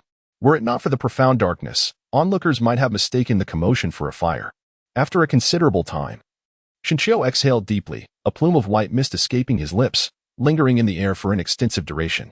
This technique is indeed extraordinary. It has shown results in merely a brief span. Xinqiu gazed at his drenched form, wiping the sweat from his brow, only to discover that his originally bronze skin had transformed into a vivid crimson, resembling a piece of iron heated to a fiery glow. No wonder it felt as though he were engulfed in flames while channeling his energy. It was as if a forge resided within him, clanging incessantly. Could it be that this body-tempering technique truly intended to forge him like iron? Xinqiu muttered softly, rising with a flurry of movements that sent sparks flickering from his joints. His initial attempt had proven relatively successful. Now, he was to proceed with the medicinal bath as recorded in the techniques. However, most of these herbs were unfamiliar to him. Alas, he would need to inquire further to gain the necessary knowledge. Xinqiu reminisced about the records within his mind, letting out a quiet sigh. Upon returning, He had eagerly commenced his cultivation techniques. It is worth noting that this body-refining method is remarkably accommodating to various spiritual roots, allowing him to effortlessly enter the state of breath expulsion. However, the records indicated that a medicinal bath is required after each session of breath expulsion. Otherwise, all efforts would be in vain. This compelled Xinqiu to contemplate his subsequent strategy. Tomorrow, he would seek out Zhao Sha to inquire about the matters concerning spiritual herbs and medicines, while the issue of the crystal remained to be addressed. Xinqiu glanced at the spirit stones and spirit crystals on the bed and decided to pocket 2 of them. It was time to offer Ma Kai a sweet treat. Chapter 32. An unexpected visitor the following day, after meditating and expelling his breath the previous night. Xinqiu felt no fatigue despite having stayed awake for most of the night. He summoned the little dragon with a wave of his hand, and a radiant light surged from his heart, pure spiritual energy cascading over the little dragon's body like a gentle stream. At first, the little dragon was exuberant, but as time passed, it gradually fell into a deep slumber, mirroring its earlier state. Xinqiu wiped the fine beads of sweat from his forehead, shook his aching shoulders, and couldn't help but murmur. Although this spiritual energy is seemingly boundless, prolonged infusion is undeniably exhausting. Moreover, it will not be convenient to bestow this energy upon Ma Kai and the others in the future. I must devise alternative methods. As Xinqiu spoke, he couldn't help but recall the spirit crystal given to him by Chang Ning the previous day. He reached out and took out a piece, silently lamenting. Not to mention the spirit stone, this spirit crystal itself serves as a vessel for spiritual energy. However, one wonders whether the spiritual energy of the crystal can be replenished once it is depleted. Upon contemplating this, Xinqiu decisively grasped the spirit crystal, attempting to absorb its essence. To his astonishment, the process was remarkably effortless. The milky aura enveloping the crystal dimmed gradually until it transformed into a transparent gem, ceasing its metamorphosis. However, the spiritual energy contained within did not enter Xinqiu's body. Instead, most of it dissipated into the air. This did not surprise him, as he sensed that the energy from the crystal was exceedingly chaotic, being repelled by the birthmark on his chest as soon as it neared his skin. Once everything settled, Xinqiu tightened his grip on the crystal and murmured to himself, "Let us see if I can infuse my own spiritual energy into it." As he spoke, his right arm quivered, and streams of milky energy surged into the crystal like wild stallions breaking free. The gem visibly shimmered with a purer white aura in response. Recognizing the potential danger, Xinqiu immediately withdrew. The memory of having ruptured Dening's crystal lingered vividly in his mind. Given the limited nature of this crystal, he refrained from excessive experimentation, opting instead to ponder its boundaries in due course. With the experiment yielding success, Xinqiu felt a surge of happiness. He no longer needed to worry about the source of spiritual energy from Ma Kai and the others, as long as he replenished the crystal daily. It would be far more convenient than individually summoning each one. Once he tidied up, he noticed that it was already noon. Remembering the day's plans, he refrained from lingering and called out to Xin Yong as they set off for Zhuotian. As they approached Zhuotian, the previously dilapidated environment had undergone significant transformation. The recent presence of the Yongwu Guard had greatly revitalized the spirit fields. Everywhere, one could observe the Yongwu Guard engaged in training exercises. However, Xinqiu lost interest at a glance. Compared to those flamboyant displays, soaring through the clouds was his true aspiration, following the familiar winding path. Within a mere quarter of an hour, they arrived at Lu Yan's former residence. Coincidentally, at the entrance stood Ma Kai and Wang Xing, seemingly bidding farewell to a member of the Yongwu Guard. Xinqiu, Ma Kai, with keen eyes, noticed Xinqiu's arrival and nudged Wang Xing, scurrying over with excitement. "What is this? Have you already established a rapport with the Yongwu Guard?" Xinqiu gazed at the retreating Yingwu Guards and chuckled. Merely the troops of Princely. They offered me quite a sum of silver to inquire about the rogue cultivators and bandits, but I suspect they are simply the likes of Neopa and her gang." Xinqiu furrowed his brow and pressed on with his inquiry. "What were you trying to find out about them?" The response was uncertain, but it was evident that capturing bandits was a matter of course. "So, did you inform them?" Noticing Xinqiu's contemplative expression, Ma Kai clarified, "How could I possibly know the exact location? I merely deflected their inquiries, indicating that I had seen them in the vicinity, without divulging anything further." Observing Xinqiu's silence, Ma Kai leaned in and whispered, "Why does your face appear so grim? Has something occurred?" Xinqiu shook his head slightly. Even though he sensed that the Yinwu Guard's inquiries about the old woman were not well-intentioned, he could not discern anything further at the moment. "No matter what, be exceedingly cautious of Princely. I have a feeling that significant events are on the horizon." Upon hearing this, Ma Kai and the others wore solemn expressions. Noticing their demeanor, Shinshio waved his hand gently, and it was not until they entered the estate that he loosened his robe and said, "In these turbulent times, one can only rely on oneself. I have procured some spiritual herbs and spiritual crystals. Take them to enhance your physical strength." Spiritual crystals. The most astonished among them was Wang Xing, who, after decades of experience in the spiritual fields, was well aware of the efficacy of these crystals. Shinshio smiled silently and continued, "Although there are currently no cultivation techniques available, relying on the absorption of spiritual crystals and herbs will serve as a foundation for future breakthroughs when cultivation methods do arise. However, it is imperative to remain discreet. Be subtle in your actions and avoid drawing attention." After Shinshio finished speaking, he divided the spiritual herbal medicine in his hand into 3 portions and handed them to Ma Kai and the others. "Elder brother, do I get one too?" Wang Xing, holding the herbs, felt somewhat awkward. This was understandable, as he was neither a fellow townsman nor part of the same group of laborers as Ma Kai and Xinyang. And he had even once bullied Shinshio. "What? Are you unwilling?" Shinshio inquired, to which Wang Xing quickly shook his head, bowing deeply to Shinshio. As he rose, his eyes were slightly red. "Elder brother, during my time under Lu Yin, not only did I have to offer half of my salary, but I also endured daily humiliation. Receiving such a precious gift from you is the first time I, Wang Xing, have ever experienced kindness since embarking on the path of immortality. From now on, I willingly pledge my allegiance to you." Wang Xing's words were earnest, and seeing his demeanor, Xinyang and Ma Kai secretly nodded in agreement. Shinshio merely raised his hand slightly and smiled, saying, "Your words are sufficient. As long as you assist me in my cultivation, I shall support you in return. Indeed, we shall share both fortune and adversity." Ma Kai chimed in, adding to the enthusiasm of the moment, and for a time, the 4 men were filled with fervor. Once the 3 regained their composure, Shinshio offered a few more words of advice before departing, specifically urging Ma Kai to seek more interaction with Gaomi, hoping he could gather some useful information. Ma Kai naturally patted his chest in assurance. After parting ways with Zhuetian, Shinshio hurriedly sought out Zhao Xiao, but after some searching, he learned that Zhao Xiao had taken a group outside the fields for reconnaissance and would likely be gone for several days. Shinshio was not inclined to rush, spending his idle hours delving into the body-refining techniques that occupied his mind, or perhaps accompanying Chang Ning to secretly explore the back mountains in search of spiritual herbs. For several months, life unfolded in an exceedingly tranquil manner, yet what troubled him most was the conspicuous absence of the usually active Prince Li, who had not shown his face for days.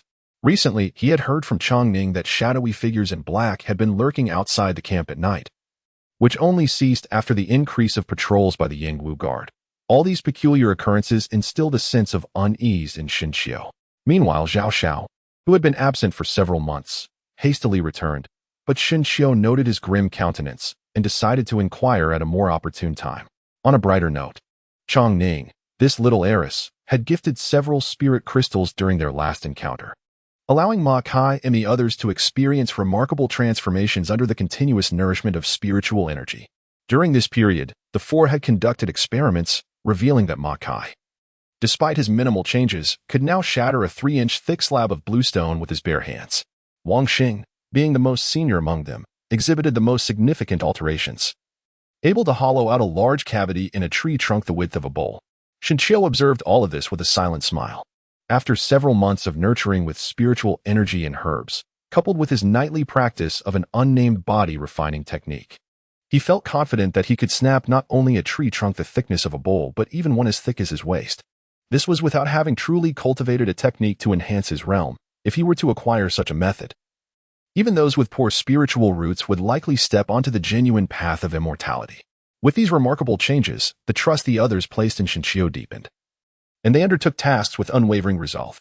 Among them, Ma Kai was the most proactive, managing to stand out amidst the sycophants surrounding Gaomi within just a few months, thereby earning Gaomi's attention. It was said that Gaomi even considered introducing him to Master Sungha on several occasions.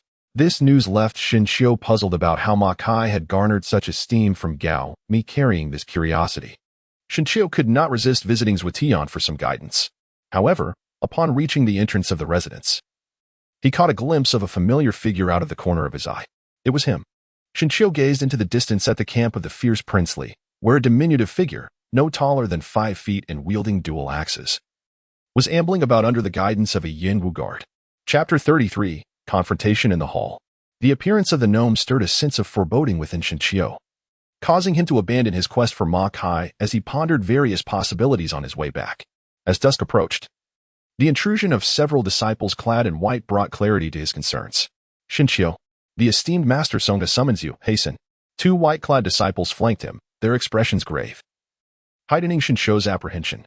After a moment of preparation, he composed himself and followed the 2 with measured steps to Zwatian. This marked Shinchio's first encounter with Master Songha.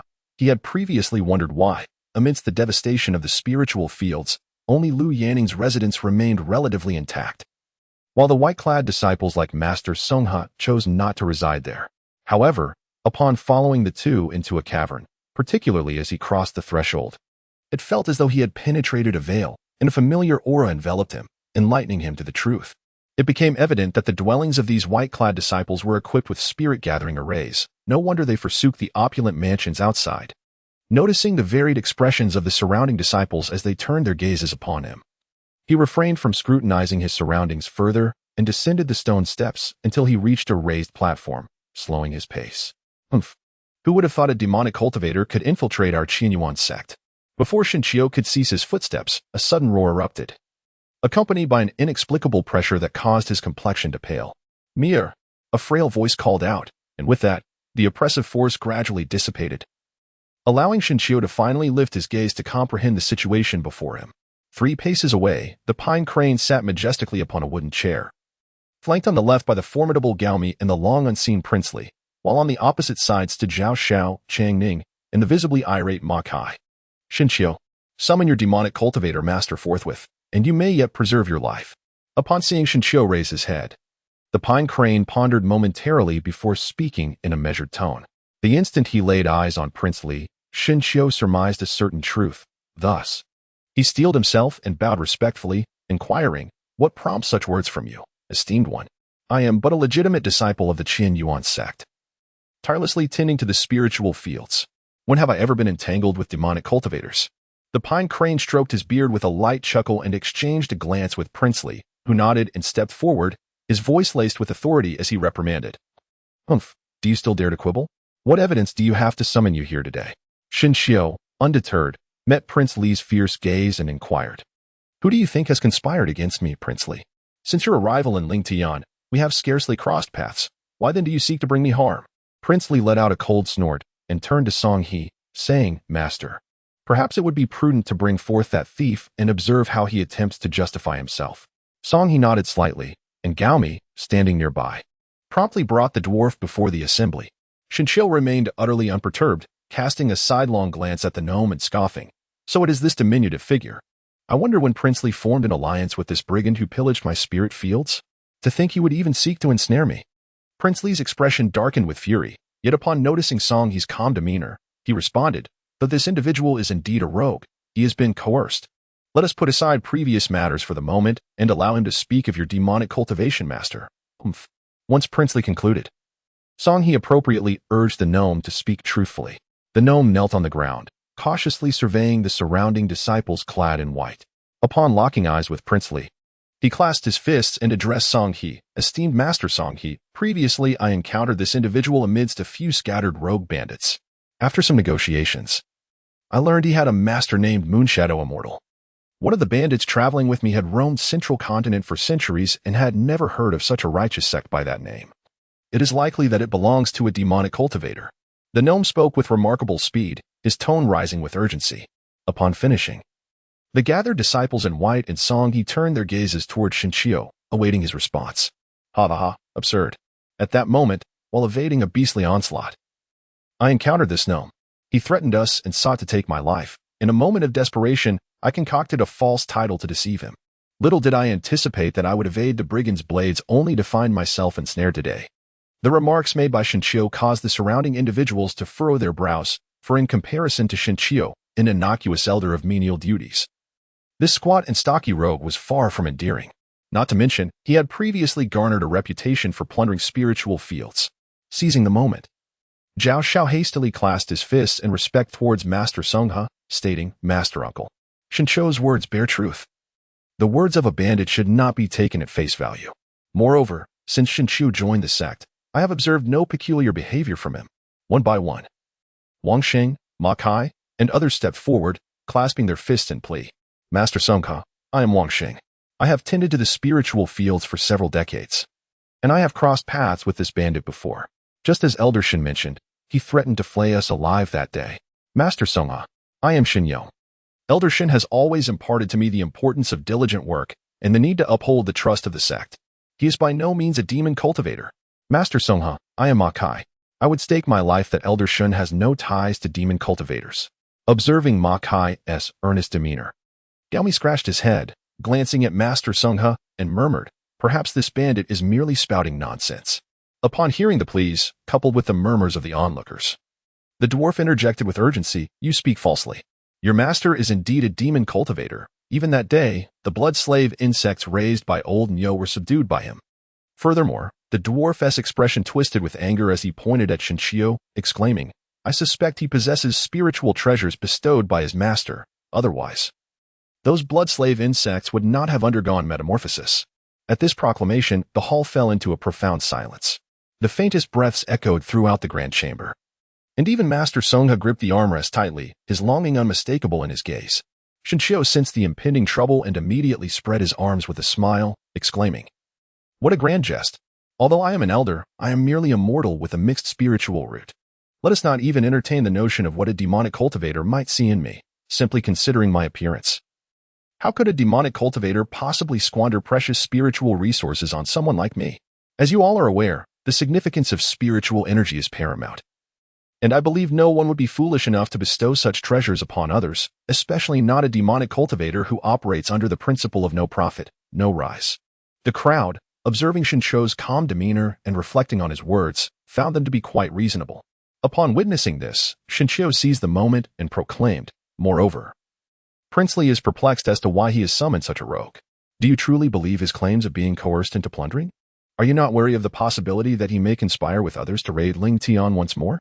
If we ponder this gravely, could it be that he intends to eliminate me, the Right Elder, through Princely's influence, thereby facilitating the placement of his own brigand for future pillaging? If this is indeed the case, Princely, is this how you choose to treat the protector of Daning, the Qin Yuan sect? His retort left the onlookers momentarily bewildered. Even Gaomi Songhe wore a furrowed brow in silence. Princely's face flushed crimson as he turned to Songhe, clasping his hands in respect, and stated, I assure you, esteemed sage, that I harbor no such intentions. This brigand sought my introduction solely to meet you. And it was through careful interrogation that I learned Shinshio has a master versed in demonic cultivation. Songhe maintained a stoic expression, nodding slightly, awaiting further elaboration. Shinshio swallowed hard and continued, setting aside the claims of that diminutive fellow. I must express that I have frequently observed Elder Shin wandering the fields at midnight. And on several occasions, he has vanished without a trace. What could this signify? Shinshio chuckled softly, fully aware that Princely was inquiring about Yu Xing's whereabouts. However, after a moment of contemplation, he felt no fear. After all, the prince's desire to locate Yu Xing was evident, yet he had refrained from summoning Songhe, likely out of concern that Songhe might uncover the truth. Now, in this public setting, Princely anticipated that Shinshio would not divulge any details. He merely sought to ascertain where Shinshio had vanished, hoping to trace the clues leading to Yu Xing. As Shinshio formulated a strategy in his mind and was about to speak, unexpectedly, Changning interjected, Your Highness, I can provide an answer to this matter. Noticing the attention of the crowd shifting towards her, Changning's cheeks flushed with a delicate hue, revealing the unique modesty of a young maiden. Initially, this matter was not one I wished to disclose, but now it pertains to the life of the one I hold dear, compelling me to speak. Elder Shin's nightly presence is indeed a rendezvous with me. As for the place of disappearance, Changning's voice dwindled to a whisper, akin to a gnat's buzz. The onlooking disciples displayed expressions of realization, particularly the most animated among them, Ma Kai, Shin Yong, and a few others, whose faces seemed to question, when did this transpire? Shinshio felt a sudden daze, his entire body ablaze with heat, as the words of Changning thoroughly unsettled him. You. Princely appeared as though he had swallowed a fly, grappling with the desire to speak yet unsure of how to begin. For he could not possibly divulge his true intentions. What of the Emperor's brother? How is it that matters of love and desire are intertwined with demonic cultivation in your words? Princely inhaled deeply, his gaze directed at Changning as though he wished to pierce her with it. Enough. The voice of Songhe emerged at the perfect moment. Rising to observe the dwarf on the ground, then casting a glance at the flushed Shinshio and Changning, he chuckled, I told you, under my governance. How could there be anyone practicing demonic cultivation?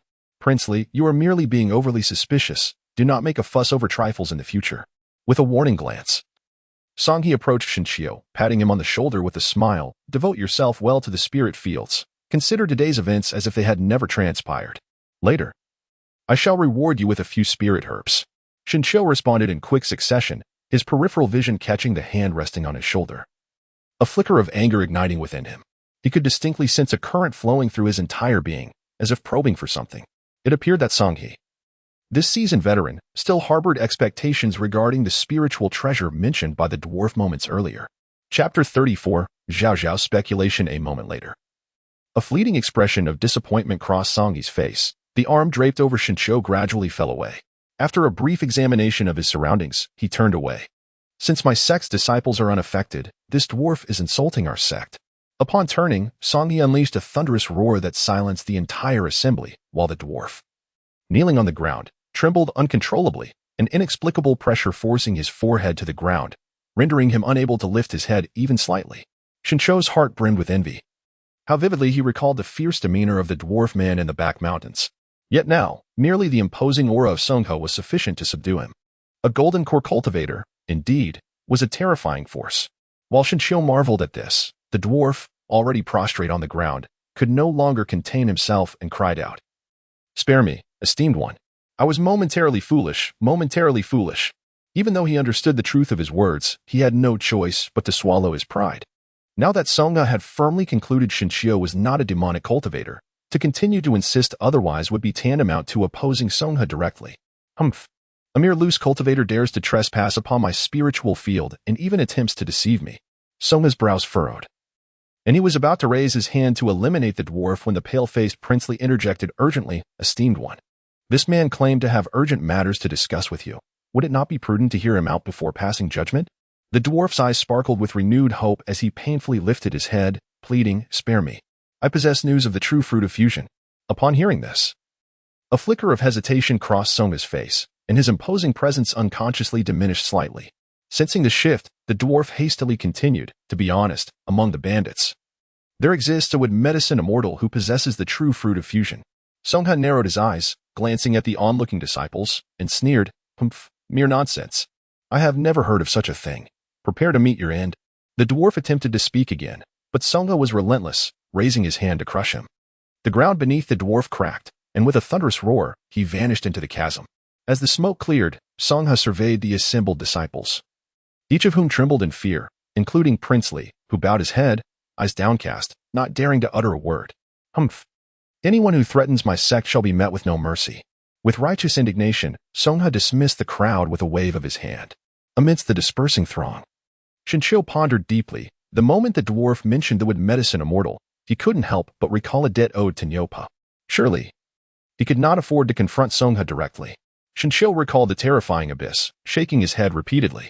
Given his strength, it would take him an excruciatingly long time to conquer such a profound pit, especially when compared to Songhe, who could merely gesture with his palm. The disparity in their abilities was insurmountable. Shinshio, how have you offended Princely? This wretched man intends to bring you to your demise today. Behind him, Makai and the other two hastened their steps, casting fierce glances towards the distant figure of Princely. Upon hearing this, Shinshio chose not to respond directly, opting instead to deflect with a light-hearted remark.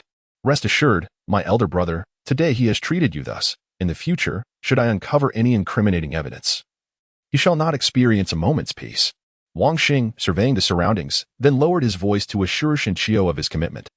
The others chimed in with a flurry of mischievous suggestions, proposing to throw stones into the latrine while he was occupied, or to stealthily slip a few spirit herbs into his arms when he was unsuspecting, only to later accuse him of theft, allowing him to savor the taste of his own medicine.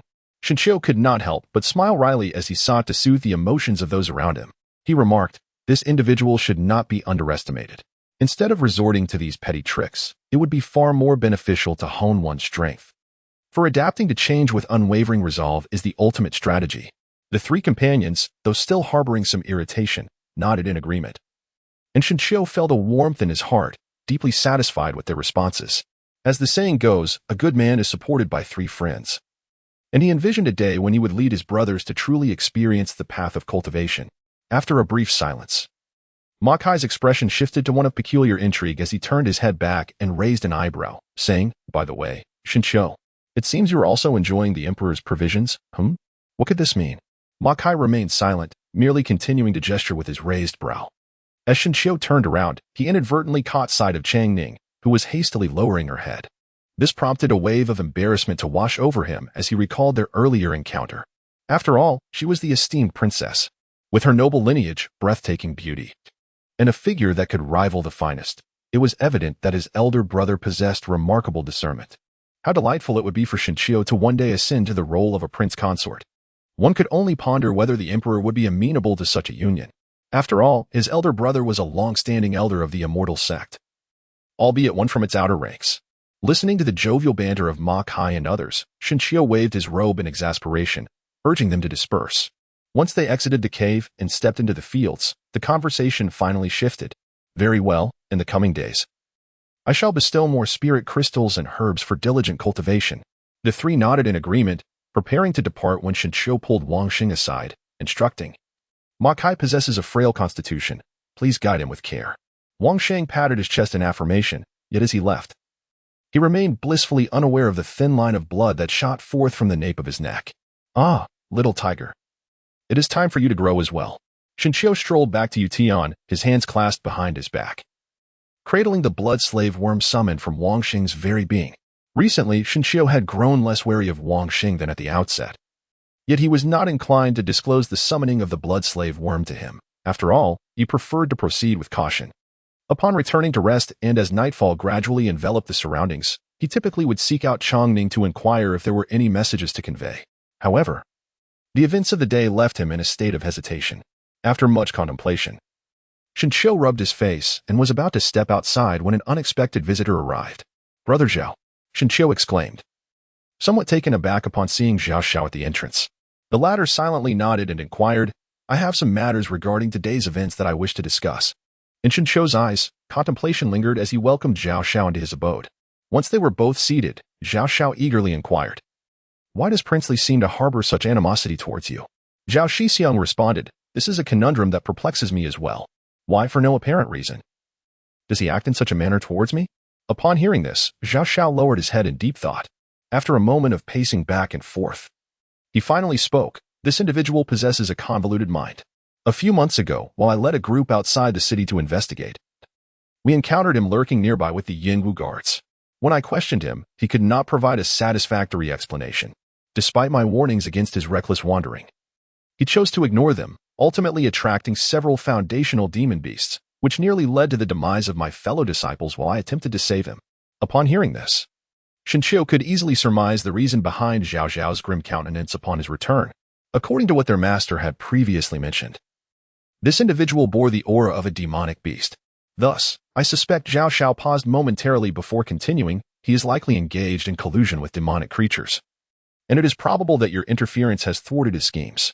Shinshio was startled by Zhao Zhao's speculation, and one cannot deny that Zhao Zhao's conjecture was indeed remarkably accurate. Shinshio silently steadied his mind and pondered, "What influence do I possess to thwart any scheme? This is precisely the source of my confusion. Alas, I shall take greater caution in the days to come. Should anything arise, be sure to inform me promptly.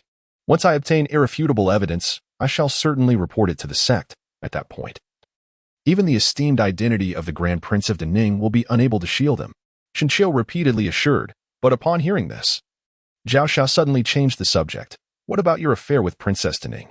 "Zhao Shixiang, Shinshio began, but Zhao Xiao raised his hand to interrupt, gently shaking his head. "As far as I know, Dening intends to forge an alliance through marriage with the great Han dynasty of Yinzhou. As for Chongning, it is better for you to consider your own path." After saying this, Zhao Xiao opened the door and departed, leaving Shinshio in a state of bewilderment, caught between his thoughts. Chapter 35. Poison. Once Zhao Xiao had left, Shinshio composed himself and resolved to visit the military tent. After all, one must not take lightly the task of fulfilling obligations for the remuneration received. However, as he approached the familiar tent, his heart began to waver despite his preparations. "Elder Shin?" A female soldier from Yingwu approached him. "The princess has been waiting for quite some time." Hesitating, Shinshio replied, Please, lead the way." With a resolute heart, Shinshio followed the female soldier, weaving through the corridors until they arrived at the entrance of the grand tent. The soldier kindly lifted the tent flap and nodded an invitation. At this juncture, Shunqiu no longer hesitated. He stepped into the tent and, upon raising his gaze, beheld Chang Ning clad in a flowing red gown, pouring fragrant tea with her back turned towards him. It must be said, from this angle, her figure appeared more pronounced, particularly the way she bent over the tea set, sparking a flurry of thoughts. "Shenelder, please," a soft voice shattered the silence. Shunqiu hurriedly snapped back to reality, diverting his gaze from Chang Ning and scratching his flushed cheek as he replied, No tea for me. Let us discuss the matter at hand." Chang Ning, clutching her sleeves, smiled and said, "There is nothing urgent to convey in these few days. If there is something, just call for me. I shall take my leave now. Shenelder, please stay." Shunqiu could hardly endure the peculiar atmosphere for a moment and was about to slip away when Chang Ning hurriedly intercepted him. "Elder Shin, I acknowledge that my actions today were rather abrupt. The urgency imposed by the royal uncle left me no choice but to conceal matters from Elder Yu, which compelled me to resort to such a desperate measure. I sincerely hope you will not take this to heart," Chang Ning explained softly, presenting a jade plate adorned with 3 spirit crystals, each the size of a fist. Shunqiu found herself momentarily speechless, turning to gaze at Chang Ning, who stood merely 2 steps away. It must be said that Chang Ning's actions were utterly extraordinary. Ordinarily, a woman, especially a princess of royal blood, would hold her virtue in the highest regard. Yet, Chang Ning not only seemed indifferent to this principle but also appeared to fear tarnishing her own purity. This was not a matter of disgraceful behavior on her part, but rather an indication of her innocence, bordering on a naive clarity. The princess need not concern herself so. I have not taken today's events to heart. However, by uttering those words, you may inadvertently invite gossip. While I am indifferent to such chatter, your status as a woman, coupled with your identity, complicates matters." Chang Ning remained silent, her initially raised head gradually bowing, yet her arms remained steadfastly cradling the jade platter, unmoving. With a sense of resignation, Shunqiu accepted the jade plate and was about to speak, but Chang Ning turned to bid farewell to the guests. "Elder Shun, I will have someone reach out to you with news when it arises. For tonight, please take your leave." Shunqiu was utterly bewildered by this sudden turn of events. He opened his mouth to bid farewell. As he lifted the curtain, Chang Ning unexpectedly spoke up from behind. "Elder Shin, if anyone seeks to trouble you because of this matter in the future, you may absolve yourself entirely by attributing it to me. As for any gossip or speculation, Yu Xian shall bear it alone, thus fulfilling the fate that accompanies my status as a royal daughter." Hearing the faint tremor of sorrow in her voice, Shunqiu felt an inexplicable pang of sympathy. Upon reflecting on her words, a few conjectures began to form in his mind. No wonder Zhao Xiao had advised him to tread carefully. It turned out this young lady feared the prospect of a marriage alliance, and her earlier remarks carried a deeper significance. How intriguing it was that they all harbored their own hidden agendas, while he had naively dismissed her as simple-minded and innocent. The true folly lay within himself. Shunqiu, having come to terms with his thoughts, sighed deeply upon hearing the faint sounds of sobbing within, and turned to leave. Meanwhile, in the darkness beyond the tent, a pair of eyes re-emerged, fading only after watching Shunqiu depart. "Your Highness, that fellow emerged early today and did not linger around."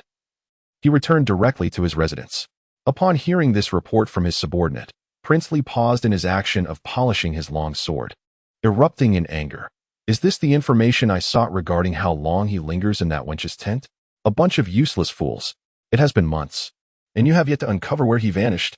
The subordinate, drenched in cold sweat, awkwardly replied, "Your Highness, he always visits several places, and most nearby are disciples in white robes. My brothers dare not follow too closely, especially since that fellow grows faster each day. As if he has cultivated some secret technique." "Nonsense! Nonsense! Nonsense!" Prince Li, nearly beside himself with rage, stood and kicked over a low table, pointing at his men in a fit of fury. "What kind of technique could a mere servant possess? You pride yourselves on your cultivation within the Qianyuan sect, boasting of achieving the pinnacle of qi refinement and imminent breakthroughs in foundation establishment. I have waited over a decade for your progress, and have you succeeded?" The men below wiped the saliva from their faces, lowering their heads in silence. Seeing this, Prince Li became even more incensed, berating them, "Just as useless as that dwarf. And yet you speak of overcoming Shunqiu without bloodshed. Look at the result. He has turned you into merepult, and not one of you is reliable." He lamented his decision not to bring along his cherished pet. One of the cloaked figures below swallowed hard, as if recalling something, and timidly said, "Your Highness, There is something I must mention, though I am unsure if it is appropriate. Noting the prince's displeased expression, the cloaked figure hastily continued, not long after leaving the cave. A white-robed disciple, with whom I have a good rapport, spoke with me casually. He mentioned that Master Songha intends to lead him tomorrow to eradicate the bandits' lair. I kept an ear out and asked him how he knew the bandits' location. He said someone would guide the way. Thus, I suspect that dwarf is not dead. Upon hearing this, Princely furrowed his brow, slowly sitting on a long bench, his eyes darting restlessly. So, Songha is putting on a show for us. He mused. It seems that whatever this Rong Yuan true fruit is, Songha knows its significance. The prince's eyes gleamed with excitement. But he quickly brushed aside any ill thoughts regarding Songha's fearsome abilities. Never mind, I shall ponder this matter further. You may leave for now. As the cloaked figure rose to depart, he was called back by Princely. In the future, use your wits more, since following him has proved fruitless. Capture Shinxiu instead.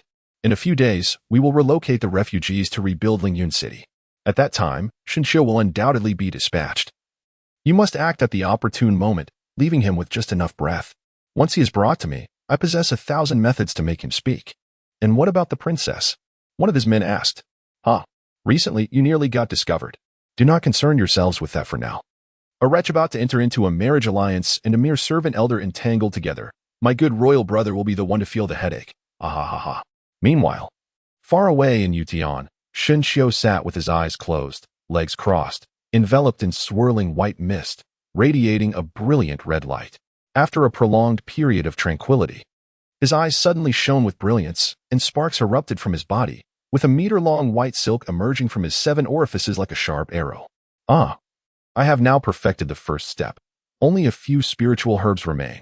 It seems I must visit Zhao Xiao tomorrow to inquire further. Shinxiu pondered quietly. His mind no longer inclined towards slumber. He turned his hand and summoned the little tiger, continuously channeling spiritual energy into it. The following morning, Shinxiu glanced at his slumbering companions, the little dragon and little tiger, with a sense of anticipation, especially for the little dragon, which, having slept for such an extended period, would surely awaken with greatly enhanced strength, with aspirations for a radiant future. Shinxiu set forth after arranging for Shin Yong to deliver the crystal to Ma Kaling. He made his way alone to Zhao Zhao's residence. Zhao Zhao's dwelling, in comparison to the disciples of Zhuotian Songha, was markedly inferior. Although it was a cave abode, it lacked a gathering spirit formation.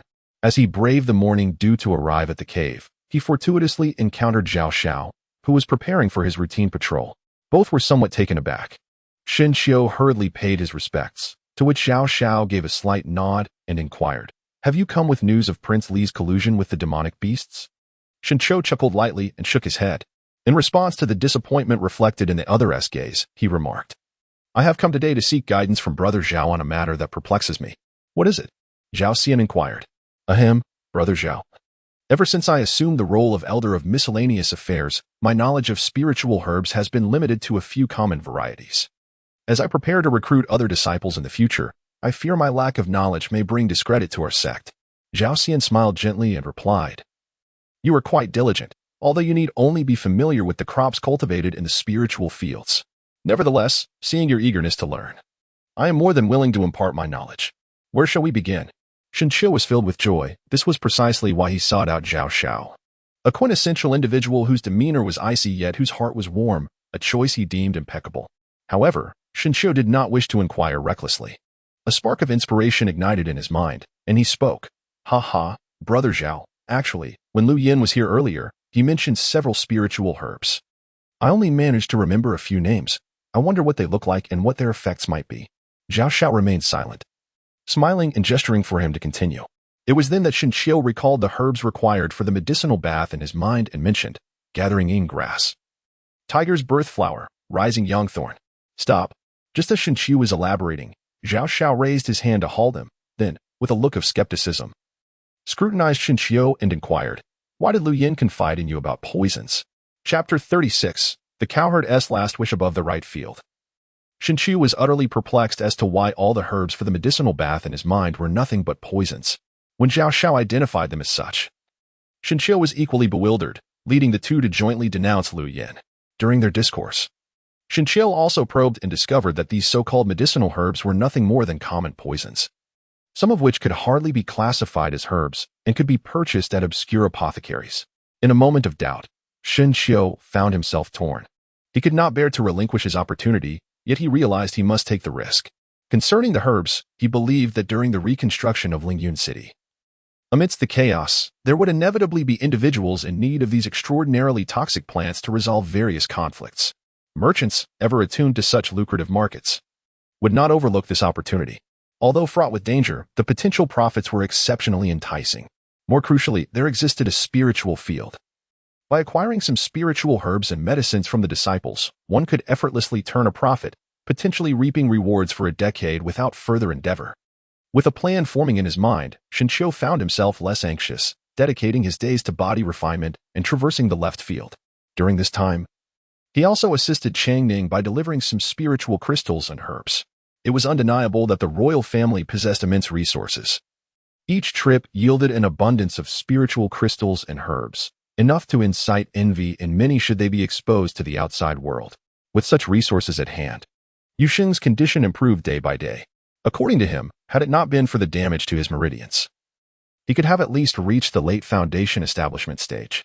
Moreover, the Yingu guards within the spiritual field appeared exceptionally busy, as it was rumored that the displaced populace from Daming was nearing arrival, necessitating official arrangements. Thus, the entire spiritual field operated in a rhythm of organized diligence. However, such tranquility could not be sustained indefinitely.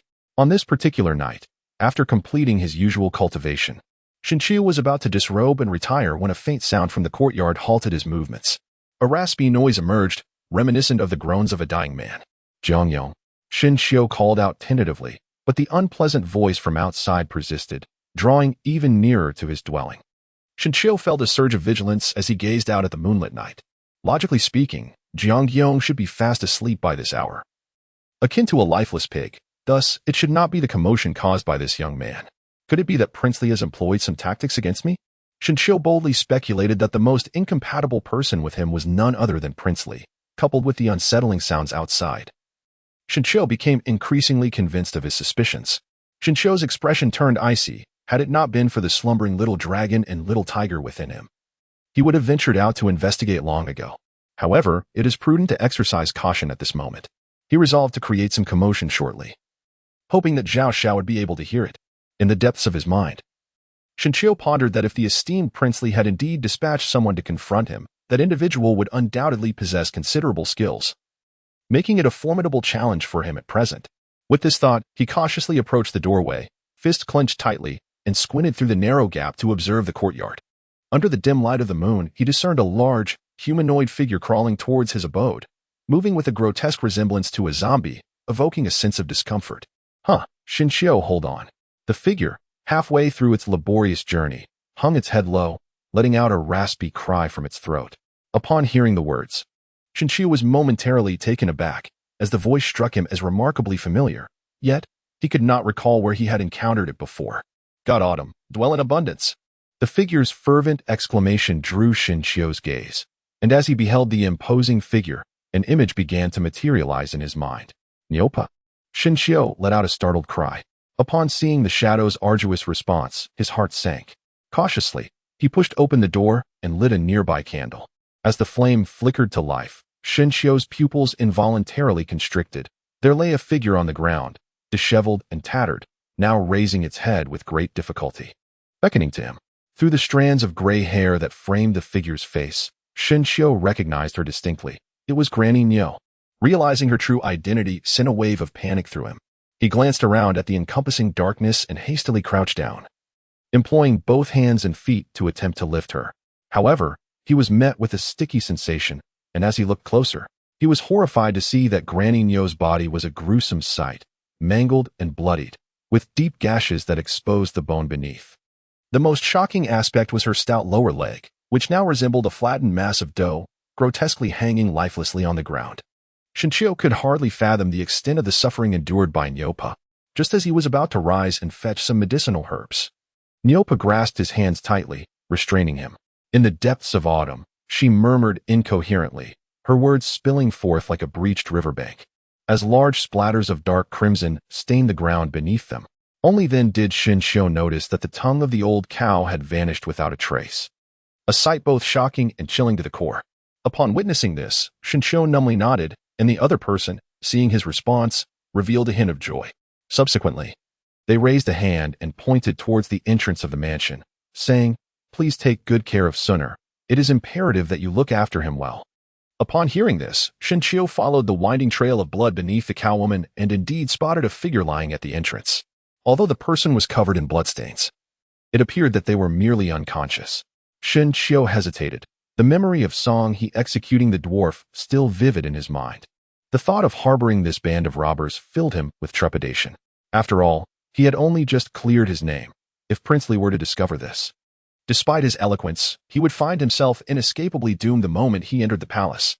It was only thanks to Nyopo's timely intervention on the mountain that he had avoided being slain by the dwarf, who had even bestowed upon him a manual of insect husbandry, albeit a rather trivial one. Shinshio found himself in a quandary. To rescue them would undoubtedly complicate his situation. To abandon them would betray his principle of repaying kindness, though he was no saint. Noticing Shinshio's prolonged silence and the flicker of unnoticeable panic in his eyes, Nyopa was about to speak when Shinshio let out a deep sigh and said solemnly, "Rest assured, Nyopa, I shall assist you in this matter." The latter revealed a faint, sorrowful smile, observing Shinshio's insistence on procuring medicine. She remarked with a bittersweet tone, "There is no need for such trouble. I am already at the end of my strength." Upon hearing this, Shinshio squatted on the ground and whispered, "What unforeseen calamity has befallen us? The traitor, accompanied by the old rogue Songha of your Qianyuan sect, has mercilessly slaughtered my comrades. Master Muyao sacrificed himself in an explosion to provide cover for Sunner and me to escape. Yet, halfway through, that Songha pursued us for dozens of miles, inflicting grave injuries upon me. In desperation, I have risked my life to come to Lingtian to seek you." After speaking, Nyopa spat out a mouthful of blood and continued, "At this moment, that old rogue surely does not suspect that I would come to this place. As long as you conceal Sunner well, she will naturally depart once she has recovered." As Nyopa propped herself up, seemingly preparing to leave, Shinshio observed her with curiosity. "Nyopa, what are you doing? I have entrusted Sunner to you, and I harbor no regrets in my heart. While I still possess strength, before I meet my end, I shall ensure that Songha pays dearly for his actions." Shinshio wished to offer further counsel, but Nyopa subtly shook her head. She then raised her hand and struck her chest, an ominous crimson energy coursing through her body, causing an unhealthy flush to appear on her face. "If Sinnoh awakens, please convey to her that atop the 100 Leawood cliff lies the lifetime legacy of the wood medicine immortal." Upon finishing her words, Nyopa gently struck the ground with her palms, and her frail figure ascended into the air. She cast a lingering glance at the unconscious figure by the entrance before transforming into a streak of crimson light that vanished from sight. Chapter 37. Searching in the cloud dream. The night was as dark as ink. Most disciples of Ling Tian had succumbed to slumber for the dearth of spiritual energy, compounded by their assignment to this remote location, had gradually instilled in them some earthly habits due to a lack of progress in their cultivation. Nevertheless, a few diligent souls remained seated in meditation, seizing the opportunity to enjoy the spiritual energy while the majority refrained from practice. After all, if they did not hasten their cultivation, they would soon find themselves as mere dust in a century's time. Yet, this evening, the aspirations of such disciples were destined to be thwarted. As exclamations of alarm echoed from outside, the white-robed disciples within the cave were abruptly awakened. Before they could rise, Gao Mi's voice resounded from afar, "Get up. The enemy is at our doorstep, and you still slumber. Hurry." Fearful of the situation, the disciples donned their white robes and drew their long swords, pouring out in a single file. Once outside the cave, they beheld a blood-red figure swirling with abandon in the pitch-black night. Judging by the bloody lips of several patrolling disciples nearby, this figure was not to be underestimated. "Brothers, onward." Gao Mi sensed the anomaly and brandished his sword, calling loudly to the others. However, the disciples were not oblivious. They clearly saw the patrolling disciples being repelled. Given that their strengths were comparable, charging forth would likely result in injury or even death. The thought of better a dead friend than a dead foe lingered in their minds. Most disciples harbored such sentiments, and although some with a strong sense of honor contemplated advancing, the varied expressions around them caused them to hesitate. Why should I risk myself for others? We all share the burden of cultivating spiritual energy. This was their collective mindset. Noticing the myriad expressions of his fellow disciples, Gao Mi's fury erupted as he chastised. "Must we wait for our master to return? You will see how I justify your cowardice." Upon hearing this, the disciples' faces changed dramatically, and after a prolonged hesitation, they began to exchange compliments and excuses. Senior Brother Song has mastered the Qian Yuan sword technique to perfection. Now is his chance to shine against these rogues. Ah, that is a grave misjudgment. Senior Brother Gao has secretly cultivated each night to reach the peak of Qi refinement. He is far more capable than I, who am merely at the later stage of Qi refinement. Did not Gao Brother tell me he was only at the mid-stage of Qi refinement? Indeed. I recall Gao Brother retiring early each night. Could he have been deceiving us, secretly practicing in the dead of night? In an instant, the scene behind Gaomi resembled a bustling marketplace. Had Shinqiu been present, he would have realized that the celestial sect he yearned for was hardly different from this. Who dares to disturb our sacred Ling Tian ground? Amidst the disciples' clamor, a white arc flashed across the horizon, followed by Zhao Xiao leaping several feet into the air with a stern expression, raising his sword to launch another arc of white light. With a series of impacts, 2 arcs penetrated the crimson figure, yet it appeared unfazed by pain, receiving both strikes with laughter. Ha! The Qianyuan sect is not merely a band of ambushers. At this, the disciples flushed with embarrassment, particularly Gao Mihumph. This place is governed by my master, the Master Songha. How dare the rogues speak so boldly? The blood-red figure seemed poised to mock, but upon sensing a flicker of light approaching from the horizon, it burst into laughter. Ha ha ha. The old thief Songha is your master? Excellent. I have found the right target. Gao Mi sensed impending doom and was about to rise when the figure surged toward him. The swirling winds felt like needles, tightening his muscles and instilling a primal sense of suffocation. Instinctively, he reached behind him. Gao Mi, be cautious. This rogue is igniting their internal energy. Zhao Xiao shouted just as the crimson figure glowed even brighter, illuminating the heavens as if a blood-red sun were crashing to the earth.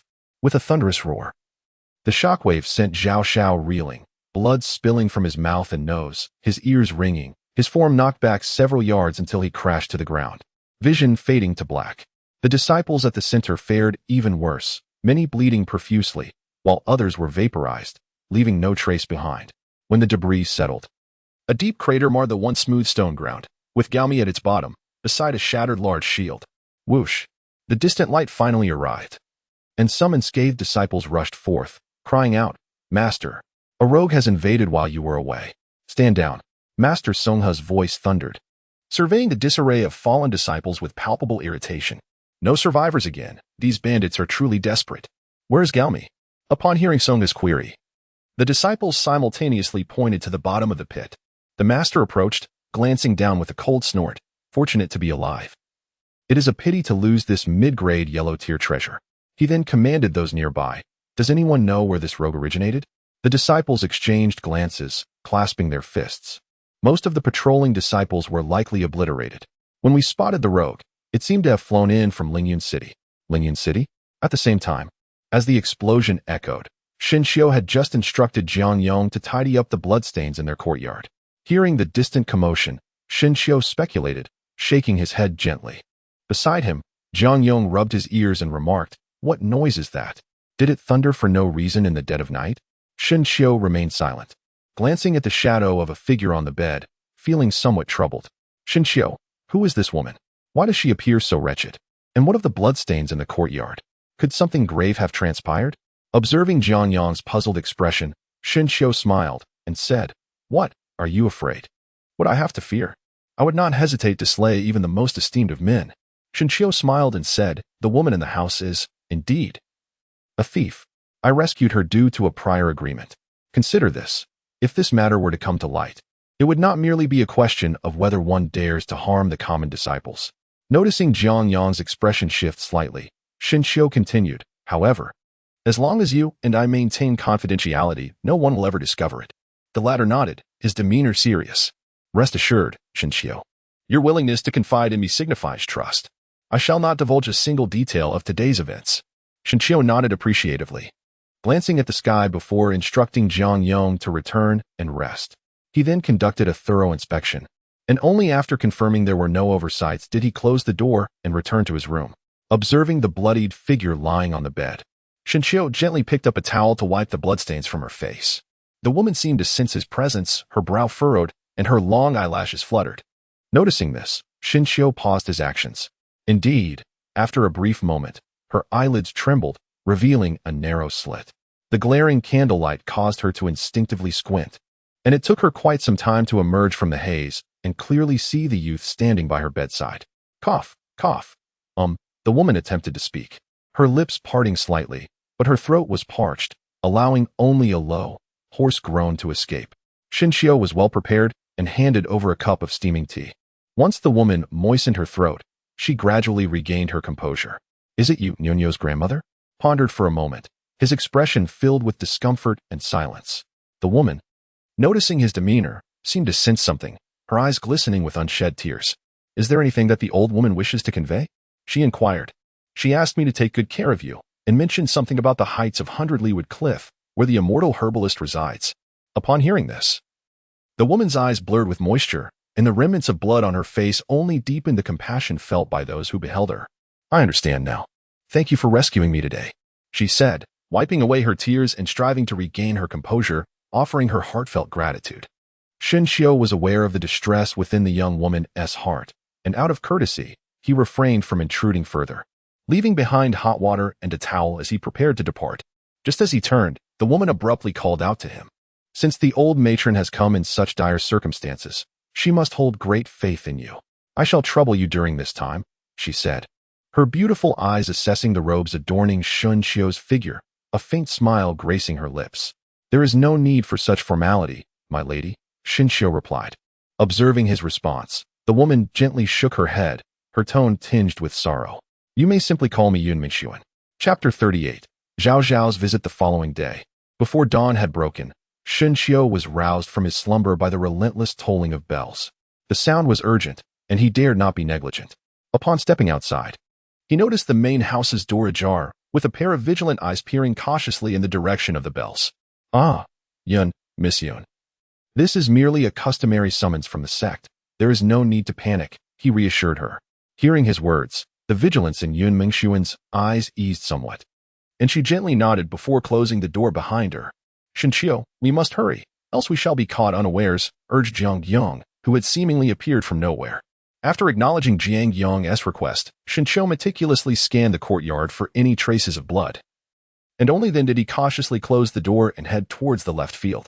At this time of year, autumn had deepened, and countless withered yellow leaves were swept up by a fierce wind, swirling chaotically before scattering in a disordered manner, rendering the once tidy spiritual field somewhat untidy. Yet, within a tenjong radius of the great bell, not a single leaf had fallen. A closer inspection would reveal that the leaves that should have descended around the bell were being repelled by an invisible force. The source of this force was the figure of Song He, standing beside the bell.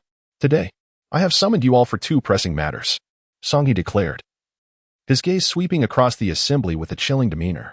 As the crowd eagerly awaited, he gestured toward Lingyun City with a sweep of his white robe.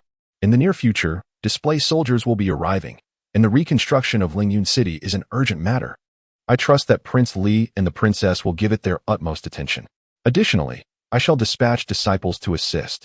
Upon being named, the two responded affirmatively, and after discussing several details, Sanghi permitted their departure. Once they had walked away with the Yinwu guard, Shinshio observed Song He's ashen countenance and the absence of familiar white-robed disciples, leading him to harbor an unsettling suspicion regarding the second matter. It was likely not a harbinger of good tidings. Shinshio silently sighed, intending to exchange glances with Ma Kai beside him. But the words that followed from Song He startled him.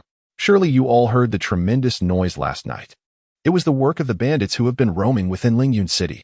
This audacious band of thieves took advantage of the night to ambush and slay several of my disciples. Although these ruffians have been reduced to mere ashes, one remnant of their kind remains, grievously wounded and hiding in the vicinity of Lingyun City. It is even possible that they are lurking within the spirit fields. Observing the fierce expression on Song He's face, Shinshio discreetly swallowed hard, casting a sidelong glance at Jiang Yang, who was feigning death. He couldn't help but feel a twinge of regret regarding his decision to harbor Yimeng soon. The world of celestial cultivation truly instills a sense of trepidation. Shinshio silently criticized, while also following Jiang Yang's lead, attentively listening. Fortunately, I possess some knowledge about the remaining bandit, who happens to be a woman of remarkable beauty and grace. Today, my second task is to seek this female thief. When you search, pay close attention to individuals with such characteristics. Although this rogue has suffered severe injuries, Her cultivation still hovers around the foundational stage. Should any of you make a discovery, report it to me immediately and do not act on your own." After Song Yi finished speaking and observed that everyone understood, he cast a cold glance at Zhao Xiao and added, "Moreover, this matter must remain confidential among you. Should it reach the ears of others, or even the sect, it would be a source of ridicule. If I catch wind of any gossip, I shall personally send the offender on their way." Upon hearing these words, both the disciples in white robes and Shinshio's group of menial workers felt a chill run through them. Of course, if you manage to locate the bandit and report it to me, you will be generously rewarded with techniques and elixirs. Song He did not pause in his speech, concluding with a reminder that after the reconstruction of Lingyun City, they would commence their search before vanishing from sight. Once he departed, it felt as though a great weight had been lifted, yet the disciples collectively sighed, their faces etched with worry. Alas, our master is excessively demanding. The dense forests surrounding Lingyun City are riddled with countless nooks and crannies. Moreover, we might encounter ferocious beasts. How are we to conduct our search? Furthermore, our master, having reached the golden core stage, can perceive 100 miles with a mere thought. Why must we toil so? Mind your words. If our master hears you, you will suffer dearly. Humph, your words displease me. Has our master ever regarded you and me as true disciples? Look at Gaomi, who is frequently rewarded with spiritual herbs and treasures. Had it not been for our master's bestowal of the great shield last night, he might have already turned to blood and mud. We are merely pawns in his scheme within the sect. Alas, I shall treat your remarks as just today. But let us not grow too close in the future. Shinshio listened intently to the whispered conversation of the two disciples clad in white, discreetly committing the countenance of the discontented individual to memory. This person may prove to be a valuable connection for Ma Kai. Shinshio pondered silently, while several of Ma Kai's companions adeptly gathered around, exchanging their thoughts. Unexpectedly, the deep pit left by Zuetian was the handiwork of bandits. I had assumed it was merely the result of autumn thunder. Setting that aside, it was mentioned that Master Sungha had promised rewards of cultivation techniques and spiritual herbs for the capture of the thieves. Shinshio, cultivation techniques. This presents us with a remarkable opportunity.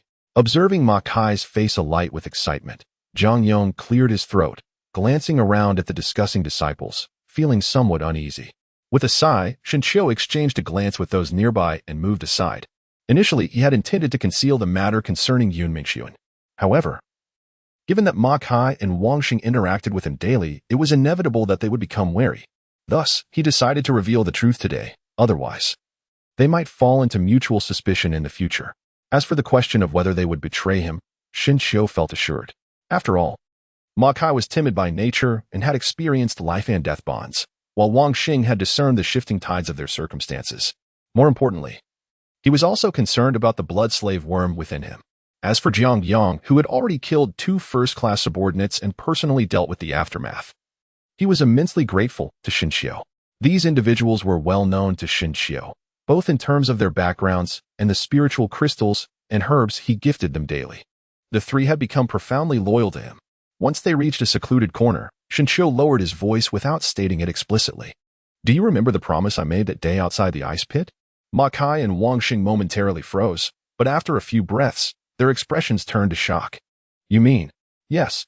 Shinshio interrupted Ma Kai's words, then gazed at the two with a calm demeanor. "If that is the case, are you not afraid? How could one not be afraid? Yet, at present, only the 4 of us are aware of this matter. Who would have imagined my predicament?" After a brief moment of silence, Ma Kai and the other exchanged resolute glances and spoke in unison. "It seems we must once again tread carefully. Your brother must have his reasons for this course of action, which we will come to understand in due time." Observing their demeanor, Shinshio felt a sense of relief. Knowing that it was unwise to linger in that place, he casually advised Ma Kai to engage more with the disciples clad in white before taking his leave. As he returned to the foot of the right field, he had scarcely steadied himself when a figure emerged from the residence, nearly startling him to death. "Brother Zhao." A loud call from Shinshio halted Zhao Xiao, who was about to push the door open. The latter turned around, puzzled, and said, "I was just looking for you when I caught a faint whiff of blood from within." Shinshio could not help but marvel at Zhao Zhao's keen intuition. Just as he was about to fabricate an excuse after swallowing hard, Jiang Yong, standing nearby, took the initiative to defuse the situation. "Brother Zhao, it was I who practiced our family's martial arts last night and, in doing so, injured my vital energy. causing me to expel some stagnant blood. Upon hearing this, Xinqiu silently criticized Jiang for his inept deception. Surely, even claiming to have hunted a wild hare would have been a more plausible excuse. However, Zhao Xiao appeared unfazed, nodding in empathetic understanding. "Ah, so you also hail from a martial arts lineage," he remarked. Jiang Yong chuckled heartily and stepped forward, positioning himself at the entrance of the residence, engaging Zhao Xiao in a discussion about the martial arts of the mortal realm. Perhaps it was the nostalgia of reminiscing that cast a shadow of melancholy over Zhao Xiao's countenance. Alas, the days of yore have slipped away like smoke. Upon reflection, I have been at Qianyuan sect for nearly 50 years. I still remember the joy that filled our family when I first manifested my dual spirit roots. Now, those familiar from my clan have aged, my beloved master who treated me like a son has passed on, and all that remains are relatives who only seek to stir trouble in my name, as well as scheming junior disciples. With a wry smile, Zhao Xiao slowly turned to Xinqiu and said, "It is only in your company that I find a semblance of ease, a comfort born of mutual trust and understanding." Xinqiu found himself somewhat embarrassed by the scene, offering a forced smile as he remarked, "Brother, your words are misguided. The path of cultivation inevitably entails enduring various tribulations. However, I sincerely hope that these trials involve battling ferocious beasts and navigating perilous situations, rather than being wary of our fellow disciples and engaging in mutual scheming." Noticing Zhao Zhao's momentary lapse of composure, Xinqiu chose to remain silent, standing quietly to the side. After a considerable time, Zhao Xiao steadied his breath, turned around, and revealed a rare smile, saying, "Speaking of this has alleviated quite a bit of the turmoil within my heart." Without allowing Xinqiu a chance to respond, he continued with a grin, "Xinqiu, do you recall the inquiry you made months ago regarding my cultivation techniques?" Xinqiu was taken aback, lifting his gaze to Zhao Xiao, who had inexplicably produced a slender booklet. Filled with confusion, he remarked, "Chapter 39, the Qi Yuan Heart Sutra." Observing the booklet in Zhao Zhao's palm, Xinqiu felt compelled to dismiss it as a mere fabrication. However, this sudden revelation left him both puzzled and on guard, prompting him to cautiously inquire, "Senior brother, this?" The latter nodded and replied, "Master Songha instructed us to search for the female thief. Yet, you are utterly defenseless. And given that there are often demonic beasts lurking outside the spirit fields, venturing forth would be akin to courting death. While you may lack a spirit-gathering array, possessing the technique could still prove beneficial. Even if you have just embarked on the path of qi cultivation, it would provide some measure of protection against impending dangers." Upon hearing this, Xinqiu felt a surge of emotion. Among all in the Ling Tian, Zhao Xiao stood out as the sole disciple in white robes who had never humiliated them, consistently defending their honor. His only flaw was the perpetual stoic expression he wore, which created a certain distance. Observing Zhao Zhao's hand suspended mid-air, Xinqiu hurriedly caught it with both hands, his eyes drawn to the elegant calligraphy of the 4 characters, Qian Yuan Heart Sutra. "Thank you, senior brother. I shall surely repay this kindness." Zhao Xiao shook his head and replied, "This is merely a low-grade profound technique of the Qian Yuan sect. Every disciple in white robes of the Qian Yuan sect receives this. It is not a significant gift, as long as it ensures your safety. There is no need for gratitude." Xinqiu, on the contrary, felt an even stronger conviction within himself to seek an opportunity to assist Zhao Xiao. As Xinqiu pondered, Jiang Yong, who had been standing at the door, finally came to his senses and, feeling somewhat embarrassed, inquired, "Senior brother, what do you mean by lower-grade Qian level?" The latter, showing no signs of impatience, habitually crossed his arms and explained, "Whether it be spiritual herbs, magical treasures, formation talismans, or the techniques of puppetry, they are all categorized into the 4 realms of heaven, earth, Qian, and yellow, with each realm further divided into upper, middle, and lower grades. Naturally, the higher the grade, the more formidable the power and efficacy. However, the most common are usually of the yellow grade, with even the upper yellow grade being quite rare. Should a rare earth grade item ever emerge, it would undoubtedly incite a frenzy among countless ancestors vying for it." At this point, Zhao Xiao let out a wry smile and refrained from elaborating further, instead shifting the conversation to offer a cautionary reminder. "However, be advised. Even if this is merely a lower-grade yellow item, you must not boast or flaunt it, for the sect strictly forbids miscellaneous disciples from practicing cultivation techniques." As the two assured each other that their cultivation was solely for self-preservation and would remain concealed, Zhao Xiao finally felt at ease and turned to leave. Watching Zhao Zhao's figure recede into the distance, Xinqiu eagerly beckoned Jiang Yong to lock the estate's gate. Just as he turned around, he encountered Yun Mingxuan, who had been hiding behind the wall. I sensed someone lurking outside, so I came out to be cautious, Yun Mingxuan said, sheathing her longsword. Her tone as icy as when they first met. It is relatively safe here. It is best to stay indoors. The situation has been unstable recently, and I am organizing a search for you. Are you involved? Seeing Yun Mingxuan's probing gaze, Shinshio awkwardly nodded.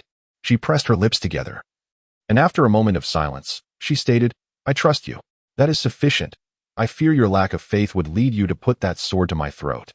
Shinshio replied. Upon hearing this, Yun Mingxuan recalled their initial encounter. Her cheeks flushed as she shifted her longsword further behind her waist. Upon witnessing this, Shinshio recalled the words of Song He and inquired, I have heard that you sustained severe injuries?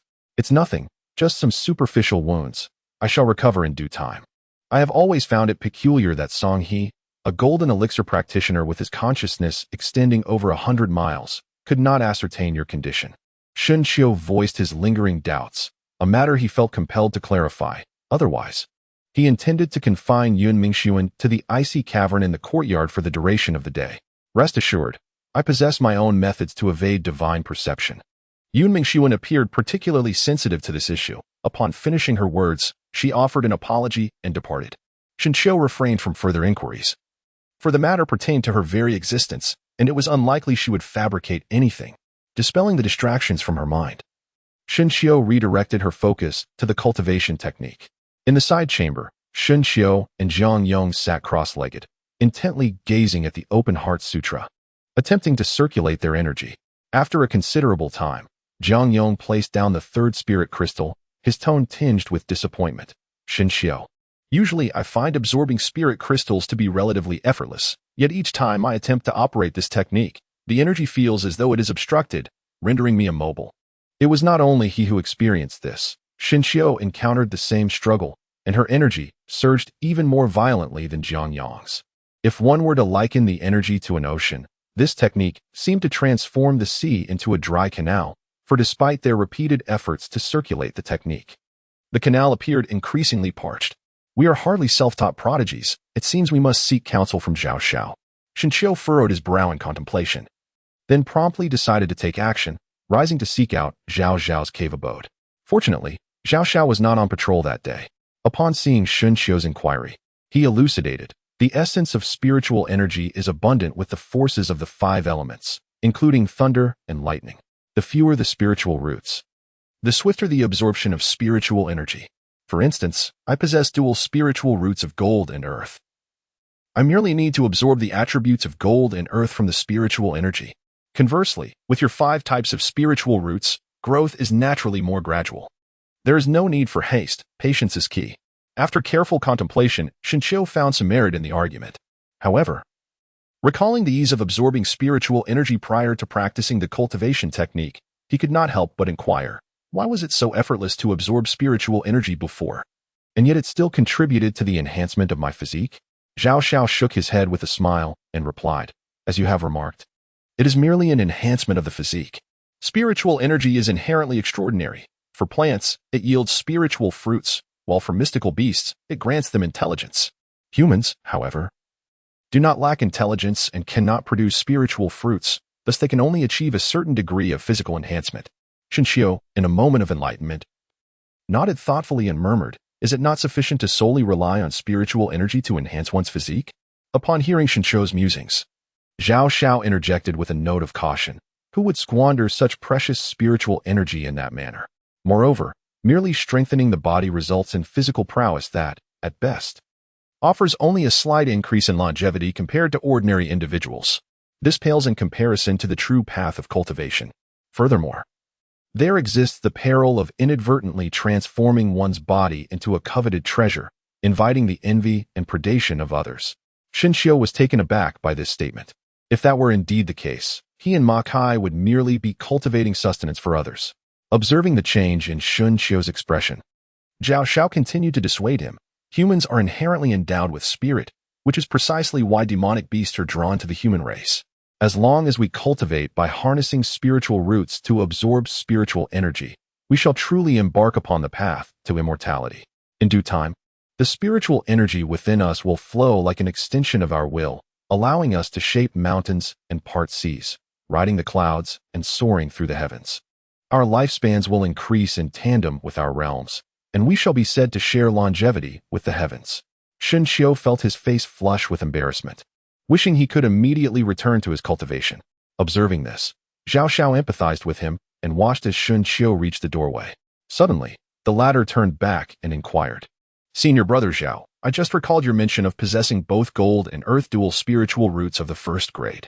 Is it true that spiritual roots, like techniques and spiritual herbs, are also categorized by rank?" Zhao Xiao crossed his arms, shaking his head with a soft chuckle, marveling at Xinqiu's curiosity. Then, adopting a serious demeanor, he cleared his throat and replied, "Indeed, spiritual roots are classified as well. The differentiation is not particularly complex, ranging from 1 to 5, designated as 5 grades. The first grade is the highest, followed by progressively lower ranks. One can discern the grade of a spiritual root by the vibrancy of its color during the assessment." Upon hearing this, Xinqiu fell into contemplation. Recalling the enigma of the birthmark on his heart, he cautiously inquired, "Then, esteemed senior, what would occur if one possesses a low-grade spiritual root, yet abundant spiritual energy?" Such a phenomenon could never transpire under the heavens. Even if such spiritual energy were to exist, it would merely rupture the body, transforming it into a mist of blood. Do you have any further inquiries? With an awkward smile, Xinqiu offered a heartfelt bow before taking his leave. On his way back, he reflected on Zhao Xiao's words, growing increasingly puzzled about his birthmark. According to Zhao Xiao, possessing such spiritual energy with a mixed root was indeed a sign of great fortune. As for the grade of his spiritual root, he meticulously recalled the details from the day the Yangwu division assessed his roots. It seemed that the color displayed at that time was remarkably vivid. If that were the case, he must possess a first-grade 5 spiritual roots. However, given the chaotic nature of his roots, his cultivation progress would be painfully slow. Even a first-grade root would prove of little utility. It appears he must exert more effort in the future, making any breakthroughs he can manage. Xinqiu was lost in thought, completely oblivious to the fact that he had arrived at the entrance of the residence, where Chongning, clad in a flowing red dress, stood hesitantly at the door. Thud. As Xinqiu lowered his head in contemplation, he was suddenly enveloped by a familiar fragrance that wafted into his nostrils, soon followed by a soft object colliding gently against his forehead. Xinqiu brushed aside the fallen strands of hair and, upon lifting his gaze, beheld Chongning standing before him, clutching her chest, her cheeks flushed with anger. Chapter 40. Within Lingyun City. The two collided, their eyes meeting before they fell once more into silence. Xinqiu felt the lingering warmth upon his forehead, its soft touch igniting within him an impulse to explore further. After a considerable pause, Changning composed herself, striving to dispel the blush that colored her cheeks, and managed to force a faint smile as she inquired, "What has captivated Eldershin's thoughts so deeply that even after calling your name several times, you remained oblivious?" As she finished her sentence, an unbidden remark slipped from her lips. "Could it be that you are preoccupied with a certain young lady?" Upon uttering these words, Chongning seemed to realize her indiscretion. Her gaze swiftly averting from Xinqiu, her movements tinged with palpable awkwardness. Upon witnessing the scene, Xinqiu let out a dry chuckle. Due to the prior incident where Chongning had used him as a pawn for a marriage alliance, he had no intention of entangling himself with her further. He retorted, "Your Highness, are you jesting? As cultivators, how could we indulge in matters of romance? My previous thoughts were solely concerning the affairs of our sect. If I have inadvertently crossed paths with you, I beg your pardon. May I inquire as to the purpose of your visit today?"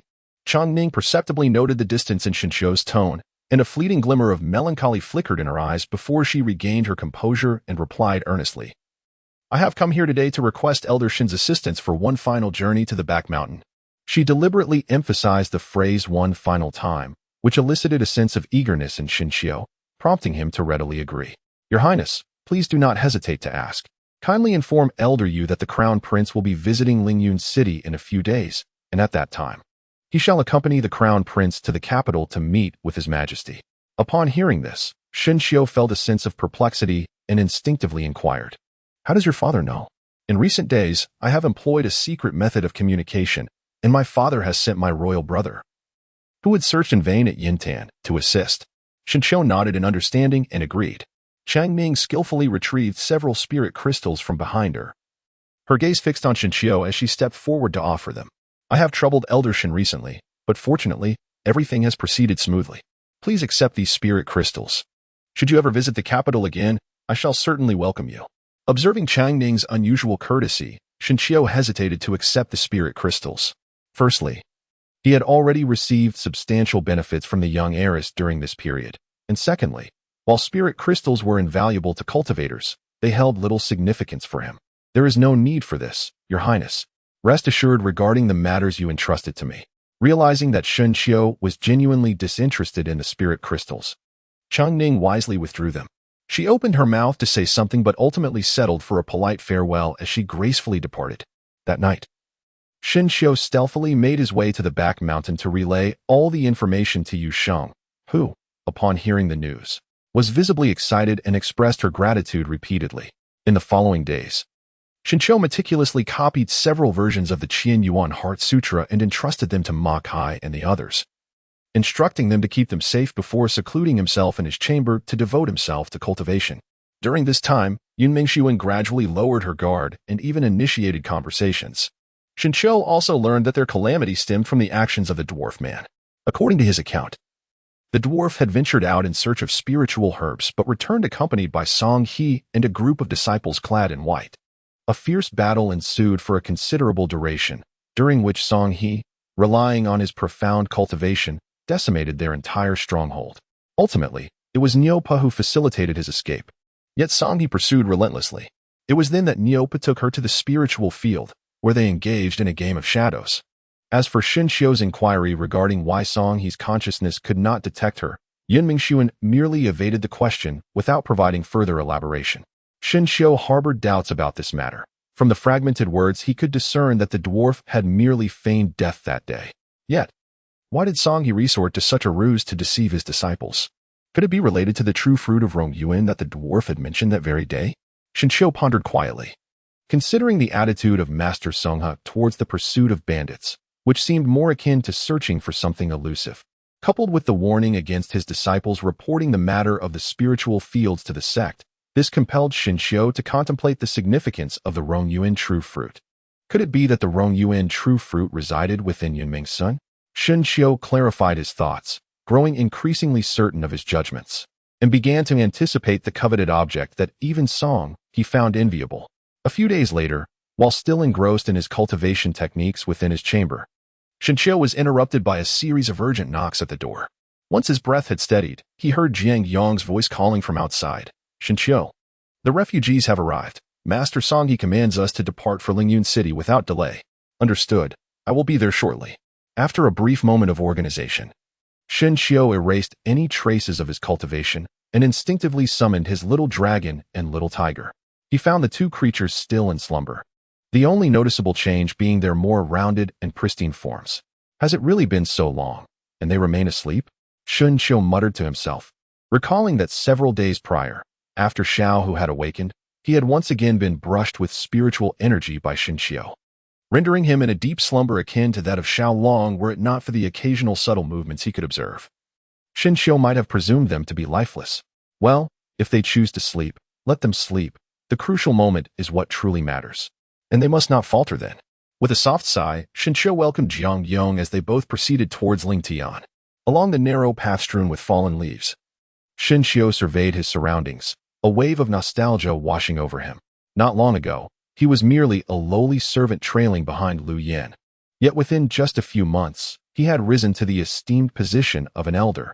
Many familiar foes and comrades had either perished at the hands of demons or vanished without a trace, leaving only a handful standing within the confines of Lingyun City. This was merely a routine demon attack in this region. Goodness, so many people.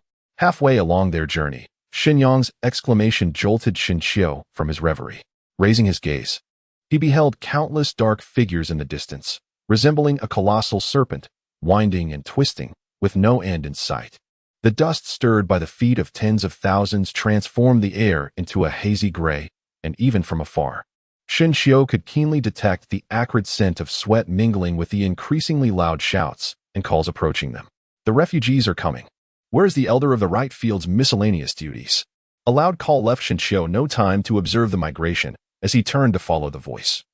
Spotting a disciple clad in white, looking around anxiously, Xiao harbored doubts about the purpose of his summons as he approached, responding in agreement.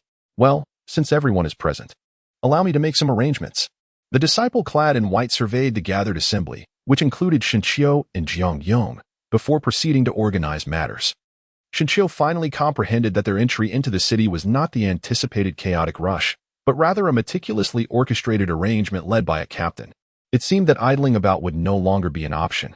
The disciple clad in white, indifferent to Xiao's inner musings, cleared his throat and announced, Lingyun City is divided into 4 districts, east, west, south, and north.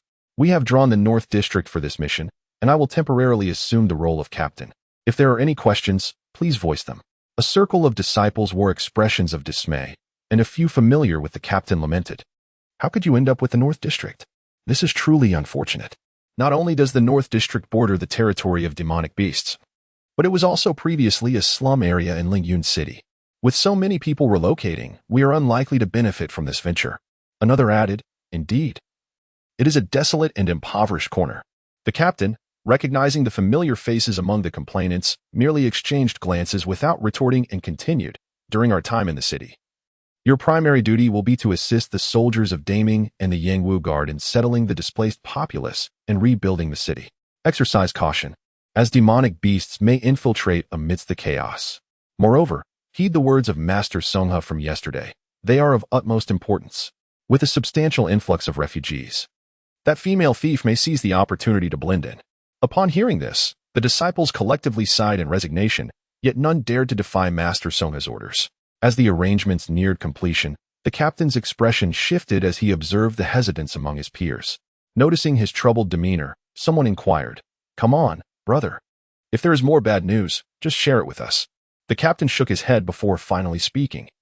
I have previously scouted the northern region and discovered many secluded locations. I propose that you pair up for mutual support. While the suggestion resonated with the group, when it came to forming teams, no one seemed willing to partner with Xiao and Jiang. The captain, sensing the situation, contemplated suggesting pairings but hesitated as the others engaged in their own discussions. Then you two shall form a team?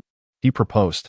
Xiao could not have wished for anything more. After a prolonged period of interaction, he had long grown weary of these self-proclaimed cultivators clad in white robes. They would feign brotherhood in times of benefit, yet in moments of peril, one could never be sure who would be sacrificed. Upon seeing Xiao nod, the captain appeared somewhat embarrassed, hesitating for a considerable time as he contemplated uttering further words. Upon witnessing the scene, Xiao reassured, Rest easy, senior brother. My companion and I have also devised a plan to team up. Should we encounter any danger, I shall seek the assistance of you esteemed brothers. The captain, relieved, exchanged a few words before proceeding towards the other members engaged in mutual flattery. Jiang, do you recognize the type of person we are dealing with? Observing the captain, who was coaxing and laughing, gathering the remaining disciples clad in white robes, Xiao nudged Jiang with his shoulder. Noticing Jiang's confusion, Xiao shook his head and sighed. Such individuals are quintessentially agreeable. They seek to offend no one, yet paradoxically, they end up offending everyone. Chapter 41. The criminals. Ever since the arrangement of teams, Xiao and his companion followed the captain beyond the boundaries of Lingyun City. Upon their arrival, the devastation was not as harrowing as it had been months prior, perhaps due to the early efforts of the Yangwu Guard. The once terrifying corpses of monsters and bloodstains had been largely cleansed. Only the collapsed structures and charred beams silently narrated the prior calamity. As they traversed the main thoroughfare, they were surrounded by the hurried figures of armored soldiers from Daning. Yet, these seasoned veterans, upon spotting Xiao and his fellow disciples, regarded them with utmost respect, bowing in acknowledgement. This caused the foremost white-robed disciple to nearly tilt his head skyward in astonishment. Ah, esteemed immortals, where do you venture today? Suddenly, a familiar voice halted Xiao in his tracks. He cast his gaze ahead, where Prince Li was greeting the captain alongside several junior officers. By the command of the master, we are to patrol the northern part of the city for demonic beasts. Prince Li nodded knowingly, yet his eyes instinctively drifted towards Xiao at the rear. Ah, I see. Thank you, esteemed immortals. He concluded, bowing slightly, though his gaze frequently flickered back to Xiao, resembling a serpent poised to strike. It was only when Xiao vanished around a corner that Prince Li withdrew his gaze, signaling one of the junior officers to step forward, ears attuned for orders. Do you see that pale-faced youth at the end? Bring a few capable hands to me. Noticing the hesitation on the junior officer's face, Princely chuckled lightly and continued. Fear not, he is merely an outer sect servant, lacking in any mystical arts, and at best, he is somewhat stronger than the average person. Given your extensive experience battling the Great Flood, this should be manageable. Reassured, the junior officer patted his chest in promise. As he turned to leave, Princely raised a hand, scratching his furrowed brow, and added, for safety's sake, dispatch a member of the Yinwu Guard from my ranks to accompany you. Ensure this task is executed with precision. Meanwhile, under the captain's guidance, the group navigated through the layers of crumbling walls and ruins, finally arriving at the northern part of Lingyun City. This is the area, everyone. Allow me to confer briefly before we determine the specific zones for each team. With that, he summoned a few familiar white-robed disciples to huddle together in animated discussion. Seizing the opportunity, Xinqiu took a moment to assess his surroundings. He could not help but notice that while the northern part of the city was vast, it was indeed in a state of disrepair, having suffered greatly from the beastly onslaught. The nearby structures and the chaotic remnants of makeshift shelters painted a picture of utter disarray. Compared to the other districts they had passed through, this area resembled a refuse heap, with the ground not paved with stone but instead a mire of muck and overgrown weeds. Esteemed colleagues, after a prolonged period, the captain finally reached a conclusion. Following the delineation of territories, the relatively tidy sections had been assigned to others, leaving Xinqiu with nothing but an endless expanse of shantytowns in the distance. If there are no objections, you may begin your exploration. Additionally, remember the instructions of Master Songha regarding the entry of refugees into the city. Any suspicious individuals must be reported immediately. With those final admonitions issued, the already restless crowd dispersed like startled birds, leaping several paces into obscurity. Only Xinqiu and Jiang Yong remained, solitary in the muddy enclave of shanties. This was anticipated by Xinqiu, who did not complain, instead beckoning Jiang Yong to weave through the various shelters until the cacophony from afar compelled them to halt. Following the sound, they observed several soldiers wielding long whips, herding a throng of disheveled refugees. Hurry along. Move quickly, shouted one soldier. I am a stonemason. I can assist in the reconstruction of Lingyun City. May I be allowed to go to another district? The soldier scoffed, regardless of your status as a stonemason. Even if you were of royal lineage, that mark upon your face relegates you to the status of a nameless vagabond. Now move along. As Xinqiu ambled forward, he paused to survey the refugees, noting that the majority bore the tattoo of crime etched in deep blue upon their faces. Ah, might I inquire if you are esteemed disciples of the upper sect? Before Xinqiu could pose his question, the junior officer hastily approached. Glancing at the characters Qin Yuan embroidered upon Xinqiu's azure robe, before bowing respectfully, Xinqiu found himself somewhat embarrassed by the sycophantic demeanor before him, and immediately replied, Indeed. What brings you here? The young officer's eyes brightened, and with a fawning smile, he stepped forward and said, I am Lu Zi. These individuals are those who have committed minor offenses and some vagrants. At the onset of their relocation, we lacked sufficient numbers, so we brought them along. However, under the Edict of Dening, such individuals, without household registration or status, are prohibited from residing within the city. Thus, they have been directed to the northern part of the city, where they may contribute to its development. Xinqiu nodded slightly. This was the first time he had encountered such a situation. However, his peripheral vision caught sight of the throng of refugees behind the young officer, stirring a sense of curiosity within him. In his eyes, the majority of the refugees appeared to be frail or elderly, with women and children predominating. The few able-bodied men present bore an innocuous demeanor, and but for the tattoos adorning their faces, they bore a striking resemblance to the humble farmers laboring in the fields. Had these individuals truly committed a crime? In the depths of his mind, Xinqiu was left in a state of uncertainty. Observing the eager countenance of the young officer, he finally responded, Let them seek their own lodgings. But remember, the northern part of the city is rife with demonic beasts. Everyone must exercise caution.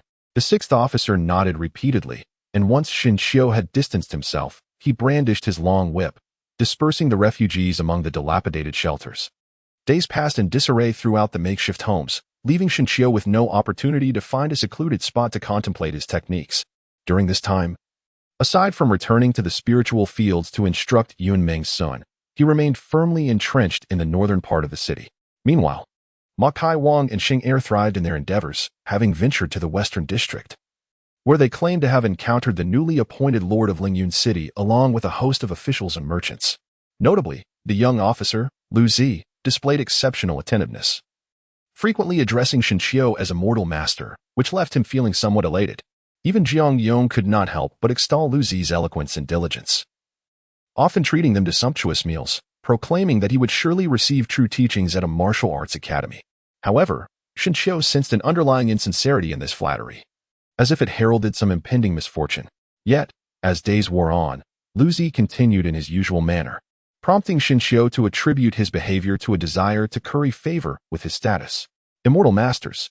Esteemed Immortal Masters, might you have some leisure this evening? I have prepared a selection of food and warmed several jars of fine wine, perfect for dispelling the chill of late autumn. In the dim light of night, Lu Zi held a torch, bowing low with an exceedingly humble demeanor. Neither Shinshio nor his companion felt particularly surprised. After all, this young man had a penchant for holding small gatherings every 3 days and larger ones every 5. Calculating the days, it seemed today was indeed the perfect occasion. Haha. It's just the right time to wander around all day. I'm already quite hungry. Jiang Yong laughed heartily, casting an expectant glance at Shinshio, his eager eyes speaking volumes. Shinshio found himself with nothing to do today and readily followed suit. The place where Liu Zi resided was a secluded courtyard nestled in a corner of the shanty town, a location Shinshio had become intimately familiar with after several feasts. Thus, the group navigated this obscure courtyard with ease, stepping in one after another. However, had Shinshio been more observant, he might have noticed dozens of men clad in black lurking in the shadows, brandishing short knives and fixating their bloodthirsty gazes on Liu Zi, who was closing the courtyard gate. Chapter 42. A life hanging by a thread. The night was dark and windy, with the solitary moon hanging high above. The chill of autumn winds howled incessantly, causing the half-closed door to creak ominously. With a firm hand, Liu Zi pressed against the door, halting the disconcerting noise. "Two esteemed masters, please." Liu Zi bowed respectfully, gesturing towards the square table laden with an abundance of dishes. "Ah, Liu Zi, today's feast is quite sumptuous," Jiang Yong exclaimed, rubbing his hands together as he gazed hungrily at the spread of chicken, duck, fish, and meat. It seems some affluent households have shown their gratitude during the relocation. Today, I shall present this bounty to the two esteemed masters. As Liu Zi ushered Shinshio inside, he continued speaking while closing the door behind them. Once they were seated, Liu Zi stirred the nearby hearth, allowing the rich aroma of wine in the iron pot to waft through the air. "Come, esteemed masters, please partake."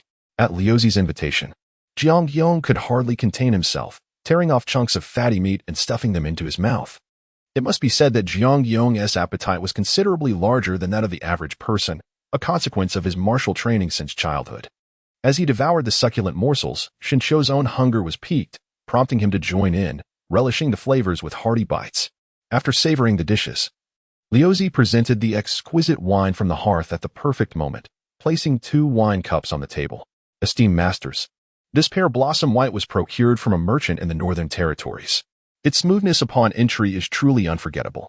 As the steaming liquid was poured, Shinshio gazed at the amber hue in his cup, feeling a stirring of desire. "Ha ha ha, Liu Zi, if you speak so highly of it, I must indulge myself. I recall that before I entered the sect, it was said that the finest wine in Daming was undoubtedly pear blossom white." Jiang Yong laughed heartily, tilting his cup and downing more than half in one go. "Esteemed master?" Noticing Liu Zi's gaze upon him, Shinshio accepted the wine cup, savoring it slowly, and found the spiciness igniting a sweat across his body. "Ha ha ha, what a fine wine!" Jiang Yong, caught up in the merriment, shouted and filled his cup once more. As Shinshio was about to take his first sip of wine, the crystalline white edge of the cup momentarily halted his movement. Bathed in the moonlight streaming through the window, the ice crystal resembled the frost flowers that adorn winter windows, gradually dissipating and melting in the warmth of the wine. "Master, allow me to fill your cup," Liu Zi said, noticing Shinshio's pause and hastily approaching with the wine jug. As Liu Zi's sleeve brushed against the table, a subtle fragrance wafted towards Shinshio, causing his temples to throb and an unsettling premonition to wash over him. The recollection of Liu Zi's previous deliberate actions sent a chill down his spine, prompting beads of cold sweat to form.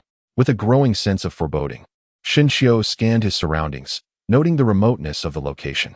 The courtyard was overrun with weeds, and through the partially ajar door, he caught a fleeting glimpse of a cold gleam of dark iron.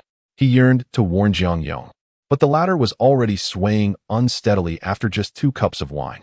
"Master, let me toast to you," Liu Zai exclaimed, observing Shun Qiu's distracted gaze. With a forced chuckle, he stepped forward, raising his cup. Shun Qiu swiftly grasped Liu Zai's hands, a cold snort escaping his lips. "Liu Zai, I suspect the white powder in your sleeve is meant to drug me, is it not?" As Shun Qiu's words hung in the air, a faint sound of mechanisms echoed from outside. In an instant, the dilapidated wooden door shattered, prompting Shun Qiu to overturn the table before him with a swift motion. 3 crossbow bolts followed closely, embedding themselves into the solid wood surface, their tips still quivering.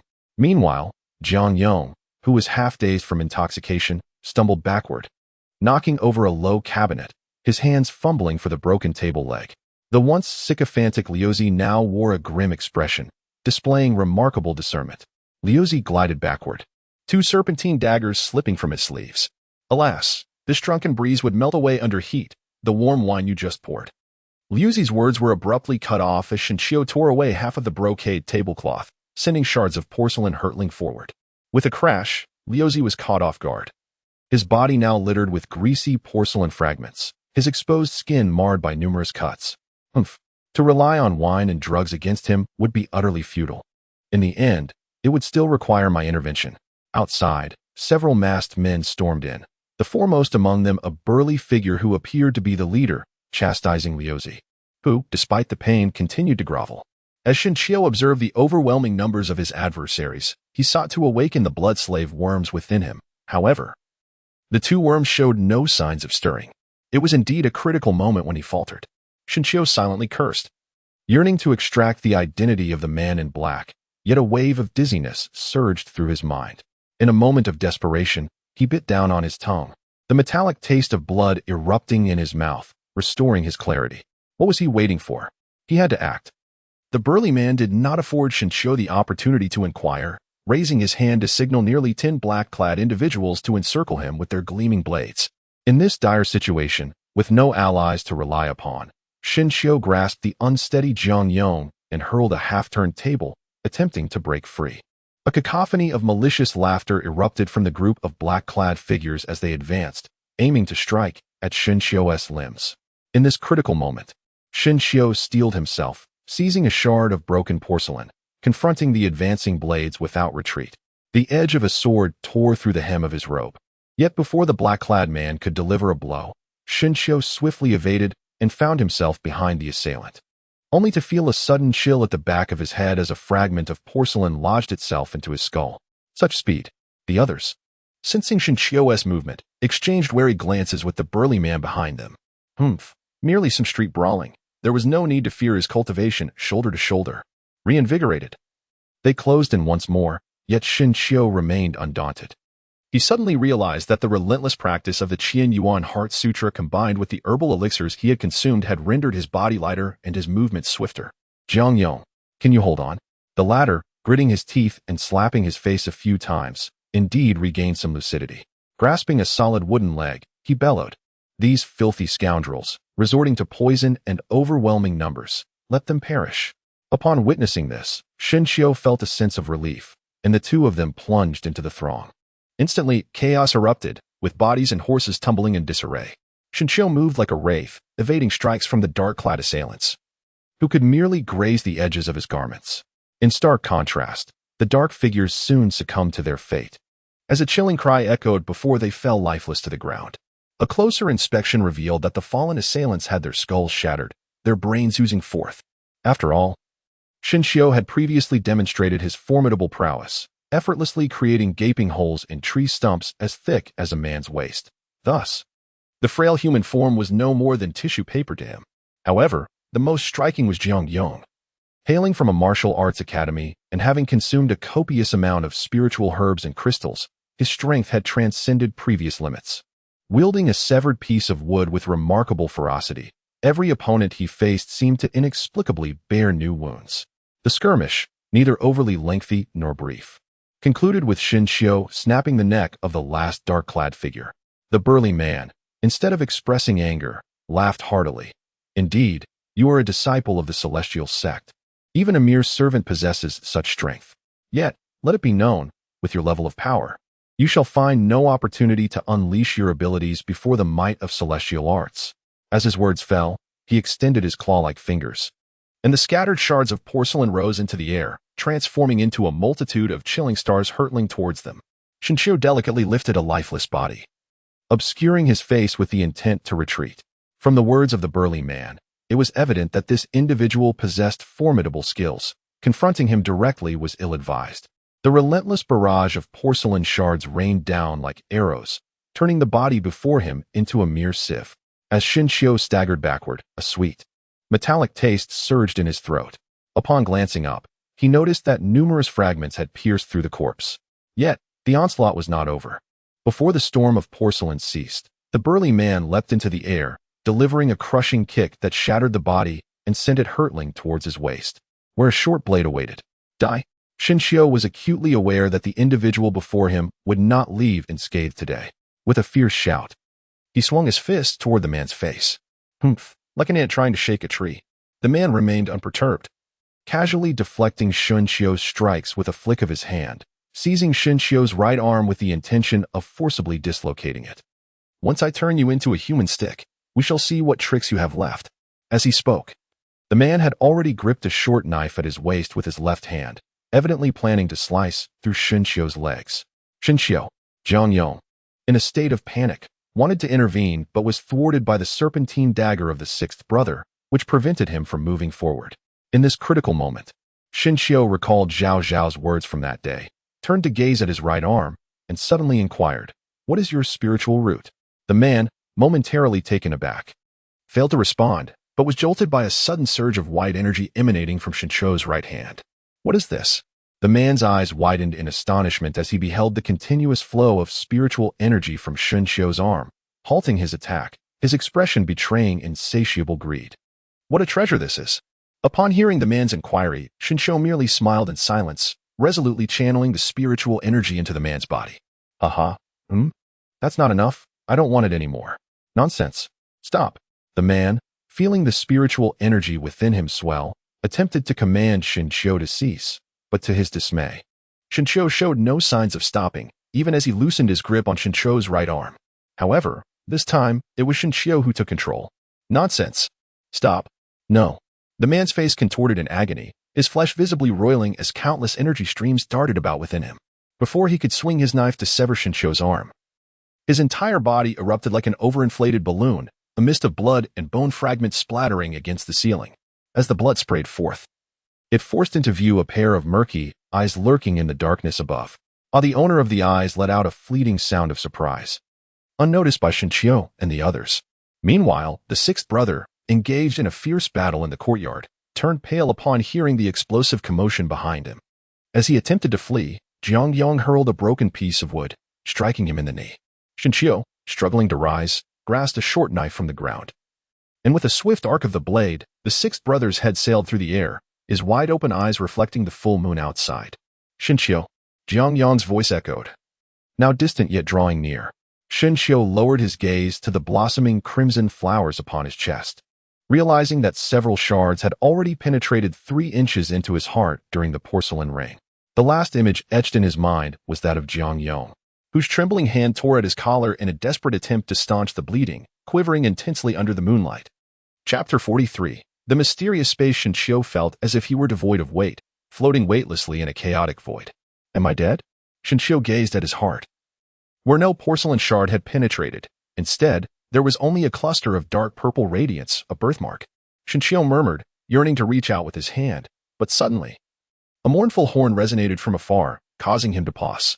At the moment the horn sounded, an abundance of silvery ethereal energy surged around him, resembling luminous serpents as they penetrated his being, seemingly urging him to move forward. Shinshio cautiously shifted his steps, and indeed, those ethereal energies ceased their erratic dance, retreating once more into the chaos. Tap, tap, tap. Shinshio drifted aimlessly, initially able to discern direction by the sound of the horn. However, as the sound faded, the foggy expanse rendered him directionless after only a few steps. Suddenly, a distant, elongated breath echoed, each exhalation causing the white mist to churn. Amidst the haze, Shinshio seemingly glimpsed a colossal tortoise shell floating within the fog, surrounded by countless towering creatures standing solemnly. just as he attempted to part the mist and advance. A sharp, crystalline shatter resonated violently in his ears. Shinshio abruptly opened his eyes, and the chaos before him dissipated, replaced by two enchanting figures. One adorned in white and the other in red, standing before him. In the dead of night, their stealthy presence suggested sinister intentions. The blade of Yun Mingxuan was pressed against Chang Ning's neck, the crimson hem of her attire soaked with broth, while the fragments of a pottery jar at her feet continued to tremble slightly. "Miss Yun, please lower your weapon." Shinshio propped herself against the edge of the bed, striving to rise and obstruct the impending confrontation. Yet, her lungs felt as though they were filled with burning coals, searing with pain. Cough, cough, cough. She was the esteemed princess of the realm. The tip of Yu Mingxuan's sword quivered slightly, yet it remained unsheathed. Did even a princess of the court indulge in the audacity of intruding upon another's residence at such an hour? Dust clung to her hair, suggesting she had long been aware of Chang Ning's arrival, merely observing from the door. My acquaintance with Elder Shin was not trivial. How could I remain indifferent when he was attacked and fell unconscious? As for the reason for this nocturnal visit, it was simply that the medicinal herbs for this bowl of chicken soup were scarce. Although Chang Ning attempted to provide an explanation, her hands, deliberately concealed behind her, seemed to glimmer with a cold light. It appeared that Chang Ning was not as fragile as she appeared. Upon witnessing the scene, Shinshio, fearing a renewed conflict between the two women, attempted to rise and intervene. However, still recovering from his injuries, he faltered and nearly toppled to the ground. "Elder Shun, Shinshio?" Both women exclaimed simultaneously, rushing forward to offer their support. With considerable effort, they managed to place Shinshio beside the bed, and the previous tension between them dissipated. "Humph, I never expected that royal ladies could brew a bowl of chicken soup," Yun Mingxuan remarked, casting a disdainful glance at the dagger that was revealed at Chang Ning's waist due to her assisting Shinshio. Noticing Chang Ning's dubious expression directed at her, Shinshio, anxious to prevent any suspicions from arising, quickly interjected, "Your Highness, this is a maid chosen by Jiang Yong from the refugees to take care of me." Chang Ning nodded slightly, her gaze shifting from Yun Mingxuan's attire to the longsword she held. "Which household do you serve? Be aware that threatening a princess of the current dynasty with a sword is a capital offense." Yun Mingxuan's face flushed with indignation, nearly bursting forth. But upon catching Shinshio's warning glance, she suppressed her anger. Observing her silence, Chang Ning's curiosity about Yun Mingxuan's identity deepened. The latter possessed an admirable appearance and stature. It was indeed rare for a maid to wield a weapon in such close proximity. As Chang Ning's expression revealed her skepticism, Shinshio found himself in a predicament, puzzled by the unexpected encounter with Yun Mingxuan. Just as he was about to alleviate Chang Ning's doubts, he noticed Yun Mingxuan's ears twitch slightly, and her expression shifted abruptly. "Shinshio, someone from your sect has arrived." Shinshio silently lamented his misfortune. If those from the sect were to encounter Yun Mingxuan, it would surely lead him once more to the gates of death. Yet, within this room, apart from the vast bed beneath him, there was no place to conceal the living presence of Yun Mingxuan.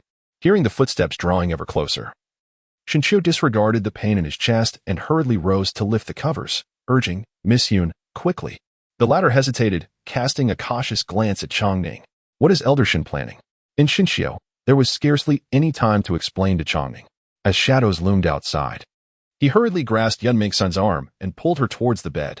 The clattering sound of the door ceased, and there stood Zhao Xiao in a flowing white robe, casting a suspicious glance at the panting Shinshio within. Shinshio endeavored to calm his breath, and fortunately, the gust of wind that had lifted the quilt extinguished the nearby candle flames, making it difficult for Yun Mingxuan, who was hidden beneath the covers, to notice. Only feeling the softness between his legs, Shinshio took several deep breaths to suppress the nameless fire within him. "Oh, Princess Changning is also here." Zhao Xiao glanced at the shattered pottery at his feet, and then at Shinshio, who was half reclining on the bed with a slightly flushed face, his expression peculiar.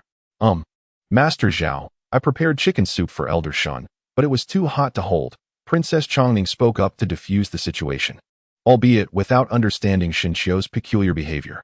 "Thank you for your trouble," Zhao Xiao responded coolly, stepping forward to the bedside, and suddenly bent down to retrieve the peachwood hairpin that had rolled off the edge of the bed. Shinshio observed with clarity that it was indeed the hairpin he had inadvertently dislodged while placing Yun Mingxuan onto the bed. "Ah, so it had fallen here.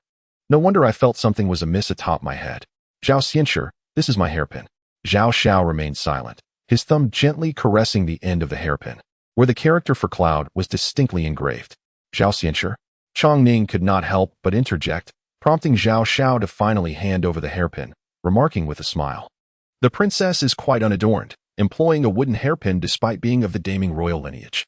Chong Ning's expression turned awkward, and she refrained from responding. Zhao Xiao, suppressing his inner suspicions, turned to Xinqiu, sighing, having rested for a day, do you experience any other discomfort? Your concern is appreciated, Zhao Shixiang, but I am well. I expect that with a period of recuperation, I shall recover fully. One cannot fathom the audacity of some individuals. Jiang Yong mentioned that on that day. The bandits were even joined by soldiers from Daming, and there was even a cultivator among them. Upon seeing Zhao Zhao's inquiry, Xinqiu understood his intent and let out a wry smile. Indeed, there was a cultivator. I initially believed my fate was sealed. Yet suddenly a streak of brilliance flashed across the sky, and that cultivator was obliterated into mere fragments. Xinqiu meticulously distanced himself from the turmoil, fervently hoping that Zhao Xiao would refrain from further inquiries. A fleeting glimmer? Could it be that there are masters within the city? The vivid descriptions from Xinqiu inevitably swayed Zhao Xiao to some degree. Seizing the moment of their conversation, Chong Ning interjected with an explanation. I dispatched individuals to investigate the soldiers of Dening and the other figures in black. Yet their identities appear to have been deliberately obscured. Delving deeper may require additional time. In truth, even without Chang Ning's investigation, Xinqiu had already formed a considerable understanding. For it was likely that only Chang Ning and Prince Li possessed the authority to mobilize both cultivators and soldiers. With Chang Ning eliminated from suspicion, the outcome was evidently clear. It seemed that a long-conceived scheme was at play, necessitating further scrutiny within the city. Zhao Xiao shook his head with a sigh. Observing that Chang Ning showed no inclination to depart, he stood up to offer further admonitions, leaving behind several spiritual herbs before vanishing into the night. As his footsteps faded, the blanket stirred, and Yun Mingxuan, with disheveled hair, rose to her feet, her almond-shaped eyes fixed on Xinqiu as she rubbed her sore chest. Miss Yun, I apologize for hastily urging you to conceal yourself. It was unintentional, Xinqiu expressed, acknowledging her own fault. Yun Mingxuan leaped off the bed and extended her hand toward Chang Ning, saying, Thank you for your timely intervention. Ah, it seems you are no ordinary maid. You are a maid who fears Qian Yuan's sect, Chang Ning remarked playfully as she handed a hairpin to Yun Mingxuan. Noticing the hostility in the latter's gaze, Chang Ning remained undaunted, crouching down to collect the shards of a broken pot, while saying, Do not regard me so. Were it not for Elder Shin's kindness, I would have no interest in your affairs. Upon collecting the fragments, Chang Ning brushed aside her fallen hair and smiled at Xinqiu, saying, Elder Shin, I shall bring you another bowl of this nourishing soup tomorrow. Before Xinqiu could respond, Yun Mingxuan interjected with an untimely cold laugh. Next time, do it earlier. Do not let it be at such a late hour. Chang Ning, unyielding, retorted, I am not afraid to face others at any hour, unlike you, who skulk in shadows. Observing the growing tension between the two women, Xinqiu lamented his predicament, hastily coughing a few times to dissipate their ire. Once calm returned, Yun Mingxuan deemed it inappropriate to linger and retreated to her chamber. Xinqiu finally found solace, reclining on the bed, his mind wandering through the details of his recent unconsciousness. That hazy space, what could it possibly be? Chapter 44, The Mad Princely in the Subsequent 7 Days, Xinqiu, relying on his ailing health, remained in the residence for recuperation. During this time, Ma Kaiwang and several others visited, vociferously cursing the malevolent figure behind the scene. Had it not been for Yun Mingxuan's presence, their vitriol would have likely escalated. Notably, Song He, upon hearing of the events, generously distributed several therapeutic pills and mandated a thorough investigation into the matter. Listening to Xin Yang recount the recent happenings in the northern city, it became apparent that the white-robed disciples had turned the northern district upside down, displaying remarkable diligence. Xinqiu would not believe that Song He was seeking vengeance on his behalf. Rather, he was likely associating his recent ambush with the lurking bandits. After all, the presence of cultivators on that day was no secret.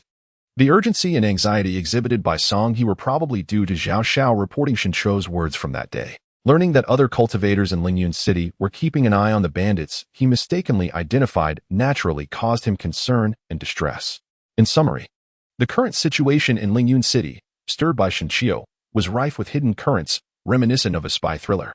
Xinqiu, it's time for a change of dressings. Outside the room, Yun Mingxuan called out at her usual hour, pulling his thoughts back to the present. feeling the gentle touch of her fingers against his chest. Shincho recalled the embarrassed expression she wore while hiding under the covers, causing his cheeks to flush. This woman could indeed be considered grateful for the past few days. She had diligently cared for him as if she were a maid, just as he had requested. According to Jiang Yong, it was Yun Mingxuan who had used her spiritual energy to expel the shard from his heart, thereby saving his life. Your wound is healing rather quickly. I estimate it will be fully recovered in a few days. As Yun Mingxuan tidied up the discarded cloth, she glanced up and met Shincho's gaze. Ahem. Thank you. Had it not been for you, I wouldn't have healed so swiftly. It's nothing. It's within my capabilities. Besides, you helped me conceal my identity, Yun Mingxuan replied, seemingly recalling something. By the way, that princess came by this morning, seeing that you were still asleep. She asked me to convey a message. She said my royal brother is coming today, and he may not have time to bring elder Shin chicken soup tonight. Observing Yun Mingxuan deliberately mimic Long Ning's soft voice, Shin Xiu stifled a laugh. The two of them were indeed adversaries whenever they met. It was akin to a battle of wits, one mocking the royal family's indifference towards the common people, while the other ridiculed the other's shameful identity. Gradually, Shin Xiu became accustomed to this dynamic, transitioning from attempts at mediation to allowing matters to unfold as they would. Once Yun Mingxuan departed, Shin Xiu leaned back against the bed, reflecting on the chaotic space he had experienced during his unconsciousness. Was it merely a dream? Or was it somehow connected to that experience?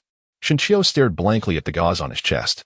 Over the past few days, he had forced himself to relive the sensation of being in a coma whenever he had a moment to spare, yet each attempt ended in failure. Never mind. Some things cannot be forced. It is better to go with the flow. Shin Xiu shook his head to dispel his frustrations and took out the Yunju to examine it closely. It seemed that Xiao Long and Xiao Hu had been asleep for so long without any sign of waking. Perhaps he had indulged them too much. Meanwhile, far away in Lingyun City, Prince Li was enduring a rather unpleasant few days. Not only had he lost numerous men, but he had also failed to rescue anyone. To make matters worse, Long Ning had nearly traced the investigation back to him through a series of clues. It was well known that Song He had declared that should the mastermind behind the incidents be found, they would face severe punishment. Reflecting on Song He's methods in the cave, Prince Li felt a chill run down his spine. Despite his high status as a prince of Daning, he was nothing compared to the core elders of the Qian Yuan sect. After all, anyone could be a prince, but Song He's identity was built upon talent, opportunity, and strength, step by step. No, staying here any longer would inevitably lead to disaster. With this thought, Prince Li became increasingly restless. Unable to comprehend how a mere elder of menial status, who at best could perform a few martial arts moves and perhaps a couple of spells, could thwart his elite Yingwu guards. They were nothing but a bunch of useless fools. The more he thought about it, the angrier he became. He stood up and kicked over a low table, then grimaced in pain as he rubbed his sore toes. Your Highness! Your Highness! The Grand Princess and the second prince have arrived. The urgent announcement from outside the tent made Prince Li hastily put his foot down. The second prince? Why had he come? A glint of clarity flashed in Prince Li's eyes as he adjusted his robes. Just as he tidied up the low table, a hearty laugh echoed from outside the tent. Haha, uncle, your defenses are truly formidable. The series of inquiries made me feel like a mere peasant. With that, the tent flap was flung open, and a pale-faced youth covered in scars entered first. Oh, it's you, This is all due to the incident concerning the Qian Yuan sect's immortal masters. Even I had to endure layers of questioning to visit your royal sister escort. Prince Li explained with a congenial smile. Not at all.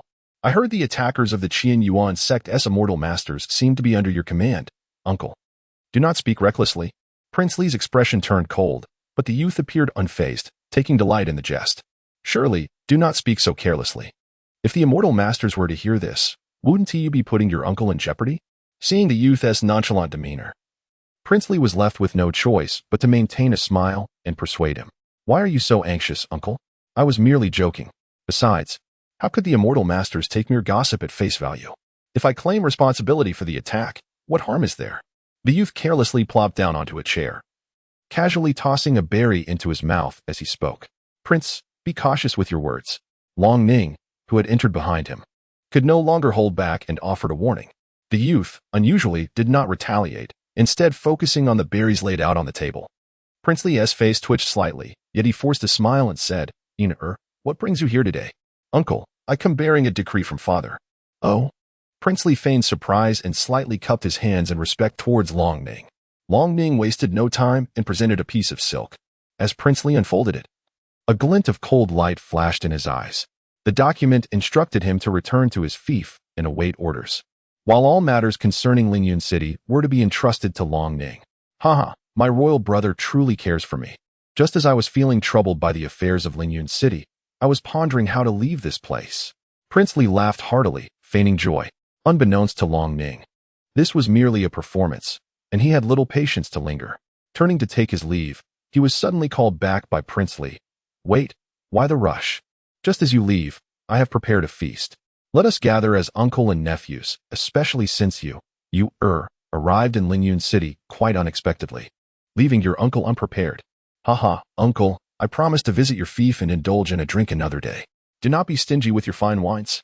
Princely smiled awkwardly, and only after the two figures disappeared did anger surface on his face. These offspring of lowly concubines dare to flaunt their power before me. Princely withdrew his gaze and looked back at the silk on the table, his fury igniting. They mean to drive me to my doom. How could they once have regarded me as a brother when founding the Hall of Heroes, and now that they are emperors, they wish to kick me aside? Those beasts are rebelling over a mere monkey demon. If only I had found that monkey demon, I could sit on the throne myself. In his rage, Princely tore the silk into shreds and hurled it to the ground. Still unsatisfied, he ground it underfoot before slumping back into his chair. Alas, my efforts to uncover the secrets were not in vain. That monkey demon truly appeared here. Now that the second prince has come, he must be here to take the monkey demon away. Sooner or later, my royal brother will placate the beasts of the Hall of Heroes, and then they will surely turn against me. To order me back to my fief is a blatant scheme. Whether I comply, I await my execution, and if I resist, it is to defy the imperial decree. Princely cackled madly, swaying as he watched the soldiers scurrying outside the tent, a sinister smile creeping upon his lips. Very well. Awaiting death is not the way of the Yu family. You wish for me to return to my fief? I shall do so. But you will come to learn that the Yu family's methods of taming beasts are not solely yours to command. In Lingyun City, everything you plot will become mine. As for those two worthless offspring and that menial elder, how dare they provoke me? They shall all perish. All shall perish. His almost frenzied roar echoed in the large tent, leaving every listener feeling the intensity of his madness. Chapter 45, Elder Shun. Until we meet again as the last leaf of late autumn fell, Lingyun City welcomed its first snowfall. The snow fell lightly, yet densely, and in just half an hour, the world was enveloped in a single hue of white. Shin Xiu stood outside the courtyard, his gaze fixed upon the distant figure of Yun Mingxuan, pondering the depths of her thoughts. Under his attentive care, his injuries had nearly healed. The third batch, Yun Mingxuan's murmured words tightened Shin Xiu's heart, prompting him to follow her gaze where wisps of black smoke rose on the horizon, as if they had torn the pristine white sky asunder. He recalled Jiang Yang telling him just yesterday that it was the smoke from the burning of refugees, those innocent souls who had perished while laboring to reconstruct Lingyun City. The billowing smoke signified that the restoration of Lingyun City was nearing its conclusion in a mere few months. Such is the cruel nature of the world. Shin Xiu sighed inwardly, his fists unconsciously clenching. He felt compassion for the displaced people, yet that compassion was limited to mere sympathy. At present, although he held the position of a menial elder, he could not even ensure his own safety, let alone rescue the masses from their dire plight. Shin Xiu withdrew his gaze and turned to enter the room. With a subtle motion of his palm, the figures of the little dragon and little tiger materialized. After days of slumber, the bodies of the two creatures had become almost translucent, peculiar patterns emerging on their wings, faintly indicating signs of awakening. You two fellows truly evoke a sense of impatience. Shin Xiu murmured softly, a glimmer of anticipation flickering in his eyes as he slowly closed his palm, concealing the two insects within his body. What a pity that Princely, that old scoundrel, slipped away. Otherwise, he would have certainly experienced the formidable power of the blood slave insects. In his heart, Shin Xiu silently cursed. Yesterday, Jiang Yong informed him that Prince Li and his entourage had departed from Lingyun City overnight, for reasons unknown. They dare to attack me and then flee? This grudge shall be avenged, sooner or later. Shin Xiu let out a cold laugh, his mind already devising plans for the future. Although he currently had a cultivation technique to practice, progress was sluggish and ineffective. He needed to contemplate alternative methods. Once his body had recovered, He would first journey to Lingyun City to seek the herbs for the Qi Wuming's body refining formula, striving to enhance his physique as swiftly as possible. Subsequently, he would need to establish his own faction. Shin Xiu paced back and forth within the confines of his room, his thoughts gradually crystallizing. With power at his disposal, he could not only acquire more resources for cultivation but also gain access to a wealth of intelligence. Had he received a hint of the impending attack, he would not have found himself in such a disheveled state. Most crucially, there remained many aspects of the world of immortality that eluded his understanding. Concepts such as the fusion source fruit and the Hall of Heroic Spirits cast a pall of unease over him. With these thoughts swirling in his mind, Shin Xiu came to a halt, seated himself at the table, and took up pen and paper to draft a plan for establishing a faction. Meanwhile, within the grand tent of Chongning in Lingyun City, the atmosphere was laden with tension. Your Highness, you should attend to the matter of the monkey demon. I will remain here to oversee the reconstruction of Lingyun City. Yu Tingyue's voice carried a note of urgency. Chongning set down her teacup, her brow furrowed. That is unacceptable. You are defying orders. And what of it? Yu Tingyue retorted with a cold snort. I have now been assessed as possessing dual spiritual roots, and the Grand Elder of Qianyuan's sect has expressed intent to take me as a disciple. Even if Father is displeased, what can he do to me? Moreover, you discovered the monkey demon. Do you truly wish to forfeit the credit? Chongning fell silent for a moment, a flicker of struggle crossing her eyes. What of it? As a mere woman, I am ultimately just a bargaining chip for marriage. Humph. Yu Tingyue stood abruptly, anger igniting in his gaze. I will not allow it. If pressed, I shall force him to abdicate and let you reign as the sovereign of the realm. Silence. Chongning interjected sharply, raising her hand as if to strike, yet halting in midair. Do not speak of this matter again. Seeing her resolve, Yu Tingyue let out a heavy sigh. Your Highness, this Dening has long been rotten to its core. Father, a mere mortal, has lived for centuries, defying the natural order, yet still pursues the elixir of immortality. He not only uses the living to concoct pills, but also consumes the hearts of innocent children, bathing daily in a pool of human blood. You are not ignorant of these deeds. Had it not been for them, Mother would not have perished. Compared to the Emperor of Dening, he resembles a demonic cultivator. He cares not for the land of Dening, but only for his withering body. Yu Tingyue's words struck Chongning like a bolt from the blue, causing her to stagger. But he was not finished. He stepped closer, looking into her eyes, continuing, and the first prince, dispatched to Qianyuan's sect under the guise of study, is nothing more than a hostage. Regardless of your thoughts, I shall support you in claiming the throne of Dening. No one can stand in your way. Gazing into the resolute eyes of the youth, Chongning felt a swell of emotion within her.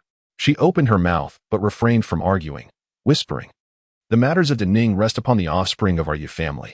Regardless of Father's actions, he has granted us life. As for the first prince, though he is of different mothers, he treats me as kin. You err, do not speak thus in the future. If you persist, I shall. Chongning looked at the youth before her, towering over her by a head, her gaze softening only to vanish quickly. If you continue, then do not acknowledge me as your elder sister. Though fury flickered across his face, Yu Tingyue lowered his head, his voice turning hoarse and choked. Sister, I shall not speak of it. I simply cannot bear to see you married off. With Mother gone, now you two must leave, and it pains my heart. Chongning turned away, gripping the table's edge tightly, her knuckles turning white. Do not cry. You will soon enter Qianyuan's sect to become an immortal teacher. Why do you still cling to childhood sentiments? Since you are unwilling to go, I shall seize this opportunity to claim credit for finding the monkey demon and test Father's disposition. That night, Chongning summoned her attendants to prepare for departure. As the disciples of Ling Tian had all gone to Lingyun City, she stealthily entered the back mountain with Yu Tingyue. After some explanations, Yuxing paid no heed to who led them. Upon hearing that they would meet the head of the Yu family, he readily agreed. Thus, under the cover of night, the group departed from Lingyun City, with Yu Tingyue escorting them until the outskirts of Ling Tian. Here we shall part ways. Chongning reined in her horse. Glancing back at Yu Tingyue, I entrust the affairs of Lingyun City to you. And regarding Elder Shin of Ling Tian, should an opportunity arise, extend him your courtesy. Yu Tingyue raised an eyebrow, chuckling. Sister, how many times have you mentioned this? Why are you so concerned about him? Chongning's cheeks flushed as she retorted, Nonsense. He has shown me kindness. I am merely repaying that debt. Yu Tingyue laughed heartily, waving his hand. Enough, sister, take care. As Chongning watched his figure disappear into the night, a surge of conflicting emotions welled within her. She suddenly recalled Shincho's mischievous smile, his awkward entrance into the tent, and the eager look in his eyes as he awaited his rewards. "I must be going mad," she murmured to herself, a blush creeping across her face. "If there is a chance, I shall meet Elder Shin again." With a soft whisper, she lingered a moment longer, gazing at the outline of Ling Tian under the stars before turning her horse around. Her red gown billowed in the cold wind, reminiscent of a general's battle attire. Chapter 46. Do not trust them within Ling Tian. The night was tranquil. The cold wind outside softened, and through the cracks of the window, one could see a youth with a complexion akin to jade, reclining over a desk cluttered with papers and ink. The flickering candlelight danced upon his face, casting a smile that suggested he was dreaming of something delightful. Yet, in the blink of an eye, the smile evaporated, replaced by a look of confusion. Shen Xiu felt an inexplicable lightness enveloping his body. Instinctively, he opened his eyes, only to find himself surrounded by a hazy mist once more. Shen Xiu, with an expression of fervent excitement, turned to part the mist beside him, tentatively inquiring, "Is anyone there?" The response was a profound silence. After a few moments, a familiar horn echoed through the air. The mournful and lingering sound of the horn summoned forth ethereal wisps of silver energy, reminiscent of his initial arrival, compelling him to venture deeper into the unknown. With the horn's fading resonance, Shen Xiu found himself once again adrift, directionless, and compelled to wander aimlessly. Suddenly, the surrounding white mist began to swirl and roll with the weight of a sudden sigh, revealing the colossal turtle shell he had previously glimpsed. "Who are you? What is this place?" Shen Xiu shouted towards the tortoise shell. A sigh echoed repeatedly, emanating from a voice that seemed indifferent to his call, merely producing a sound imbued with a sense of helplessness. As these sighs lingered in the air, the surrounding white mist gradually dissipated, allowing Shen Xiu to finally discern the scene before him. The space, far from being a mere chaos, revealed itself as a battleground of horrors. His gaze fell upon the scorched earth beneath, littered with countless bones, while the enormous shadows looming above turned out to be indistinct skeletons. Most striking was the tortoise shell in the sky, which astonishingly bore the weight of a city engulfed in flames. Thick smoke billowed from the city, and in the distance, the nearly flat and barren hills and an endlessly dry riverbed starkly narrated the cataclysm that had befallen this place. Another sigh resonated through the air, and Shen Xiu remained unable to pinpoint its origin, as if it were emanating from the city atop the tortoise shell, the desolate hills afar, or the scattered bones surrounding him. "Who are you truly?" Shen Xiu, increasingly irritated by the incessant sighs surrounding him, gestured emphatically towards his surroundings and bellowed loudly. A resounding clatter ensued. As Shen Xiu's ears stirred, a sound reminiscent of shattered jade reverberated, and the scenery before him fractured like glass, swiftly crumbling into oblivion. This time, it became clear that what floated amidst the mist was not the mountains and rivers or the tortoise shells, but rather innumerable strands of gold as fine as hair. These golden threads wove a colossal net, adorned with shards resembling glazed porcelain, each fragment reflecting a bronze coffin inscribed with countless runes. The coffin swayed precariously, akin to an insect struggling upon a spider's web. "Do not trust them." Suddenly, the bronze coffins trembled in unison, the silken web rustling, sending a jolt of agony through Shen Xiu's mind. He desperately sought to decipher the inscriptions on the nearest coffin, only to witness a golden thread darting out from the web, hurtling toward him. On that golden line, astonishingly, was a coffin that was gradually creaking open. They are all illusions.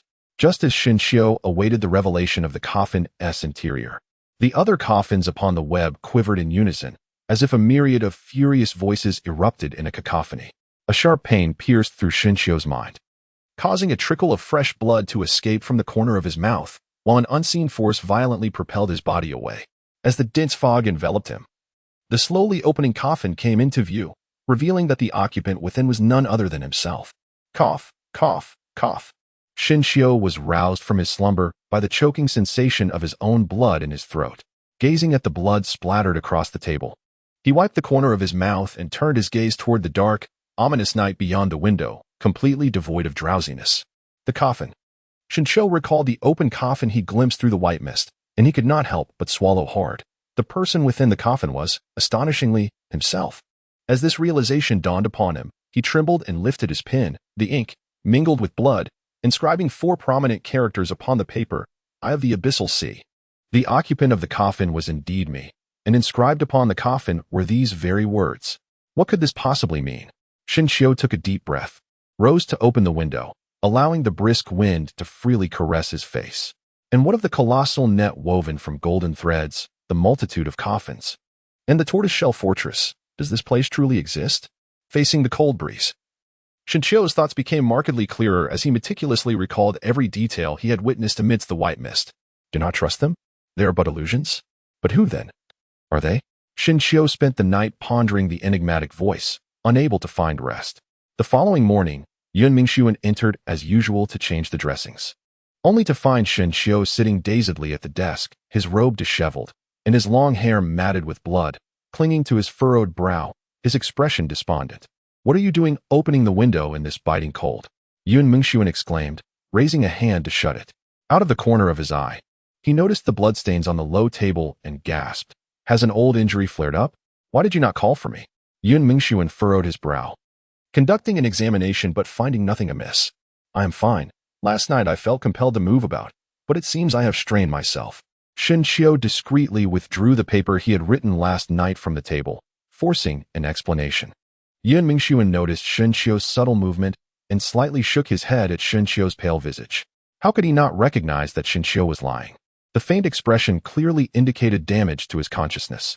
Yet, she found it peculiar.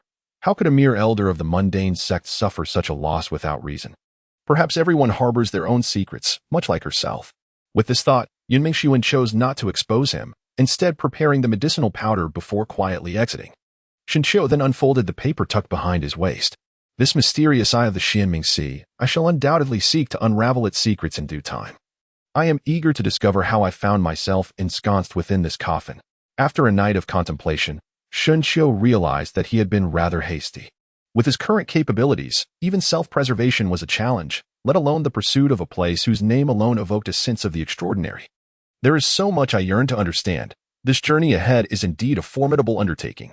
With a sigh, Shinchio rose, finding that the initial sharp pain in his mind had lessened. He promptly resolved to venture into Lingyun City, beginning with the procurement of the necessary toxins for body refinement. Treading upon the fresh snow, he stood at the edge of a field, observing the bustling activity in Lingyun City from afar, which was now a stark contrast to its previous desolation, due to the two characters Qianyuan emblazoned on his azure robe. A young guard at the entrance attempted to ingratiate himself, causing Shinchio's expression to instinctively turn cold, prompting the guard to halt, bow, and step aside. Passers-by, noticing Shinchio's formidable demeanor, prudently kept their distance. As Shinchio navigated through the crowd, the guards beside the young sentinel jested. Did you see that? Now that is a true immortal master. Does he need your sycophancy? You are merely fawning over him. The young guard's face fell, and he sighed, alas. I had hoped this azure-robed immortal master would be more approachable. Yet, over the past few days, he has treated us like formidable foes. I thought a little flattery might earn me some elixirs in exchange for a bit of wine money. The others chuckled at his misfortune, teasing, what a naive thought. By the way, how is it that you have spent your military pay so quickly? Are you truly out of money for wine? Laughter erupted. He can't control himself and is still thinking about a widow among the refugees. But she has a son, and to share a bed, one must provide for them both. Another chimed in, no wonder. Why concern yourself with her child? If that woman defies you, just brandish a knife to scare her. If you fear her wailing, pass her on to me, and I shall handle it. Shinchio, oblivious to their mockery, inquired further and learned that most merchants and vendors were located in the eastern part of the city. He hurried along, and indeed, he soon encountered a newly established herbal medicine shop in the East City, its sign freshly painted. Presently, a few young attendants in blue robes were diligently polishing the sign above the entrance. Suddenly, a ragged old beggar dashed into their path, causing one of the attendants to scowl and brandish a broom. Where did this beggar come from? Get away. Don't come here looking for trouble. I won't leave unless you fill my wine pouch. If you chase me again, I'll relieve myself at your doorstep tonight. The old beggar, resembling a rogue, leaned against the shop entrance, slowly extracting a cowhide wine flask from his mud-stained hands. No matter how the broom was waved around his face, he seemed rooted to the steps, immovable. Try hitting me again, and you'll see if I dare. The attendant, infuriated by the beggar's insolence, was about to summon his colleagues to teach the old man a lesson when a sharp-eyed companion interrupted him with an exclamation. Oh dear, it's the immortal master. Quick, let him in. Shinchio, strolling forward, was unaccustomed to such warmth, nodding coolly as he approached, casting a slight glance at the old beggar on the ground. It's you. I recognize you. You possess treasures. The old beggar exclaimed in astonishment, his muddied eyes fixed intently on Shunqiu beneath his grizzled hair. Chapter 47. The mad old man hearing the beggar's outcry. One of the attendants could no longer contain himself. "You old pest! How dare you offend the immortal master's eyes? Leave immediately, or I will strike you down. Get out, get out. Let us throw him out together." Shunqiu remained silent, casting a cold gaze upon the old beggar before him. This elderly man was a stranger to him. Yet he claimed to know Shunqiu and spoke of possessing treasures, compelling Shunqiu to take him seriously. While it was possible that the old beggar was merely rambling, Shunqiu chose to remain vigilant, intent on observing the situation further. However, the scornful rebukes from the young servant and the beggar's foul language soon incited a commotion at the entrance, prompting a lean man to emerge from within the room. Hey, what is all this noise about?" The lean man, beaming with delight, hurriedly approached Shunqiu, attempting to usher him inside, while turning back to berate the young servant. "Useless wretch. You can't even chase away a beggar. Truly, nothing good comes from cheap labor." Upon hearing this, Shunqiu was somewhat taken aback. A closer inspection revealed that most of these young servants were gaunt and emaciated, suggesting they had only recently begun to have enough to eat and wear. Noticing the lean man making a gesture to welcome him, Shunqiu slightly nodded and softly addressed the entrance, saying, "Let that beggar remain at the door. I have something to inquire." Although the lean man was puzzled, he could not refuse Shunqiu's request and promptly sent away the young servants, ushering Shunqiu into the main hall. Ah, truly, the immortal master is considerate of the young one's business, welcoming esteemed guests on the very first day of opening. Shunqiu observed the adept movements of the slender man as he brewed tea, harboring a desire to probe into the true nature of this individual. He inquired, "Pray tell, from which region do you hail, and what brings you to the perilous confines of Lingyun City to conduct your business?" The latter placed the teacup upon the table, gesturing courteously and with a professional smile revealed, "To be candid, esteemed master, my family originates from the capital. This marks my second visit to Lingyun City. During my previous journey, I fortuitously avoided disaster as the demon attack occurred while I was elsewhere procuring goods. As for my presence in Lingyun City, it is, of course, reliant upon the esteemed practitioners here for the sale of spiritual herbs." Upon hearing that he had come to Lingyun City for the second time, Shen was taken aback yet found it somewhat agreeable. After all, merchants prioritize profit, and it would indeed be peculiar for him not to visit Lingyun City. Esteemed immortal, may I inquire if you have any business today?" Noticing Shunqiu's silence, Manager Wang could no longer contain his curiosity and posed the question first, subsequently adding, "Rest assured, esteemed immortal, I shall offer you a most favorable price today, ensuring that no other establishment in Lingyun City can match it." Upon hearing this, Shunqiu shook his head and replied with a smile, "I have come not to sell, but to purchase." The latter's eyes reflected a hint of disappointment, yet a smile soon returned to their face. "But that is of no consequence." Remained silent, pulling out a piece of paper and handing it over. The other party stared at the document for quite some time before raising their head, furrowing their brow, and saying, "I do possess the herbs you seek, but they are merely worthless yet highly toxic substances. If you have any, I will take them all. Rest assured, no one in the entirety of Lingyun City will offer you a better price." The shopkeeper's lips twitched as he stood up to summon a servant to prepare the medicinal herbs, during which he attempted to persuade Shunqiu to part with a few sprigs of spirit herbs. Naturally, Shunqiu was unwilling. He could scarcely spare any for himself. Conversely, he had an abundance of gold and silver, and thus graciously declined the shopkeeper's offer. After a brief wait, all the required herbs were neatly packaged, totaling 2 substantial bundles. Under the shopkeeper's puzzled gaze, Shunqiu hoisted the bundles onto his shoulders, and, with a flick of his finger, a gold ingot the size of a thumb landed on the table. "Ah, what marvelous sorcery, esteemed master! Quickly, assist the master with these." Shunqiu declined the assistance of the young servant and, amidst the repeated courteous farewells of the shopkeeper, stepped out of the apothecary. Upon exiting, the old beggar, as if anticipating Shunqiu's arrival, staggered up from beside the door, revealing a mouthful of yellowed teeth as he smiled and exclaimed, "Ah, master, I recognize you." Shunqiu surveyed the surroundings with a light chuckle, saying, "You may recognize me, but I do not know who you are." Upon hearing this, the old beggar covered his mouth and stifled a laugh, extending his greasy, withered hand, and replied, "You are foolish. You are a celestial master, while I am merely a beggar. Who wouldn't he recognize you? And who could possibly recognize me? Humph, a madman." Shinshio was also devoid of mood, silently chiding himself for his overthinking. Just as he was about to turn and leave, a sudden voice echoed in his mind, stunning him momentarily. Wait for me in the northern part of the city tonight. Otherwise, I shall reveal your secret of using spiritual energy to explode the cultivators. And then it will not be just me seeking you out. Shinshio slowly turned around, gazing at the old beggar behind him, who was nonchalantly picking his nose, and felt a chill run through his entire body. The events of that night seemed vividly clear to this old beggar. More significantly, this old fellow was actually a cultivator. But why did he not seek him out that night, only to appear now? Could it be that he harbored intentions of seizing some spiritual treasure from him? In Shinshio's eyes, a piercing coldness radiated, his gaze frosty. Ah, the immortal master is angered. The immortal master is angered. Run. The old beggar's face contorted with exaggerated panic, and he hastily grabbed the leather wine flask on the ground before fleeing, provoking the ire of passers-by who scolded him with pinched noses. As Shinshio watched the old beggar vanish around the street corner, his mind was in disarray, and he felt no excitement over the herbs he had failed to procure. Dejected, he returned to the spiritual field, contemplating whether to seek out the old beggar once more. Given that the beggar had refrained from attacking him when he was gravely injured, it seemed he harbored no ill intentions. Yet, what could be the reason for this visit? With a heart full of trepidation, he noted that the remaining light of day was gradually fading, and the curtain of night was about to descend. During this moment of waiting, the two little creatures, Little Dragon and Little Tiger, finally stirred from their slumber. However, they appeared somewhat lethargic compared to before, merely rolling back and forth in the palm of his hand, seemingly still adjusting to their transformed bodies. Seeing this, Shinshio felt a surge of excitement.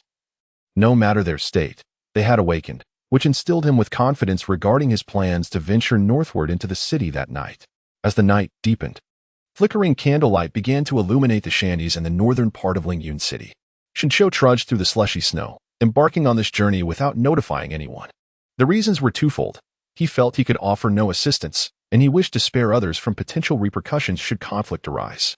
The sound of his footsteps, squelching in the muddy snow, echoed as he paused, his vigilant gaze sweeping the surroundings. Yet, apart from the biting cold wind and the intermittent snoring emanating from the shanty town, an unsettling silence enveloped the world. The old beggar had not specified a precise location. Was he to search through each dwelling one by one? Shinshio murmured softly. But as soon as his words faded, a hoarse laughter echoed from behind him. Hiki, the immortal master truly keeps his promises. The old beggar staggered out from the shadows, still clutching the tattered leather wine flask in his hand. His darkened visage bore the same maniacal grin. Yet his eyes glimmered with a sharpness far greater than during the day. What exactly do you intend to do? Shinshio coldly spoke, his gaze sharp as a blade, fixated intently on the old beggar's movements as he advanced. Do not rush, the old beggar replied, waving his hand dismissively. He leisurely settled onto a stone, patting the empty space beside him. Please sit down, standing is quite exhausting. Shinshio remained unmoved, standing steadfastly in place with his hands gently clasped behind his back, ever prepared to summon the two insects. His tone was frigid. I have no time for idle chatter. What brings you here to seek me?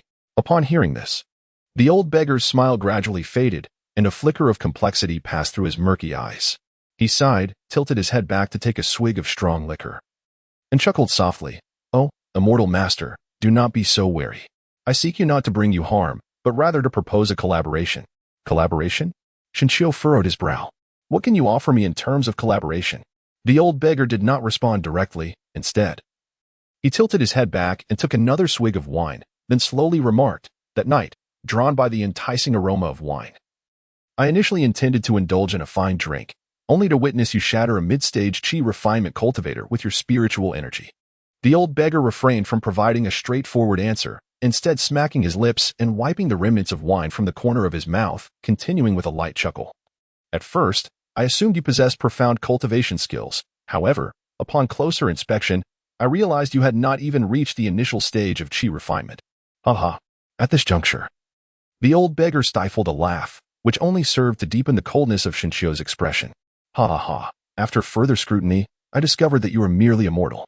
As for that vast and pure spiritual energy, it must originate from some extraordinary treasure you possess. Yes? The old beggar struggled to suppress his laughter. Though his words were framed as a question, his tone conveyed certainty. Hey, he continued, noticing the glimmering light swirling around Shinshio's hands behind his back. A rare seriousness appeared on the old beggar's face. and my proposed collaboration today is to share in the use of that extraordinary treasure of yours." Upon hearing this, Shinchio was filled with rage, no longer concealing the existence of the two insects. With a swift gesture, he summoned the little dragon and little tiger, who stood by his side, their insect wings flapping gracefully. Ultimately, it was merely a covetous desire for my extraordinary treasure. Shinchio thundered in anger but refrained from directing the two insects to advance. On one hand, he was uncertain of the old beggar's depth. On the other, he feared causing a commotion that might attract unwanted attention. He could only hope that the presence of the two insects would deter the old beggar, preventing him from approaching recklessly. Indeed, as the insects emerged, the old beggar's expression shifted momentarily with surprise, yet he did not appear flustered. Instead, he observed the insects with keen interest. "Ah, the secrets of this little immortal master are abundant. Even the blood-slave insects can be nurtured into monsters. It seems this extraordinary treasure is truly remarkable." Noticing the old beggar's calm demeanor, Shinchio felt increasingly unsettled. Nevertheless, the old beggar continued to shake his head with a smile, saying, "Had this been in the past, you would have long since become mere bones in my wine, and your spiritual treasure would have been mine. Yet today is different. I merely wish to discuss a collaboration with you." After speaking, the old beggar slowly rose, his tattered robes swirling about him, and added, "When it comes to collaboration, it is not solely about you offering me that spiritual treasure. I too shall safeguard the secrets of that night for you. What if I refuse to cooperate?" Shinchio's resolve grew firmer. The old beggar regarded him with a hint of admiration. No, you will. You resemble the past version of myself, ambitious and fortunate, yet simply lacking in good fortune. Otherwise, as a disciple of a sect, how could you have fallen prey to mere mortals? Your own strength is pitiful, not even reaching the stage of chi refinement. Even if your talent were lacking, that would not justify your purchasing toxic herbs to practice those grueling body-tempering techniques. It seems you possess opportunities and ambitions, yet remain without a path to tread or a door to enter. The old beggar's words struck a chord with Shinchio, and he was further astonished by how the old beggar knew of his intentions behind acquiring the toxic herbs for body tempering. The old beggar seemed to perceive Shinchio's doubts, stroking his beard as he chuckled. "Today, upon seeing you, a disciple of the Qian Yuan sect, purchasing toxic herbs, I surmised a few things. The body-tempering techniques share a common approach. The first step requires a toxic herb bath. I advise you, little immortal master, not to squander time on this endeavor. The results are minimal and the time wasted is significant. Remember, time is of the essence on the path of cultivation. Should you choose to collaborate with me, not only will I assist in keeping your secrets, but I can also offer guidance for your future cultivation, ensuring that the extraordinary treasure in your possession does not remain unutilized." With that, the old beggar pointed toward the blood-slave insect swirling around Shinchio, his meaning unmistakable. Fell silent for a moment, the old beggar's words stirring a flicker of interest within him, yet his wariness remained unabated. "How can I trust you? Moreover, if we were to collaborate, I must know your background thoroughly. Otherwise, if you attract formidable enemies, wouldn't I be implicated? Ha ha ha, you clever lad." The old beggar let out a hearty laugh, spittle flying from his mouth, making feel somewhat queasy. "I have roamed the path of cultivation for over 3 centuries. Standing tall above the masses, I never anticipated being questioned by you regarding my guidance. Ha ha ha." After a prolonged bout of laughter, the old beggar wiped the tears from his eyes and a hint of nostalgia graced his features. "As for my background, have you ever heard of the Supreme? Chapter 48. You shall henceforth be known as the Moonshadow Immortal Master. Have you ever heard of the Supreme?" The old beggar's murky eyes sparkled with intensity, a proud glimmer emerging on his grimy face. It was as if the figure before was not merely an old beggar, but a peerless genius standing atop a mountain. However, as subsequent response caused the old beggar's newfound pride to deflate instantly. "Never." "What? Truly never?" Seeing the old beggar's insistence, shook his head slightly. He was not lying. According to Zhao Xiao, he understood the grades of but was entirely unfamiliar with. "What kind of wretched sect do you belong to? Is there no one in your sect who discusses the Central State's genius rankings?" "Never. Even if we do not speak of the genius rankings, is there not a discussion regarding the protracted battle at Black Cliff in the Central State?" "Never." Witnessing his ignorance, the old beggar sighed, his expression tinged with exasperation. "With such ignorance, it is no wonder your cultivation has made no progress. One day, if a rare treasure or spiritual herb were to arise elsewhere, you would remain oblivious to its significance." In response to the old beggar's admonition, did not take offense but retorted, "And why is that? From your demeanor, it seems you are aware yet have reaped no benefits." "Humph. The old beggar scoffed, not offering a rebuttal. After a moment, he spoke again. Let us not dwell on that. Since you are unaware of the extraordinary nature of, allow me to elucidate, typically consists of the 5 elements. By absorbing spiritual energy from one of these elements, one can directly access the great Tao. However, exists beyond these 5 elements, embodying both thunder and lightning with ever-changing forms. Should someone possess such a, not only would their cultivation speed surpass that of the 5 elemental, but their combat prowess within the same realm would also be superior. Consequently, those with are often regarded as prodigies and geniuses. The supreme, however, is even more extraordinary, representing the pinnacle among prodigies and anomalies. And I, my dear lad, am such a person. Observing the old beggar's flushed face, inflamed with excitement, felt a twinge of astonishment. He had not anticipated the old beggar to possess such formidable capabilities. Nevertheless, this was merely the beggar's claim, and couldn't help but harbor some skepticism. Given the old beggar's assertions, if were truly so powerful, how could he appear in such a pitiful state? Indeed, I have gained insight today. I had no idea could exhibit such peculiarities. Yet, I cannot fathom why someone so extraordinary would find themselves in such a plight. Upon hearing's inquiry, the old beggar's expression darkened as he shook his head and sighed. Let us not discuss this further, lest your knowledge of such matters brings you peril. A sudden jolt coursed through Shinshou's heart. Initially, his inquiry was merely casual, devoid of any intent to delve deeper. However, the words of the old beggar ignited within him a stronger desire to uncover the truth behind the matter. Yet, observing the beggar's resolute demeanor, Shinshou refrained from pressing further. Instead, he recalled the beggar's previous insights regarding spiritual roots and inquired, might you enlighten me on the cultivation of mixed spiritual roots in this world? What sort of immortality do they pursue? It seems more prudent to return home and till the land. Shinshou was taken aback, his face flushed crimson, and he remained silent. The old beggar, noticing Shinshou's unusual demeanor, revealed a knowing look in his eyes and chuckled. It seems that the young immortal master's inquiry is not without purpose. Yet the path of mixed spirit roots is fraught with challenges. In the same span of time, those with singular spirit roots can traverse the foundation-laying stage and extend their lives by a century, whereas those burdened with mixed spirit roots are few and far between, often succumbing to age long before they reach the foundation stage. After finishing his words, the old beggar's gaze shifted, slightly shaking his head as he regarded Shinshou. I perceive that the young immortal master wishes to cultivate his physique. However, in my humble opinion, it would be wise not to expend your efforts in this endeavor. The process of physical cultivation is exceedingly intricate and is often met with skepticism by the world. Instead of squandering your time on this, you might consider studying the art of alchemy. Not only will it earn you the admiration of others, but it will also enable you to concoct longevity elixirs that prolong life. Alternatively, you could delve into the arts of puppetry, talismans, or formations, which could also lead to notable achievements. With a stroke of fortune, you might even attract a powerful being who would take you under their wing, facilitating a miraculous transfer of spirit roots from another to yourself. Upon hearing this, Shinshou felt a surge of unease. The old beggar's words were laden with profound implications. What was this talk of shifting flowers and connecting trees, the intricate methods of talismans and pill formations? Moreover, why was the art of body refinement so scorned by society? Was there some hidden truth behind it? With these thoughts racing through his mind, Shinshou grew anxious. After all, he had been diligently practicing and researching the enigmatic body refinement technique. If there were indeed ulterior motives, was he not pushing himself into a perilous situation?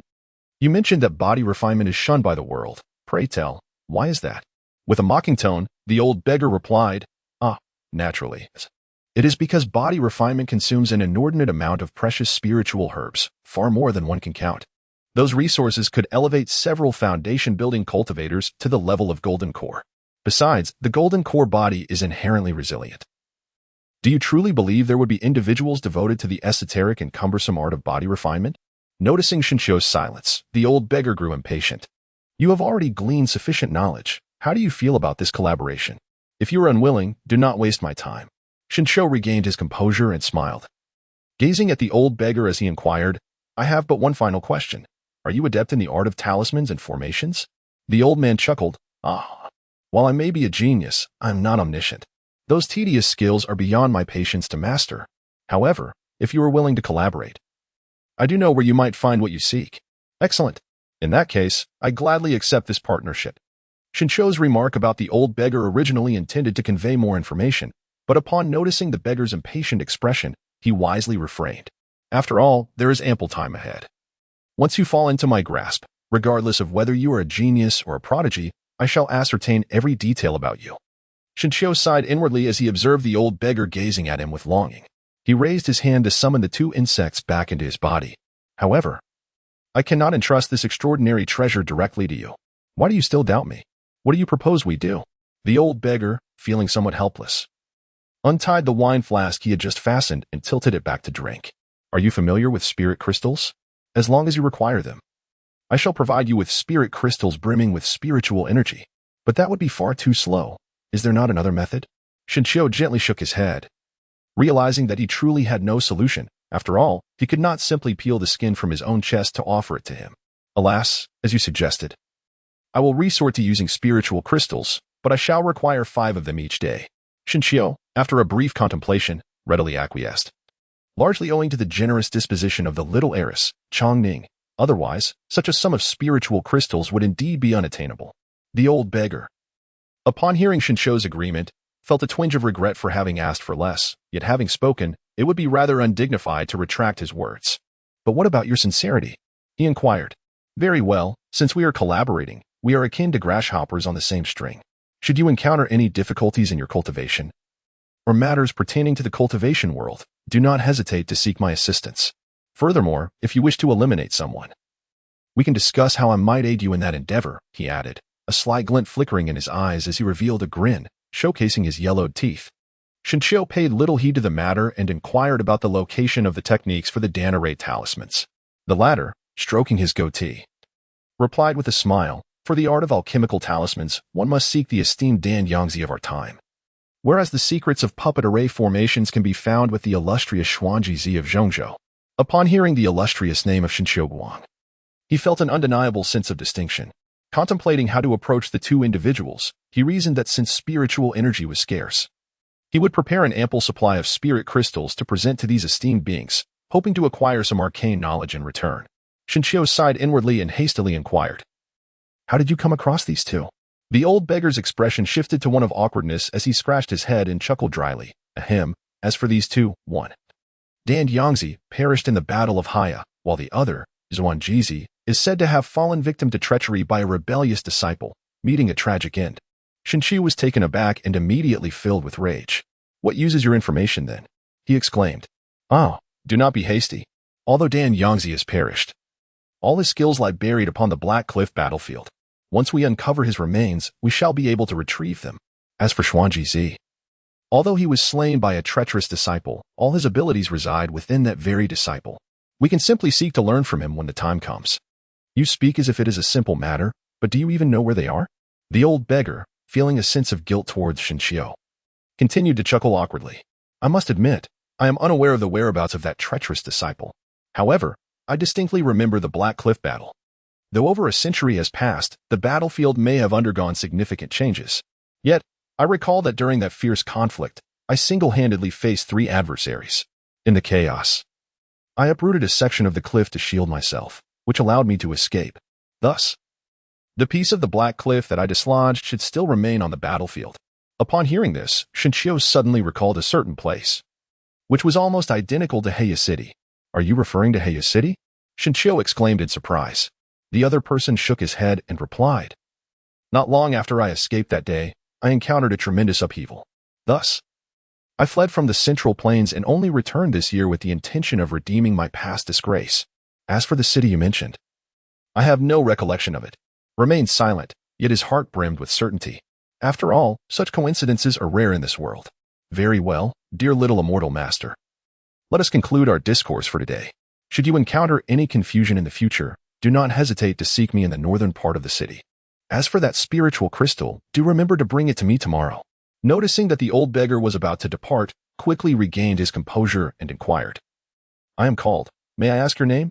"I possess neither name nor surname, merely a beggar who seeks alms," the old beggar replied. Seeing the old man reluctant to reveal his name, had a sudden inspiration and exclaimed, "Since nameless and surnameless lacks elegance, might I address you as Master Moonshadow?" "Master Moonshadow? Ha. The shadow beneath the moon, like a ghostly apparition. Splendid. Then you shall refer to me as Master Moonshadow." Chapter 49. Scheming for Lingyun City. After parting with the old beggar, returned to his residence, where darkness had already enveloped the surroundings. In the pitch-black room, he refrained from lighting a lamp and sat down directly on a chair, reflecting on the old beggar's words. The mysteries of Black Cliff City unfolded one after another. Shinshio murmured softly, his gaze shifting towards the 2 bundles of poisonous herbs on the ground. Though the refinement of his body was a slow process, he could not afford to wait idly for other methods. After all, there was no harm in trying. Resolute, Shinshio moved a large barrel from the adjoining room, carefully placing the toxic herbs inside and pouring in cold water. The technique he practiced did not specify the intricacies of the herbal bath, and considering that each exhalation left his body feeling as though it were seared by a hot iron, the cold water seemed even more appropriate. With everything prepared, he bit down on a spirit herb and sat cross-legged, circulating his technique. In an instant, spiritual energy coursed through his body, igniting his internal organs as if they were ablaze. His entire form gradually took on a crimson hue, white smoke swirling around him, as though he were ensconced within a furnace. After a prolonged moment, Shinshio expelled a plume of white vapor, eagerly plunging into the frigid water filled with ice shards. Contrary to his expectations of a biting chill, he was instead met with an overwhelming heat. The poisonous herbs floated on the water's surface, gradually melting under the warmth emanating from his body. In mere moments, the cold water began to boil, bubbles frothing and the pungent scent of the poison permeating the entire room. It was working. Shinshio let out a low growl, his facial muscles contorted, as the water in the basin transformed into a kaleidoscope of vivid and perilous hues. Shinshio gritted his teeth and persevered. Each breath felt like a heavy hammer striking, refining his very organs. After a long while, the crimson glow gradually faded, and the water's hue no longer dazzled. Cough, cough. Shinshio expelled a mouthful of congealed blood, instantly feeling an exhilarating lightness throughout his body, as if each cell were rejoicing. His hand brushed against his form, discovering a thin, sanguine membrane clinging to his skin, akin to a serpent's shed skin. Success. It appears that it was not as daunting as anticipated. With this realization, Shinshio couldn't help but feel a surge of elation in his heart. Rising to his feet, he brushed away the blood membrane and began to stretch his limbs, which immediately responded with a series of satisfying crackles. Shinshio seemed to perceive a surge of power, his skin's resilience significantly enhanced. With a mere exertion, he feared he could penetrate the half-foot-thick wall. Murmuring softly to himself, he suppressed the excitement within, and by the time he tidied up the disarray, dawn had begun to break. The matters concerning Black Cliff City and Xuanji felt too distant now. It was imperative to seek alternative methods of cultivation. Gazing at the dim sunlight filtering through the window, Shinshio retrieved 5 spirit crystals from the hidden compartment beneath his bed, preparing to hand them over to Ewing later that evening. This journey into the city also necessitated strategizing matters pertaining to Lingyun City. As he stepped out and passed by Yun Mixuan's room, he did not forget to offer a word of caution. Once he had vanished from sight, the tightly shut door of Yun Mixuan's room creaked open slightly, revealing her beautiful eyes peering out to observe the estate's entrance. My body has fully healed. I consider this a repayment for your hospitality during my recovery. It is time to part ways, she murmured to herself, grasping her longsword, but paused before Shinshio's door. After a moment's hesitation, she stepped into his room and pinned a note on a piece of paper. I shall take my leave today. May our paths cross again in the martial world. Just as she was about to depart, her gaze fell upon the bed. The journey ahead was long, and a few spirit crystals should go unnoticed, she thought. With that, she quietly opened the hidden compartment, only to be stunned. The compartment brimmed with spirit herbs, spirit crystals, and spirit stones, nearly blinding her with their brilliance. How did he amass such treasures? The first time she met him, he was merely a downcast third-tier servant. The transformation was astounding. A blush crept onto Yun Mingxuan's cheeks as she swiftly snatched a few spirit crystals and herbs, adding a note of gratitude before she quietly slipped away. Shinshio was utterly oblivious to the matter at hand. At this moment, he entered Lingyun City and sought out Ma Kai and a few others, retreating to a secluded spot for a casual conversation. It is quite perplexing how Master Sungha inexplicably relaxed the search in Lingyun City, allowing the group to convene. However, as soon as they gathered, a single remark from Ma Kai left Shinshio momentarily speechless. Are you saying that Chongning has departed? Observing Shinshio's bewilderment, Ma Kai, having produced some sunflower seeds from an unknown source, chuckled and said, I heard he left the previous night, and his replacement is a scarred young lad. A child? Noticing Shinshio's continued confusion, Wang Xing discarded the shell of his sunflower seed, clapped his hands, and elaborated, he is the younger brother of Changning. Not very old yet exuding an air of arrogance, even some of the white-robed disciples feel compelled to greet him. There must be some underlying circumstances. Shinshio nodded slightly, feeling a twinge of disappointment. Of course, he lamented the departure of Chang Ning, for it would be challenging to derive any further benefits from her.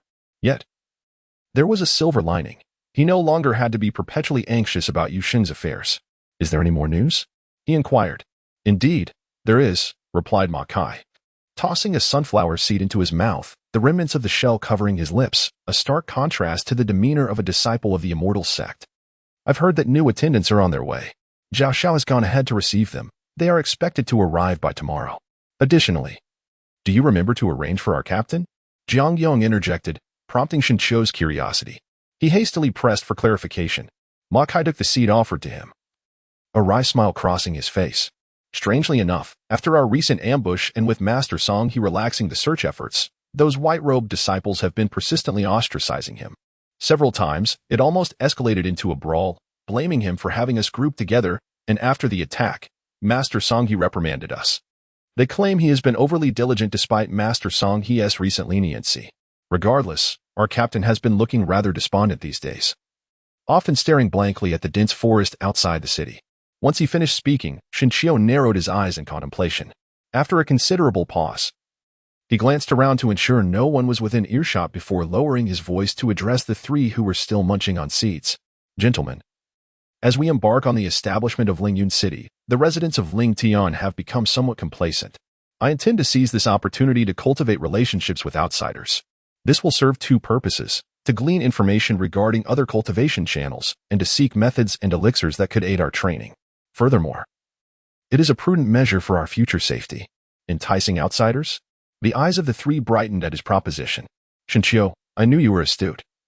Do elaborate on your thoughts, one urged. Indeed, this plan holds immense benefits for us. Another chimed in. However, we are disciples of the Qian Yuan sect. What if we draw unwanted attention?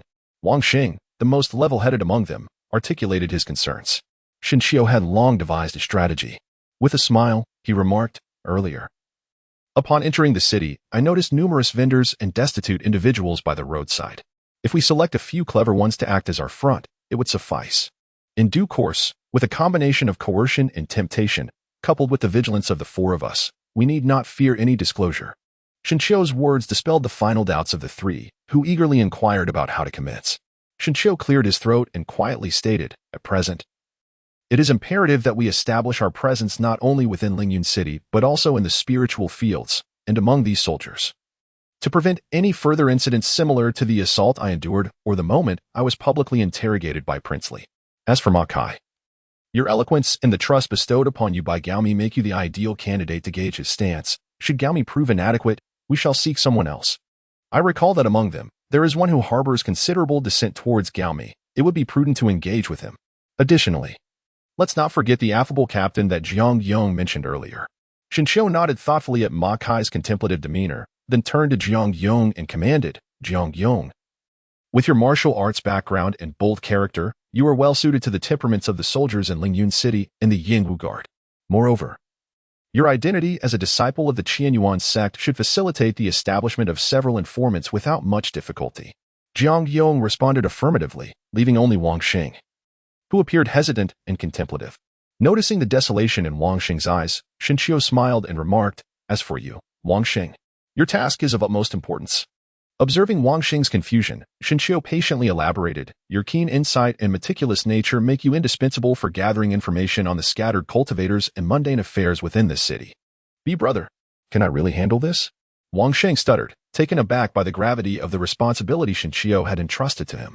He silently pondered whether he might unearth information and fail to relay it to Shinshio. However, the thought of the blood slave worm within him soon alleviated his apprehensions. What? Do you doubt yourself? Or is it the blood slave worm that instills fear in you? With a smile, Shinshio summoned the little tiger. Although its appearance had changed from before, Wang Xing could still feel that it was indeed the blood slave insect residing within him. Elder brother, rest assured, I promise to handle this matter splendidly. Noticing the determination in Wang Xing's eyes, Shinshio clapped his hands to gather the attention of the three, saying, should any news arise, feel free to inform me. I have my ways to ensure they serve us loyally. The three agreed and, after being meticulously reminded of the details, dispersed. Lingyun City was merely the beginning. Shinshio gazed at the bustling streets in the distance, silently murmuring to himself. Chapter 50. Seeking survival for the child. After arranging the preliminary plan for Ma Kai and the others, Shinshio strolled alone through Lingyun City. He contemplated the need for a clever individual to assist Wang Xing. Otherwise, relying solely on his identity as a disciple of the Qianyuan sect would be too conspicuous. As he pondered this, Shinshio recalled the destitute beggars and street vendors scattered throughout Lingyun City. Perhaps he should try his luck among them. Given the current situation, it seemed that only these impoverished souls could fulfill Shinshio's requirements. With a plan forming in his mind, he wandered through the city while daylight still lingered. One could not help but notice that the rebuilt Lingyun City was quite prosperous, with buildings rising majestically and the sounds of bargaining and haggling echoing through the air. Groups of robust martial artists were prevalent, transporting goods from distant lands, enriching the city's resources. Occasionally, he spotted a few oddly dressed individuals. Their extraordinary demeanor led Shinshio to conclude that they were indeed cultivators. It appeared that Lingyun City was becoming increasingly lively. Observing the diverse gazes of passers-by, Shinshio sighed internally and quickened his pace. However, after a thorough search, he noted that the beggars and vendors all bore vacant expressions, their spirits dulled, or exhibited shifty eyes and slick tongues, proving utterly unreliable. None met his expectations. Just as he was about to abandon his search, a crowd gathered at the northern edge of the city piqued his interest. As he approached, he discovered a woman, clad in rags and caked in mud. Kneeling in the snow and dirt, her head bowed motionless. Were it not for her occasional hoarse utterances, Shinshio might have thought her lifeless. Alas! This orphaned mother was truly pitiable, having lost her husband during their migration and subsequently being violated by soldiers. She was now afflicted with a grave illness, likely leaving her and her child unsellable. It was a shame. Had she been wise enough to leverage her beauty to serve a military officer, disregarding her child, she might not have fallen into such dire straits. Yet, despite her circumstances, she still held on to her flesh and blood. In this harsh world, merely surviving was a feat. Children could be born anew, but one's own life, once lost, was irretrievable. Listening to the murmurs of the crowd, Shinshio finally noticed a wooden sign beneath the woman's feet. The sign, tattered and muddy, bore elegant and clear characters, seeking survival for the child. It was then that Shinshio observed a small child seemingly wrapped within the woman's tattered garments. Shinshio cast a fleeting glance, feeling a tinge of sympathy. Yet ultimately heaved a long sigh, preparing to turn away. However, this sigh drew the attention of the surrounding crowd, who promptly turned to behold Shinshio's garb. Upon recognizing his attire, expressions of fear immediately washed over their faces. The immortal master! Hush! Speak quietly. Is the immortal master here to rescue this mother and child? It seems highly likely, judging by the complex expression on his face, he must be unable to bear the suffering of this world. The conjectures of the onlookers rendered Shinshio somewhat embarrassed, causing his raised foot to descend back to the ground. Meanwhile, the woman kneeling on the ground, upon hearing the title of immortal master, suddenly lifted her head. Her face, marred by filth, was alarmingly covered with festering boils, a sight that was truly horrifying. Goodness! These boils were not present just a few days ago. How did it come to this? It's over. I have frightened the immortal master. Ignoring the gasps from those nearby, the woman, with her swollen eyes fixed upon Shinshio's robes, awkwardly began to drag her limbs closer. Immortal master, I beseech you. Please save my son. I implore you. Her voice was hoarse and cracked, as if she had not spoken in ages. Alas, I can offer you some gold and silver. Shinshio shook his head with a sigh, just about to retrieve some silver coins from his pocket, when he was interrupted by the woman's urgent plea. Master, I do not seek silver. I implore you to take my son with you, so that he may live. I can offer you silver, and you will be able to ensure his survival. If you are still uncertain, I can provide you with even more. Shinshio, still concerned that the silver was insufficient, began to explain. No, I no longer wish to survive. I implore the immortal master to take my son, as long as he is allowed to live. Whether he is beaten or scolded in the future, it shall be at your discretion. Upon finishing her plea, the woman cradled the child in her arms, who appeared to be merely 5 or 6 years old. The child was frail, with cracked skin, yet his large eyes sparkled with an extraordinary vitality. Shinshio, though filled with compassion, recalled his own plans and ultimately refrained from agreeing. No need for further words. Here is the silver. Live well. Shinshio deliberately adopted a cold demeanor, yet the woman managed a sorrowful smile, tears streaming from her eyes. She retrieved an empty vial from her pocket and, with a bitter laugh, remarked, I dare not deceive the immortal master. I have ingested poison for 3 days now, and the toxin is currently attacking my heart. My days are numbered. Were it not for my son in this world, I could depart without a care. If the immortal master remains unwilling, I shall not press further." As she spoke her final words, she covered her face, weeping, prompting Shinshio to instinctively inquire if your life is nearing its end. "Do you not fear for your son?" Her voice filled with anguish, she replied, "If my son is unfortunate enough to be taken in by others today, then I shall dig a grave 6 feet deep and die alongside him in that pit. Such a fate would be preferable to seeing him starve, dying in the streets. A lost soul condemned to wander."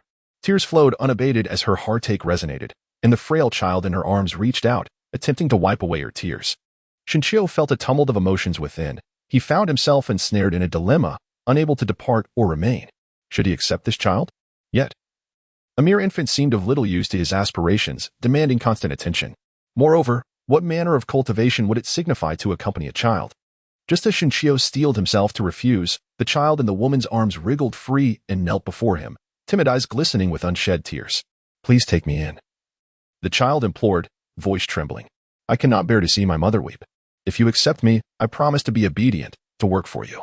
I can write." And the child's voice faltered, glancing at the woman who was stifling her sobs, before continuing, "I can also honor my mother each year. She says that only those unloved are forgotten. I do not wish for my mother to be alone. Oh, venerable master, please take me in. I beseech you." With tears streaming down his cheeks, the frail child lay prostrate in the mud, evoking deep sympathy. This poignant scene halted Shinshio's actions, moving even the onlookers nearby.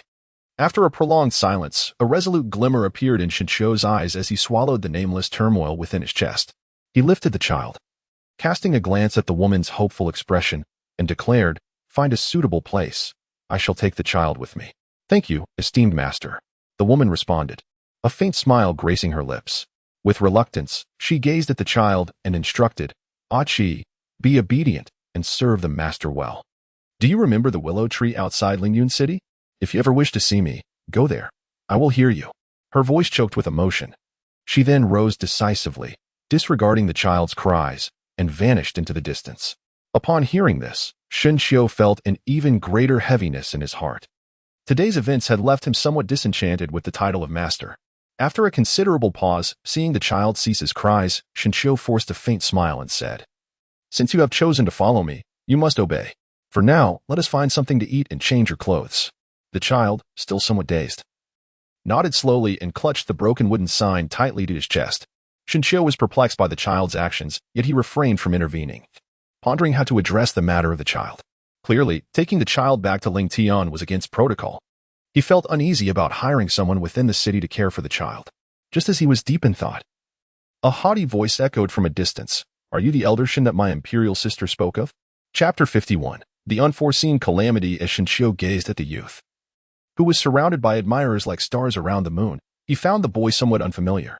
Though still young, with a fair complexion and no facial hair, he possessed a robust physique. His face, however, bore numerous scars, suggesting a history of fierce combat.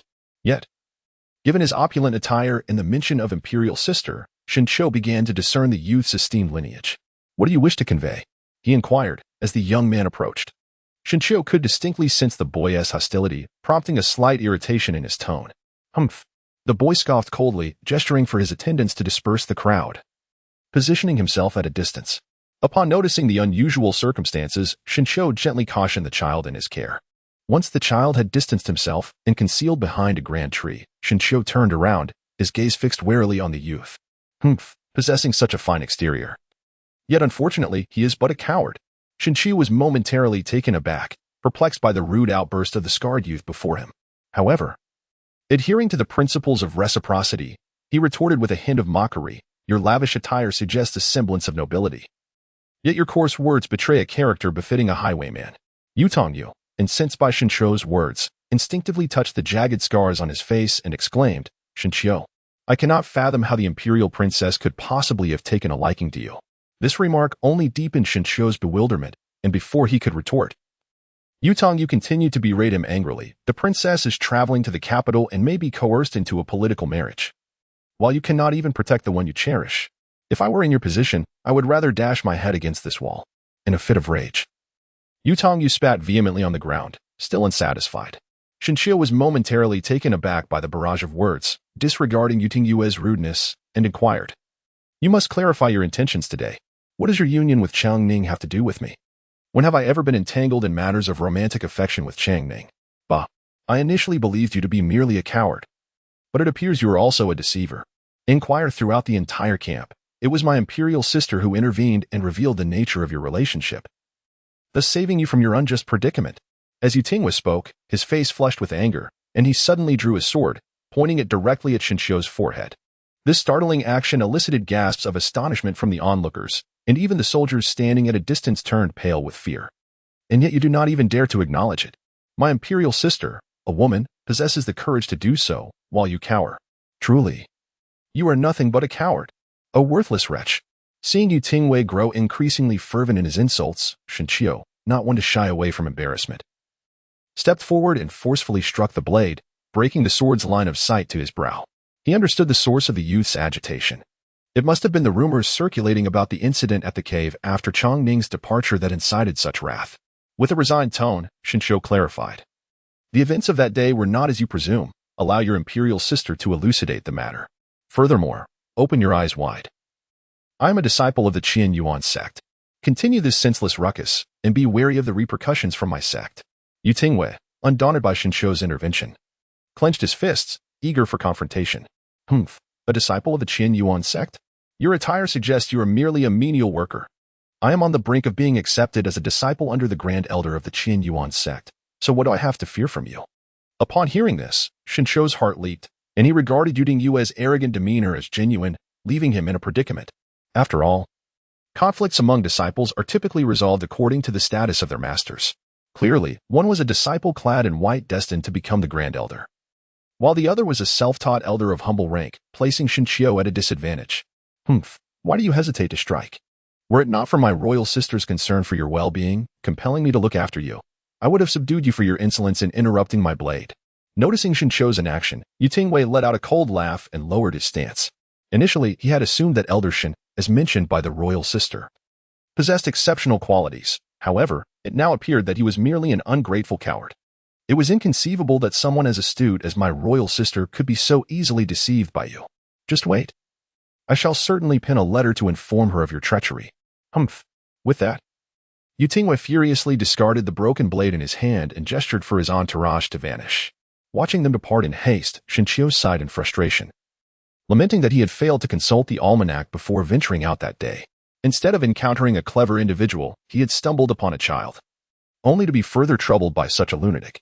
Ah, Changning, you have absconded, leaving your brother to trouble me. With a weary sigh, Shinshou glanced at the young child emerging from behind the tree trunk, shaking his head in despair. There were too many matters for this little one to handle. After much contemplation, it seemed his only recourse was to enlist the help of that old rogue, Yuing. Shinshou muttered under his breath, while the young child stepped forward, gently patting Shinshou's hand and softly said, Grandmaster, please do not be angry. When I grow up, I shall take care of that scar-faced one for you. Shinshou was amused by this action and helplessly remarked, I'm afraid that no matter how much you grow, you will still be unable to deal with him.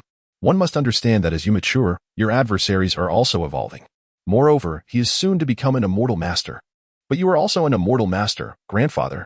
Shinshou chuckled lightly, leading the child northward through the city as he spoke, instead of calling me immortal master grandpa. How about you simply call me brother? The child, however, appeared somewhat incredulous and exclaimed, but mother says that immortal masters are ancient beings who have lived for centuries. I am merely 17 years old. Calling you brother feels wrong. Perhaps I should just call you master instead. Ha ha, suit yourself. However, I must confess that I am unable to teach you anything of significance. By the way, what is your name? I am called Chi, Lia Chi. As the biting wind swept through, flurries of snow gradually obscured the figures of the two as they ventured away. Meanwhile, the irate Yutingwa returned to his tent and promptly penned a letter addressed to the capital. Yet, far away in Changning, arrangements had already been made for a swift arrival in the capital, aided by the slight recovery of Yuxing's strength, allowing him to fly low for 2 days to hastily reach the city. Princess Chang, the emperor requests your presence. In response to the eunuch's urgent summons, Changning brushed aside the strands of hair tousled by the wind and adjusted her robe before following closely behind, navigating through layers of palace eaves. A crimson palace emerged before her. With a twinge of trepidation, Changning cast a glance at the palace, her tightly shut eyes seemingly recalling some unpleasant memories. Princess? Upon hearing the eunuch's prompt, Changning nodded slightly, gingerly removing her long boots and stepping onto the blood-stained stone slabs of the icy pit, which caused her brow to furrow. After traversing a mere 100 meters, several layers of sheer fabric came into view in front of the palace, where a figure could be faintly seen bathing, accompanied by the bubbling sounds of water. Skillfully, Changning knelt down and respectfully proclaimed, "Father, your daughter has returned." Moments later, the figure behind the veil stirred. "Why are you here? Where is your brother?" Changning began to speak, but the figure shifted once more. "This is becoming increasingly intolerable. With the Qianyuan sect as your support, do you truly believe he is no longer a member of the Yu family? Brother, he is enough. You have spoiled him too much. It's fortunate you have returned. The envoy from the Great Flood will arrive soon, and we can expedite the marriage alliance." Upon hearing this, a flicker of determination crossed Changning's eyes. "Father, I do not wish for this marriage alliance. I wish to serve you. That is enough." The sound of splashing water emanated from behind the veil, causing the eunuch standing nearby to hurriedly prostrate himself on the ground. Beads of cold sweat dotting his brow as he furtively gestured to Changning. Ignoring him, Changning's resolve only intensified. "Father, since Mother passed, I have always adhered to your arrangements. But this marriage alliance with the Great Flood is not my desire. If only you could see that I have found the monkey," before she could finish, the figure behind the veil suddenly spoke, his tone flat yet sending chills down her spine. "Searching for the monkey demon is not merely your duty as a member of the Yu family. Are you implying you are defying orders?" "I am in no way defying orders. Rather, Changning clutched her clothing tightly, her expression desperate, when suddenly she recalled the youthful face of Ling Tian and the words spoken that day in the cave. "Elder Shen, I must apologize."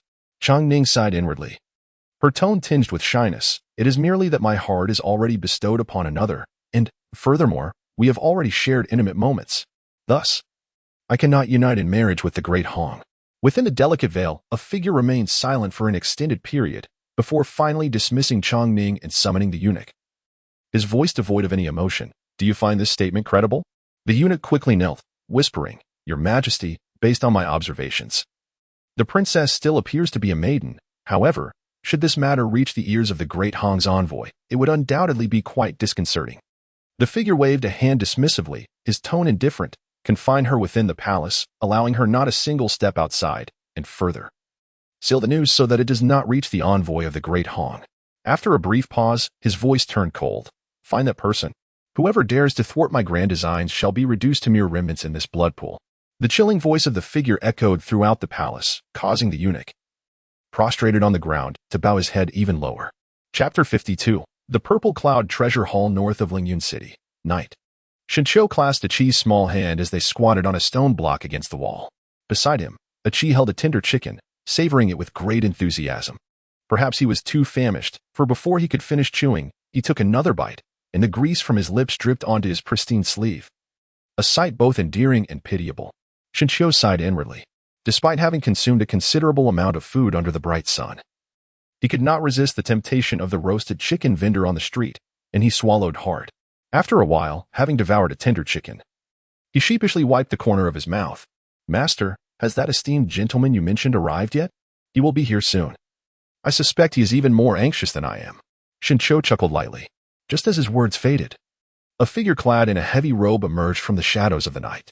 "Oh, why have you brought a child along?" In response, Bai fulfilling a request, observed the helpless expression on Shincho's face and replied with a soft laugh, "You are indeed kind-hearted. Have you brought what I requested?" Shincho responded promptly, retrieving 5 milky white crystal stones from his bosom and presenting them forward. "Ah, these spirit crystals are even more refined than any I have encountered before," he exclaimed, smacking his lips in delight. "Considering this, it seems 5 of them is quite a bargain. Ha ha ha." As Yuing accepted the spirit crystals, she noticed Shincho's hesitance and gestured for him to speak. "You appear to have something on your mind. Do not hesitate to share it." Shincho glanced at Achi beside him, stepped forward and gently tugged at him, saying with a smile, "You know, I actually have a matter to discuss." He then added, "Oh, you wouldn't be asking me to help you take care of this child, would you?" Upon seeing Shincho nod, Yuing recoiled like a wildcat whose tail had been stepped on, exclaiming loudly, "Do not belittle me, my good sir. Setting aside my aversion to children, do you truly wish for a beggar like me to be burdened with the responsibility of caring for one?" Shincho remained silent, subtly extending 2 fingers and softly declaring, "I shall add 2 spirit crystals for you each day. That won't suffice. Taking care of a child is inherently troublesome. I might consider it if you increase it to 5, came the response. 3 at most. If not, then forget it. Observing the sudden chill in Shinshio's demeanor, Ewing feigned a sigh and, with a tone of resignation, conceded, very well, 3 it shall be. Relieved, Shinshio felt a weight lifted from his heart. Had Ewing remained obstinate, Achi would have no choice but to covertly bring back the spirit crystals, with Yunmingsun around. Caring for a child would surely pose no issue. By the way, allow me to provide you with some silver, lest Achi truly comes begging for alms. Ah. I was merely jesting. Do not take me for a beggar. Humph. I feast daily on a variety of poultry and fish, never repeating a meal. As long as you prepare the spirit crystals, you need not worry about the child. Shinshio then ceased his actions, harboring no doubts regarding Yu Ying's words. After all, with but a slight application of celestial arts, he could effortlessly procure some humble fare from the common folk. Once he had settled Achi, the latter, with a heart-melting obedience, refrained from crying or making a fuss, clutching a piece of worn wooden plaque as she trailed closely behind Ewing. Observing this, Shinshio felt a twinge of discomfort within, yet he managed to suppress his emotions, recalling his future plans. He shifted the conversation and inquired of Ewing, by the way, do you know where one might acquire items that are scarce for cultivators yet not exceedingly precious? What do you mean by scarce yet precious? If I were aware of where to obtain such things, why would I go through all this trouble to collaborate with you? Shinshio found himself momentarily at a loss for words. After all, in the future, Ma Kaijiang and Yong would contact some individuals of considerable cultivation to ally with. And relying solely on spiritual crystals for a lure was not a sustainable strategy. The spiritual crystals were exceedingly precious, akin to gold ingots in the eyes of impoverished farmers. Should he fail to secure their allegiance, he might instead attract covetous attention, a consequence Shinshio could ill afford at present. After much contemplation, the only viable alternative seemed to be to seek items that, while not precious, could resonate with their hearts. However, as Ewing pointed out, if he were aware of such treasures, he would not require Shinshio's collaboration. Alas, just as the plan to establish a faction was taking its first steps, obstacles arose in abundance. As Shinshio was lost in thought, Ewing's eyes, hidden beneath a cascade of messy hair, twinkled with a glint of inspiration. He exclaimed, "Ah, I have indeed thought of a remarkable place." Noting the glimmer of expectation in Shinshio's gaze, Ewing stroked his chin thoughtfully and continued, "Have you ever heard of the Palace of 10,000 Treasures of Zhixiao?" Observing Shinshio's bewildered shake of the head, Ewing sighed in exasperation and elaborated. This palace is said to have been established by the ancient great being, the immortal Zhixiu. Its profound heritage and long-standing legacy span across the 5 continents. Within its confines, one could find treasures from all corners of the world, ranging from celestial-grade artifacts to yellow-grade treasures, in immeasurable abundance. Shinshio's eyes sparkled with excitement. Yet recalling the previous example from the moon shadow, he scoffed, "Surely you are not suggesting that the Purple Cloud treasure hall has vanished? Are you asking me to search for its traces again? How foolish of you. Their power is formidable, with a legacy spanning over 10 millennia. Not only have they not disappeared, but even the Lingyun city will establish a branch hall." Shinshio felt a surge of joy within, secretly acknowledging that this old beggar had finally proven reliable. However, he remained somewhat skeptical about the presence of such a formidable force in the remote Lingyun city. It seemed that Wei Ying could perceive his thoughts, as she chuckled and remarked, "Though Lingyun city may be secluded, it is adjacent to the territory of ferocious beasts. Many wandering cultivators venture into this realm, seeking opportunities to seize treasures." Her words reminded Shinshio of the extraordinary individuals he had encountered during the day, prompting him to nod in agreement. When the cultivators acquire their treasures, it is inevitable that trade will ensue. The Wadao Pavilion would undoubtedly seize this opportunity. Upon hearing this, Shinshio felt a sense of relief, yet the subsequent words of Yu Ying left him feeling deceived. However, the items within the Hall of 10,000 Treasures are not inexpensive. They are typically acquired with spiritual crystals and stones. At that time, as a mere disciple of the Qin Yuan sect, while merely entering to observe might be deemed ordinary. Any attempt to make a purchase would likely raise suspicions among your senior brothers and the elders. Shinshio found himself exasperated by the cunning demeanor of his interlocutor. Fully aware of Yu Ying's intentions, this old fellow was keen on making a purchase on his behalf. Nonetheless, there was some merit to his words. Prompting Shinshio to respond with feigned annoyance, "Just speak plainly. How many crystal stones do you require?" "Ah, I do relish conversing with astute individuals. Let it be 5. Ewing declared. As Shinshio turned to depart, Ewing hastily grasped his arm, urgently explaining, I am merely seeking a modest fee for my efforts, and besides, Entering that grand hall poses its own perils. Those rogue cultivators are often desperate individuals. Should they witness my purchase, they may very well ambush me along the way. I have endured such trials before. However, Shinshio remained resolute. With gritted teeth, Yuing called out, "Then let it be 3, if that is still unacceptable. I shall not be inclined to proceed." Shinshio paused, secretly cursing the cunning individual who clearly had him at a disadvantage. At present, he found himself with no recourse but to nod in agreement. After a detailed discussion of terms, they settled on the condition that once the Wanbao Hall was established here, both parties would finalize the daily transaction of 11 spiritual crystals before parting ways. Under the cover of the snowy night, Shinshio felt a pang of regret. He had painstakingly acquired over 20 spiritual crystals from Chongning, only to surrender a significant portion to Yuing, with his companions, such as Ma Kai. Also planning to purchase treasures at the Wanbao Hall, he realized that his reserves of spiritual crystals were becoming rather meager. Alas, the supply of spiritual crystals was still far too limited. With a sigh, Shinshio returned to his residence, noting the inky darkness enveloping Yuming's abode without much concern. However, when he attempted to count the spiritual crystals in his room, his expression darkened considerably. That scoundrel! Has he dared to steal from me? In the dead of night. Shinshio's furious shout echoed through the mansion, lingering in the air. Chapter 53, Shattered Chains, Chasing the Wind. The following day, Shinshio sat in silence for half the night, gazing at the jumbled script sprawled across the table, feeling a sense of helplessness. Daytime vigilance and nighttime caution are futile against a treacherous household thief. Moreover, it was not merely a thief, at best. He was a friend with whom he shared mutual favors. Alas, in light of your past kindness towards me, I shall relinquish these spiritual crystals without further ado. Shinshio felt a pang of discomfort as he picked up the paper on the table, shaking his head with a wry smile. He had not anticipated that while it was visually appealing, the handwriting was far inferior to that of Ma Kai. Observing the distorted characters on the paper, Shinshio found it somewhat amusing. However, it was fortunate that he could let go of his concerns and fully immerse himself in the preparations for Lingyun City. Suddenly, a series of bell chimes resonated from outside the residence. This time, without needing Jiang Yong's reminder, Shinshio wrapped himself in his robe and stepped outside. Meeting up with Jiang Yong, the two hastened their pace. As they approached the large bell, Shinshio noticed a group of young people in the distance, looking around with curious excitement, while Zhao Xiao stood off to the side with an impassive expression, observing the scene. Reminiscent of how Shinshio and the others appeared on their first visit. Realizing the situation, Shinshio surmised what was about to unfold. Indeed, when everyone had gathered, the rarely present Song he was absent, and instead, the long unseen Gaomi stood beside the bell. Addressing the crowd with a resonant voice, "Your presence here signifies a connection to the immortal path. In the days to come, you are to cultivate diligently and refrain from deceitful practices. Violators will be expelled from the sect and permanently barred from re-entry." His stern words, delivered with an intentionally serious demeanor, silenced the previously murmuring youths, who promptly responded in unison. "Very well. Shinshio, Wangxing, you two shall oversee their arrangements. It is time to prioritize the cultivation of the spiritual fields." After Gaomi's declaration, he called out to Zhao Xiao, "Zhao Xiao, the master summons you for a task. Join me." Once the two departed, the numerous disciples in white robes lost interest and dispersed. The remaining group of young individuals looked at Shinshio and his companions, their expressions a mix of apprehension and eagerness.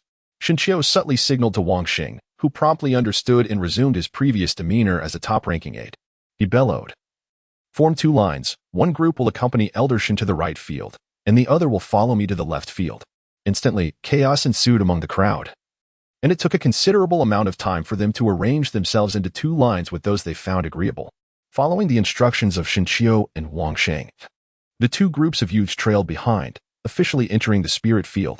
As they made their way back, the youths, much like Shinshio before them, engaged in a lively discussion, eagerly inquiring about their salaries and duties. Shinshio exhibited remarkable patience, relaying Lu Yan's previous words in their entirety, including the promotion path that Lu Yan had deliberately concealed. The young men, upon hearing this, were filled with joy. To them, Elder Shin was not as difficult to associate with as they had initially presumed. Upon returning to Yutian, Shinshio and Jiang Yong worked tirelessly until sunset, ensuring everyone was settled. In the ensuing 10 days, Jiang Yong imparted all his knowledge of cultivating the spiritual fields to the disciples. The following day, the entire spiritual field radiated with brilliance, enveloped by a transparent aura that cascaded downwards. Observing the astonished expressions of the youths, Shinchio felt a twinge of nostalgia, reminiscing about a time when he, too, had marveled at the wonders surrounding him. However, this was merely the tip of the iceberg on the path of immortality. After that, life unfolded like a tranquil lake, devoid of any disturbances. Aside from nightly visits to Achi and delivering spiritual crystals to Yu Ying for inquiries regarding cultivation, he merely oversaw the chores of his subordinates, indulged in medicinal baths to refine his physique, and studied the Heart Sutra. The anticipated Zishiawanda Hall had yet to arrive, casting a shadow of uncertainty in Shincho's heart. After each medicinal bath, the blood membranes floating on his body diminished, seemingly reaching a bottleneck that he could not transcend. As for the Qianyuan Heart Sutra, it remained unchanged. Despite the abundance of spiritual energy, the absorption rate of his spiritual roots was excruciatingly slow, and he had yet to reach the stage of Qi training. Not only he, but Ma Kai and the others experienced similar stagnation. Had it not been for Shincho's encouragement, they might have long abandoned their cultivation of this sutra. Nevertheless, there was some good news, such as Ma Kai's inquiries regarding the white-robed disciples. After several attempts to probe Gaomi without success, Ma Kai decisively altered his approach. He managed to detain the white-robed disciple and the captain, who had previously complained of Song He's favoritism, with the intent of presenting Shincho's sincerity when the opportunity arose, paving the way for significant accomplishments. Jiang Yang's endeavors were even more straightforward. Bolstered by the support of Qianyuan's sect disciples, he successfully garnered the allegiance of numerous reputable soldiers throughout the city. Even a few members of the Yangwu Guard under Yu Tingwei subtly indicated their willingness to cooperate, awaiting a substantial reward from Shincho for their service. The only one who had not made any breakthroughs was Wang Sheng, primarily due to his inability to find suitable candidates as a disciple of Qianyuan's sect. Gathering information was rather inconvenient for him. As spring approached and cultivation in the spiritual fields commenced, nothing noteworthy captured Shincho's attention. However, far away in Chongning, a weary messenger arrived, shattering his days of confinement. You mean Ware pointed a knife at Eldershin? The messenger remained silent, merely presenting a letter from his bosom. Chongning took the letter, her brow furrowed as she swiftly scanned its contents. After a moment, she remarked, "My royal brother is exceedingly rude. It is my fault for not informing him in advance. Alas, Xiaotang, you must prepare." Chongning called to the female guard beside her, unfurling a sheet of white paper and carefully selecting her words. After a lengthy period, she finally completed the letter and personally escorted the messenger out through the secret passage from whence he came, releasing a sigh of relief. Upon returning to her chamber, Xiaotang noticed Chongning's troubled expression and softly said, "Princess, this cannot continue. The great Hong envoy has come 3 times, and you have dismissed him thrice. I have heard from those eunuchs that the emperor is furious. Were it not for treating the injuries of that monkey demon and the ox-headed man, he would have already come to demand an explanation from you." Chongning managed a bitter smile, fully aware of her father's temperament. Shaking her head with a sigh, she replied, "What can I do? Not only does everyone in the city recognize me, but those eunuchs also monitor me daily under the guise of delivering meals. Otherwise, I would have fled this place of chaos long ago." Hearing this, Xiaotang lowered her head, her expression conflicted as if she had made a crucial decision. "Princess, I have a plan. I purchased several disguise pills from the Wanbao Hall in the capital. Once you take them, you can escape. As for those eunuchs who come to investigate daily, I can impersonate you and deceive them for a few days. By then, you would have already departed for the capital, free from the shackles of royalty." Chongning was momentarily taken aback, gazing at Xiaotang's earnest expression, and replied helplessly, "This is absurd. If discovered, you will have no way out." To her surprise, Xiaotang knelt on the ground, tears glistening in her eyes. Her actions were not impulsive. Once a courtesan in a brothel, she had struggled to survive in a perilous environment. Had it not been for the benevolence of the snow concubine, who took her in during a freezing winter, Xiaotang would not have become who she was today. Over the years, the princess had treated her like a sister, providing a life of luxury and experiences. Now, seeing the princess in peril, how could she not intervene? Chongning was moved by Xiaotang's heartfelt words. Yet her conflicted expression revealed her indecision. "Princess, you must agree. The great Hong envoy grows more impatient by the day. Once the emperor resolves his matters, he will undoubtedly come to pressure you. Princess, please agree. Consider it a way for me to repay the snow concubine's kindness." Seeing Xiaotang prostrated on the ground, Chongning sighed deeply, rising to assist her, a hint of guilt crossing her face. As dusk fell that day, a distinguished young man with an elegant countenance and refined features rode a swift horse, disappearing along the official road at the eastern gate of the capital. Meanwhile, in the palace's Chongning chamber, Xiao Tang, dressed in a red gown, gazed into the distance, softly murmuring what appeared to be, "Take care." Chapter 54. Inside the Wanbao Hall, as the early spring rains fell in waves, the laborers in the stone house diligently entered the spiritual fields. Although they had only arrived a few months prior, their farming skills were remarkably proficient, thanks in no small part to Shen Yang's guidance. Otherwise, they would have relied solely on Shen Qiu.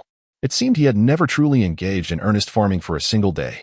In the depths of his contemplation, Shen Qiu diverted his gaze from the bustling menials. Having grown accustomed to such tranquil days, he felt as if he had returned to the years spent fishing. Were it not for his daily excursions to Lingyun City, he might have forgotten that he resided in this perilous territory. As was his wont, Shen Qiu strolled leisurely through the heart of Lingyun City, but today, a newly constructed pavilion in the city center halted him in his tracks. It was not the construction itself that was remarkable, but rather the individuals clad in purple robes, who bore a striking resemblance to disciples of a certain sect rather than mere craftsmen. As he observed further, Shen Qiu discerned peculiarities in their work.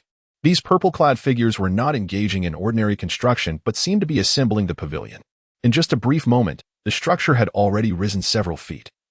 And at that instant, a weathered plaque inscribed with the words Wanbao Hall was appropriately hung. A sharp intake of breath escaped him as the realization surged through Shen Qiu, igniting his entire being with exhilaration. Was this not the Wanbao Hall he had longed for day and night? Indeed, Lingyun City had opened a branch hall. It was only logical that in a place where rogue cultivators and ferocious beasts congregated, such a development would occur. How fortuitous! For he had recently made considerable gains and could exchange them for some spiritual crystals. He wondered what treasures his fellow cultivators had acquired. The crowd gathered was not insignificant. Among them numerous distinguished rogue cultivators. As Shen Qiu listened to the murmurs around him, his gaze turned contemplative, while the construction of the loft was completed in mere moments, leaving the onlookers in awe. A group of individuals clad in purple descended in succession, their expressions unperturbed, showing no signs of discomfort despite the crowd's scrutiny. Leading them was a middle-aged man, sporting a shrewd smile, who stepped forward and proclaimed loudly, "Esteemed friends of Lingyun City, I am Taku Hai, representing the Zishuana Hall, which has taken root here. I sincerely hope that in the future, you will lend your support. Whatever you offer, our Wanbao Hall shall accept. Should you desire something, and the price is right, we will procure it from elsewhere." Upon hearing the man's courteous remarks, Shen Qiu gradually withdrew from the throng, his heart racing with excitement. It seemed the time had come for Ying to make her move. However, before that, he could take a stroll within the premises, not only for himself but also to promote the spirit field extensively. After all, the more visitors there were to the spirit field, the less conspicuous he would appear. Determined, Shen Qiu hastened towards the Ling Tian. Thanks to Ma Kai's previous endeavors, within mere moments, the news of the Wanbao Hall had spread throughout Ling Tian, even catching the attention of the long-absent Master Song'a. As dusk fell, the entire Ling Tian was deserted, with nearly everyone flocking to the city. And Shen Qiu naturally blended into the throng. Wow, this building was still unseen yesterday, and today it has assumed such grandeur. The tales of Wanbao Hall housing rare and exquisite treasures are indeed true. Even if I cannot afford them, I can at least feast my eyes upon them. Indeed, one wonders who can indulge in such extravagance. Amidst the exclamations of the white-robed disciples, Shen Qiu raised his gaze to behold the structure before him. It resembled a tower, standing 6 stories tall, its ancient design exuding an air of authority, while the 3 large characters on the plaque danced like ethereal dragons, evoking an involuntary chill upon prolonged observation. The most striking feature was the purple-robed attendants standing at the entrance. Unlike the white-robed disciples who exhibited expressions of reverence and fear, these attendants wore looks of indifference, even disdain. Upon entering the hall, Shen Qiu was astounded by the vastness of the interior, which bore no resemblance to the exterior's appearance. Despite the presence of over 100 individuals from Ling Tian, along with the scattered cultivators already there, the space felt remarkably uncrowded. Is that a foundation establishment pill? And a recovery pill? My heavens, a top-grade yellow tear sword. What is this? They are selling spirit crystals. The crowd buzzed with excitement, resembling a bustling marketplace, much to the increasing disdain of the purple-robed attendants. Shen Qiu, dazzled by the myriad of treasures surrounding him, was captivated not only by the elixirs, spiritual herbs, weapons, and talismans but also by pre-packaged formations and unhatched magical beasts available for sale. The depth of Wambao Hall's offerings left him in awe. And this was merely the first floor. Yet as Shinshio surveyed his surroundings, he found no staircase. Just as he was about to inquire, several white-robed disciples could no longer contain themselves. Esteemed shopkeeper, how does one access the second floor? The middle-aged man, known as Fong Tuahai, replied with a smile that did not reach his eyes. Only upon consuming 100 spirit crystals or 10 spirit stones within this hall will the staircase to the second floor reveal itself. 100. I would be better off absorbing those crystals for my own cultivation. How many individuals in Lingyun City possess 100 spirit crystals? Fong Tuahai smiled silently, disregarding the complaints of the crowd, and slowly seated himself, cradling a fragrant tea in one hand while stroking his stubble with the other, his gaze observing the awestruck masses as if they were a group of vagabonds. Hearing Fong Tuahai's words, Shinshio felt a pang of despair. With only a handful of spirit crystals to his name, he realized he lacked even the qualifications to ascend to the second floor. Feeling a sense of helplessness, Shinshio pondered as he wandered around. In his meanderings, he stumbled upon a peculiar martial art technique, the true explanation of spirit crystal condensation. As the name suggests, this tome detailed the method for crafting spirit crystals, igniting a fervent desire within Shinshio. Instinctively, he cast his gaze downward to the price tag, 5 spirit crystals. A sigh of relief escaped him. It was not excessively costly. Shinshio exhaled deeply, resolving in his heart the procurement goals for the next day's moonlit venture. The adage teaching a man to fish is better than giving him fish resonated within him. Once he acquired this tome and relied upon the birthmark upon his heart, the prospect of becoming a wealthy figure in the realm of cultivation seemed imminent. In that future, not only the items on the second floor, but also those on the third, fourth, and even sixth floors would all belong to Shinshio. In the depths of his heart, Shinshio mused that now he had a clear objective and would no longer linger unnecessarily. He cast a casual glance around before departing from the hall. Upon returning to his residence, Shinshio retrieved all his savings, eagerly awaiting the arrival of nightfall. That evening, Shinshio sat quietly on a stone at the corner of the northern city wall, patiently biding his time. Over the past few months, he had discerned the eccentric nature of Yuing. Though appearing somewhat unhinged, Yuing possessed a keen intellect surpassing that of others. Recently, Shinshio had attempted to probe into Yu Ying's origins, yet the latter remained tight-lipped, shrouded in mystery. Ah, young one, what brings you here so early tonight? Yu Ying's sudden appearance in the moonlit night was quite unexpected. Where's Achi today? Shinshio harbored some perplexities. In the past, Achi would instinctively follow behind Yuing and would sweetly call out to him as master. Over time, Shinshio had grown somewhat unaccustomed to Achi's absence. Alas, ever since the onset of spring, the child had been in poor spirits, likely due to a bout of indigestion, hence he was not permitted to attend this evening. After months of companionship, Achi's obedient nature had even evoked a sense of tenderness in Yuing, a man who was typically indifferent to children. Upon hearing this, Shinshio did not ponder further. After instructing Yuing to take good care, he retrieved a bundle containing dozens of spirit crystals from his bosom and said, "The Wambao Hall has arrived in Lingyun City today. I shall entrust you with this task tomorrow." Yuing stroked his beard and laughed heartily, showing no surprise. With eager eyes, he glanced at the bundle in his hands and inquired, 5 extra? It seems you have ventured inside and meticulously calculated your purchase. Shinshio did not conceal his intentions and immediately acknowledged them with a nod. Ah, I see, the old man remarked. Tomorrow, await my message. As long as you do not squander the spiritual crystals and delay my matters, all will be well. He chuckled, assuring that the old beggar would not be neglected. Moon Shadow nodded in agreement, humming a tune as he vanished into the night. Chapter 55. You will regret this the next morning. As Fong Tuahai opened the hall door, he was nearly overwhelmed by a pungent odor that almost caused him to faint. "Who might you be, my good fellow?" he exclaimed, initially intending to scold, but quickly noticing the extraordinary aura of the beggar before him, prompting a shift in his demeanor, though his tone remained laced with curiosity. "Oh, I happen to have some spare coins today, so I thought I'd take a look around," Moonshadow responded, shaking off the morning dew from his attire and wiping his face with his hand, his eyes still heavy with sleep. Fong Tuahai, a shrewd individual, quickly seized upon Moonshadow's reply, gesturing for him to enter while his initial doubts dissipated. As a businessman accustomed to dealing with cultivators, he had encountered numerous peculiar characters adorned in strange garb, and although Moonshadow's appearance was ragged and odorous, He found himself unable to discern the true depth of the beggar's capabilities, stirring a sense of anticipation regarding their forthcoming transaction. After all, the visitors from the previous day had been merely poor souls who could only gaze but not purchase, whereas this elderly beggar appeared to possess unfathomable skills, likely accumulated over a century of existence. If more individuals like him were to frequent the place, Fong Taohai could elevate his status to that of a mid-tier hall master and eventually escape this dilapidated city. A smirk crept upon his lips, lost in his daydream. Moon Shadow disregarded Fong Taohai's eager gaze and instead pretended to peruse the hall, eventually making his way to the spot indicated by Shen Xiu. Upon seeing the name in the ledger, he let out a resigned sigh and exclaimed, "This book is excellent. I shall take it." Fong Taohai's eyes widened in surprise, and he chuckled awkwardly. "This tome only costs 5 spiritual crystals. Perhaps you should explore further. If you buy more, I would be glad to gift you this one."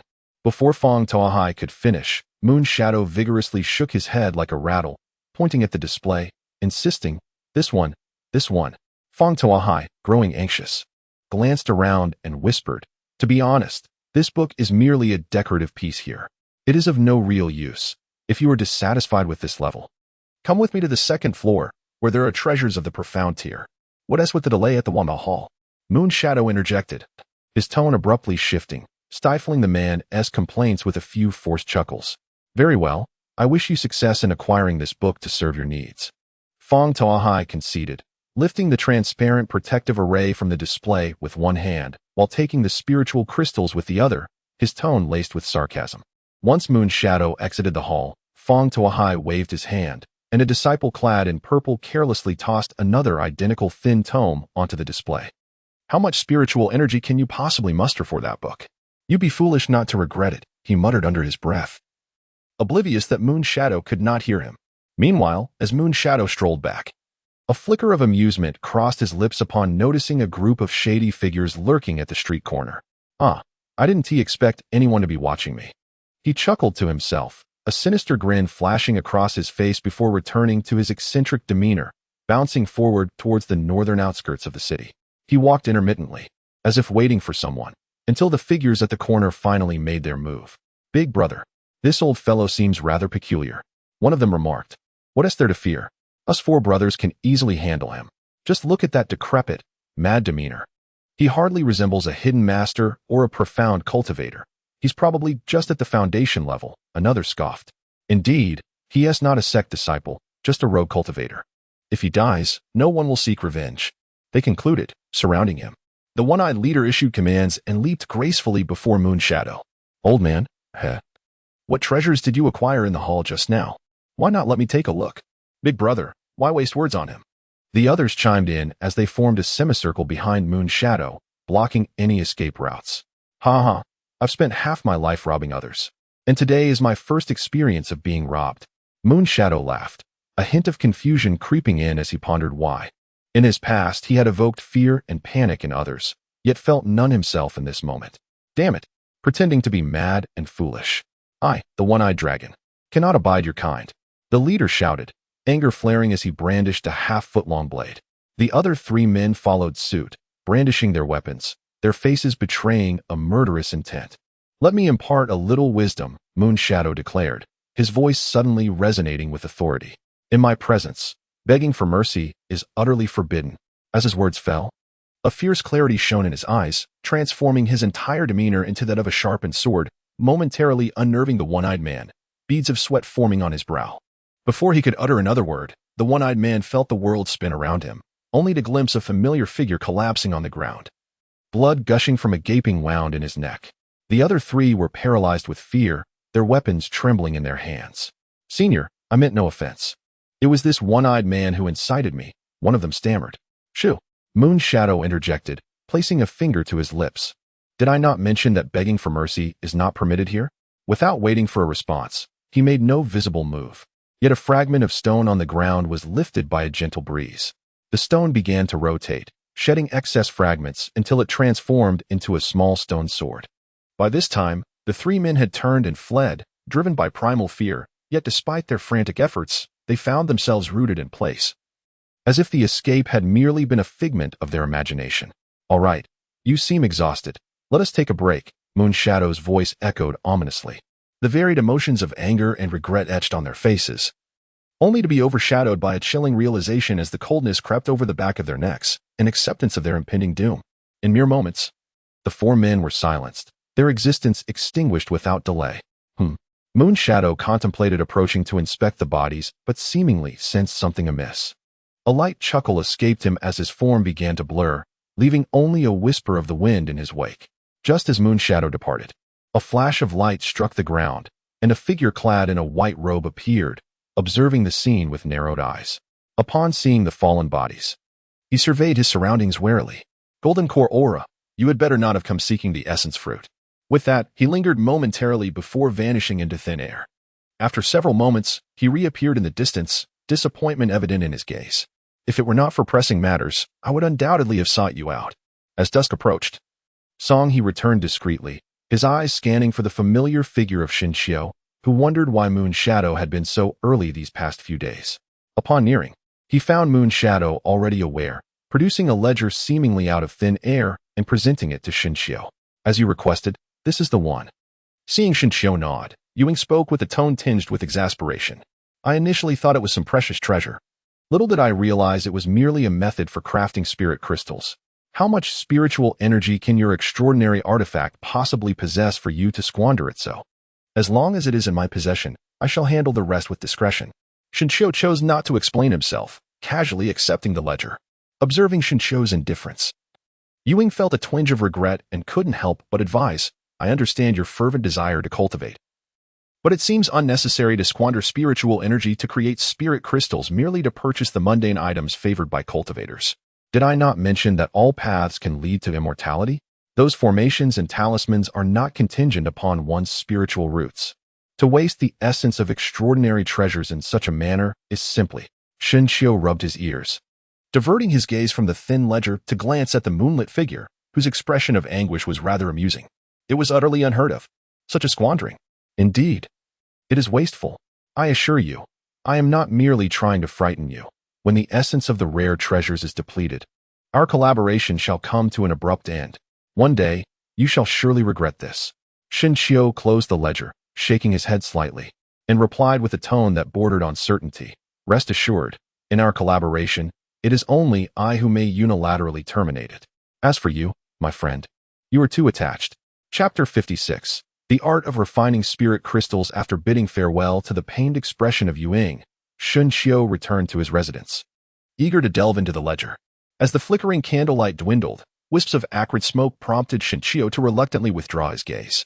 The ledger contained merely 4 or 5 pages, yet through half a night's diligent study, he had unraveled the intricacies of manufacturing spirit crystals and replenishing the spiritual energy within. The creation of spirit crystals can be achieved through 3 primary methods.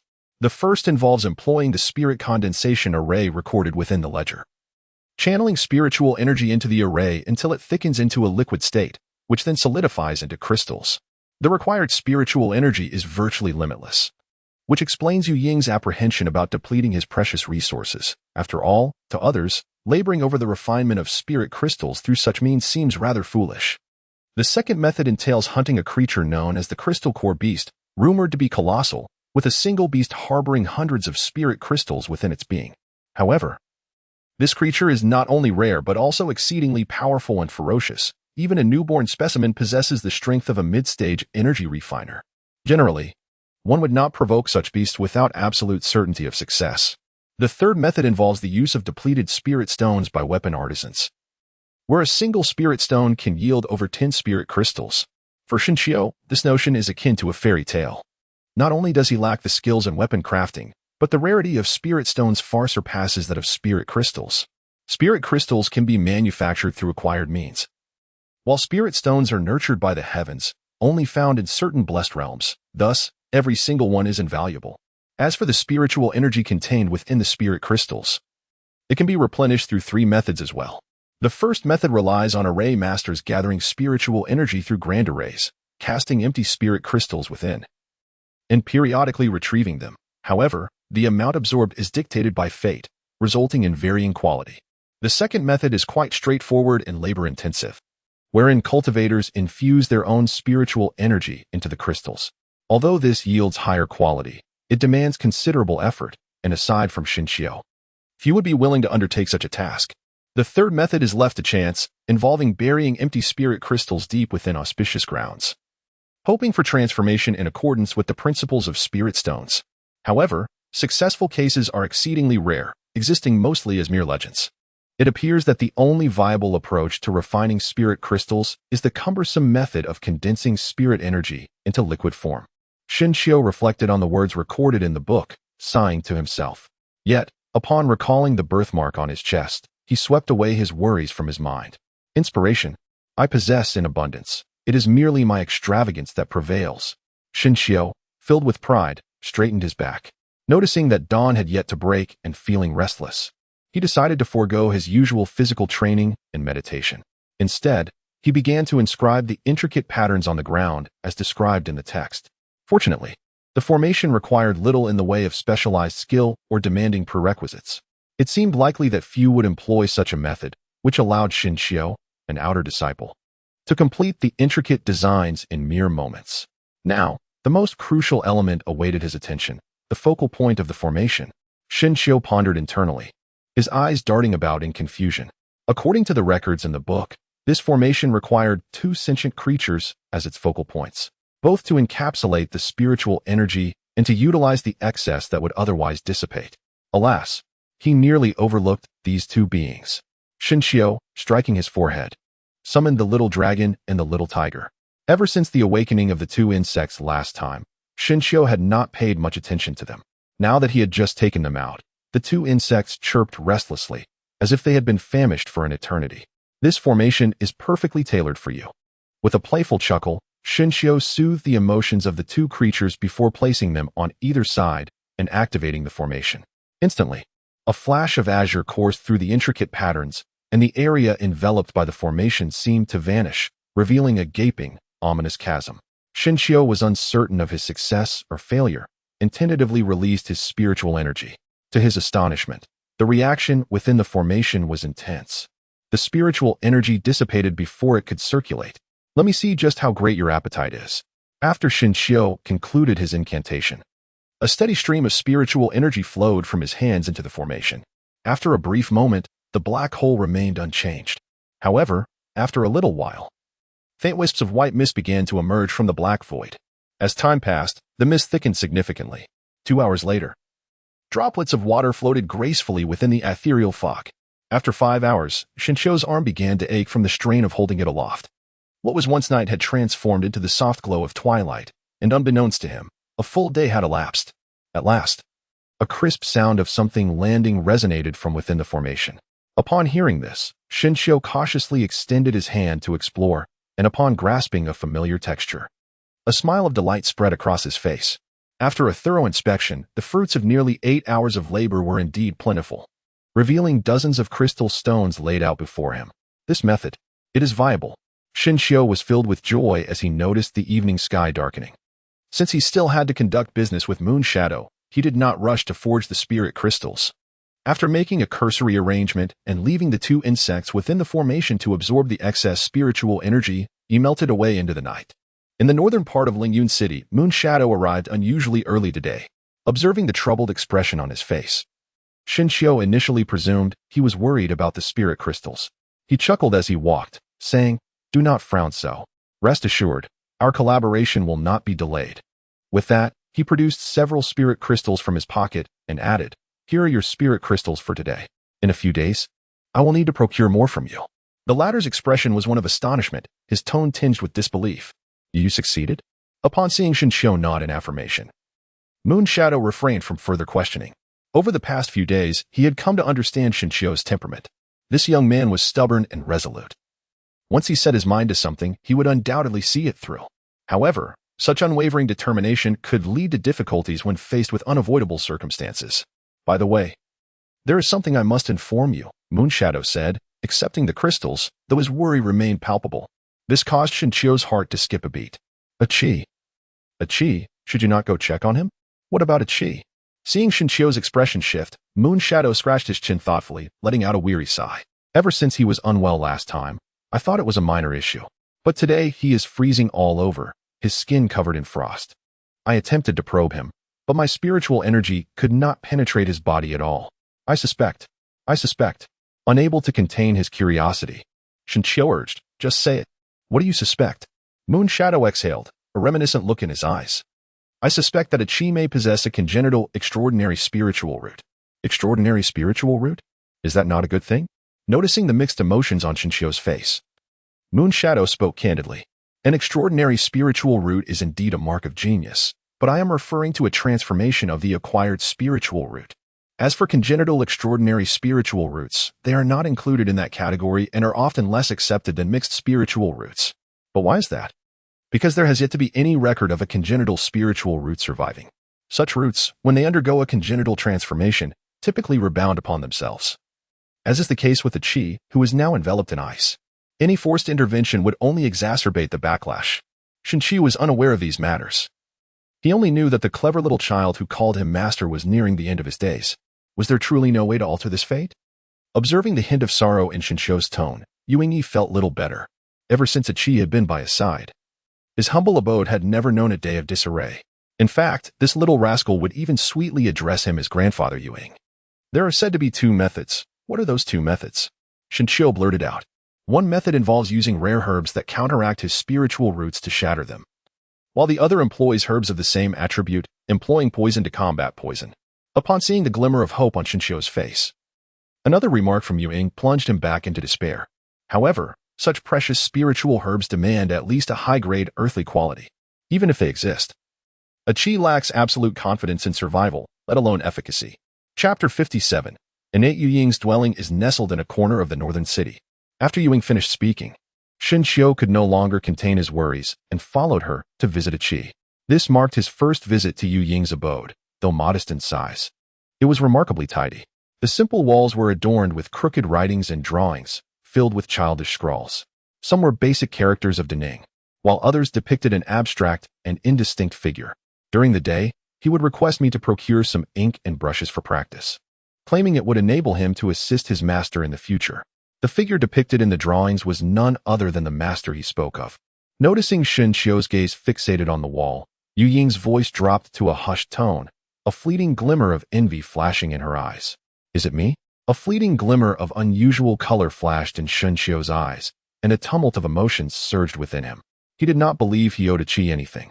He had already shown immense kindness by taking him in.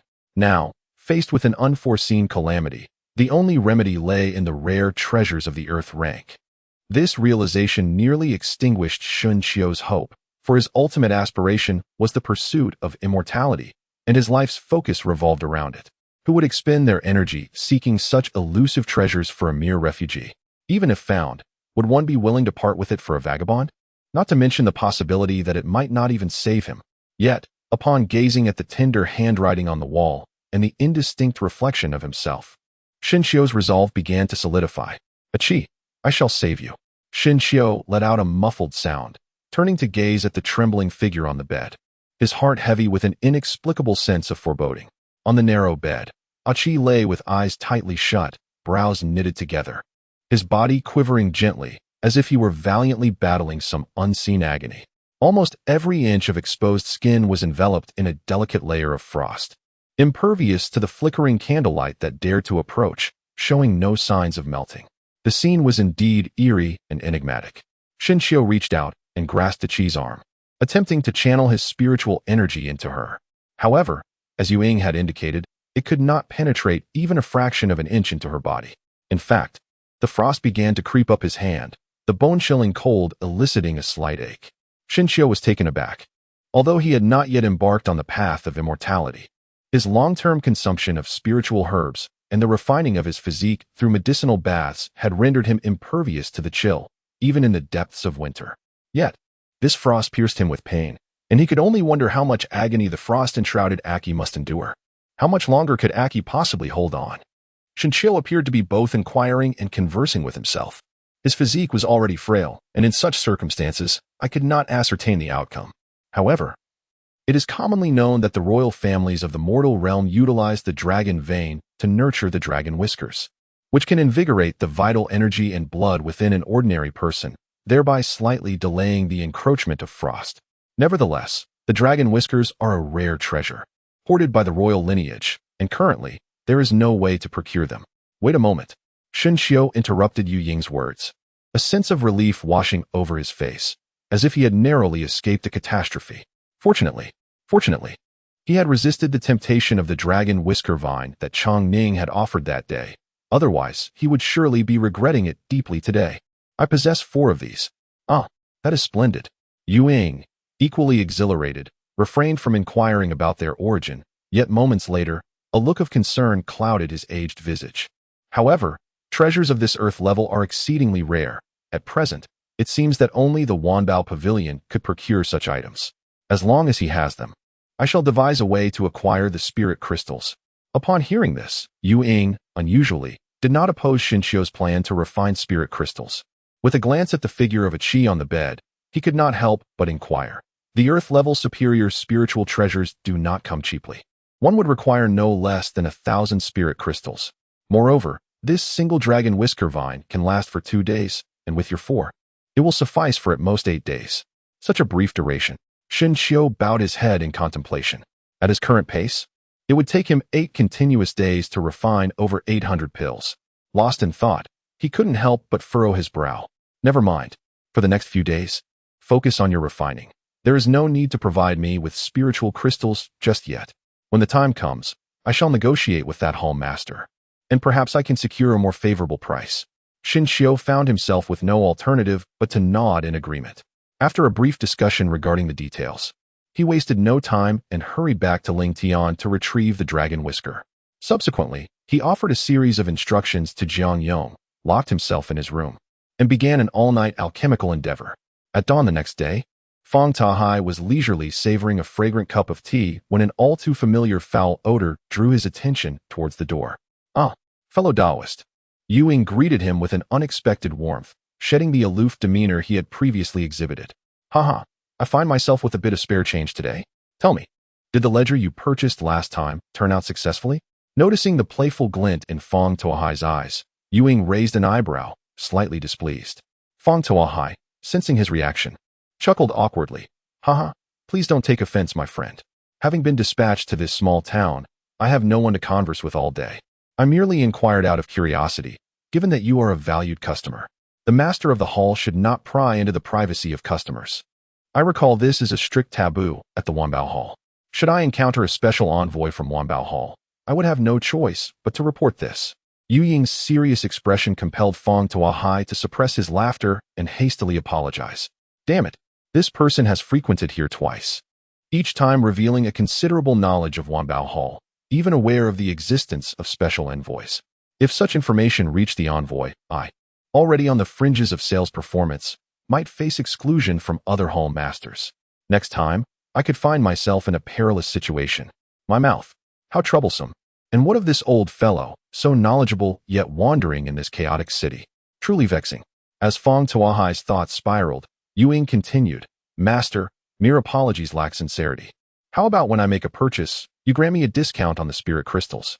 Fang Tuahai cursed inwardly but, lacking the will to argue, begrudgingly agreed. Seeing this, Yu Ying felt relieved, having initially pondered how to negotiate a lower price. What is it you wish to purchase today? Fang Tuahai inquired, to which Yu Ying hesitated, glancing around before whispering, Master, shall we discuss this on the 3rd floor? Fang Tuahai's pupils constricted, his trembling fingers betraying his excitement. Indeed, I have not misjudged you. Please. The tension on his face dissipated as he jovially gestured with his arm. Suddenly, a shimmering staircase appeared, and without surprise, Yu Ying ascended first. The staircase led directly to the 3rd floor, where 2 imposing elders sat cross-legged, their eyes closed. Upon Yu Ying's arrival, their gazes snapped open, only to return to their previous state. Fellow Taoist, please. Fang Tuahai noted Yu Ying's calm demeanor and felt a twinge of surprise.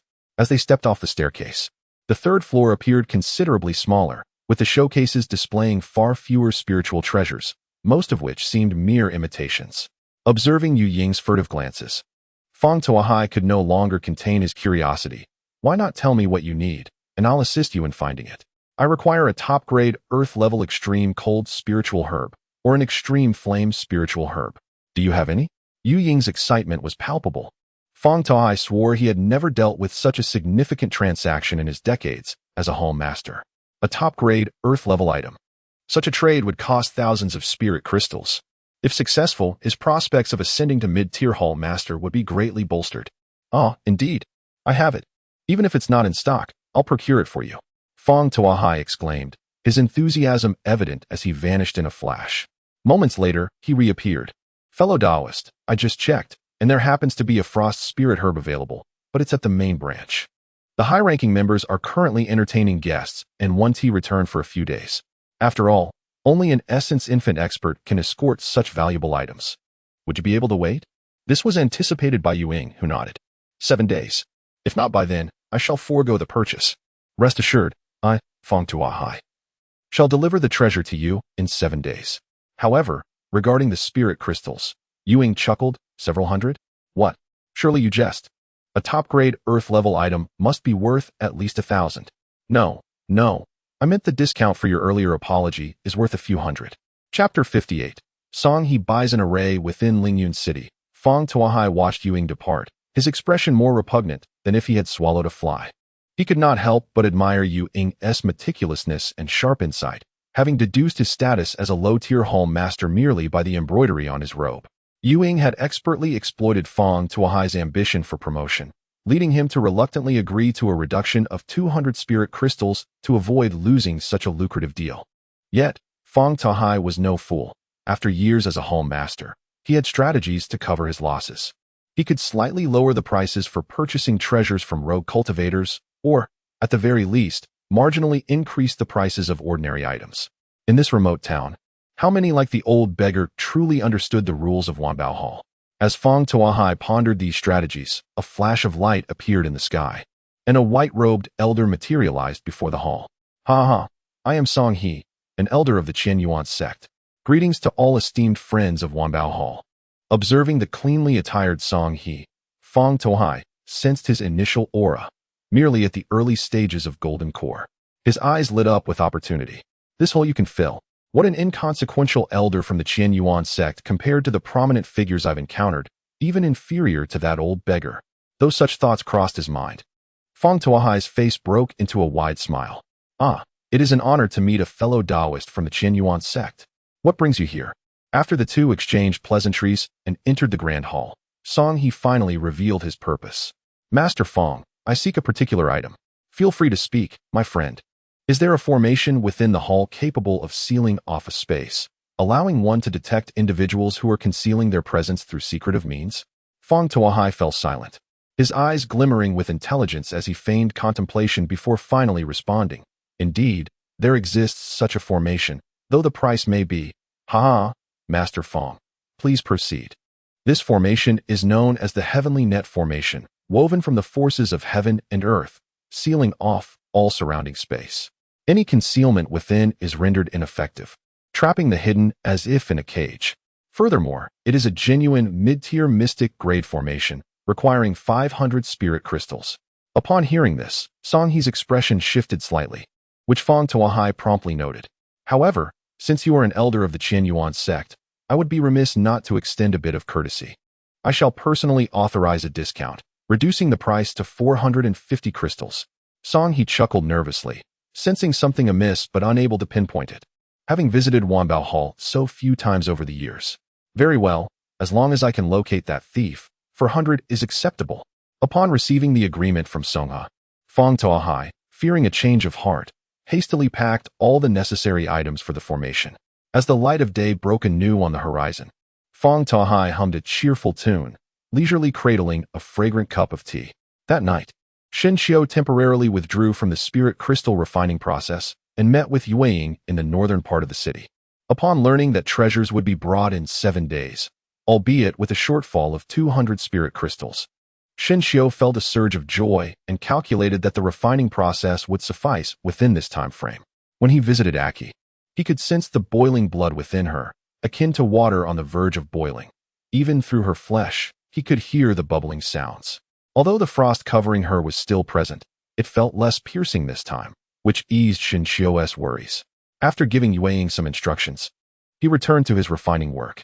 Meanwhile, on the following day, early in the morning, Songha, having obtained the formation, soared into the skies towards a desolate mountain many miles away. Master, Uncle Songha. Upon his arrival, Gao Mi and Zhao Xiao rushed to greet him. Have you located that female thief?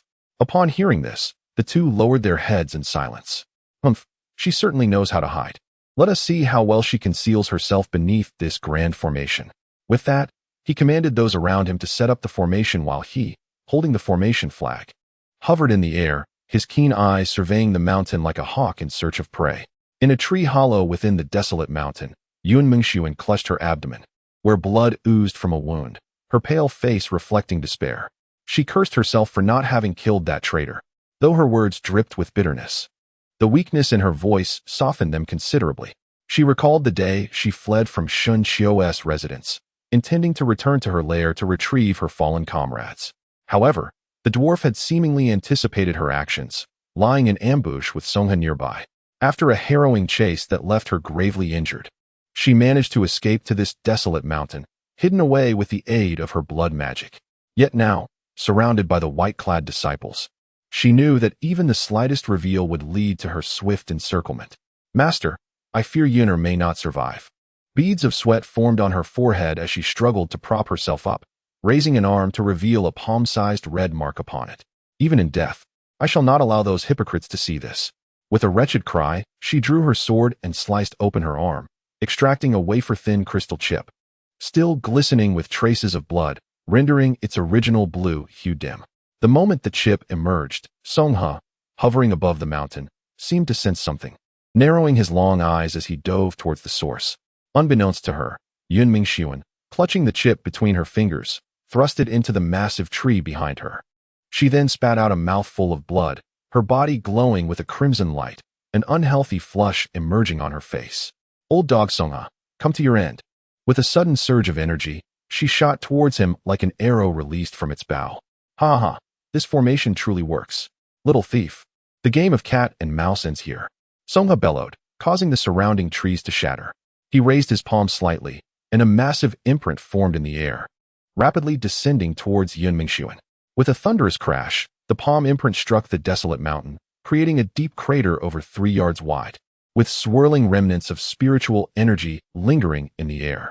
Seizing the moment while the imprint had yet to land, Yun Mingxuan brandished her sword, aiming it directly at Songha's heart. Burning your blood for a trick. Songha observed the bloodlight flickering around Yun Mingxuan, his momentary worry quickly dissipating. He conjured a long rope from thin air, and with a flick of his fingers, it coiled around her like a living serpent. The rope, akin to a finely forged iron, resisted all of Yun Mingxuan's attempts to sever it, extending infinitely until it ensnared her completely. Little thief, let us see what you can do now. Songha's tone dripped with disdain as he clutched the end of the rope, tightening it until she was bound like a dumpling. The pressure forced blood back upon Yun Mingxuan, causing her to cough up blood, her vitality waning, her large eyes reflecting deep-seated unwillingness. Master, uncle, just as the battle concluded, the surrounding disciples finally arrived, forming a circle around them. Is this the female thief? She has caused us so much trouble. Why not simply crush her instead of tying her up? Listening to the murmurs, Zhao Xiao's gaze darted towards the scene.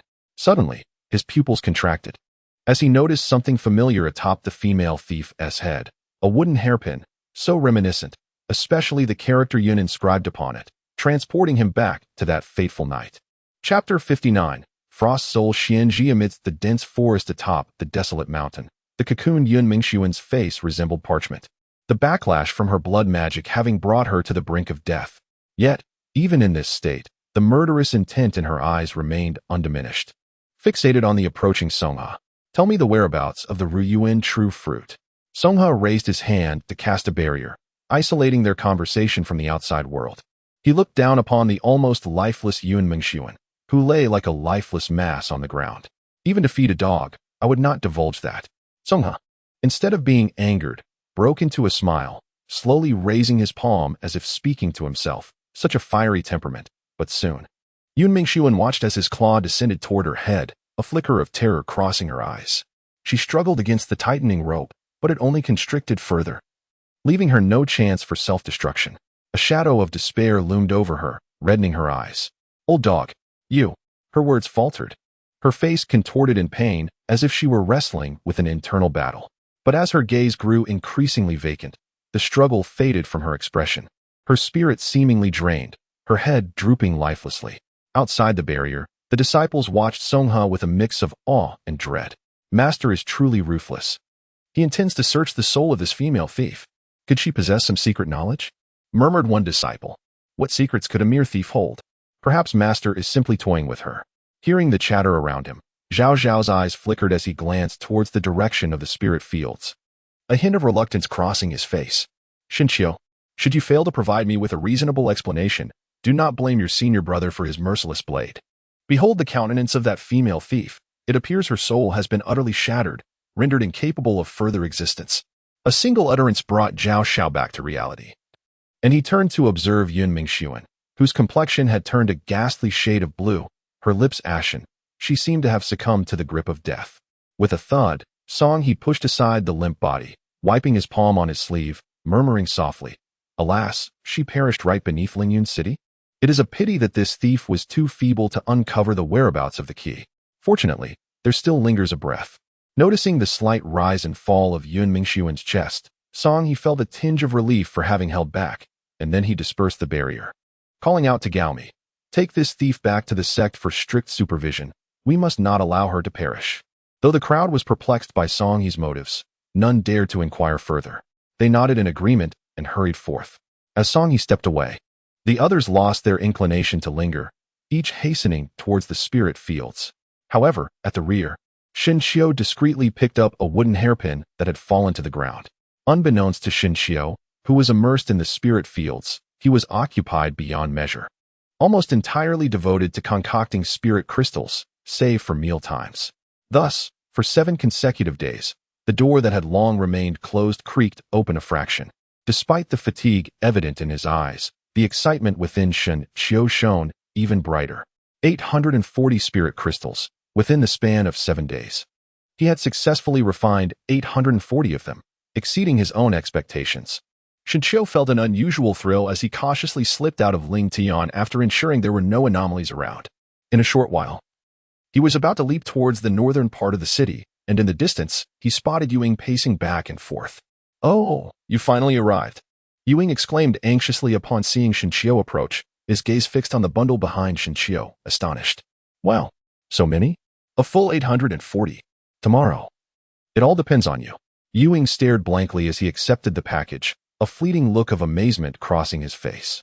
Despite having cultivated for over 300 years, this was the first time he had handled such a vast amount of spirit crystals. "These spirit crystals are enough for me to reach the Yuaning stage. If only they were all mine," Yuing mused inwardly. However, noticing the exhaustion etched on Xinqiu's face and recalling a Qi waiting on the bed, he suppressed his wandering thoughts. "Rest assured," he said, offering a few words of reassurance before they both took their leave. Early the next morning, Fang Tohai, resembling an elderly madam from a brothel, stood with his hands on his hips, waiting outside the hall. Beside him was a plump elder with long eyebrows. "How? You can rest easy. I have an agreement with that person. The transaction will surely take place today." The elder, his expression unreadable, grunted in acknowledgement and then remarked, "I never expected someone in this remote area could produce 1,000 spirit crystals. It seems you are indeed fortunate, Tuahai. It won't be long before you ascend to the position of mid-level hall master." "Haha, you flatter me, elder. But relying solely on luck feels too mystical." "I hope you will speak a few good words for me when the time comes," Fang Tahai replied, discreetly producing a ring and subtly handing it to the elder. The elder's face brightened, nodding approvingly at Fang Tuahai. Just as he was about to speak further, a figure appeared around the corner, prompting him to look instinctively. "How? That's him," Fang Tuahai said, not waiting for the elder to act as he hastened towards Yuing. Their encounter was filled with polite formalities. Yet Yuing was preoccupied and directly inquired, "Have you brought the items?" Fang Tuahai dared not be careless. After inviting Yuing inside, he signaled to the elder. The elder moved lightly, scrutinizing Yuing with keen interest. "Fellow Taoist, you seem somewhat familiar," he probed, studying Yuing's face hidden beneath white strands of hair. "Familiar? I hardly know you, so do not presume familiarity," Yuing replied flatly, prompting the elder to slowly conjure a black stone box with a wave of his hand. "Would you like to inspect it?" he suggested, his eyes never leaving Yuing's face. "No need. I trust the Wanda Hall, Ewing stated without hesitation, tucking the stone box into his robe and, with a flourish, producing a package that he tossed to Fong Tuahai. As Ewing was about to exit, the elder suddenly shouted, "Stop him!" Yet Ewing seemed oblivious, maintaining his steady pace towards the door. Fong Tuahai, upon counting the spirit crystals, let out a long sigh. Noticing the elder standing in a daze, he curiously asked, "Elder, what is the matter?" "He looks remarkably similar," the elder murmured to himself. Fong Tuahai pondered. But before he could speak, the elder asked, "Tuahai, do you know anything about this person?" Fong Tuahai's expression fell, shaking his head with a wry smile. "Elder, this person is enigmatic. He hasn't revealed anything. Compile a complete record of everything he has purchased. Remember, all items for the future." The elder commanded before hastily leaving the hall. As if recalling something, he turned back and said, "Tuahai, for now, you should stay in Lingyun City. If you can uncover this person's true information, I will immediately recommend you for the high-level hall master position." With that, he vanished in a flash, leaving behind a bouncing ring that landed in Fong Tuahai's palm. Gazing at the bribe in his hand and considering the task of investigating Yu Ying's identity, he felt a deep sense of unease. Later that night, in the makeshift shelter in the northern part of the city, Shinshio arrived as promised. Upon entering, he found Yu Ying holding the stone box, seemingly lost in thought, his brow furrowed in melancholy. As Shinshio entered, Yu Ying gradually returned to reality. "What is the matter?" Shinshio inquired, but Yu Ying merely waved his hand, remaining silent as he handed the stone box to Shinshio. With little inclination to pry, Shinshio focused on the task at hand, aware that Ichi's life was of utmost importance. When his gaze fell upon the box, he saw a spirit mushroom, the length of a finger, entirely transparent and exuding a chill. "This item is extremely cold. Do not touch it with your hands. Just bring it to Ichi's lips," Yu Ying cautioned.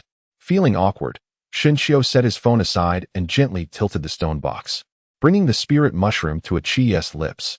With a crunch, the spirit mushroom shattered like brittle ice upon touching Ichi's mouth, instantly dissolving into cold liquid that seeped into Ichi's body. At that moment, Ichi, who had been in a deep slumber, suddenly let out a muffled moan. An icy aura radiating from her 7 orifices, causing the temperature in the shelter to plummet as if it were the depths of winter. Shinshio gazed at the surrounding walls draped in white frost, a long-forgotten chill causing him to draw in a sharp breath.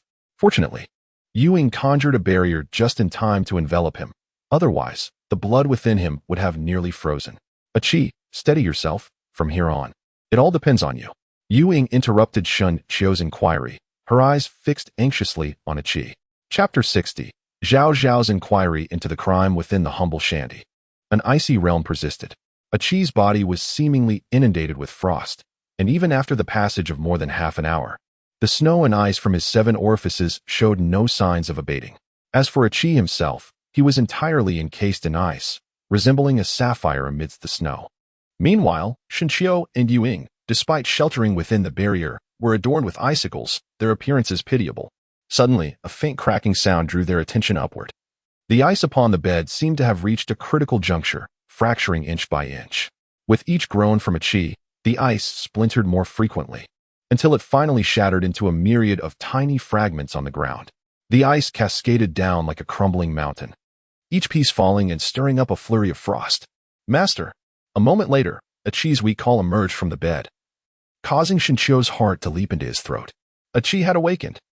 It is my first time witnessing a congenital spirit root survive such backlash." Joy illuminated the faces of the two within the barrier, and disregarding the biting cold, they rushed to the bedside. However, upon seeing Ichi's true form, Shinshio was left momentarily speechless. The once frail Ichi now appeared emaciated, his tender skin resembling wrinkled bark. Even his hair had turned gray, and his labored breaths made him resemble a withered old man. How could this be? At Shinshio's exclamation, Yu Ying's expression mirrored his distress as she placed a hand upon Ichi's arm, closing her eyes to channel her energy. After a prolonged silence, her face bore a mixture of sorrow and joy as she released her hold, gazing at Shinshio, at a loss for words. Ichi's spirit root remained intact. Yet this frail body had been ravaged in the clash between the spirit root and the frost soul Lingji, depleting all its vital essence. His body had aged prematurely, and without the support of cultivation, it seemed unlikely that his lifespan could endure. This revelation struck Xinqiu like a bolt from the blue. He simply could not fathom that, despite Qi having survived the tribulation of his congenital spirit root mutation, he was on the brink of death. After all, he was merely a child of 7 or 8 years. How could he face such an end? Was it truly impossible to break the curse of this congenital spirit root mutation? Noticing Xinqiu's silence, Yu Ying's demeanor also grew despondent, her gaze lowered. Choosing not to speak further. Master, Qi's feeble call snapped Xinqiu back to reality as he turned to regard the aged figure on the bed. A pang of guilt stirring within him. Master, I feel so weak. Am I about to die? If I do, can you bury me beside my mother? Will you come to visit me in your spare time? I don't want to be like my father, unloved. Listening to the fragmented murmurs from the bed, Xinqiu's clenched fists trembled slightly. What treasures remained in the Wanbao Hall that could offer salvation? Anticipating Xinqiu's question, Yu Ying shook her head slightly, whispering, rejuvenation and defiance against fate are inherently at odds with the heavenly order. How could such treasures exist? Unless one engages in acts that contravene the celestial principles, like the fusion-sourced true fruit, cultivated through countless lives, could there be such efficacy? Xinqiu seemed to have grasped something significant, swiftly turning around. His gaze piercing as he looked at the moonlit shadow and inquired emphatically, is it truly the fruit of fusion? The latter, taken aback by Xinqiu's reaction, urged caution, saying, the cultivation of this fruit demands the sacrifice of countless beings. Do not act recklessly.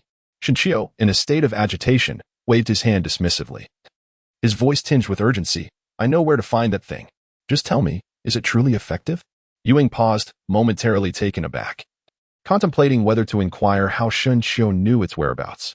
However, upon observing his intense gaze, she decided to elucidate first.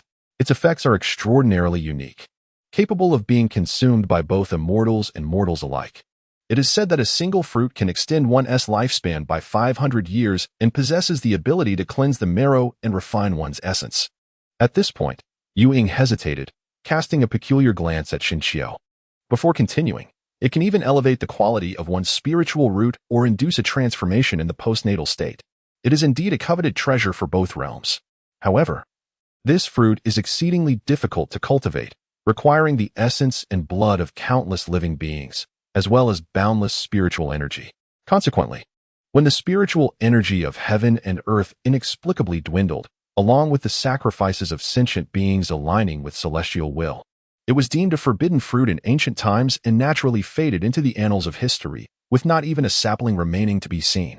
Yu Ying's elaborate discourse sent a tremor through Xinqiu's heart. He finally understood why he was so envious of the true source fruit. This item could easily be described as defying the heavens. An extension of life by 500 years is undoubtedly the most enticing temptation for cultivators, aside from spiritual energy itself. Not to mention the potential for transformation in one's spiritual root, which stirred something within Xinqiu. It seemed that, for both his own sake and for Qi, he must pursue the true source fruit. Xinqiu sighed inwardly, his gaze resolute. He turned to the frail Qi lying on the bed and said, Qi, you shall not perish. Wait for a while, and Master will surely restore you to health. Qi managed a faint smile, his voice barely a whisper, and after a few words, he slipped back into a deep slumber. There is no rush. His current state is akin to that of a nearly century-old mortal. Before you procure the true essence fruit, seek out some aged ginseng and herbal remedies from the mortal realm to nourish his vital organs. Otherwise, I fear he may not endure. Xinqiu silently nodded, sitting quietly to the side, pondering how to seek out Yunmeng's son. After a considerable time, Yu Ying finished clearing the frost from the makeshift shelter and gazed at Xinqiu for a while, her tone tinged with hesitation. Although she was uncertain where to begin her search, she added, if you encounter any troubles while seeking the true essence of Rong Yuan, do not hesitate to come to me. I shall not require any spirit crystals in return. Xinqiu chuckled softly, secretly noting the moment, and lingered for a while. Seeing that Qi was still in deep slumber, he had no choice but to return to Ling Tian. Where would Yunmeng seek you? Is it the 100-li cliff spoken of by Nyopa? Where is this place?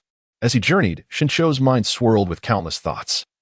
He felt both anxious and regretful. Had he known it would come to this, he would have made every effort to extract the news of the Rong Yuan true fruit back then. Now, he felt like a headless fly, lost and aimless. Before he knew it, Xinqiu had arrived at the outskirts of Ling Tian, where he had to muster his spirits and cast aside his distracting thoughts. As he surveyed the surroundings, ready to slip in unnoticed, a familiar voice suddenly halted his movements. Shinshiti, in the dead of night. What brings you to the outskirts of Lingtian? Shinshio turned stiffly, and upon raising his gaze, he discovered Zhao Xiao, who had unexpectedly settled cross-legged among the thicket, seemingly having waited for an extended period. Brother Zhao, I had nothing to do at night, so I, humph. Zhao Xiao suddenly erupted in anger. And before Shinshio could react, a chilling sword point appeared before him. How long do you intend to conceal the truth from me? Must you wait until your bandit accomplices have completely overrun the spiritual fields before you finally speak the truth? Witnessing Zhao Zhao's face flushed with rage was a first for Shinshio, leaving him momentarily speechless. You have nothing to say, do you? I, Zhao Xiao, have been sincere with you. Zhao Xiao's expression was a tumult of emotions, with regret and disappointment evident in his demeanor. He could hardly fathom that this clever and diligent junior disciple was hiding bandits from him, reflecting on the words he had spoken to him under the pine crane hall, and the risks he had taken to provide him with cultivation techniques. His anger intensified. The sensation of betrayal plunged him into self-doubt. Observing the complexity in Zhao Zhao's gaze, Shinshio slowly distanced himself from the sword point, murmuring, Brother, have you perhaps misunderstood? Shinshio. Zhao Xiao interrupted furiously, and then a hairpin materialized out of thin air in his hand. At this juncture, you still refuse to shed tears until you see the coffin. As Zhao Xiao moved, Shinshio's pupils constricted, his thoughts swirling at the sight of the hairpin. Chapter 61. Your questions are too numerous beneath the moonlight. Shinshio bore a complex expression as he faced Zhao Zhao's relentless interrogation. He endeavored to articulate a defense, yet upon the emergence of the wooden hairpin, he found himself at a loss for words. Brother Zhao, how did you come to possess this hairpin? After a prolonged silence, Shinshio swallowed hard and posed his lingering question, but upon meeting Zhao Zhao's piercing gaze, he instinctively averted his eyes. You finally admit it. Zhao Xiao did not respond, letting out a few manic laughs as he stepped back, a sense of desolation creeping into his heart. As a disciple of the Qian Yuan sect, to willingly plunge into darkness, he couldn't fathom what benefits they had offered you. Do you truly honor your identity as a disciple of the righteous sect? Listening to Zhao Zhao's rebuke, Shinshio tightly shut his eyes, reflecting on the various tribulations of the past year. Finally, he could no longer suppress his urge to interrupt Zhao Xiao. Brother Zhao, what have I done wrong? When I was bullied by the white-cloaked disciples, where was the sect? When I faced peril from the beasts, where was the sect then? And the so-called bandits you speak of saved me from the jaws of danger, tending to my injuries when I was gravely wounded. I, Shinshio, can discern right from wrong. If you expect me to hand over my saviors to the sect that persecutes me, I cannot do so. I believe you cannot either. You surely understand the prevailing atmosphere of the Qian Yuan sect better than I do. If you truly could do such a thing, then that would be sheer foolish loyalty. Shinshio spoke with an air of indifference, his expression resolute. After uttering his words, he seized the long sword that Zhao Xiao held aloft and pressed it against his throat. Brother Zhao, he said, among all the disciples clad in white robes within the sect, you alone have treated me with sincerity. It is now my turn to repay your kindness. I shall deliver this traitor, who shelters bandits, to Master Songha. Perhaps, as a result, he will refrain from deliberately targeting and suppressing you in the future. Shinshio spoke with remarkable candor, yet this was a deliberate choice on his part. Given Zhao Zhao's character, had he truly intended to kill him, he would have done so long ago. Now, he merely sought clarity to reconcile the persistent loyalty he felt towards his sect. Indeed, Zhao Zhao's face flushed crimson, his sword trembling in his grasp, ultimately unable to strike. Such a silver tongue. Observing Zhao Xiao voluntarily withdraw his sword, Shinshio felt a sense of relief and awkwardly chuckled. Brother, I am not merely eloquent. The truth is simply as it stands. Zhao Zhao's eyes flickered, his expression conflicted. After a prolonged silence, he lifted his head and snorted disdainfully. Humph. Today, consider it as if I have never laid eyes on you. Your affairs are no longer my concern. However, even if I do not slay you today, once Master Songha and that female thief awaken to conduct a soul search, you shall not escape death. With that, he swept his robe and turned to leave. Seizing the opportunity, Shinshio inquired, So, that female thief is indeed within the spirit field? The only response he received was the increasingly distant silhouette of Zhao Xiao. The sound of Songha's soul search echoed ominously. Shinshio pondered Zhao Zhao's words, an involuntary chill coursing through his entire body. During his recent conversations with Yuang, he had gained some understanding of the pathways of immortality. As the name suggests, soul-searching forcibly extracts the memories of others, with consequences ranging from mental incapacitation to death. According to Zhao Xiao, Yunming's son appeared to have succumbed to a faint induced by soul-searching. If he were to awaken only to be confronted by Song He, it was likely that he would find himself a lost soul under Song He's dominion. Xin Xiu exclaimed in astonishment, pacing back and forth. The sensation of having his fate dictated by another left him in a state of agitation. No. For both his own sake and that of Rong Yuanzhenguo, he must rescue him before he awakens. Xin Xiu furrowed his brow, compelling himself to remain calm. Yet, he pondered the whereabouts of Ling Tian. It seemed the time had come to procure some ordinary elixirs to engage those disciples clad in white. As his thoughts gradually clarified, Xin Xiu began to find his composure. But the realization of his empty pockets struck him with dismay. Consequently, for 3 consecutive days, Xin Xiu sequestered himself within his residence, not daring to venture outside. During this period, Jiang Yong and Ma Kai visited him repeatedly, only to be hastily dismissed by the weary-faced Xin Xiu. Both sensed his urgency and felt that something significant was afoot. On the 4th night, a shadow darted out from Ling Tian, hastening towards the northern part of the city. Upon reuniting with the long-absent Yuing, Xin Xiu wasted no time. Select your share of these crystal stones, and tomorrow, exchange the rest for ordinary treasures. I have pressing needs. Have you concocted so many? Yuing questioned, her expression a mixture of surprise and uncertainty. Observing Xin Xiu's fatigued yet earnest demeanor, she promptly assured him. With this, Xin Xiu finally exhaled in relief, glancing at the bed where Qi lay. Though her figure was emaciated, her face still bore a hint of color, thanks to the nourishing substances Yuing had been procuring these past few days to sustain her life. Noticing the tenderness in Xin Xiu's eyes, Yuing coughed lightly, her brow furrowed. Alas, these potent tonics possess an excessively vigorous nature. I fear they cannot be used for an extended period, given the uncertain days ahead with the Rong Yuanzhenguo. Do you still have a way to acquire long suiting? This remedy is purely gentle, and if you wish for long-term use, I would recommend it. Xin Xiu sighed. With Chongning no longer present, the only possible candidate, Yu Tingyue, remained unchanged, leaving him at a loss. Perhaps in a few days, he would contemplate a solution. Xin Xiu could only respond briefly before turning to leave.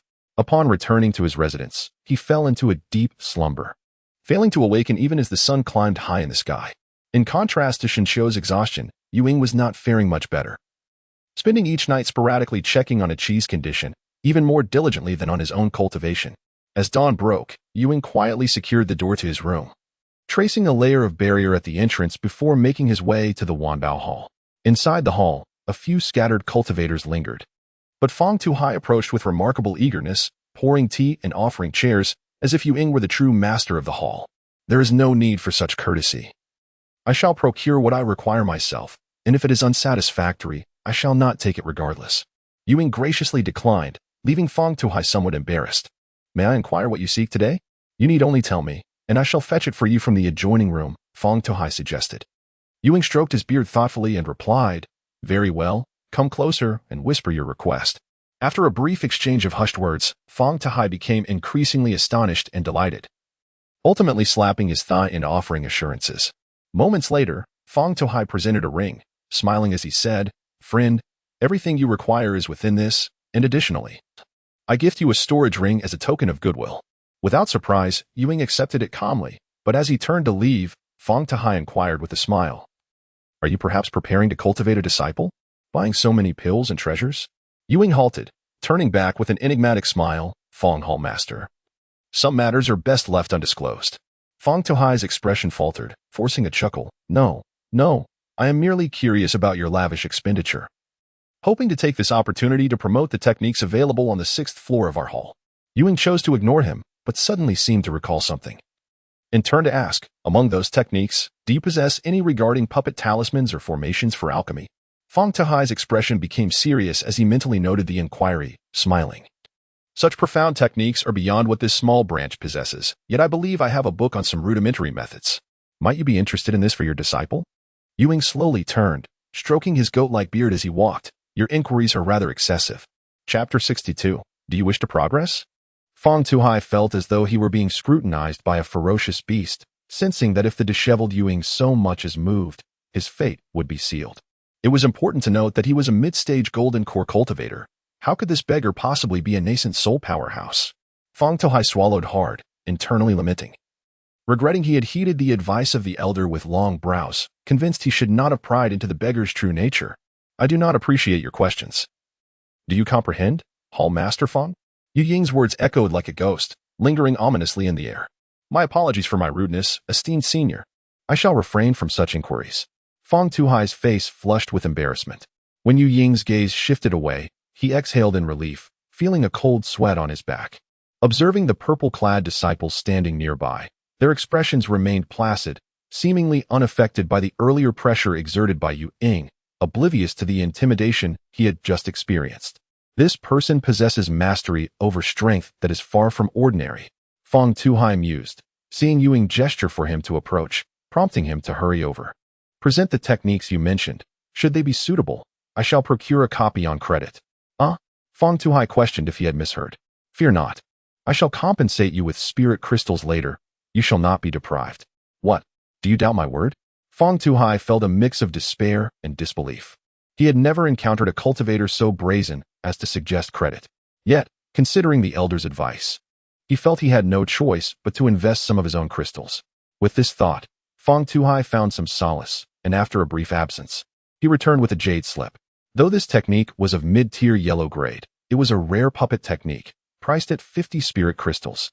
Yu Ying accepted it with keen interest, casually acknowledging it before turning to leave, leaving behind a frustrated Fong Tuhai at the entrance, on the verge of tears. That night, after a day of slumber, Shun Qiu was invigorated, moving with purpose towards the northern part of the city. At the makeshift shelter, an expectant Yu Ying extended a hand, producing a ring. This storage ring contains a space of 3 zhong, a small token from the Hall Master for you. Shun Qiu cautiously accepted the ring, fully aware of its significance. He had long envied others who could conjure objects seemingly out of thin air, and now that he possessed one himself, how could he not feel elated? Following the guidance of the moonlit shadows, he discovered that the use of the storage ring was remarkably simple. A mere drop of blood was all that was required to attune it to its owner, and with a mere thought, he could glimpse into its interior. Over 300 spirit crystals. Had he truly acquired such a substantial amount? Surely, they could not be trivial trinkets, could they? Shun Qiu gazed at the pile of elixirs nestled within the ring, along with the scattered array of blades and weapons, harboring some doubts. Is this all? I find it rather insufficient. Merely a collection of mediocre yellow-grade elixirs. In the outside world, such items would not be easily obtained by ordinary cultivators. Receiving a reassuring confirmation from Yu Ying, Shun Qiu felt a sense of relief. After further inquiry, he learned that the elixirs were primarily designed to enhance a cultivator's vitality, such as the recovery pill for restoring energy, the wind-soaring pill for increasing speed, and the healing pill for mending injuries. However, the most coveted among them was undoubtedly the Foundation Establishment pill, a rare gem priced at a staggering 15 spirit crystals, perpetually sought after by cultivators. By the way, the Hall Master also gifted me a technique. I believe it may prove beneficial to you. Hearing the emphasis on the word gift, Shun Qiu curiously lifted his gaze. A jade slip? Indeed. While you lack spiritual awareness, you can activate it using spiritual energy. I have heard it is related to the art of puppetry. Do give it a try? Upon hearing these words, Shun Qiu cast a grateful glance at Yu Ying, even speculating that this was a gift specifically sought out for him. What an incredible coincidence it was that the Wanbao Hall bestowed upon him a cultivation technique, and even more fortuitous that it was the very puppet art he required. As for why Wanbao Hall chose to send this to him, Shun Qiu did not dwell on it too much. Perhaps it was simply that Fong Tuhai was amiable. Much like the previous occasion when he had received a discount of 200 spirit crystals. With a surge of spiritual energy, the jade slip shattered into countless fragments, transforming into a stream of green light that entered Shun Qiu's mind. He felt a sudden chill in his brain, followed by an influx of unfamiliar memories, as if they were innate to him. Spirit Silk Puppet Control Technique. He murmured softly, absorbing the memories flooding into his consciousness. Now that his nameless body refining technique had reached an impasse, and the Qian Yuan Heart Sutra yielded no results, while the slave technique was only suitable for insects. This puppet art was precisely what he needed to navigate this period of stagnation. He resolved to return and ponder it carefully. And regarding the matter of the fusion source true fruit, he needed to act swiftly before he had to seek out the dragon beard vine. Noticing the weight in Yu Ying's voice, Shun Qiu suppressed his inner delight, turned to look at Qi, and nodded silently. After a brief exchange, they hurried back. That night, Shinshio did not rush to contemplate the newly acquired technique. Instead, he began to inventory the elixirs and weapons within his ring. Tomorrow, he would seek out Makai to gauge the intentions of those two white-robed disciples. However, presenting himself in his true form might not be wise. It seemed he would need to rely on Yu-ing once more. Shinshio silently pondered the matters of the morrow, and before he realized it, dawn had already broken. The fields in the early morning were bustling with activity. Skirting past a multitude of attendants engaged in their duties, Shinshio made his way directly to the left field, where he hurriedly pulled Makai aside upon seeing him. Makai, do you have a plan to summon those two disciples in white robes to the northern outskirts of the city tonight? The latter, filled with excitement, contemplated for a moment before thumping his chest in assurance. He then quietly inquired, what do you intend to use to entice them? Naturally, it will be what they desire.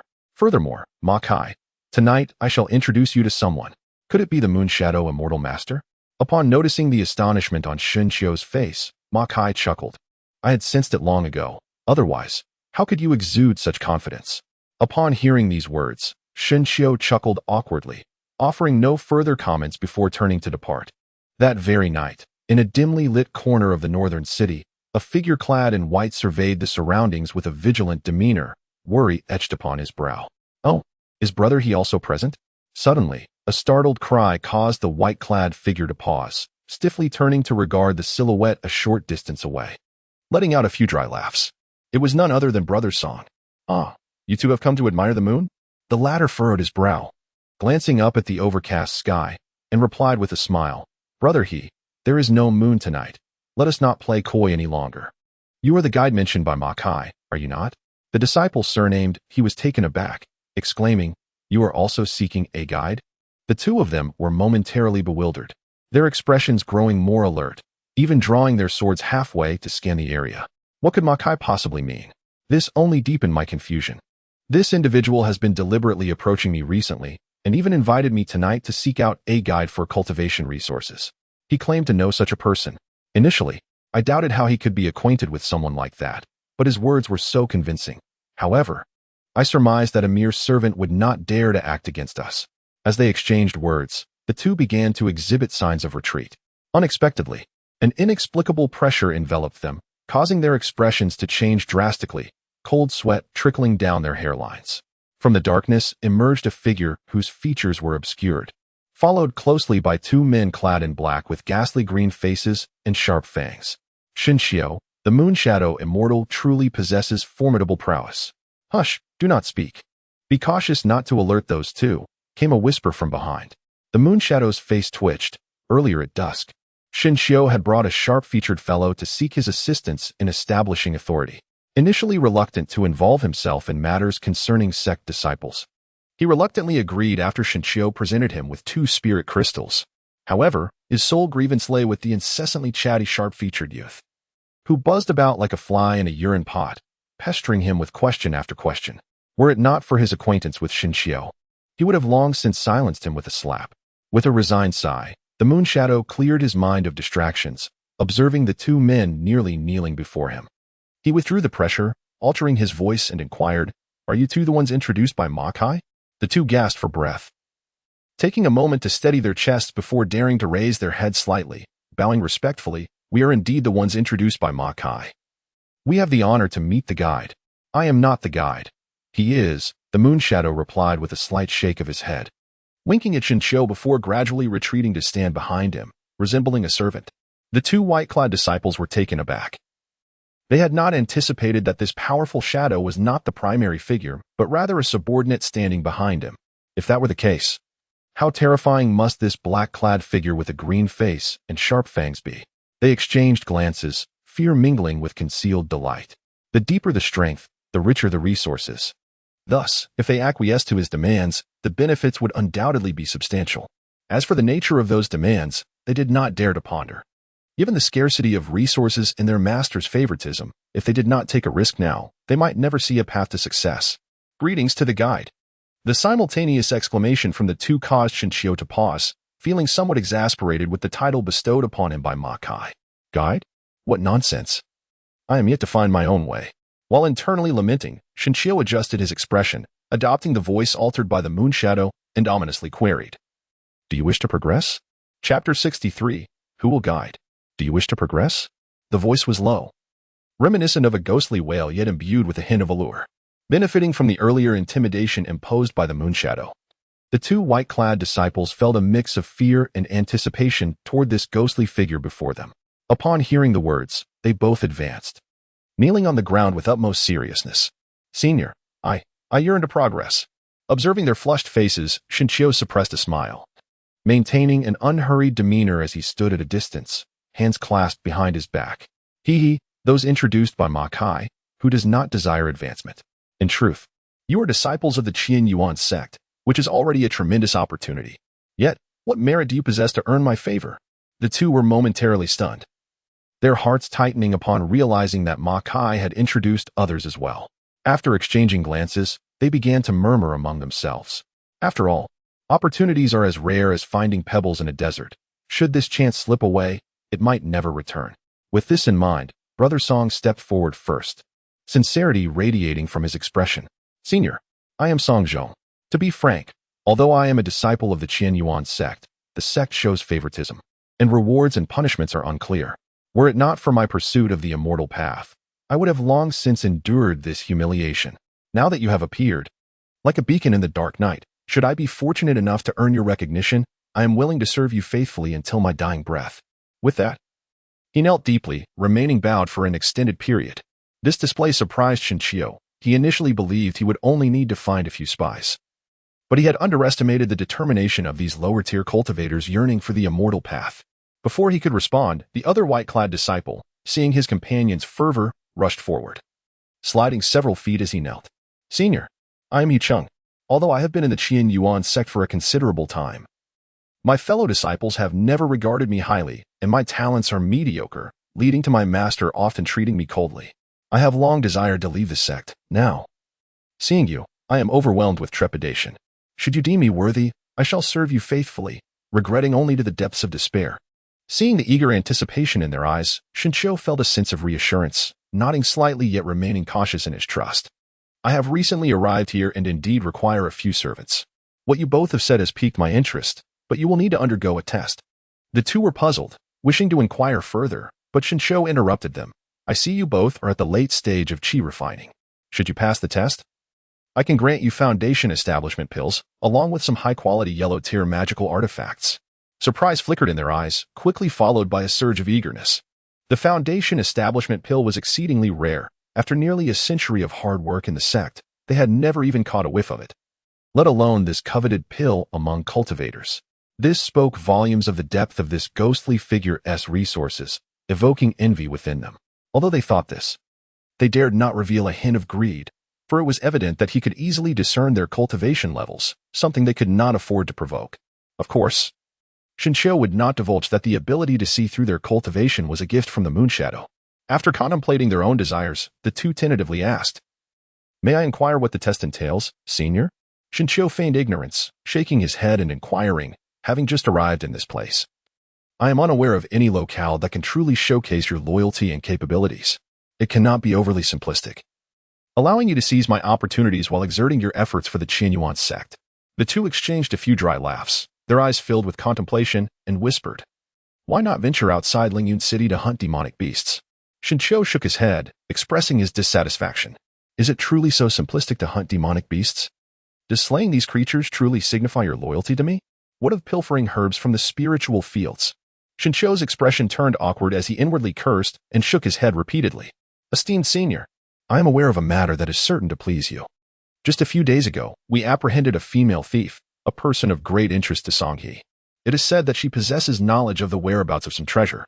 Why not, the two of us, discreetly deliver this thief to you?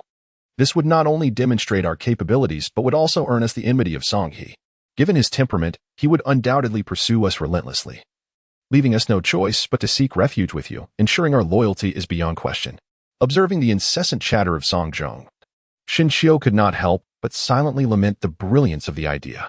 However, this course of action would sever their ties with the Qian Yuan sect, squandering the valuable intelligence they had painstakingly gathered. Contemplating this, a brilliant notion struck Shinchio. Indeed, this plan has merit. Yet there is no need for you to sever ties with the Qianyuan sect. Coincidentally, there are a few others seeking my counsel, also disciples of your sect. Why not subject you all to a joint trial and discreetly hand over the thief to me? This will allow me to assess your coordination. Should even one of you falter, your chances will be irrevocably lost.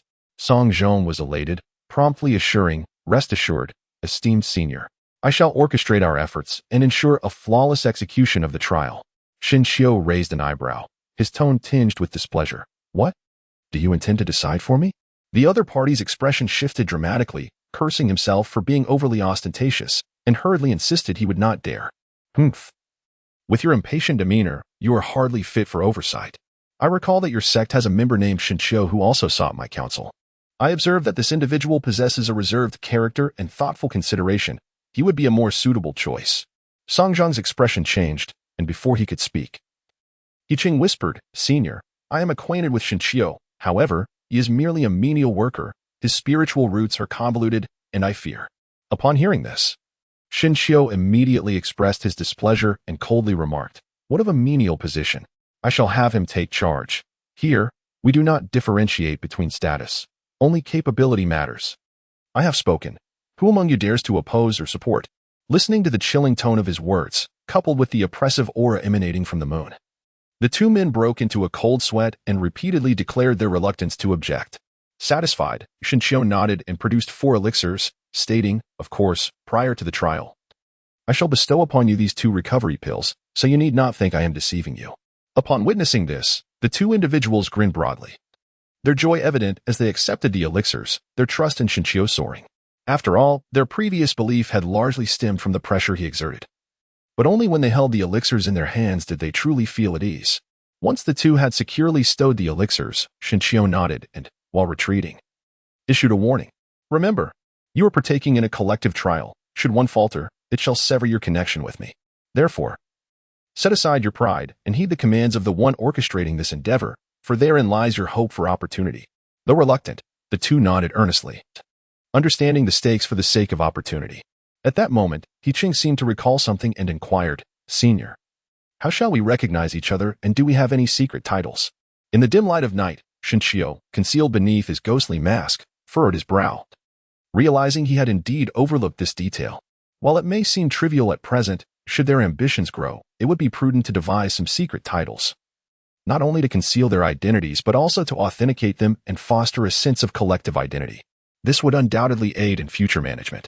With this thought in mind, a spark of inspiration flickered in Shen Xiu's mind, a smile gracing his lips as he declared, Who shall lead the way? Let the moonlight be our companion, and wealth follow in its wake. Chapter 64. The hidden schemes of the Field Ridge in the northern part of Lingyun City, within a dilapidated shack.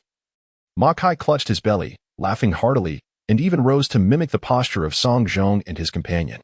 This is the first time I have seen a disciple in white robes act in such a manner. Ha ha ha. Shen Xiu helplessly shook his head, tossing the green demon mask onto the table, and murmured, Alas, the path to immortality is arduous. Their reactions are entirely understandable. The latter gently wiped away the laughter with his sleeve, turning to glance at Waning, who was attending to Aki, and softly remarked, Why do I have the impression that Master Waning seems to harbor a dislike for me? In the depths of his heart, Shen Xiu chuckled softly, offering words of solace. He is merely that way. Do not take it to heart. Besides, your laughter was indeed rather loud. Did you not notice Achi was resting? Upon hearing this, the latter sheepishly scratched his face. Ah, we brothers are accustomed to such banter. I shall certainly be more mindful, he replied with a chuckle. Observing this, Shen Xiu felt a sense of helplessness. Previously, he had introduced Ma Kai and Yuing to one another, and this lad had eagerly fawned over her. However, Yuing exhibited a strong aversion to such sycophancy. In her view, one who becomes too accustomed to flattery may find themselves ultimately perishing from it. This statement left Shen Xiu deep in thought, pondering the reasons behind Yu Ying's current predicament. Alas, Shen Xiu, this child is indeed unfortunate. After your rescue, he has been afflicted with such a bizarre ailment. Do you truly believe that the treasure you mentioned, the dream-seeking cloud, can save Achi? Seeing Ma Kai inquire further, Shen Xiu replied with assurance, That is undoubtedly the case. If it were not so, why would Song He pursue it so fervently? Ma Kai fell silent, contemplating, and after a moment, he quietly asked, with the addition of those 2 disciples in white robes, Can we manage to extract him from beneath Song He's very nose? After clarifying the situation with Song Zhong and the others tomorrow, I shall devise a plan. If the circumstances appear dire, we must still effect a rescue. Whether for Ah Chi, for you and me, or for the future opportunities to glimpse the path of immortality. Listening to the resolute tone in Shincho's words, Ma Kai felt his trepidation dissipate, and they exchanged a knowing smile, conveying unspoken understanding.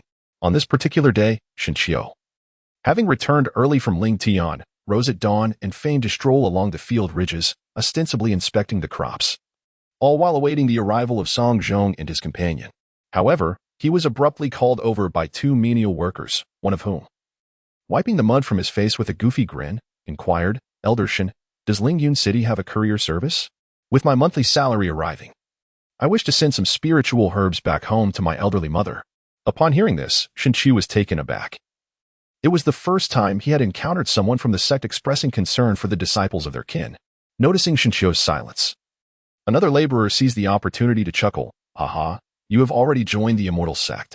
Why not devote yourself to enhancing your capabilities and seeking the path of immortality? Instead of fretting over mundane matters? The mortal realm nurtures me. Has the path of immortality ever cared for me? Moreover, I came here to earn some spirit herbs and silver to support my elderly mother. You, alas, are impervious to reason. Ask Elder Shin if what I say is not true." Listening to the quarrel between the two laborers, Shinchio couldn't help but smile wryly. He looked up at the two, their bodies covered in dirt and dust, and approached them, gently patting their shoulders. "Do you know how to cultivate vegetables in the mortal realm? One must water and fertilize daily while leaving a few plants to bear seeds for future growth. Cultivating immortality and caring for one's family are fundamentally the same principle." With that, he picked up a broken branch from the ground and gestured towards the distant treetops, saying, "If one were to sever all emotions and desires as burdens in pursuit of eternal life, they would merely become a finely carved piece of wood. It is better to emulate the spring swallow, which builds its nest beneath the eaves while daring to soar into the sky." Upon hearing his words, the two laborers appeared contemplative and fell silent. As for Lingyun City, there were indeed some martial artists engaged in transportation work. However, your spirit herbs are not suitable for that. It would be more prudent to exchange them for some currency or to purchase some commonly used restorative medicines. Having spoken, Shincho did not allow the two to inquire further, instead turning away and vanishing along the ridge of the fields. He left behind two pairs of eyes filled with gratitude and reverence, lingering long after his departure. From that moment on, throughout Ling Tian, Elder Shin was the subject of admiration, with everyone raising their thumbs in praise. Yet, in contrast to the accolades, Shinchio felt a twinge of melancholy. The sun was already dipping low in the west, and despite traversing the fields, he had yet to catch sight of Song Zhong and his companion. This incited a growing anxiety within him, a fear that the two might betray him and report his actions. Just as he was on the brink of setting out to search for them himself, a sudden shout echoed from the ridge. "Elder Shin, there is a brother in white robes seeking you." Shinchio regained his composure and noticed Jiang Yang beckoning him, prompting him to hasten his steps to catch up. Before returning, he and Ma Kai had thoroughly briefed Jiang Yang and Wang Sheng on the situation. Upon hearing the tale of their daring rescue from the clutches of the white-robed elder, both men felt a surge of exhilaration and readily expressed their support. "Elder Shin, it is indeed these two senior brothers." Upon reaching the front, Jiang Yang subtly gestured ahead, and upon glancing over, Shinchou recognized that it was none other than Song Zhong and He Chung. "Oh, what instructions do you have for us, esteemed senior brothers?" In response to Shinchou's inquiry, Song Zhong's expression turned peculiar as he ostentatiously clasped his hands behind his back and surveyed the surroundings. Agriculture has become a matter of utmost importance lately, and I am merely observing." Shinchou chuckled softly to himself, secretly cursing the individual for their caution, and then stepped aside to observe their clumsy performance. Perhaps unable to maintain the faade any longer, Song Zhong dismissed Jiang Yang and, speaking in a hurried whisper, inquired, "Who leads the way?" "The moonlit shadows accompany us. Wealth follows closely behind." He Chung promptly seized the opportunity to continue the conversation. The three exchanged glances, their eyes brimming with delight. Of course, Shinchou's expression of joy was feigned. It must be said that the identity he had crafted for himself was indeed captivating. Since they were all affiliated with the guides, Shinchou surely understood the reason for their search for him, although Song Zhong's demeanor was gentle. A hint of superiority typical of the white-robed disciples lingered in his tone. Shinchou remained unconcerned about any temporary changes, smiling as he remarked, "Of course I understand. This matter pertains to our assessment, and we cannot afford to be careless. Do you have any plans? If not, perhaps we should allow junior brother Song to take charge." Hichin continued to persuade earnestly. Esteemed brothers, he interjected, the guide has entrusted me with the entire responsibility for this matter. Why are you both so insistent? Upon hearing this, the two brothers' momentum immediately diminished, and they fell silent, awaiting further clarification. Very well, since there are no objections, I shall speak plainly. Do you know where the female thief is imprisoned? What is her condition? Who is guarding her? Although Song Zhang felt dissatisfied, he nonetheless began to explain. We have already inquired, which is why we arrived late today. After our investigation, we found that the female thief is held in the stone prison of Master Song's cave, and her situation is rather dire. She may have suffered from soul-searching and has not shown any signs of awakening since her return. According to discussions overheard about Master Songha, such a state could persist for months, and naturally, the one keeping watch over her is none other than Gao Mi, a favorite individual of Master Songha. Upon hearing that Yun Mingxuan had not yet awakened, Shinqiu couldn't help but feel a sense of relief wash over him. As long as she remained in slumber, everything could still be salvaged. Noticing Shinqiu's prolonged silence, He Qing's expression grew uncertain as he hesitantly inquired, Shinqiu, do you have a plan? This is pivotal for both of us. We must not take it lightly. Song Zhong interjected, unable to contain himself. Indeed, your spiritual roots may be inconsequential, but the two of us have staked our entire futures on this. Seeing the anxious demeanor of both men, Shinqiu raised his hand to halt them, smiling as he reassured, Dear brothers, please remain calm. I already have a preliminary plan in mind. When we meet tomorrow, I shall elaborate in detail. Is that agreeable? But you should share it with us so we may offer our counsel, one urged. Yes, why the coyness? They pressed, their impatience growing. Feeling an inkling of anger at their incessant urgency, Shinqiu retorted, Why are you so eager? Are you hoping to learn the plan and report it to Songhe for credit? The two men were taken aback, their expressions shifting dramatically as they vehemently protested. Tell him? If he were to hear even a word, I would be reduced to mere mush. Do you truly think us foolish enough to seek glory? Ever since we participated in the assessment last night, we have had Songhe's sword hanging over our heads. Shinqiu merely uttered a casual deception, harboring little suspicion. For he understood well the nature of Songhe. Even if they were to betray him, they would hardly escape death. In Songhe's eyes, loyalty is not merely a matter of degree. Any semblance of disloyalty is deemed absolute treachery. This principle was precisely what Shinqiu had internalized. Thus, he resolved to await further news and return for discussions the following day. Otherwise, should this opportunity vanish, it would be due to their own lack of cooperation. The two men, filled with resentment, exchanged meaningful glances, reluctantly admonishing each other before turning to leave, glancing back thrice as they departed. As he watched them fade into the distance, Shinqiu strolled back to his residence, his mind beginning to weave a coherent plan for rescuing Yun Mingxuan. It seemed that the involvement of Yu Ying would be imperative in this matter. As Shinqiu pondered silently, a long sword suddenly fell at his feet, startling him into believing he was once again under attack. He stumbled back a few steps and looked up, only to find a familiar figure before him. You once pointed a sword at me. Today, you wield it against me. Return it, he thought. At the entrance of the residence stood a young man clad in a resplendent yellow robe, his expression still proud. Chapter 65. All is ready at the entrance. The young Yu Tingwei wore a stern expression, hands on his hips, indicating the sword on the ground with a somewhat awkward tone. Seeing this, Shinqiu could not help but chuckle inwardly, deducing the reason behind the lad's sudden visit and his pretense of a firm apology. There's no need for that. You are the designated disciple of the Grand Elder. I, a mere servant elder, would not dare to overstep my bounds, Shinqiu replied. Come on, just take it. I'm doing this of my own accord. It has nothing to do with our statuses. Yu Tingwei, sensing Shinqiu's reluctance, grew anxious and directly picked up the sword, thrusting it into Shinqiu's hands. Today, my imperial sister has sent me a letter clarifying everything. I initially misjudged you. I, Yu Tingwei, am not unreasonable. You may return the treatment I once bestowed upon you in kind. As Shinqiu observed the young man's persistent urging, he weighed the sword in his hand and, with a swift motion, tossed it back. It suffices that the misunderstanding has been resolved. There is no need for this sword. If you truly feel remorse, perhaps you could offer some other form of compensation. The latter halted his motion to throw the sword back, his expression tightening as he awaited further elaboration. How about some dragonbeard vine?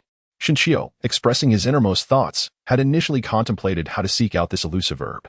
Now, with Yu Tingwei arriving uninvited, an opportunity presented itself before him. Dragonbeard vine? How audacious of you to demand so much. This is a treasure nurtured by the great Long Mai of Daming, and I possess but a meager amount. To offer this as an apology is excessively unreasonable. Moreover, it was that very sword that pointed at you that day, with nothing else to it. Noticing Yuting's reluctance, Shinchio had underestimated the significance of the dragon-beard vine, while also reminiscing about Chongning's generosity on that occasion. Unexpectedly, Yutingwei shifted his tone, smiling as he said, "However, if you agree to a condition of mine, I would indeed be willing to part with this dragon-beard vine." Shinchio's eyes sparkled with interest as he raised his hand to signal for the conversation to continue. "Currently, rumors abound that you and my royal sister share a marital bond. Why not embrace this notion and become a prince consort? This way, my royal sister would be spared from an arranged marriage, and it would grant you a semblance of legitimacy." As Yutingwei spoke, Shinchio found himself unable to endure any further. How could one even speak of legitimacy? What legitimacy was there? If the second prince's conditions were thus, then there was nothing more to discuss. His aspirations lay on the path of immortality, far removed from the entanglements of romantic affairs. Moreover, how could he allow himself to be thrust into the spotlight for the sake of the royal sister? Was that not a disservice to him? Seeing Shinchio turn to leave, Yutingwei scratched his face and stepped in front of him, attempting to persuade him further. Even those who pursue the path of immortality often have companions. My royal sister, despite her mediocre talents, pales in comparison to those celestial maidens. As for the so-called spotlight, what is there to fear? With the Grand Elder backing me, I shall protect you. Let anyone who dares to gossip beware of my wrath. Noting Shinchio's continued refusal, his footsteps unwavering, Yuting's tone softened slightly as he called out, "Very well, I shall cease my entreaties. This is becoming rather tedious. How many dragon whisker vines do you require? I must inform you, I possess no surplus." Upon hearing this, Shinchio halted, a smile adorning his face. "Ah. The second prince is finally willing to part with something. Perhaps a few dozen would suffice." Yuting's eyes widened, his tone rising indignantly. "A few dozen? Are you jesting? Do you think this is merely cabbage? At most, 5, and that is only due to my sister's favor. Take it or leave it." Shinchio had deliberately articulated so much earlier, with the intent of gauging Yuting's greatest capacity for acceptance. The outcome was evident. 5. It remains uncertain how long this would sustain a chi. The last time it was consumed was to enhance vitality against the chilling essence of the otherworldly roots. Now that the issue with the otherworldly roots was resolved, it was presumed that merely nourishing the body would extend the duration. Once Shinchio consented, Yutingwei did not hesitate. He closed his eyes as if in introspection, and after a brief moment, he turned his palm over to reveal 5 strands of dragon whisker vines, which he promptly offered to Shinchio. "Remember, this is a gift from my royal sister.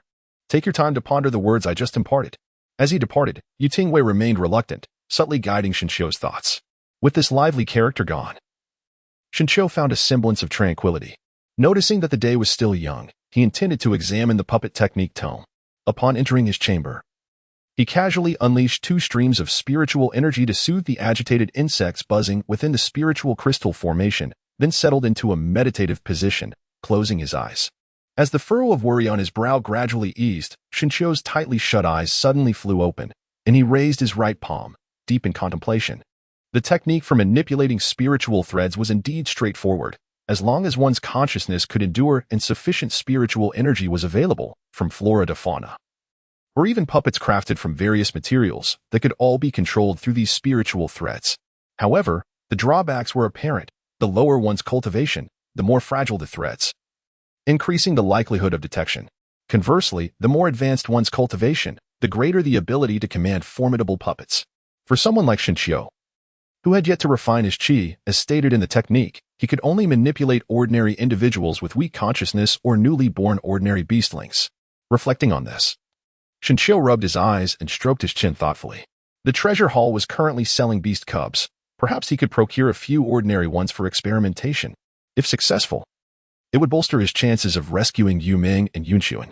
As he contemplated, the sky gradually darkened. Shinchio promptly coiled the dragon whisker vines and pocketed the remaining spiritual crystals before stepping into the night. This journey was not solely to deliver medicine to a chi. The paramount objective was to seek assistance from Waning to deal with Songha. After all, with Waning's aid, he would be foolish not to leverage it. Otherwise, if Songha were to detect him with a mere probe of consciousness, all would be rendered futile. It was imperative to lure him far away. The further, the better. In the span of these fleeting thoughts, the dilapidated dwelling of Waning came into view. He could not fathom how such an esteemed individual could reside in such a state of disrepair. On several occasions, he had tentatively urged Waning to seek a better living situation, yet his suggestions were met with indifference. It seemed he harbored a fear of a better life, as if only a rundown abode and tattered beggar's robe could bring him solace. With a creak, the makeshift door slowly opened, revealing Wang seated before the bed, not bothering to turn around. "You were early tonight. Did those two young men seek you out last night?" Shinshio nodded naturally, then took out 5 strands of dragonbeard vine and placed them neatly on the table. He inquired, "Given that we no longer need to combat the internal chill, how long can these 5 last?" Moon Shadow's eyes widened in surprise, and she soon nodded in agreement. "Indeed, at present, we only need to nourish the vital energy and blood of the 5 organs. The medicinal properties of the dragonbeard vine are gentle and enduring. Considering Achi's weakened state, it is unlikely that he can absorb much in a single day. I estimate it could last for several months." In Shinshio's heart, a sense of tranquility enveloped him. Given the current intricate circumstances, the longer they persisted, the greater the opportunity to uncover the true essence of Rong Yuan. Contemplating this, Shinshio also proposed the idea of rescuing Yun Mingxuan as a means to divert Songhe's attention. The latter, with a twinkle in his eye and a playful grin, chuckled. "Haha, just wait and see how I will outmaneuver him." Upon hearing this, Shinshio gained a renewed understanding of the prowess of Yuing. How formidable must one be to dare to describe a golden core cultivator in such terms? "Indeed, I must procure some ordinary demon beast cubs tomorrow, preferably fierce ones, as they will serve a great purpose. However, has the jade slip been thoroughly comprehended?" Seeing Shinshio nod, Yuing cast an appreciative glance before thumping his chest in reassurance. "Fear not, I possess considerable insights regarding the ferocity of these demon beasts." With the affirmative reply, Shinshio suppressed his excitement. Given that Yunming's awakening is still several months away, there is no need for haste. This opportunity is ideal for delving into the art of puppetry. After all, there remain numerous disciples in white robes within that spiritual field. A rescue would be best conducted discreetly. Contemplating this, Shinshio gazed out the window, murmuring to himself, "All is prepared, only the east wind is lacking." Chapter 66. 3 demon spies. As dawn broke, the golden sunlight bathed Lingyun City, and the streets bustled with life, filled with the sounds of people. However, the Wabao Hall at the city center was still as a grave. "What? You mean to say that the swift-winged leopard that my brothers and I toiled to hunt is worth merely 3 spirit crystals? This is a Foundation establishment demon beast. Are you attempting to deceive me?" exclaimed a burly man, disbelief etched on his face. "Sigh, my friend Yo, while the swift-winged leopard is indeed a Foundation establishment beast, just look at its state. Not a single piece of flesh remains intact. Aside from its demon core, its body has been squandered," replied Fang Tuahai, shaking his head with regret as he pointed at the more than half a zhang long mottled leopard demon lying on the ground. The burly man hesitated, but upon looking up, he found Fang Tuahai had already vanished, only to spot a ragged beggar at the entrance. Fang Tuahai, with a beaming smile, called out, "Elder, what can I assist you with today?" Yuing surveyed the surroundings and, after a moment's pause on the burly man, turned to inquire, "Does the hall have any blood-tooth wolves or swift-winged leopard cubs?" The latter's expression fell as he replied, "Elder, these 2 demon beasts are rather commonplace. I truly have not received any such cubs. Might you consider other options?" Noticing Fang Tuahai's cautious tone, Yuing waved his hand and pondered. From Shinshio's request last night for some fierce yet ordinary demon beast cubs, he deduced there must be a limitation on the puppetry art for Shinshio. Acquiring more powerful cubs would not only jeopardize Shinshio but also be a futile endeavor. Just then, the burly man, sensing the underlying implications, stepped forward. Fist clasped in respect, "Elder, I know where to find these 2 types of demon beasts." Realizing Yuing was regarding him, he hastily lowered his head. "Previously, when my brothers and I ventured deep into the forest to hunt the swift-winged leopard, we discovered its den had cubs. However, we retreated hastily and could not capture them. Moreover, there is a wolf den nearby, where we have often heard the sounds of cubs." Yuing scrutinized him, causing the burly man to break into a cold sweat. "Ah, this information is very useful to me," he remarked.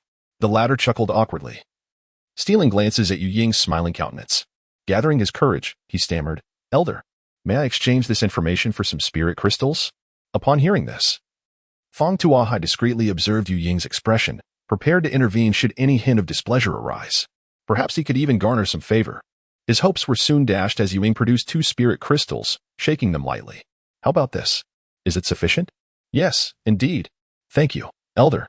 If you are not in haste, I will procure the swift-winged leopard and personally guide you to its location," the burly man replied, shaking his head slightly before vanishing. Ha ha ha, Hall Master Fong, who is this esteemed elder? Truly a benefactor. Fong Tuahai chuckled lightly at the man's excitement. Do not pry too deeply, he cautioned. The burly man, undeterred, did not accept the spirit crystals exchanged for the swift-winged leopard, but instead retrieved a dozen spirit crystals from his storage ring, pushing them forward with a grin. Ha ha, after 30 years of battling demon beasts, I have finally saved enough. Hall Master, kindly provide me with a foundation establishment Dan. Fong Tuahai's expression grew peculiar as he spread his hands in resignation. I'm afraid we have none left. They have all been sold out. What? You cannot be serious. You heard correctly. They are sold out, just like the elder you saw purchasing yesterday. Meanwhile, Ewing hovered in the air, furrowing his brow as he surveyed the dense forest below. He had traveled several dozen miles beyond Lingyun City, and just as he arrived, he sensed 3 faint demonic auras that vanished almost instantaneously. Yet, upon searching with his consciousness, there was not suspicious to be found. This left him questioning the reliability of his senses. It has been nearly a century since anything has stirred here. I find it hard to believe my own feelings.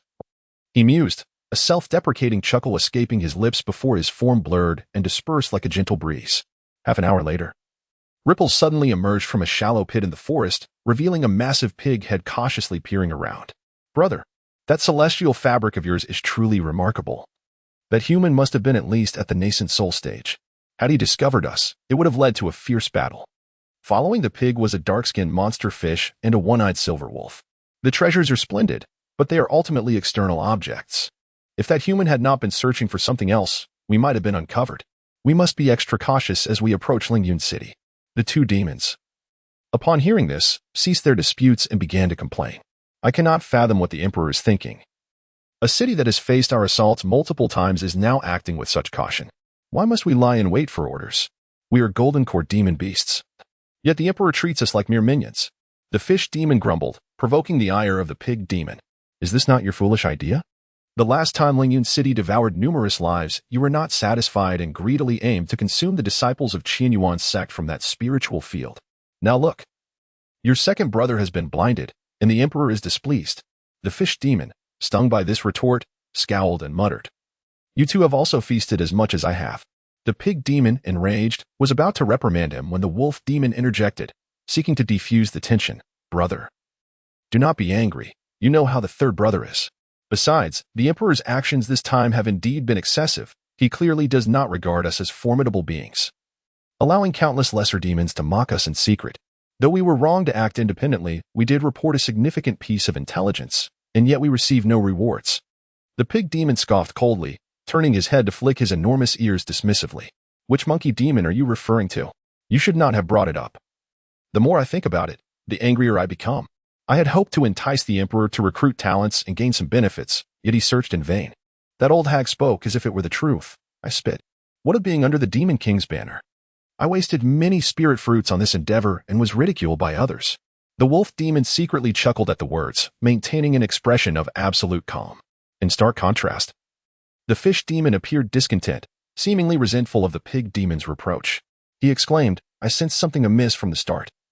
My elder brother insisted on showcasing his prowess and even left a few humans behind, wasting a full 7 days with idle chatter. He often boasts of his extensive experience among the human race, claiming to understand strategy, yet he was easily deceived by a monkey demon. I always said pigs are not as clever as monkeys. Listening to the murmurs behind him, the pig demon's face flushed with embarrassment. The final remark ignited his suppressed fury, and he turned to the fish demon, hurling insults and kicks. However, this time, the one-eyed wolf demon did not intervene, standing silently by with a flicker of derision in his solitary eye. As night enveloped the city of Lingyun, the bustling streets fell silent, leaving only the torch-bearing guards of the Yingwu wandering about, stifling yawns. Meanwhile, in the northern shantytown, Shinshio was invigorated, gazing at the dozens of demon beasts under the control of the moon shadow, his eyes alight with surprise. When asked about the expenditure of spirit crystals, Moon Shadow smiled enigmatically, offering no reply. He then urged Shinshio to release his own pressure, only to have a rebellious cub emerge unexpectedly from the ranks. The little wolf, though diminutive and seemingly frail, possessed a pair of piercing wolf eyes that betrayed an extraordinary ferocity, far from the demeanor of a mere cub. Ah, this little wolf is intriguing. I must gain control over it, Shinshio thought to himself. Shinshio did not ponder for long, and immediately recited the incantation from the jade slip. Instantly, the tips of his right fingers became entwined with threads of spiritual energy, resembling wisps of blue smoke or fine strings, gradually extending and spiraling forward, with the objective being the numerous wolf cubs scattered across the ground. Chapter 67. The Abyss of the Sea of Consciousness in the northern part of Lingyun City. A refugee residing in a makeshift shelter beneath the moonlight quietly rolled out of bed, grasping the longbow hidden behind the door in the darkness, his face taut with tension. "Dear, did you hear? The wolf howls have ceased. Could it be the wind outside that has led you to mishear?" The woman's voice was somewhat hoarse in the shadows. "I have hunted for over a decade. I can distinguish between the sound of the wind and wolf howls." "Go back to bed," the man retorted. Upon hearing this, the woman curled herself deeper into the blankets and refrained from speaking further. After a while, the refugee pressed himself against the door to listen intently, even extending his head to sniff the air, revealing a look of suspicion on his face. Turning to glance at his wife on the bed, he felt a pang of guilt. "I must have misheard. There isn't even a trace of the wolf's sin in the wind." The woman gave a soft hum in response, remaining silent, her curled figure trembling slightly as if stifling a sob. "Alas, my words were harsh earlier. Do not take them to heart." The man patted the bedding, only to have his hand gently grasped by the woman. "Dear, it is not that I resent your scolding. I simply cannot comprehend why we, as honest hunters, have been cast as criminals and exiled to Lingyun City. We live in constant fear within the domain of these demonic beasts, and I worry for our son." The woman choked on her words, cradling their sleeping child in her arms, her tear-streaked face nuzzling against him. "Alas." The man sighed softly, embracing the mother and child, murmuring to himself, "That old emperor is celebrating his birthday, seizing land and burning homes, allowing his wife to ascend to the celestial platform. If it were not for you two, I would not only use this bow to hunt beasts." Though his whisper was faint, it momentarily stunned the woman, causing her grip around his waist to tighten. This action deepened the warmth in the man's expression as he closed his eyes to savor this rare moment of tranquility, completely oblivious to the faint howl of a wolf echoing from next door. Within the moonlit shelter, Shinchio was drenched in sweat, his right hand's spiritual energy wavering and faltering, fixated on the thorny wolf demon. In his previous experiment, he had encountered no resistance from the other demonic beasts, effortlessly controlling them with his spiritual threats. Yet, when faced with this thorny wolf demon, his head throbbed painfully and his vision blurred. This wolf demon stubbornly resisted control. "Perhaps I should take a break. This young wolf is indeed peculiar. Its nascent sea of consciousness is remarkably resilient."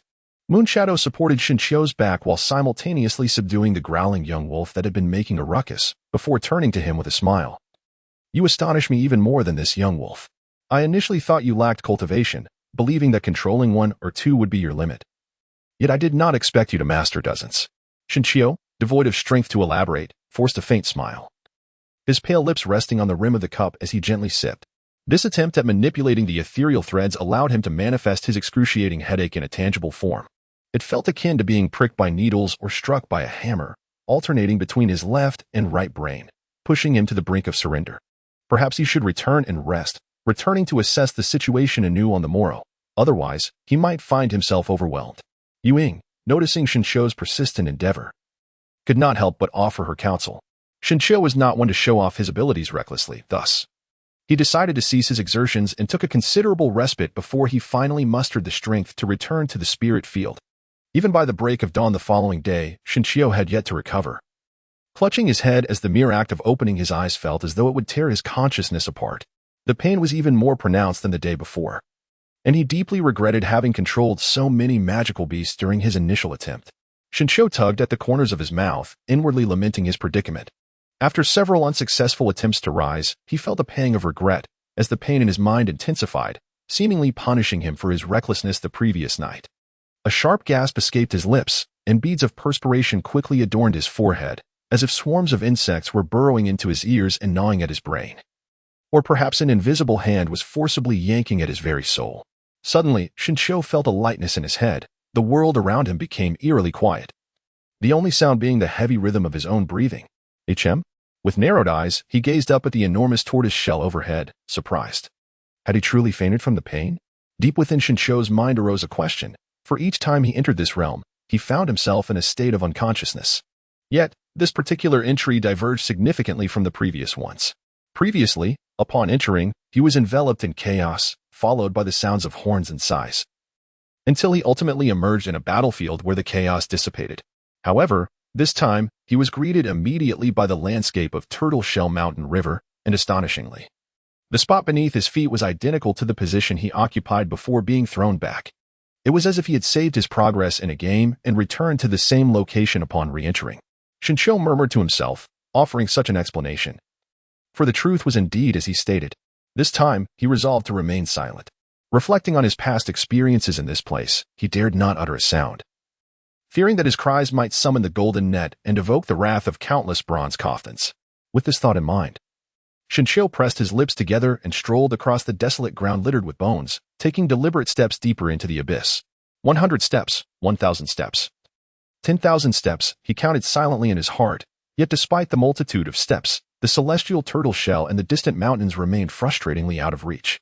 It felt as though the sea of bones stretched infinitely, rendering escape impossible. Time slipped away. Perhaps he had traversed 100,000 steps, or even 200,000, Shincho had lost count. Exhaustion enveloped him, not in his legs or feet, but in his mind. As if he were balancing a sack of sand atop his head, tethered by an iron ball. As time wore on, the weight became increasingly unbearable.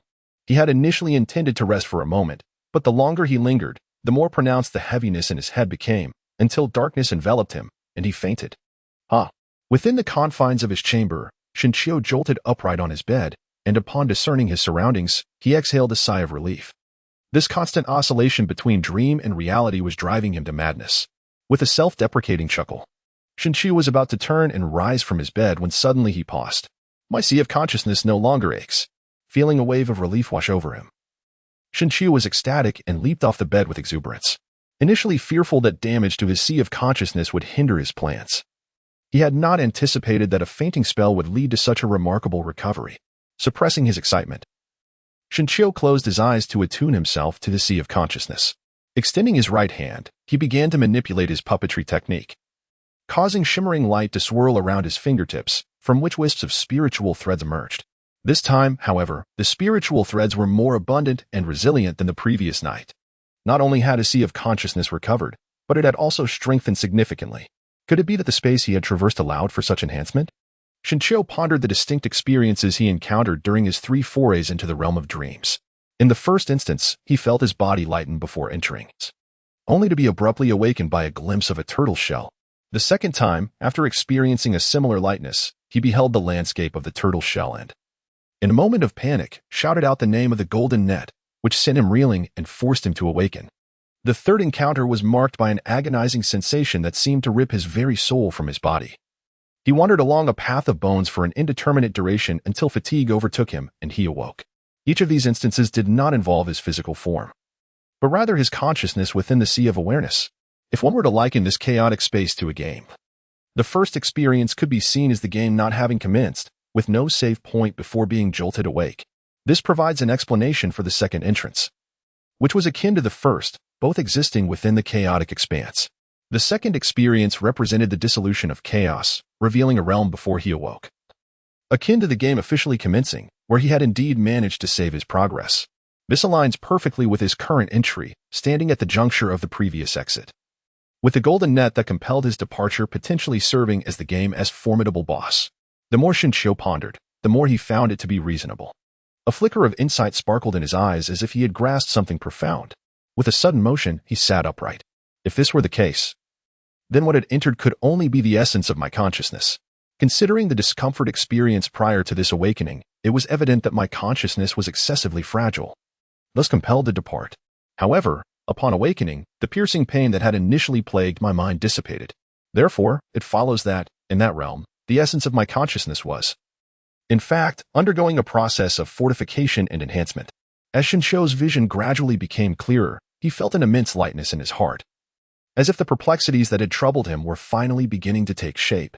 Whether this was indeed the case, he could only ascertain during his next entry, by observing whether the location lay within that desolate expanse of white bones and whether his sea of consciousness had been fortified. It was likely that he was close to the truth, since this space could hone his sea of consciousness, and he was to utilize it to explore that ruin. It would be fitting to henceforth refer to it as the ruins of the sea of consciousness. Chapter 68. The eve of action as Shincho unraveled the logic of the mysterious space. The sun outside had already cast its light upon the hall. It was noon. Glancing at the dappled sunlight within the room, Shincho pushed open the door. immediately feeling a surge of hot wind, with the last remnants of spring being devoured by the blazing sun. The oppressive heat rendered the inhabitants of the spiritual field listless and weary. Xinqiu tugged at the hem of his long robe, contemplating practicing puppet techniques in the northern part of the city that night when, unexpectedly, Song Zhang and another arrived at the estate. Cough. Elder Shen truly enjoys a leisurely life. While the disciples toil in the fields, you only venture out by midday, remarked Song Zhang with a hint of sarcasm. Paying no heed to Song Zhang's banter, Xinqiu continued to stride towards the entrance. Brother Song, do not concern yourself with his laziness, at present. He is in charge of planning. We must promptly discern the strategy and seize our opportunity, urged the other. Humph, my words seem to carry little weight. I have been waiting at the entrance since dawn, yet he emerges only at noon. Were it not for the rarity of this opportunity, I would ensure he faces consequences for such arrogance. Hearing Song Zhang's complaints, He Cheng, with a resigned pat on his shoulder, merely echoed his sentiments and followed behind Xinqiu. After winding through several turns, Xinqiu noticed the growing dissatisfaction of the two, but the more they displayed it, the more he felt compelled to temper their fervor. As time passed, their expression shifted from anger to resignation, prompting them to inquire, Elder Shen, we cannot continue like this. I truly lack the patience. Indeed. Elder Shen, please speak. This place is remote, and few will come. Observing the change in their demeanor, Xinqiu finally slowed his pace, leaned against the wall, and smiled. Brothers, let me be frank. The two held their breath in anticipation of his words. It is quite simple. On the day of the rescue, you merely need to collaborate with me in staging a performance. A performance? The two were taken aback, failing to comprehend. Sensing their confusion, Xinqiu gathered his thoughts and outlined his plan meticulously. On the day of the rescue, I have a strategy to incite a minor disturbance from the demon beasts to harass the spirit fields. At that time, you two will act as my inside allies, exaggerating the attack to draw more disciples in white robes for support. Most crucially, this will divert the attention of Zhao Xiao and Gao Mi, thereby leaving the Songha cave unguarded, allowing me to infiltrate and execute the rescue. Upon finishing his explanation, the two stared at Xinqiu as if he were a fool. You have spent so long devising this plan, only to arrive at such a conclusion? Leaving aside how you would attract the demon beasts with Master Songha's keen senses, you would have nowhere to hide. Indeed, this plan is far too hasty. It is utterly nonsensical. Despite their objections, Xinqiu remained unfazed and raised a hand to halt their further protests, speaking with a serious tone. Master Songha will be diverted by others. You need only follow my lead, and I assure you this operation will be foolproof. Absolutely not. This undertaking pertains to our celestial paths and cannot be trifled with. You underestimate the complexities involved. The two remained obstinate, refusing to relent. Xinqiu felt a surge of irritation, his voice lowering as he admonished them. If you disagree, then withdraw. Save us from your pessimistic foreboding. This venture is as much my opportunity as it is yours, and I cannot afford to treat it lightly. Farewell for now. And should I succeed, do not harbor envy. After Xinqiu finished speaking without the slightest hesitation, he turned and left, leaving Song Zhang and his companion exchanging glances in bewilderment. What should they do now? This plan is riddled with flaws. Perhaps we should simply abandon it, after all. Having obtained 4 elixirs is not an insignificant loss. Upon noticing He Cheng's inclination to retreat, Song Zhang became increasingly reluctant and seized his arm. Abandon it? Brother He, how can you be so nonchalant? Not to mention whether that guide would seek retribution later. This opportunity involves foundation-building elixirs. We have toiled for decades to reach the late stage of qi refinement, all because resources have been squandered on those sycophants. Now that a rare opportunity has finally presented itself, I, Song Zhang, shall not easily withdraw. I intend to prove to the sect that without them, I am not only capable of foundation building but can surpass those flatterers. Even if this plan leads to our demise, it is preferable to living in nightly frustration. He Chu was somewhat moved by Song Zhang's words, but upon recalling Xinqiu's plan, he shook his head slightly, just as he was about to persuade him. Song Zhang's next remark caused his expression to change dramatically. Are you suggesting that brother he wishes to withdraw and betray us, playing both sides? If that were the case, you would be depriving me of my chance, akin to murdering my own parents. Seeing the flicker of murderous intent in Song Zhang's eyes, He Cheng shivered and quickly shook his head in denial. Junior brother, you jest. Although I possess a timid nature, I would never stoop to such treachery. Upon hearing this, Song Zhang suppressed the chill in his gaze, forcing a smile as he said, then why consider withdrawal? Why not join forces to seize this opportunity? Even if the odds are slim, it remains an opportunity. The latter hesitated, contemplating the 4 elixirs nestled in his robe. Ultimately, unable to resist the temptation, he nodded fervently in agreement. They then hurried to catch up with the departing Shinshio. Although their tone remained skeptical, it was no longer as assertive as before, and they agreed to the rescue plan. However, when they inquired about the start, Shinshio's words nearly sent them into a frenzy. You mean a month from now? Seeing Shinshio nod, Song Jiang rubbed his face. I mentioned that the female thief would take months to awaken, yet you wouldn't be so precise, would you? Shinshio found himself reluctant, yet the crux of the matter lay with that group of demon beasts. Last night, they could barely be controlled to move. Should they be prompted to attack humans of higher realms, they would likely spiral into chaos in an instant. The only solution was for him to diligently practice his control, ensuring that even if he led them into a veritable pit of fire, they would leap in without hesitation, which would deem him competent. Observing Shinshio's resolute expression, yet remaining silent about the reasons, the two ultimately conceded to his proposal, albeit reluctantly. As they departed, they muttered inaudibly, and though Shinshio couldn't discern their words, upon reflection, he surmised they were likely not flattering. After meandering for a while, the summer day felt interminably long, and once night finally descended, Shinshio hurriedly slipped toward the northern part of the city. Oh, you've recovered so swiftly? In response to Shinshio's vibrant demeanor, Ying couldn't help but inquire, tugging at his goatee. Shinshio had no intention of providing an honest answer. He merely responded casually before unveiling the cellar that Ying had meticulously constructed beneath the ground. It is worth noting that Ying had indeed shown great foresight by establishing this hiding place within the residence to conceal the young beasts. Otherwise, if they were all crammed inside, it would be inevitable that a passing refugee might catch a glimpse of something suspicious. As he gazed at the multitude of young beasts, Shinshio silently recited the incantation inscribed on the jade slip, and immediately unleashed countless milky white spiritual threads from his outstretched right hand. This time, his primary target was the obstreperous wolf demon from the previous night, and he directed most of the spiritual threads into its mind. Upon sensing the familiar resistance, Shinshio took a deep breath and gradually began to manipulate the threads with his fingertips, causing them to quiver delicately. With the increasing frequency of his movements, the previously snarling wolf demon began to slow its actions, until its gaze became vacant, its entire body swaying in accordance with Shinshio's fingertips. To his astonishment, not only had he regained an extraordinary resilience, but his consciousness had also advanced further, nearly rivaling that of a practitioner in the later stages of qi refinement. Hearing Ying's praise, Shinshio smiled and wiped the fine sweat from his brow, remarking, if this is the case, does it not imply that I could control even more demonic beasts? Ying promptly interjected, explaining, this exceeds your limits. Any further might be too overwhelming unless you possess some secret technique for cultivating your consciousness. Upon seeing Ying's enigmatic smile, Shinshio maintained a composed demeanor, shrugging innocently. Secret technique? What kind of secret technique could a mere elder with a mixed spiritual root possess? Ying chuckled lightly, refraining from further inquiry, and casually advised him before sitting beside him to carefully present the concentrated essence of the dragon whisker vine to a qi. Chapter 69. The rescue from the stone cavern. The scorching heat waves rolled in like tides, one layer upon another.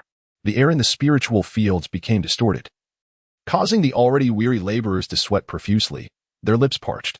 Come, it's watermelon time. Suddenly, Jiang Yang's shout dispelled the weariness in the eyes of the laborers. Haha. Elder Shin has bought us watermelons again. Enough said. When next month's salary arrives, we must treat Elder Shin to a grand meal. You said the same last month.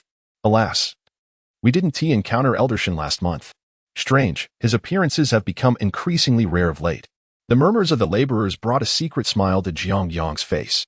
Since the onset of the sweltering summer, Shinshio had brought back an endless supply of treasures from the back mountain, both to develop his network of spies within the city's Yinwu Guard and to provide for these laborers who toiled daily. The outcome was evident. The laborers were profoundly grateful to Shinshio, and within the city, Jiang Yang could confidently assert that if he wished to know what undergarments a certain woman wore, they would be presented to him by the following day.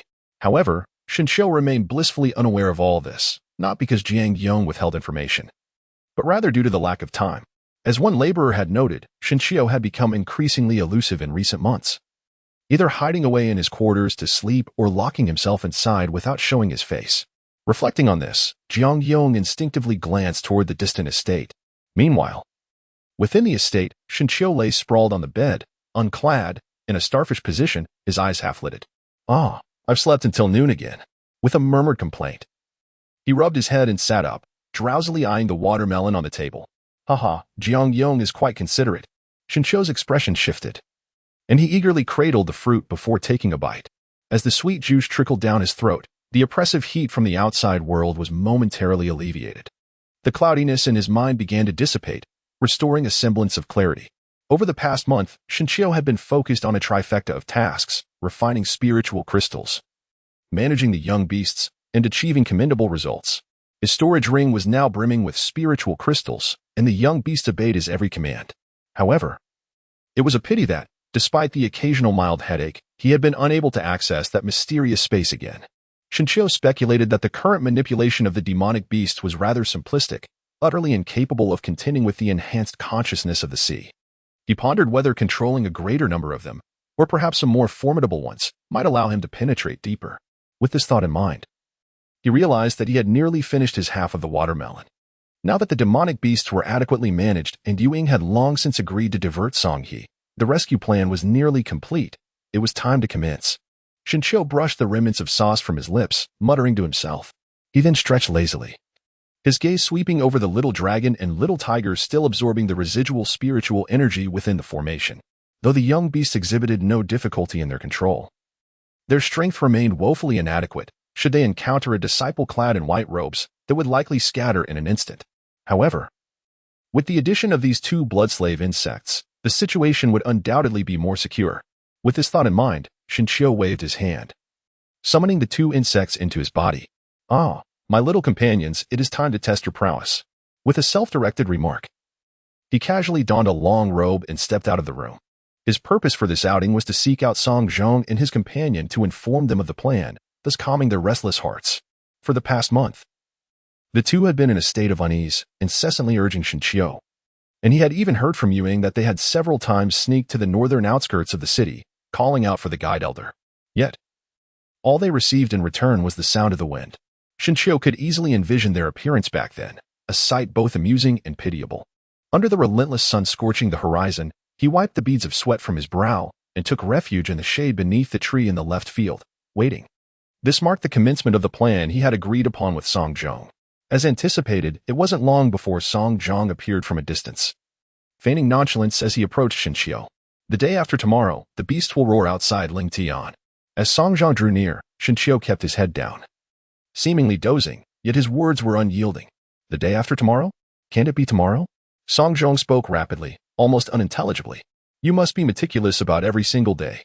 Hurry back and inform Brother He to prepare. We cannot afford to falter at a critical moment. I worry for your plan." With that, Song Zhong brushed past him, the entire exchange transpiring in mere moments. Once Song Zhong had distanced himself, Shinshio rose from the ground, his gaze fixed on the location of Ma Kai. This time, their plan involved not only Song Zhong but also Ma Kai and Wang Xing, as the Pine Crane Cave lay within the left field. Should Song Zhong and the others prove unreliable, they would have to rely on Ma Kai, navigating the familiar path to the residence. He briefly relayed the plan to the two, who showed no hesitation and promptly agreed. After emphasizing the need to divert Gaomi Zhao Shao, Shinshio leisurely made his way back to the right field. That night, he once again infiltrated the northern part of the city, tasked with enlisting Yuying to divert attention from the pine crane. As anticipated, Yuying showed no concern for the pine crane's cultivation level. The disdain in her eyes was unmistakable. After further discussions, Shinshio meticulously analyzed the plan and found no apparent flaws, barring unforeseen circumstances in any particular link. As day turned to night, a day slipped silently away. When darkness enveloped the land once more, a figure cloaked in black strode through the air, eyes fixed on the direction of Ling Tian, glimmering with intense light. At that moment, within Ling Tian, aside from a few patrolling disciples, the others had long since retreated into the cave, each engrossed in their tasks. However, today, the disciples at both caves exhibited unusual behavior. They sat upright, pacing back and forth, their expressions filled with anxiety. "Hey, Brother He, have you taken some earthly aphrodisiac? Why are you sweating so profusely?" "Haha. Brother He might be on the brink of a breakthrough, preparing to fall into the mundane world. And you? If Brother He cannot break through, how can you?" Just as the disciples prepared to mock further, Song Zhong emerged, sword in hand. Upon seeing him, they prudently fell silent, turning away to ignore the tension. Only when the two had moved on did the crowd begin to murmur. "Bah, he is just posturing. With that demeanor, Brother Gaomi has long been displeased with him. It's only a matter of time before he gets dealt with. Keep your voice down. That guy is a madman, spouting nonsense." Be careful, his words drag you into trouble with the master. Humph. With Brother Galmi backing me, even the master, just as this white-robed disciple prepared to argue. A sudden thunderous roar interrupted him. Bang! Bang! The sound echoed like rolling thunder, accompanied by a howling wind that led the disciples to mistakenly believe it heralded rain. However, the subsequent furious shouts filled them with shame and anger. Who among you and Ling Tian dares to step forth? Or else, I will drag you all to the entrance of Ling Tian. The voice was exceedingly arrogant, prompting the disciples to seize their swords and rush out from the cave. Yet, the sight that greeted them caused their steps to falter and retreat. They beheld two colossal wind dragons, thick as barrels, swirling in the sky, churning the clouds. But what instilled greater terror was the shadow beside the dragon. Though its face was obscured, the pressure emanating from its every motion left them breathless. The winds it conjured roared like thunder, igniting a singular thought in their minds. Now would be the perfect time to flee. Chapter 70. Stone Cave Rescue 2. Above Ling Tian, the remnants of clouds lingered. The two wind dragons resembled fish, rolling and twisting as they gazed down upon the disciples below. Oh, why are only these small fry here? If this is the case, I shall claim Ling Tian for myself today. Ewing scoffed, but before he could finish his sentence, a furious shout erupted from below. Impudence! The voice, though not overpowering the howling winds, resonated clearly in everyone's ears. Such audacity from this fellow. Do you not realize this territory belongs to the Qian Yuan sect? Do not act in haste. With that, a figure in white emerged from the cave. Song He, his elongated eyes scanning the wind dragons with a solemn expression. Wind? Song He silently mused, suddenly recalling the tragic demise of several scattered practitioners within the city. His hands, concealed within his sleeves, clenched tightly. So it is him. This person has been lurking within the city. Why has he come to stir trouble in Ling Tian today? Could it be? Song He's thoughts drifted to the female thief in the cave, the jolt of realization hitting him. Could it be that he knows something the thief is aware of? How did he find this place? Hiss.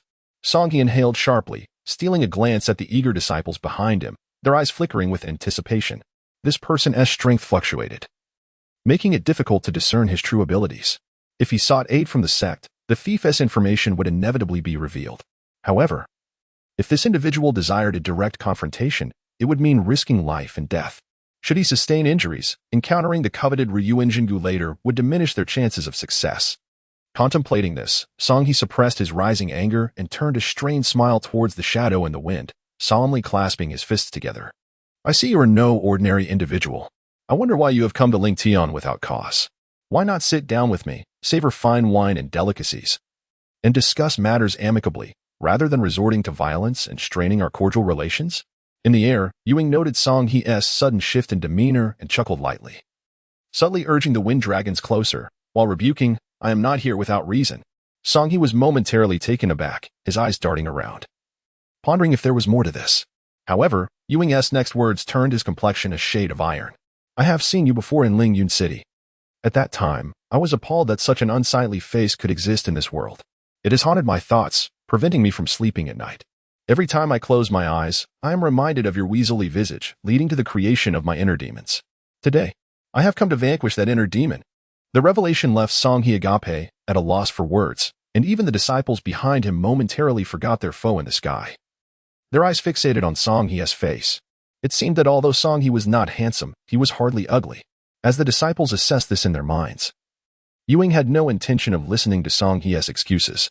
With a flick of his hand, the two wind dragons plummeted like falling stars. Even at a distance of 100 zhang, the howling winds and the force of the descending dragons sent the disciples staggering, causing their eardrums to bleed and the scene to descend into chaos. You dare.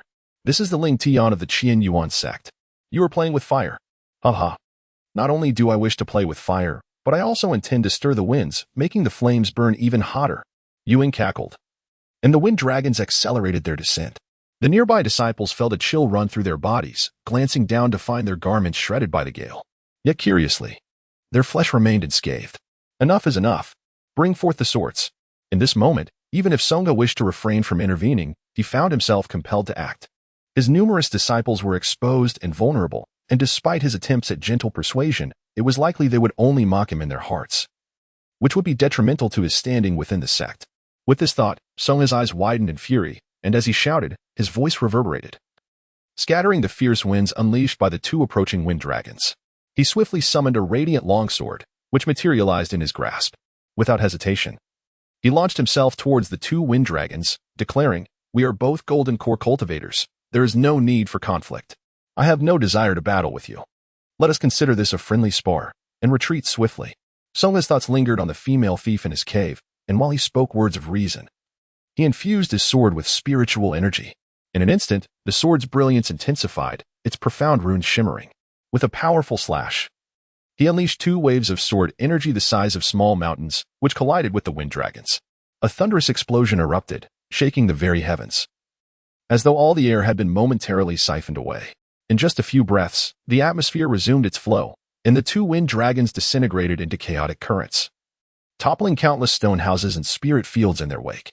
"Ah, you hideous creature, you possess some skill." Moonshadow's voice carried a note of admiration, but it sounded provocative to Songha's ears.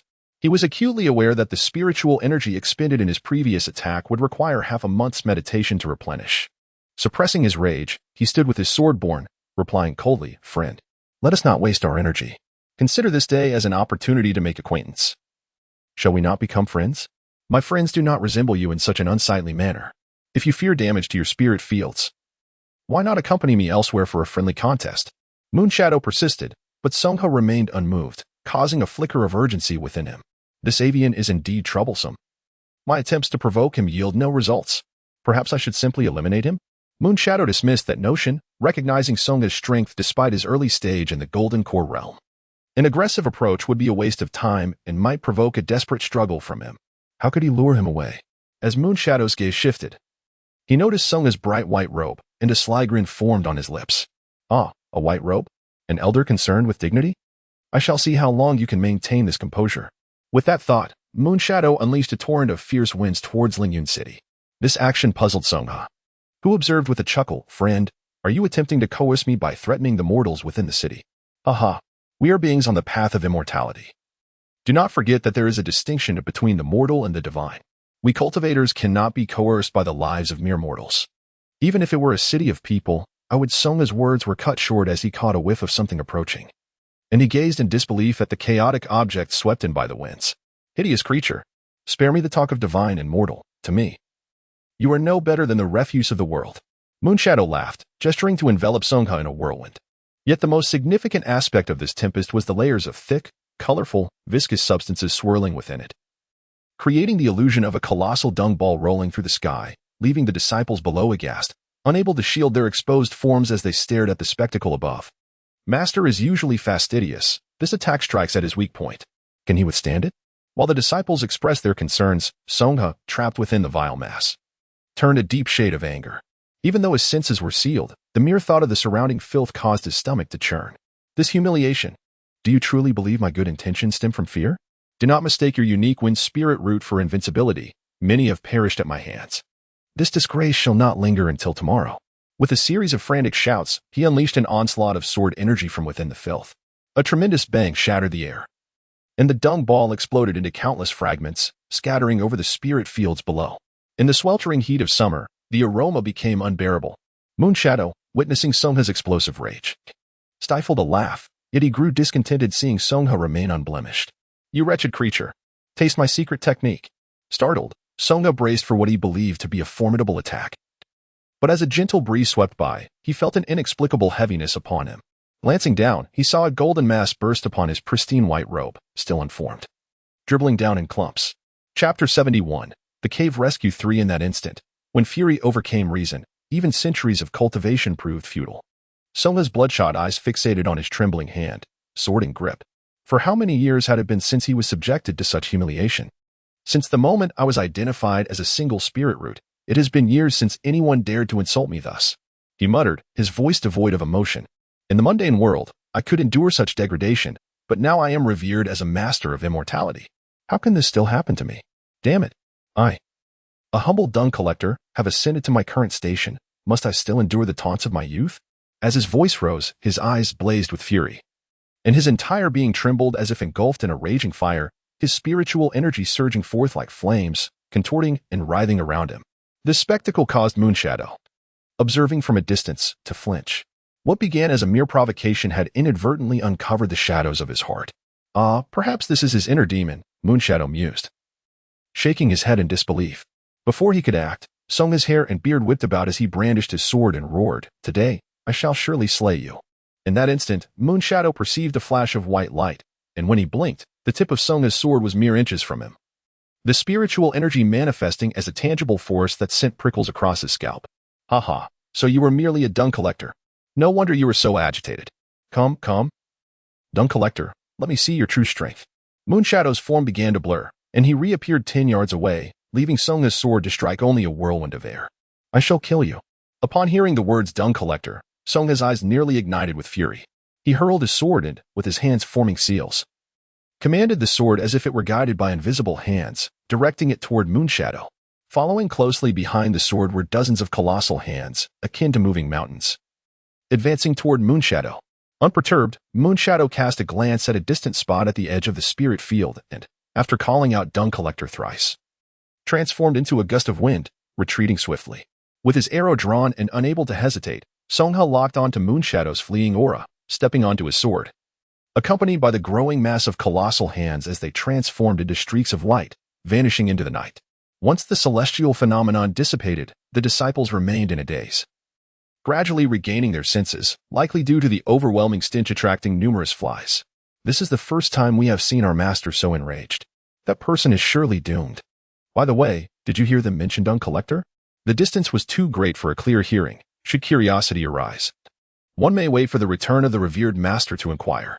The crowd engaged in lively discourse regarding the recent battle, wholly oblivious to the two disciples in white who were stealthily merging into the night. "Did you see that, brother he?" The shadowy figure clad in black was most likely a servant of the guide. "I too suspect so. I never anticipated that the diversion suggested by Shinchio would manifest in such a manner. Yet, the method employed is rather, as long as it serves to divert attention. What does it matter?" The two murmured as they advanced until they reached the edge of the spiritual field, where they finally halted. Subsequently, Songjung cleared his throat and whispered into the darkness, "All is normal. Proceed with the operation." Moments later, countless green, beastly eyes illuminated the shadows, accompanied by a series of suppressed, ominous growls that sent a shiver down their spines. The unsettling noise caused both Songjung and his companion to tense up, instinctively drawing their swords and retreating slowly. It was only upon sighting Shinchio's final approach that they breathed a sigh of relief. "You two have worked hard. Remember to adhere to the plan." Suppressed a smile, his hands discreetly flexing behind his back. Prior to the moonlit strike, he had already concealed the beasts at the periphery of the spirit field, and after leading away the pine crane, he transmitted a signal to himself. Now, upon hearing Songjung's second confirmation, he felt a sense of calm settle in his heart. "Shinchio, your methods are truly remarkable. I never expected you to bring some beasts." Though they were merely ordinary juvenile creatures, Songjung gazed at the snarling wolf leopard on the ground, a hint of concern lingering in his heart. "Fear not, I have everything under control. We shall proceed according to plan." The two men, reassured by his words, quelled their doubts. After all, they had initially been skeptical about the pine crane being lured away and the beasts being brought in, yet those doubts had transformed into reality, suggesting that Shinchio had meticulously orchestrated everything from the very beginning. With this thought in mind, they hesitated no longer, hastily disheveling their robes, drawing their swords, and feigning panic as they rushed toward the spirit field. Once they were out of sight, Shinchio flipped his palm and summoned the little dragon and little tiger, offering them hushed instructions. The two creatures promptly selected a juvenile beast to attach themselves to. "Go forth. The more chaos, the better." Once everything was in place, Shinchio commanded the beast horde to howl and surge into the spirit field in groups, ravenously devouring the abundant spirit herbs scattered across the ground. This commotion quickly caught the attention of other disciples. "What sound is that? Is it the roar of beasts? Could it be an attack? What? That's impossible. The Lingyun city is just fine." While the crowd remained in a state of uncertainty, the two men rushing down the ridge instilled a sense of foreboding. "This is bad. An attack. Hurry, the spirit field has been invaded." Songjung, his robe in disarray and his face as pale as a ghost, approached the crowd, visibly shaken. Upon seeing this, the others were filled with alarm, exchanging glances, yet none dared to step forward with their swords drawn. Observing this, Hichung felt a surge of urgency. With the situation having escalated to this point, retreat was not an option. He bellowed, "Fellow disciples, why do you hesitate? Are you waiting for our master to return and punish us?" His words sent chills through the crowd, prompting them to finally react and draw their swords. "Hichung, do you know the number and level of the beasts?" Before Hichung could respond, Songjung interjected, They are scattered across the mountains, with varying levels of strength. If you're worried, summon Senior Brother Gao and Senior Brother Zhao. With their prowess, they should be able to repel the beasts. The crowd's eyes brighten momentarily, only to dim again. Senior Brother Gao is occupied with the female thief. He won't come out without our master. And as for Zhao Xiao, he is not one of us. Calling him would imply our master has no one to rely on. Frustration and urgency washed over Song Zhong as he tried to reassure them. At this point, we cannot afford to be picky. If the spirit field is completely devoured, our master will not spare us. I will go fetch Senior Brother Gao. He Qing, you go for Zhao Xiao. Everyone else, please rally together and drive back the beasts. Otherwise, the consequences will be dire. The others, though apprehensive, agreed, banding together as they made their way to the spirit field. Brother Song, Zhao Xiao is straightforward. He must have already sensed the beast attack. If you provoke him further, he will surely come. Song Zhong nodded, but hesitated. Can you manage with Gaomi? Humph. I will manage, whether I can or not. Last time he was injured, he has yet to recover fully, and with the treasure bestowed by the pine crane shattered. He smirked. If he refuses, I'm eager to spar with him. I have no desire to remain in this Qinyuan sect. Worst case, I'll use his head as a token of allegiance to the guide.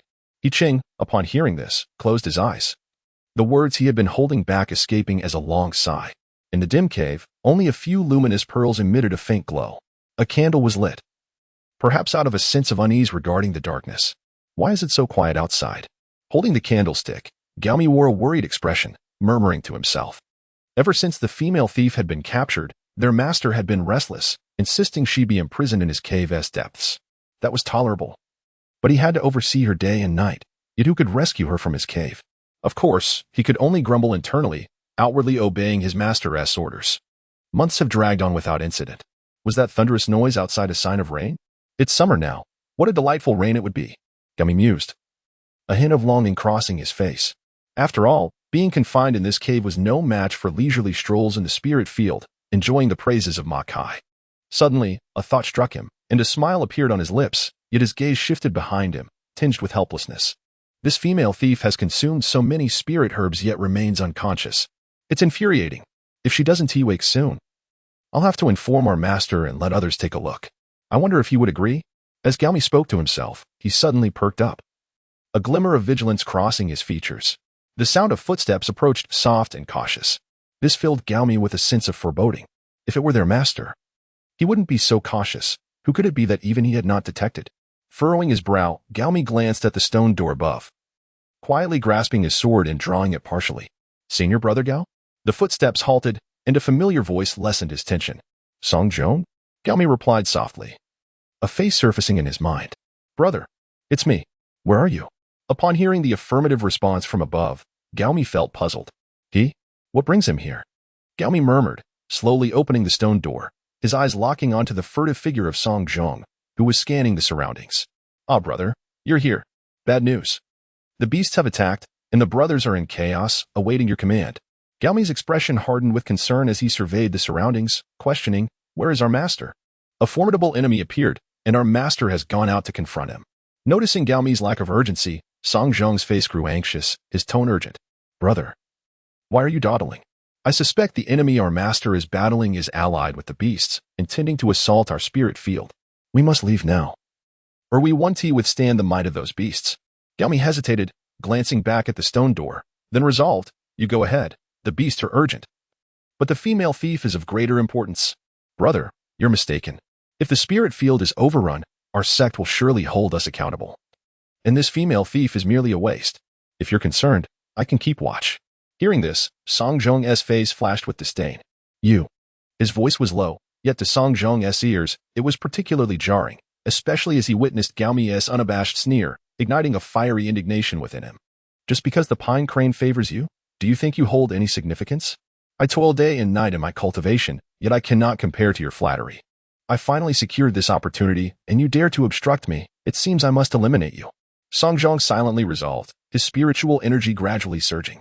However, Gaomi, seemingly oblivious, continued to mock him. A waste? Even a dog would be beyond your reach. Fear of death is one thing, but to insist on me taking charge is entirely another. With that pretentious demeanor of yours, it is no wonder that my master deems you unsuitable for significant tasks. Gaomi appears increasingly vexed these past few months, preoccupied with complaints, Yet he fails to notice the growing murderous intent reflected in Song Zhong's eyes, his sword barely sheathed. "What are you staring at? Hurry and fend off the beasts." Gaomi barked. "Are you afraid of dying? Then admit it." Just as Gaomi was caught up in his tirade, a sudden flurry of footsteps brought him to a halt. The hurried footsteps startled both him and the nearly enraged Song Zhong, who discreetly relaxed his grip on his sword, his gaze filled with suspicion. As the footsteps approached, a figure clad in blue robes burst into the cave. Both men's pupils constricted in unison. "Is it Shenqiu?" Song Zhong's heart raced, with Gaomi still present. Shenqiu's arrival could complicate matters during his battle.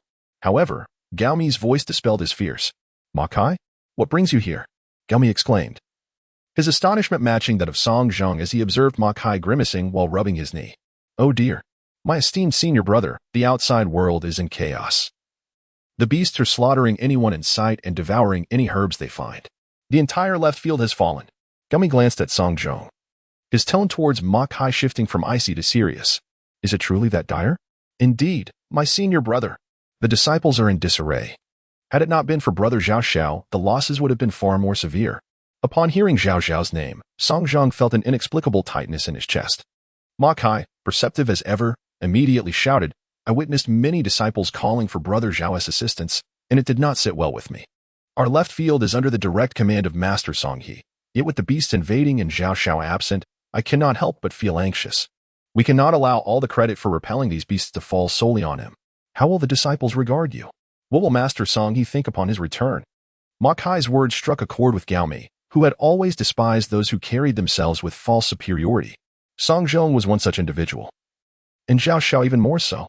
He had often found himself in subtle competition with Zhao Xiao, yet he now sensed he had been missing something. What he lacked was the opportunity for a true contest. "You slay one beast, I shall slay two. I will show you my superiority. Moreover, could my management of the spiritual fields allow you to bask in glory?" With this thought in mind, Gaomi unsheathed his sword with a sharp sound and turned to Ma Kai, instructing, as you rightly said, "This left field shall not become a stage for Zhao Zhao's heroics. However, the matter of the female thief is of greater importance. Ma Kai, I intend for you to remain here, and upon my return, I shall reward you handsomely." Ma Kai eagerly agreed, discreetly signaling to Song Zhong behind him. The latter scoffed and turned his head away.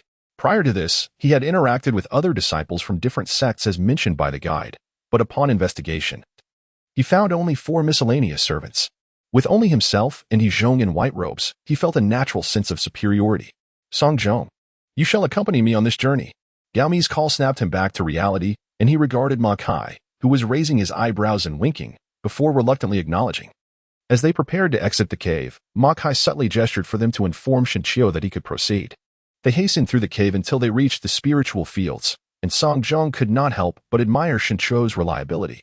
He had initially thought the juvenile beasts would present little challenge, but the scene before him was nothing short of astonishing. The spiritual fields were swarming with the eerie green eyes of numerous beasts, their roars echoing relentlessly. Most notably, their displayed ferocity was far from that of mere juvenile creatures. Their speed was ghostly, and their strength was sufficient to uproot vast sections of the spiritual fields. Even though the white-robed disciples had a cultivation advantage, they were still engaging in a fierce exchange, akin to fearless puppets. Among them, a frail wolf demon wreaked havoc, its claws tearing through the earth ferociously, causing chaos among the onlookers. Even more bizarre were 2 glowing leopards, emitting a peculiar buzzing sound, their power rivaling that of foundational cultivators, forcing Zhao Xiao to retreat in haste. This was no mere distraction, it was a genuine demonic assault. Song Zhong even suspected that Shenqiu might be attempting to seize this opportunity to dismantle the spiritual fields entirely. This thought filled him with an inexplicable thrill. "What are you waiting for? Join me in slaying these demons." A commanding shout from Gaomi shattered his reverie. Casting a glance at Gaomi, who was brandishing his arms and rallying the others, Song Zhong smirked coldly, made a token attack with his sword, and then stealthily vanished into the night. In an inconspicuous corner of the spiritual fields, Shenqiu was drenched in sweat, anxiously observing the fierce battle unfolding before him. Initially, the demon beast assault had gone smoothly. But after Zhao Zhao's arrival, the previously unruly wolf demon was no longer the only concern, as the other juvenile beasts began to falter. A mere sword strike could cleave several demon beasts in half. Thankfully, he had brought along the little dragon and little tiger, which had managed to entangle Zhao Xiao in their antics. It must be noted that the little dragon and little tiger had undergone remarkable evolution over the past month, showcasing astonishing offensive capabilities. Utilizing the youthful leopard's agility to its fullest, they evaded Zhao Zhao's radiant sword strikes, rendering him unable to land a blow. Additionally, their emitted white light struck the ground like hammers drenched in sulfuric acid, creating deep craters and decaying the surrounding spiritual herbs. Only Zhao Xiao, in his obliviousness, dared to push forward recklessly. Where is Gaomi? Why hasn't he emerged yet? Xinqiu muttered softly, wiping the cold sweat from his forehead. As he prolonged his manipulation of time, a sense of exhaustion and frailty gradually enveloped his mind. Observing the increasing number of monstrous beasts succumbing to their fate, an anxious feeling began to stir within him. Previously, he had harbored doubts about Song Zheng's reliability and had thus forewarned Ma Kai to act prudently. Yet now, neither of them had responded. Could it be that some unforeseen change had occurred? Xinqiu murmured in a moment of panic. Yet, a sudden exclamation caused his demeanor to shift abruptly. Xinqiu, the snake has emerged from its lair. The plan has succeeded. Hearing the voice behind him, a glimmer of joy appeared on Xinqiu's face as he turned to the furtive Song Zheng and inquired, Is Ma Kai inside? Yes, you must hurry. Delay may yield unforeseen complications. Xinqiu was acutely aware, his fingertips trembling as he relinquished control over numerous beasts. Take care here. Every moment you can delay matters. With that, he ceased further conversation, parting the underbrush as he made his way towards the cave. Meanwhile, the disciples engaged in combat on the spirit field quickly sensed something amiss. The once ferocious and fearless beasts began to retreat, whimpering, with several of them even kneeling, indicating a willingness to submit. This drew the ire of the newly arrived Gaomi, who was eager to prove himself. How can you surrender? He bellowed.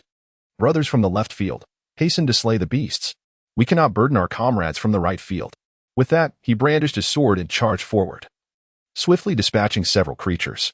The other beasts, not lacking in intelligence, realized that their surrender was unwelcome and resorted to a desperate fight. Thus, a new clash ensued. And even in the absence of Xinqiu's control, the ferocity of these beasts remained undiminished. Zhao Xiao, observing nearby, discerned Gaomi's intentions and noted that the beasts were now manageable, preparing to withdraw. However, his mind was plagued by doubts. During the aerial skirmish, he had watched closely and suspected that the figure in black had deliberately provoked Song He. Just as Song He departed, the beast attack followed closely. And while the disciples of the spirit field had rallied to assist, Xinqiu was notably absent. Coupled with Xinqiu's connection to the bandits and the fact that Song He was detaining a female thief, the series of events that night seemed too coincidental. Could it be that he was orchestrating this? Zhao Zhao's suspicions deepened, but contemplating the formidable strength of the figure who had lured Song He pondered how he could voice his concerns. Even among bandits, there should be sufficient incentive, unless that female thief possessed some secret. Startled by his own conjecture, he connected it to Song He's soul-searching and imprisonment, further solidifying his thoughts. As he glanced at Gaomi in the distance, an epiphany struck him. If the female thief had been drawn out, it stood to reason that Xinqiu must be within the cave. With this realization, Zhao Xiao lost interest in the fight and set off towards the cave. Yet, someone was keenly observing his every move. Brother Zhao, why depart when the beast attack is not over? Upon recognizing the face of the newcomer, Zhao Xiao had no desire to engage. Brother, with Gaomi here, I shall not seek glory. With that, he disregarded the subsequent comments and continued on his way.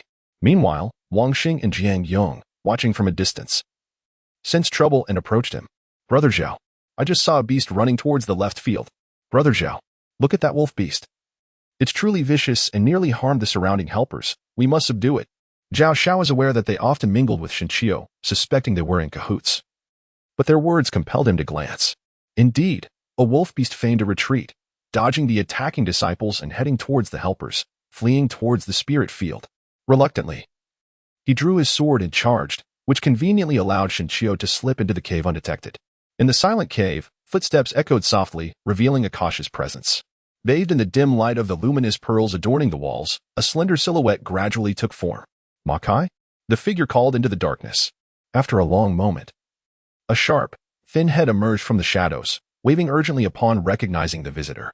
Xinqiu, hurry, there is no one else here. Hearing this definitive response, Xinqiu exhaled in relief, glancing warily behind him before hastening forward. But where is she? Should be beneath that stone door. I didn't dare go down. Noting Ma Kai's embarrassment, Xinqiu chose not to dwell on it. He approached the stone door and peered downward. Keep watch for me. I'll take a look. After issuing his instructions, Xinqiu leapt down, and as he felt the reverberation beneath his feet, he began to survey his surroundings. The cave was modest in size, approximately 5 zhang, yet it was poorly lit with only 2 luminous pearls, rendering visibility quite limited. He could barely discern a figure against the distant wall. "Miss Yun?" Shinqiu instinctively shouted, but upon realizing that she had been unconscious and had yet to awaken, he immediately felt foolish for his actions. While his mind was consumed with such thoughts, his hands and feet remained in constant motion. As he drew closer to the shadowy figure, a faint but rancid odor infiltrated his nostrils. It resembled the stench of putrid blood, the foulness of decaying flesh, or perhaps the reek of a decomposing corpse. As Shinqiu contemplated this, a sudden jolt surged through his heart. Utilizing the faint glimmer of light, he leaned forward to scrutinize the figure before him. Yet, the moment he cast his gaze upon it, an unsettling chill coursed through his scalp. The shadowy form was not merely suspended against the wall, rather, it was 4 darkened limbs grotesquely impaled by iron spikes, nailed to the wall itself. The blood oozing from the perforations had darkened and congealed, resembling dripping tar. Its stench pungent and overwhelming. The originally off-white robe was now obscured, its base color lost beneath vast patches of soaked blood and earth. The hair atop the head was matted in disarray, cascading down in haphazard clumps, akin to tattered felt. Could it be Miss Yun? Shinqiu brushed aside a few strands of hair that had fallen, gazing in astonishment at Yun Mingxuan, whose eyes were tightly shut and whose complexion was a ghastly shade of blue. The sight of her pitiful state left him unable to fathom the ordeal she must have faced. "Shinqiu, are you ready yet?"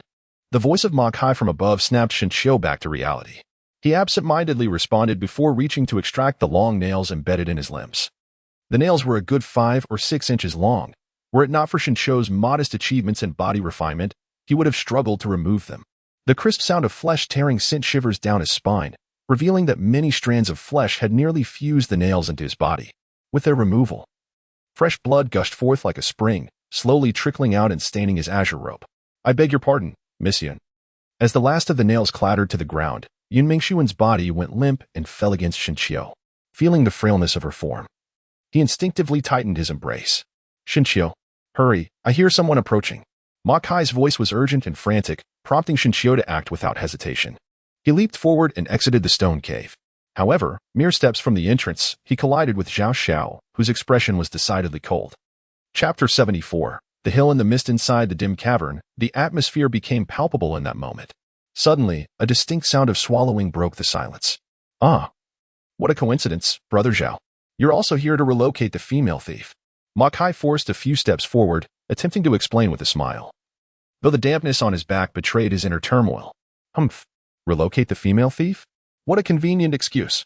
Zhao Xiao scoffed, disregarding Ma Kai's attempts at dialogue. He pointed directly at Shinqiu and rebuked, "Indeed, you are here. Last time, I spared you for the sake of our shared sect, but today, not only have you summoned beasts to attack the spirit fields, but you also intend to rescue this notorious female thief. How can I possibly let you off the hook for such actions?" Shinqiu could only manage a wry smile at Zhao Zhao's unexpected appearance at this critical juncture. "Brother Zhao, you previously stated that my affairs were none of your concern." "Silence. Do not dare call me brother. When I said I would not interfere, did I mean to allow you to conspire with beasts and demons to invade the spirit fields?" Zhao Zhao's voice rose in intensity. "Brother Zhao, why are you so foolishly loyal? What is it about the spirit fields of the Qian Yuan sect that demands such devotion?" Just as Shinqiu was gaining momentum in his argument, Zhao Zhao's voice escalated further. "The Qian Yuan sect is the Qian Yuan sect. This spirit field is the culmination of my master's efforts. Now that my master is gone, I, Zhao Xiao, must protect every blade of grass and every tree. You not only summoned beasts to attack the spirit fields, but even brought along this female thief, who had been a nuisance during my master's lifetime. Now that I have finally captured her, I shall not allow her to escape easily." Observing Zhao Zhao's heaving chest, Shinqiu took a cautious step back, uncertain if Zhao Xiao, in his fury, might suddenly draw his sword. After a brief moment, as Zhao Zhao's breath began to steady, Shinqiu raised an eyebrow at Ma Kai and tentatively spoke. "Brother, let us set aside other matters for now. What connection does the passing of the pure young true person have to this?" Zhao Xiao fell silent, his eyes growing even colder, prompting Ma Kai, who had been watching closely, to quickly interject. "Naturally, it concerns that beast. Ah, by the way, Ma Kai, let me ask you, if you were in this situation, would you choose to avenge your master or cling to your master's relics in remembrance?" The latter inquiry made Ma Kai's expression exceedingly exaggerated. "Of course, I would seek revenge against the beast for my master. Do you think that merely guarding this patch of land could express my loyalty to my master?" That would be, as Ma Kai spoke, He caught a glimpse of Zhao Zhao's changing expression and immediately declared, "That would be utterly insincere, a mere fade of remembrance." "So, Ma Kai, if enough." As Shinshio began to speak, he was abruptly interrupted by Zhao Zhao's furious exclamation. "Your duet is quite impressive. But how much do you truly comprehend?" Upon hearing this, Shinshio gently shook his head and inquired softly, "What troubles you? Is it that the beast is of the golden core stage, rendering your quest for vengeance futile? Or perhaps you harbor no desire for revenge, instead choosing to stubbornly contest this spiritual field?" Zhao Zhao's countenance flushed crimson, oblivious to the fact that he had strayed far from his original purpose for being here. Ensnared in self-justification, day and night, I yearn to take the life of that fish demon. Noticing Zhao Zhao's struggle, Shinshio hastily interjected, "If I am not mistaken, since the passing of the pure young true man, the cultivation resources available to you have diminished considerably, leaving you feeling hopeless in your quest for retribution?" This was not mere conjecture on Shinshio's part. A fragment of conversation from Song Zhong upon his defection had allowed him to glean a broader understanding. It was likely that the entire Qian Yuan sect was in a similar predicament, where only those favored and supported by their master soared to great heights, while ordinary disciples were relegated to mere background figures. Now that the pure young true man was no longer present, Zhao Zhao's situation could be inferred from Song He's demeanor towards him in the absence of even a gathering array within his dwelling. Indeed, upon hearing this, Zhao Zhao fell silent, seemingly recalling some unpleasant memories, his body trembling slightly, completely forgetting his initial purpose for coming. This elicited a gleeful expression from Ma Kai, who furtively signaled to Shinshio, intent on making a hasty exit. However, Shinshio remained unperturbed, stepping forward a few paces to gaze at Zhao Zhao, his tone laced with allure. "Brother Zhao, it is evident that the obstacle in your heart is the beast, the spiritual field, and this female thief, rather than the lack of resources from the Qian Yuan sect which renders your vengeance unattainable, forcing you to linger here in daily reminiscence. But I can provide you with the resources you need to seek your revenge." Shinshio's words seemed to possess a certain enchantment, compelling the standing Shinshio to slowly take the lead, his eyes reflecting a complex array of emotions. "You? How could I possibly trust you?" Zhao Zhao's inquiry relieved Shinshio, who had secretly feared he would not ask.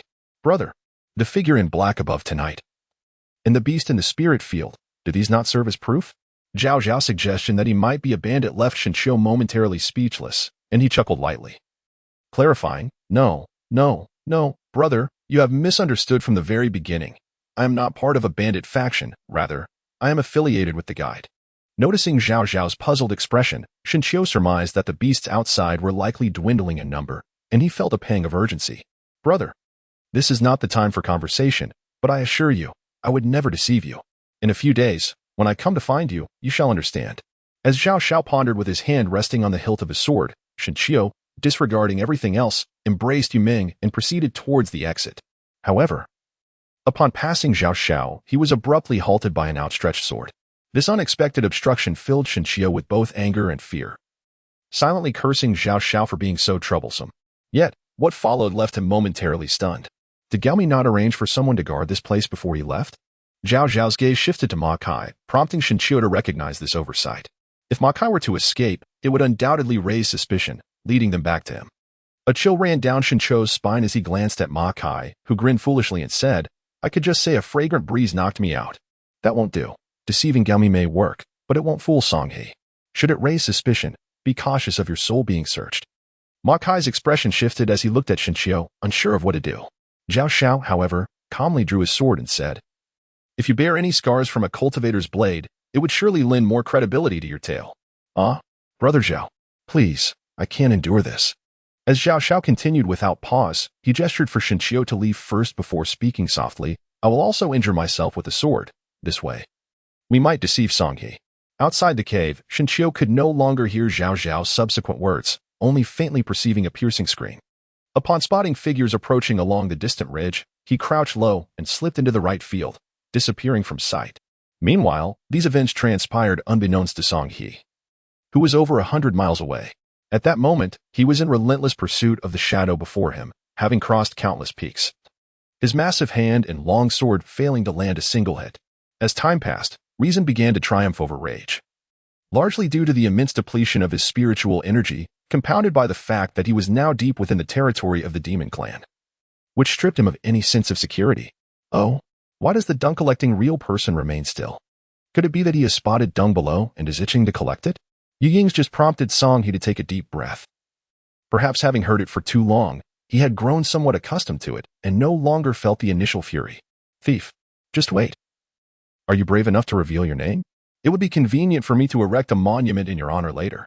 Ah, I have no desire for your dung-collecting hands to carve my monument, lest it brings misfortune. This retort caused Song He to grit his teeth, suppressing the tumultuous energy within him, and he spat. Thief, are you so cowardly that you cannot even speak your title? Oh, utter my name, and it will surely startle you. I am the moon, feared by all who hear it. Just as Yu Ying was about to divulge further, a nameless small mountain suddenly erupted with a thick poison mist, interrupting him. This anomaly drew both their gazes downward, where an inconspicuous low peak was belching forth dense fog, causing countless creatures to flee in terror. The poisonous mist spread rapidly, enveloping 100-foot radius in mere moments, and those who lagged behind were instantly reduced to bones, their flesh and blood merging into the heart of the fog. Yet that was not the end. The mist seemed to sense the presence of the two above and transformed into a colossal hand, descending upon them. Oh, break! The two startled cries echoed, scattering the mist momentarily, but it quickly regrouped to form a gigantic face. Hey, why not descend upon Mang Mountain for a chat? It would allow me, a humble fairy, to observe your innate beasts, and we can tread the path of immortality together. As they beheld the ominously fluctuating face, brimming with malevolence, Yu Ying's initially relaxed demeanor gradually shifted to one of gravity. Chapter 75, The Battle of Mang Mountain. The summer night faded swiftly, with the distant horizon already adorned with the first light of dawn, warming the air. Yet, even amidst this warmth, both Yu Ying and Song He felt an icy chill within, stemming solely from the pressure emanating from the gigantic face before them. Mang Mountain? A humble fairy? What sort of heretical entity are you? Reveal your true form at once. With Yu Ying's commanding shout, the giant face complied, dispersing to reveal a faceless figure standing about 7 feet tall. My celestial arts are not of a heretical nature, if you doubt it. Merely test it, and you shall know. The figure's voice rasped like a blade scraping bone, sending shivers down their spines. I have no intention of accompanying you. Farewell. Upon finishing its statement, Song He promptly clasped his fists in a gesture of retreat, setting aside the substantial depletion of his spiritual energy. He felt an overwhelming sense of lethal threat from the figure, leaving him no inclination to engage in a standoff. Yet, fate had other designs. A foul wind swept through the air, and the figure reappeared mere inches from Song He. Little fairy has not permitted you to leave.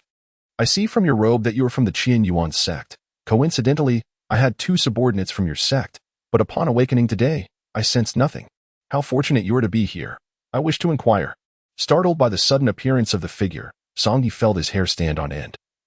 Instinctively raising his sword before him, the air around him vibrating with the surge of his spiritual energy. Our Qian Yuan sect harbors no subordinates of yours. You must have mistaken your target. The figure shook its head slightly, and the swirling mist parted to reveal 2 spectral figures, pointing and saying, This one looks like Lu Yan, and that one is Ning Da. Think carefully.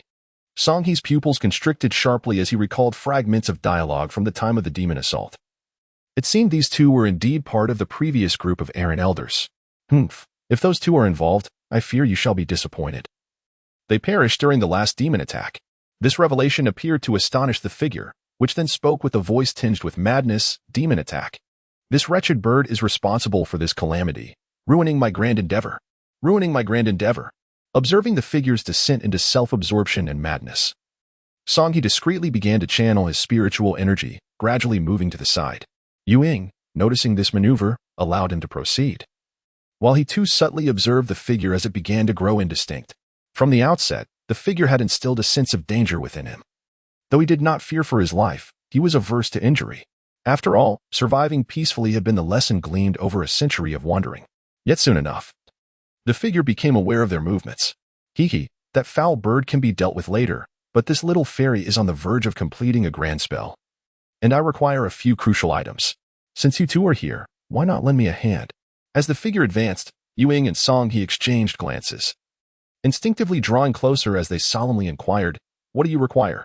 Hee, I require the 2 of you to lend me your golden course. As soon as these words were spoken, the atmosphere shifted dramatically. The sky unexpectedly unleashed a torrent of pea-sized raindrops. Even more peculiar, the droplets shimmered with a verdant hue, exuding an aura of malevolence. Observing this, the duo, Moon Shadow and his companion, hastily summoned their spiritual energy to erect a protective barrier. However, upon contact with the raindrops, a sizzling sound erupted, reminiscent of a red-hot iron plunged into cold water. The barrier, sustained by their spiritual energy, began to weaken, riddled with countless breaches. "You demon! What sorcery have you unleashed?" exclaimed Song-He, his face contorted in agony. The spiritual energy was already scant, and this waste would require days of cultivation to recover. Yet, the shadowy figure merely cackled, refusing to respond. With a wave of his hand, the raindrops seemed to obey a command, transforming into numerous elongated spears, each several yards in length. "Submit to this celestial being, lest you suffer grievous harm." The figure's voice echoed hollowly, as if the very cosmos were his vocal cords. "Demon, I am an elder of the Qinyuan sect. How dare you?" Song-He's eyelids twitched in alarm, but before he could finish, countless jade-green spears descended like a torrential downpour, their tails trailing faint glimmers, aimed directly at him. The spears flew with such velocity that Song-He barely had time to draw his sword before a gaping wound appeared in his shoulder. He could only wield his sword with one arm, desperately attempting to fend them off. In contrast, Moon Shadow displayed an ethereal grace as the spears approached. His form became indistinct, and as the spears pierced through him, he fragmented into wisps of wind, dissipating into the ether. "Is that an extraordinary spiritual root?" The shadowy figure howled in ecstasy. "Ah, the golden core of an extraordinary spiritual root. This must be heaven's gift to my great magic." The misty figure shrieked, then unleashed a torrent of green insects that coalesced into a dark cloud, hovering ominously in the air. "You cannot escape," it cackled. The shadowy figure's indistinct head scanned the surroundings, seemingly searching for Moon Shadow's whereabouts. Moments later, it appeared to have found its target, flicking a finger. And the swarm of insects rapidly spread out, forming a vast net above them. "Do you truly believe I would flee? You think I fear your loathsome insects?" Suddenly, a fierce whirlwind erupted, shredding the surrounding insects to pieces. "Friend, this demon's techniques are insidious. We ought to set aside our differences and vanquish this fiend together."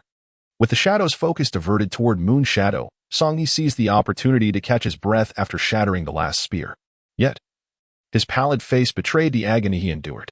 Upon closer inspection, the gaping wound in his shoulder was now being consumed by a multitude of green liquid, spreading like flames engulfing paper. "Curse it!" Song-He realized the gravity of the situation and attempted to expel the liquid with his spiritual energy. But it clung to him like a malignant growth, devouring his energy and accelerating its spread. In desperation, he drew his sword and slashed at his left shoulder. As his severed arm transformed into a ghastly white bone mid-air, vanishing into the dense forest. This transpired in an instant, leaving no time for Moon Shadow to respond to Song-He's unspoken query. "Do not struggle. Surrender your golden core, and we shall embark on the path of immortality together." The figure's tone was bizarre, mocking Song-He's plight while warning Moon Shadow against fleeing. The swirling mist encircled Moon Shadow, undulating like a living creature. "Humph, enough of your theatrics, begone." A flicker of unease crossed Moon Shadow's eyes. But with a sudden surge of resolve, he conjured a tempest that dispersed the mist. "Ah, I am increasingly eager for your golden core." The mist reformed at a distance. Yet Moon Shadow refused to grant it further opportunity to speak. As the storm intensified around him, it coalesced into an immense axe, its top obscured. "Let us see if this can withstand the onslaught." With a resounding crash, the colossal axe descended, creating a deafening sonic boom, rendering Song-He, who was watching from afar, momentarily dazed. "Can I withstand such a blow?" he muttered, momentarily forgetting the elixir he had just consumed. The axe revealed its full form, though crafted from wind. Its blade glimmered ominously, and even before it struck, the residual force dispersed the surrounding mist. At that moment, the center of the mist revealed an unremarkable hill, once lush but now desolate, with withered branches and cracked stones resembling a graveyard. More alarmingly, atop the hill lay a massive python with feet and glowing purple eyes. Coiled among the scattered bones, a gaunt old man, clothed in tattered rags and barefoot, stood atop the serpent, watching the approaching axe with keen interest. Chapter 76. Song-He's Fury in the early morning. Atop Mang Mountain, the sun hung like dewdrops from the night, casting a gentle, non-dazzling glow that lent an illusory serenity to the once bone-laden peak. However, this fleeting peace was soon shattered by the fierce winds above. As the colossal axe drew nearer, the trees on the hill were uprooted, and countless clods of earth were scattered, exposing the solid black soil beneath. The giant python at the summit remained unmoved, its tongue flickering, seemingly indifferent to the chaos unfolding. Suddenly, an eerie laughter erupted from the old man atop the python, his arms rising slowly. With a soft splash, ripples appeared before him as if an invisible water curtain had materialized. This scene caught Moon Shadow's attention from a distance. his eyes narrowing as he glanced at the retreating Song He with disdain. Hypocritical scoundrel, he scoffed. Albeit he too wished to escape, but found himself ensnared by the old man's unwavering gaze. It seemed he had no choice but to fight. As Moonshadow murmured to himself, he summoned his spiritual energy, causing the axe's descent to accelerate. Finally, the axe struck the water curtain summoned by the old man. With a roar, the winds howled, showering fine droplets across the landscape. Within a 10-mile radius, a gentle rain began to fall. But the droplets bore the corrosive quality of sulfuric acid, disintegrating bones and withering trees, creating craters in the ground. Even Song He, fleeing in haste, nearly stumbled. These two are formidable indeed. I can only hope they both perish here. Song He grumbled, bloodied and battered, reinforcing his protective barriers before hastily retreating. Meanwhile, Moonshadow at the center of the battlefield was facing a dire situation. As the axe dissipated, the water curtain grew ever denser. This is troublesome. As the last remnants of the axe's force faded, Moonshadow took several swigs from his flask, wiping his mouth frantically, his eyes glinting with madness. Once more, he cried, summoning azure threads that enveloped his body in an instant, and before the old man atop the hill could utter a word, he shot forward like an arrow into the water curtain. With a splashing sound, Moonshadow, clad in azure strands, resembled a bird escaping from the ocean. But as the water curtain became clearer, the threads began to corrode and fracture. Ah, he possesses some skill. The old man chuckled dryly, seated upon the great python. One hand caressing its scales while the other produced a palm-sized compass, muttering incantations that were obscure and cryptic. As the recitation accelerated, the colossal serpent suddenly reared up. Its disc-like pupils fixed intently on the silhouette of the moon about to breach the water barrier. Simultaneously, the compass in the old man's grasp emitted an eerie green glow. And a series of runes materialized, each seemingly infused with immense power, ready to obliterate the Moonshadow into a mere pulp upon its appearance. Yet, as the emerald form within the water became increasingly distinct, the old man's confident demeanor shifted abruptly, his murky eyes widened in disbelief as he gazed at the water veil. Something was amiss. Shaking his head frantically, his seated posture instinctively transformed into a standing one, his eyes betraying incredulity.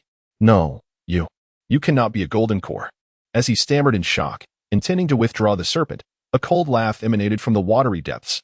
Heh, not anymore. With that proclamation, the water curtain shattered, unleashing a tempest that tore through space, leaving the serpent's scales in ruins and leveling half the mountainside.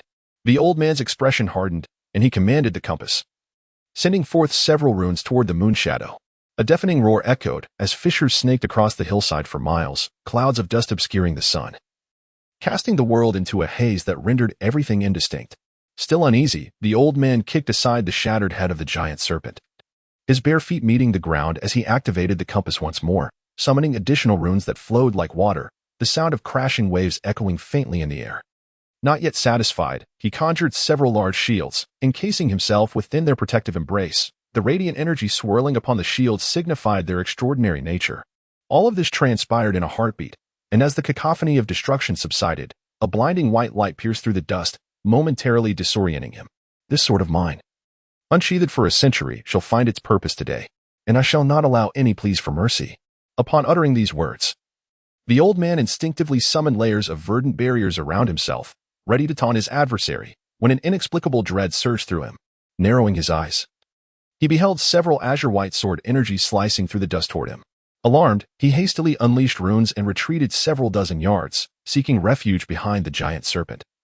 Reluctant to reveal himself, as explosive sounds erupted, the serpent was left in tatters, and after a prolonged silence, the old man extended his consciousness to assess the situation.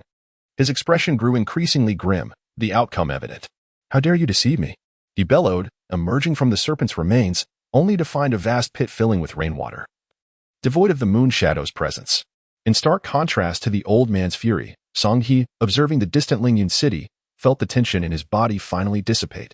We have returned, he sighed softly, intent on hiding his disheveled state as he hastened toward the spiritual field. However, upon encountering the chaos and the corpses of numerous demonic beasts, a foreboding sensation welled within him. Master! Master! Upon landing on the excavated spiritual field, Gaomi and a throng of disciples rushed forth. Master! Your arm, Master! It is the work of that villain. Despicable! Faced with their clamorous concern, Song He felt a flush of embarrassment creep over him. When did these demonic beasts arrive? Why is Lingyun City unscathed? Silence enveloped the crowd, save for Gaomi, who suddenly knelt with a thud. "Master, after you pursued that villain, the demonic beast attacked unexpectedly, and speak." Songhe, sensing the gravity of the situation, felt veins pulse at his temples. "The woman thief was rescued by someone. It is my fault, master. When the demonic beasts attacked, I feared the disciples would panic. So I stepped out to confront them. Little did I know, another thief infiltrated the lair and injured the guard I left behind." Songhe closed his eyes. The latter part of Gaomi's words drowned out by his mounting frustration. After a lengthy pause, he managed to utter a few words through clenched teeth. "Who was left to guard? Do you know what the thief looked like?" Gaomi, realizing the gravity of the situation, replied without hesitation, "It was the errand boy Ma Kai. According to him, 6 or 7 burly men broke in, attacking anyone in sight. If Zhao Xiao hadn't sensed the commotion and rushed to aid, he would have perished." Songhe pondered in silence, then inquired, "Zhao Xiao? Is he aware?" Zhao Xiao was also gravely injured, but was saved by Song Zhong and He Chung. Songhe remained silent, but his thoughts spiraled into chaos. He had initially intended to search Ma Kai's soul for answers, but the mention of Zhao Xiao, an outsider, raised suspicions, coupled with the fate of his 2 disciples. He hesitated to draw conclusions hastily. If he were to recklessly interrogate Ma Kai, how would it affect the loyalty of his remaining disciples? Damn it! Not only have I lost an arm, but the woman thief has also escaped. My news of the fusion source fruit has been cut off. Songhe seethed internally, his clarity sharpening as he recognized that this was a meticulously orchestrated scheme by the thieves, each step interconnected. Who was behind this plot? It ruined my grand ambitions. After a moment of contemplation, his gaze fell upon the kneeling Gaomi, and his anger surged anew. "Incompetent fool! You have failed in your duty. Had you not been my disciple, I would have executed you on the spot." After unleashing a tirade of rage, Songhe noticed his empty left shoulder, his frustration escalating further as he kicked Gaomi away. "Bring that short man from the other cave to me. I will make him confess everything." As the words escaped his lips, Songhe moved further away, his solitary figure appearing almost comical. Meanwhile, the mastermind behind this entire scheme, Shinxiu, cautiously fed half a medicinal herb into Yun Mishiwen's mouth. Following this, he climbed up using a hemp rope, peering out from behind the central cauldron of the courtyard. "Shinxiu, is this cave secure?" Jiang Yang, standing guard at the entrance, expressed his concerns. "Have no fear, this cave can block divine sense probing." Previously, Ningda relied on this to raise demonic beasts. Shinxiu felt a sense of relief for not having buried the ice pit from the very beginning. On the night of his arrival, he hastily decorated the large opening, and as time passed, he discreetly reinforced it, leaving only a single entrance for one person. He placed a large cauldron atop it to obscure it from view, and thus, no one noticed. Initially, he had intended to use it to conceal some spiritual herbs and medicines, but unexpectedly, fate had led to the concealment of a living being. "All right, relax a bit. Do not be anxious," he reassured Zhang Yong once more, before turning his gaze towards the interior of the room. There lay a young wolf, battered and barely clinging to life, while the young dragon and tiger circled nearby, seemingly waiting for the wolf to take its last breath, preparing to pounce and devour it. Chapter 77. Analysis of Mongshan. Observing the young wolf, its body a mosaic of broken bones, Shinxiu felt a twinge of helplessness. He had instructed the young dragon and tiger to seize any opportunity to escape, yet they had managed to flee, albeit bringing back a beast. According to Zhang Yong, the young dragon and tiger possessed remarkable strength, making it difficult for others to subdue them. But alas, the 2 young panthers were too fragile. Under concentrated attacks, they were shattered into several pieces. The 2 creatures, ever clever, sought to escape but inadvertently encountered the besieged young wolf. For reasons unknown, both creatures plunged into the wolf's body, aiding its escape while deliberately shaking off the pursuing disciples, only to quietly return to the residence at dawn. "You must have good fortune after surviving such peril, yet you cannot linger here, or you shall inevitably be discovered." Watching the pleading look in the wolf's eyes, Shinxiu sighed, grasped the wolf's leg, and pushed aside the freshly placed cauldron. "Zhang Yong, it is getting late. Let us take a stroll through the spirit fields. Remember, do not remain overly calm. Engage in conversation with the servants about last night's commotion." Jiang Yang appeared somewhat puzzled but refrained from questioning further.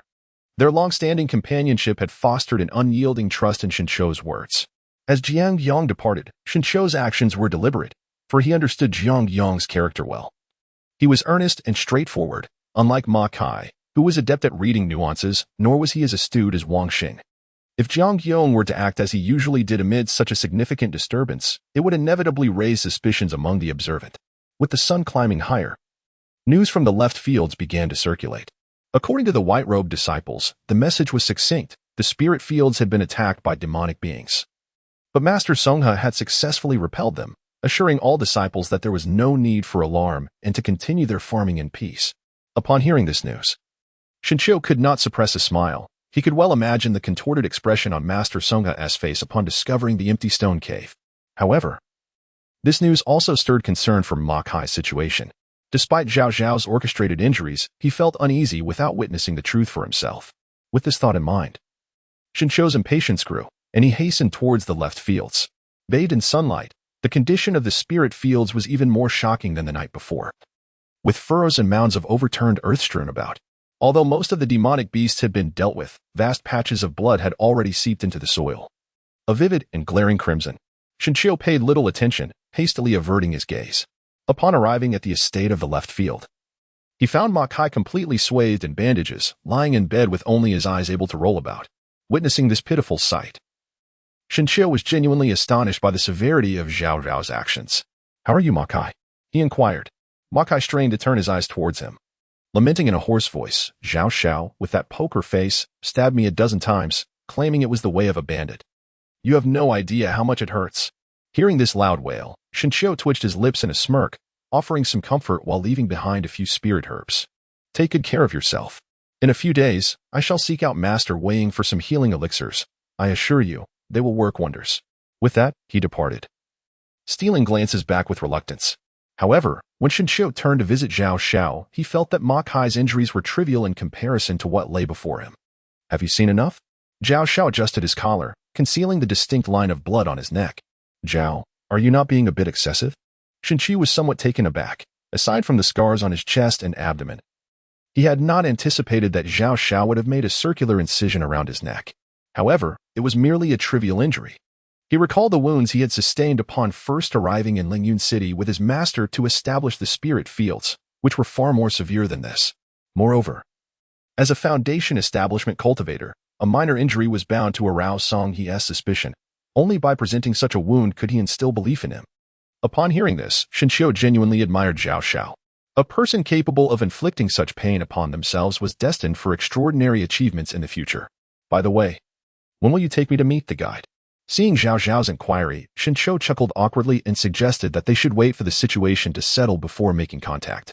After saying this, he concocted a narrative about how he had encountered the guide. It wasn't until late at night that Zhao Xiao accepted Shinshio's tale of meeting the guide during their previous escape.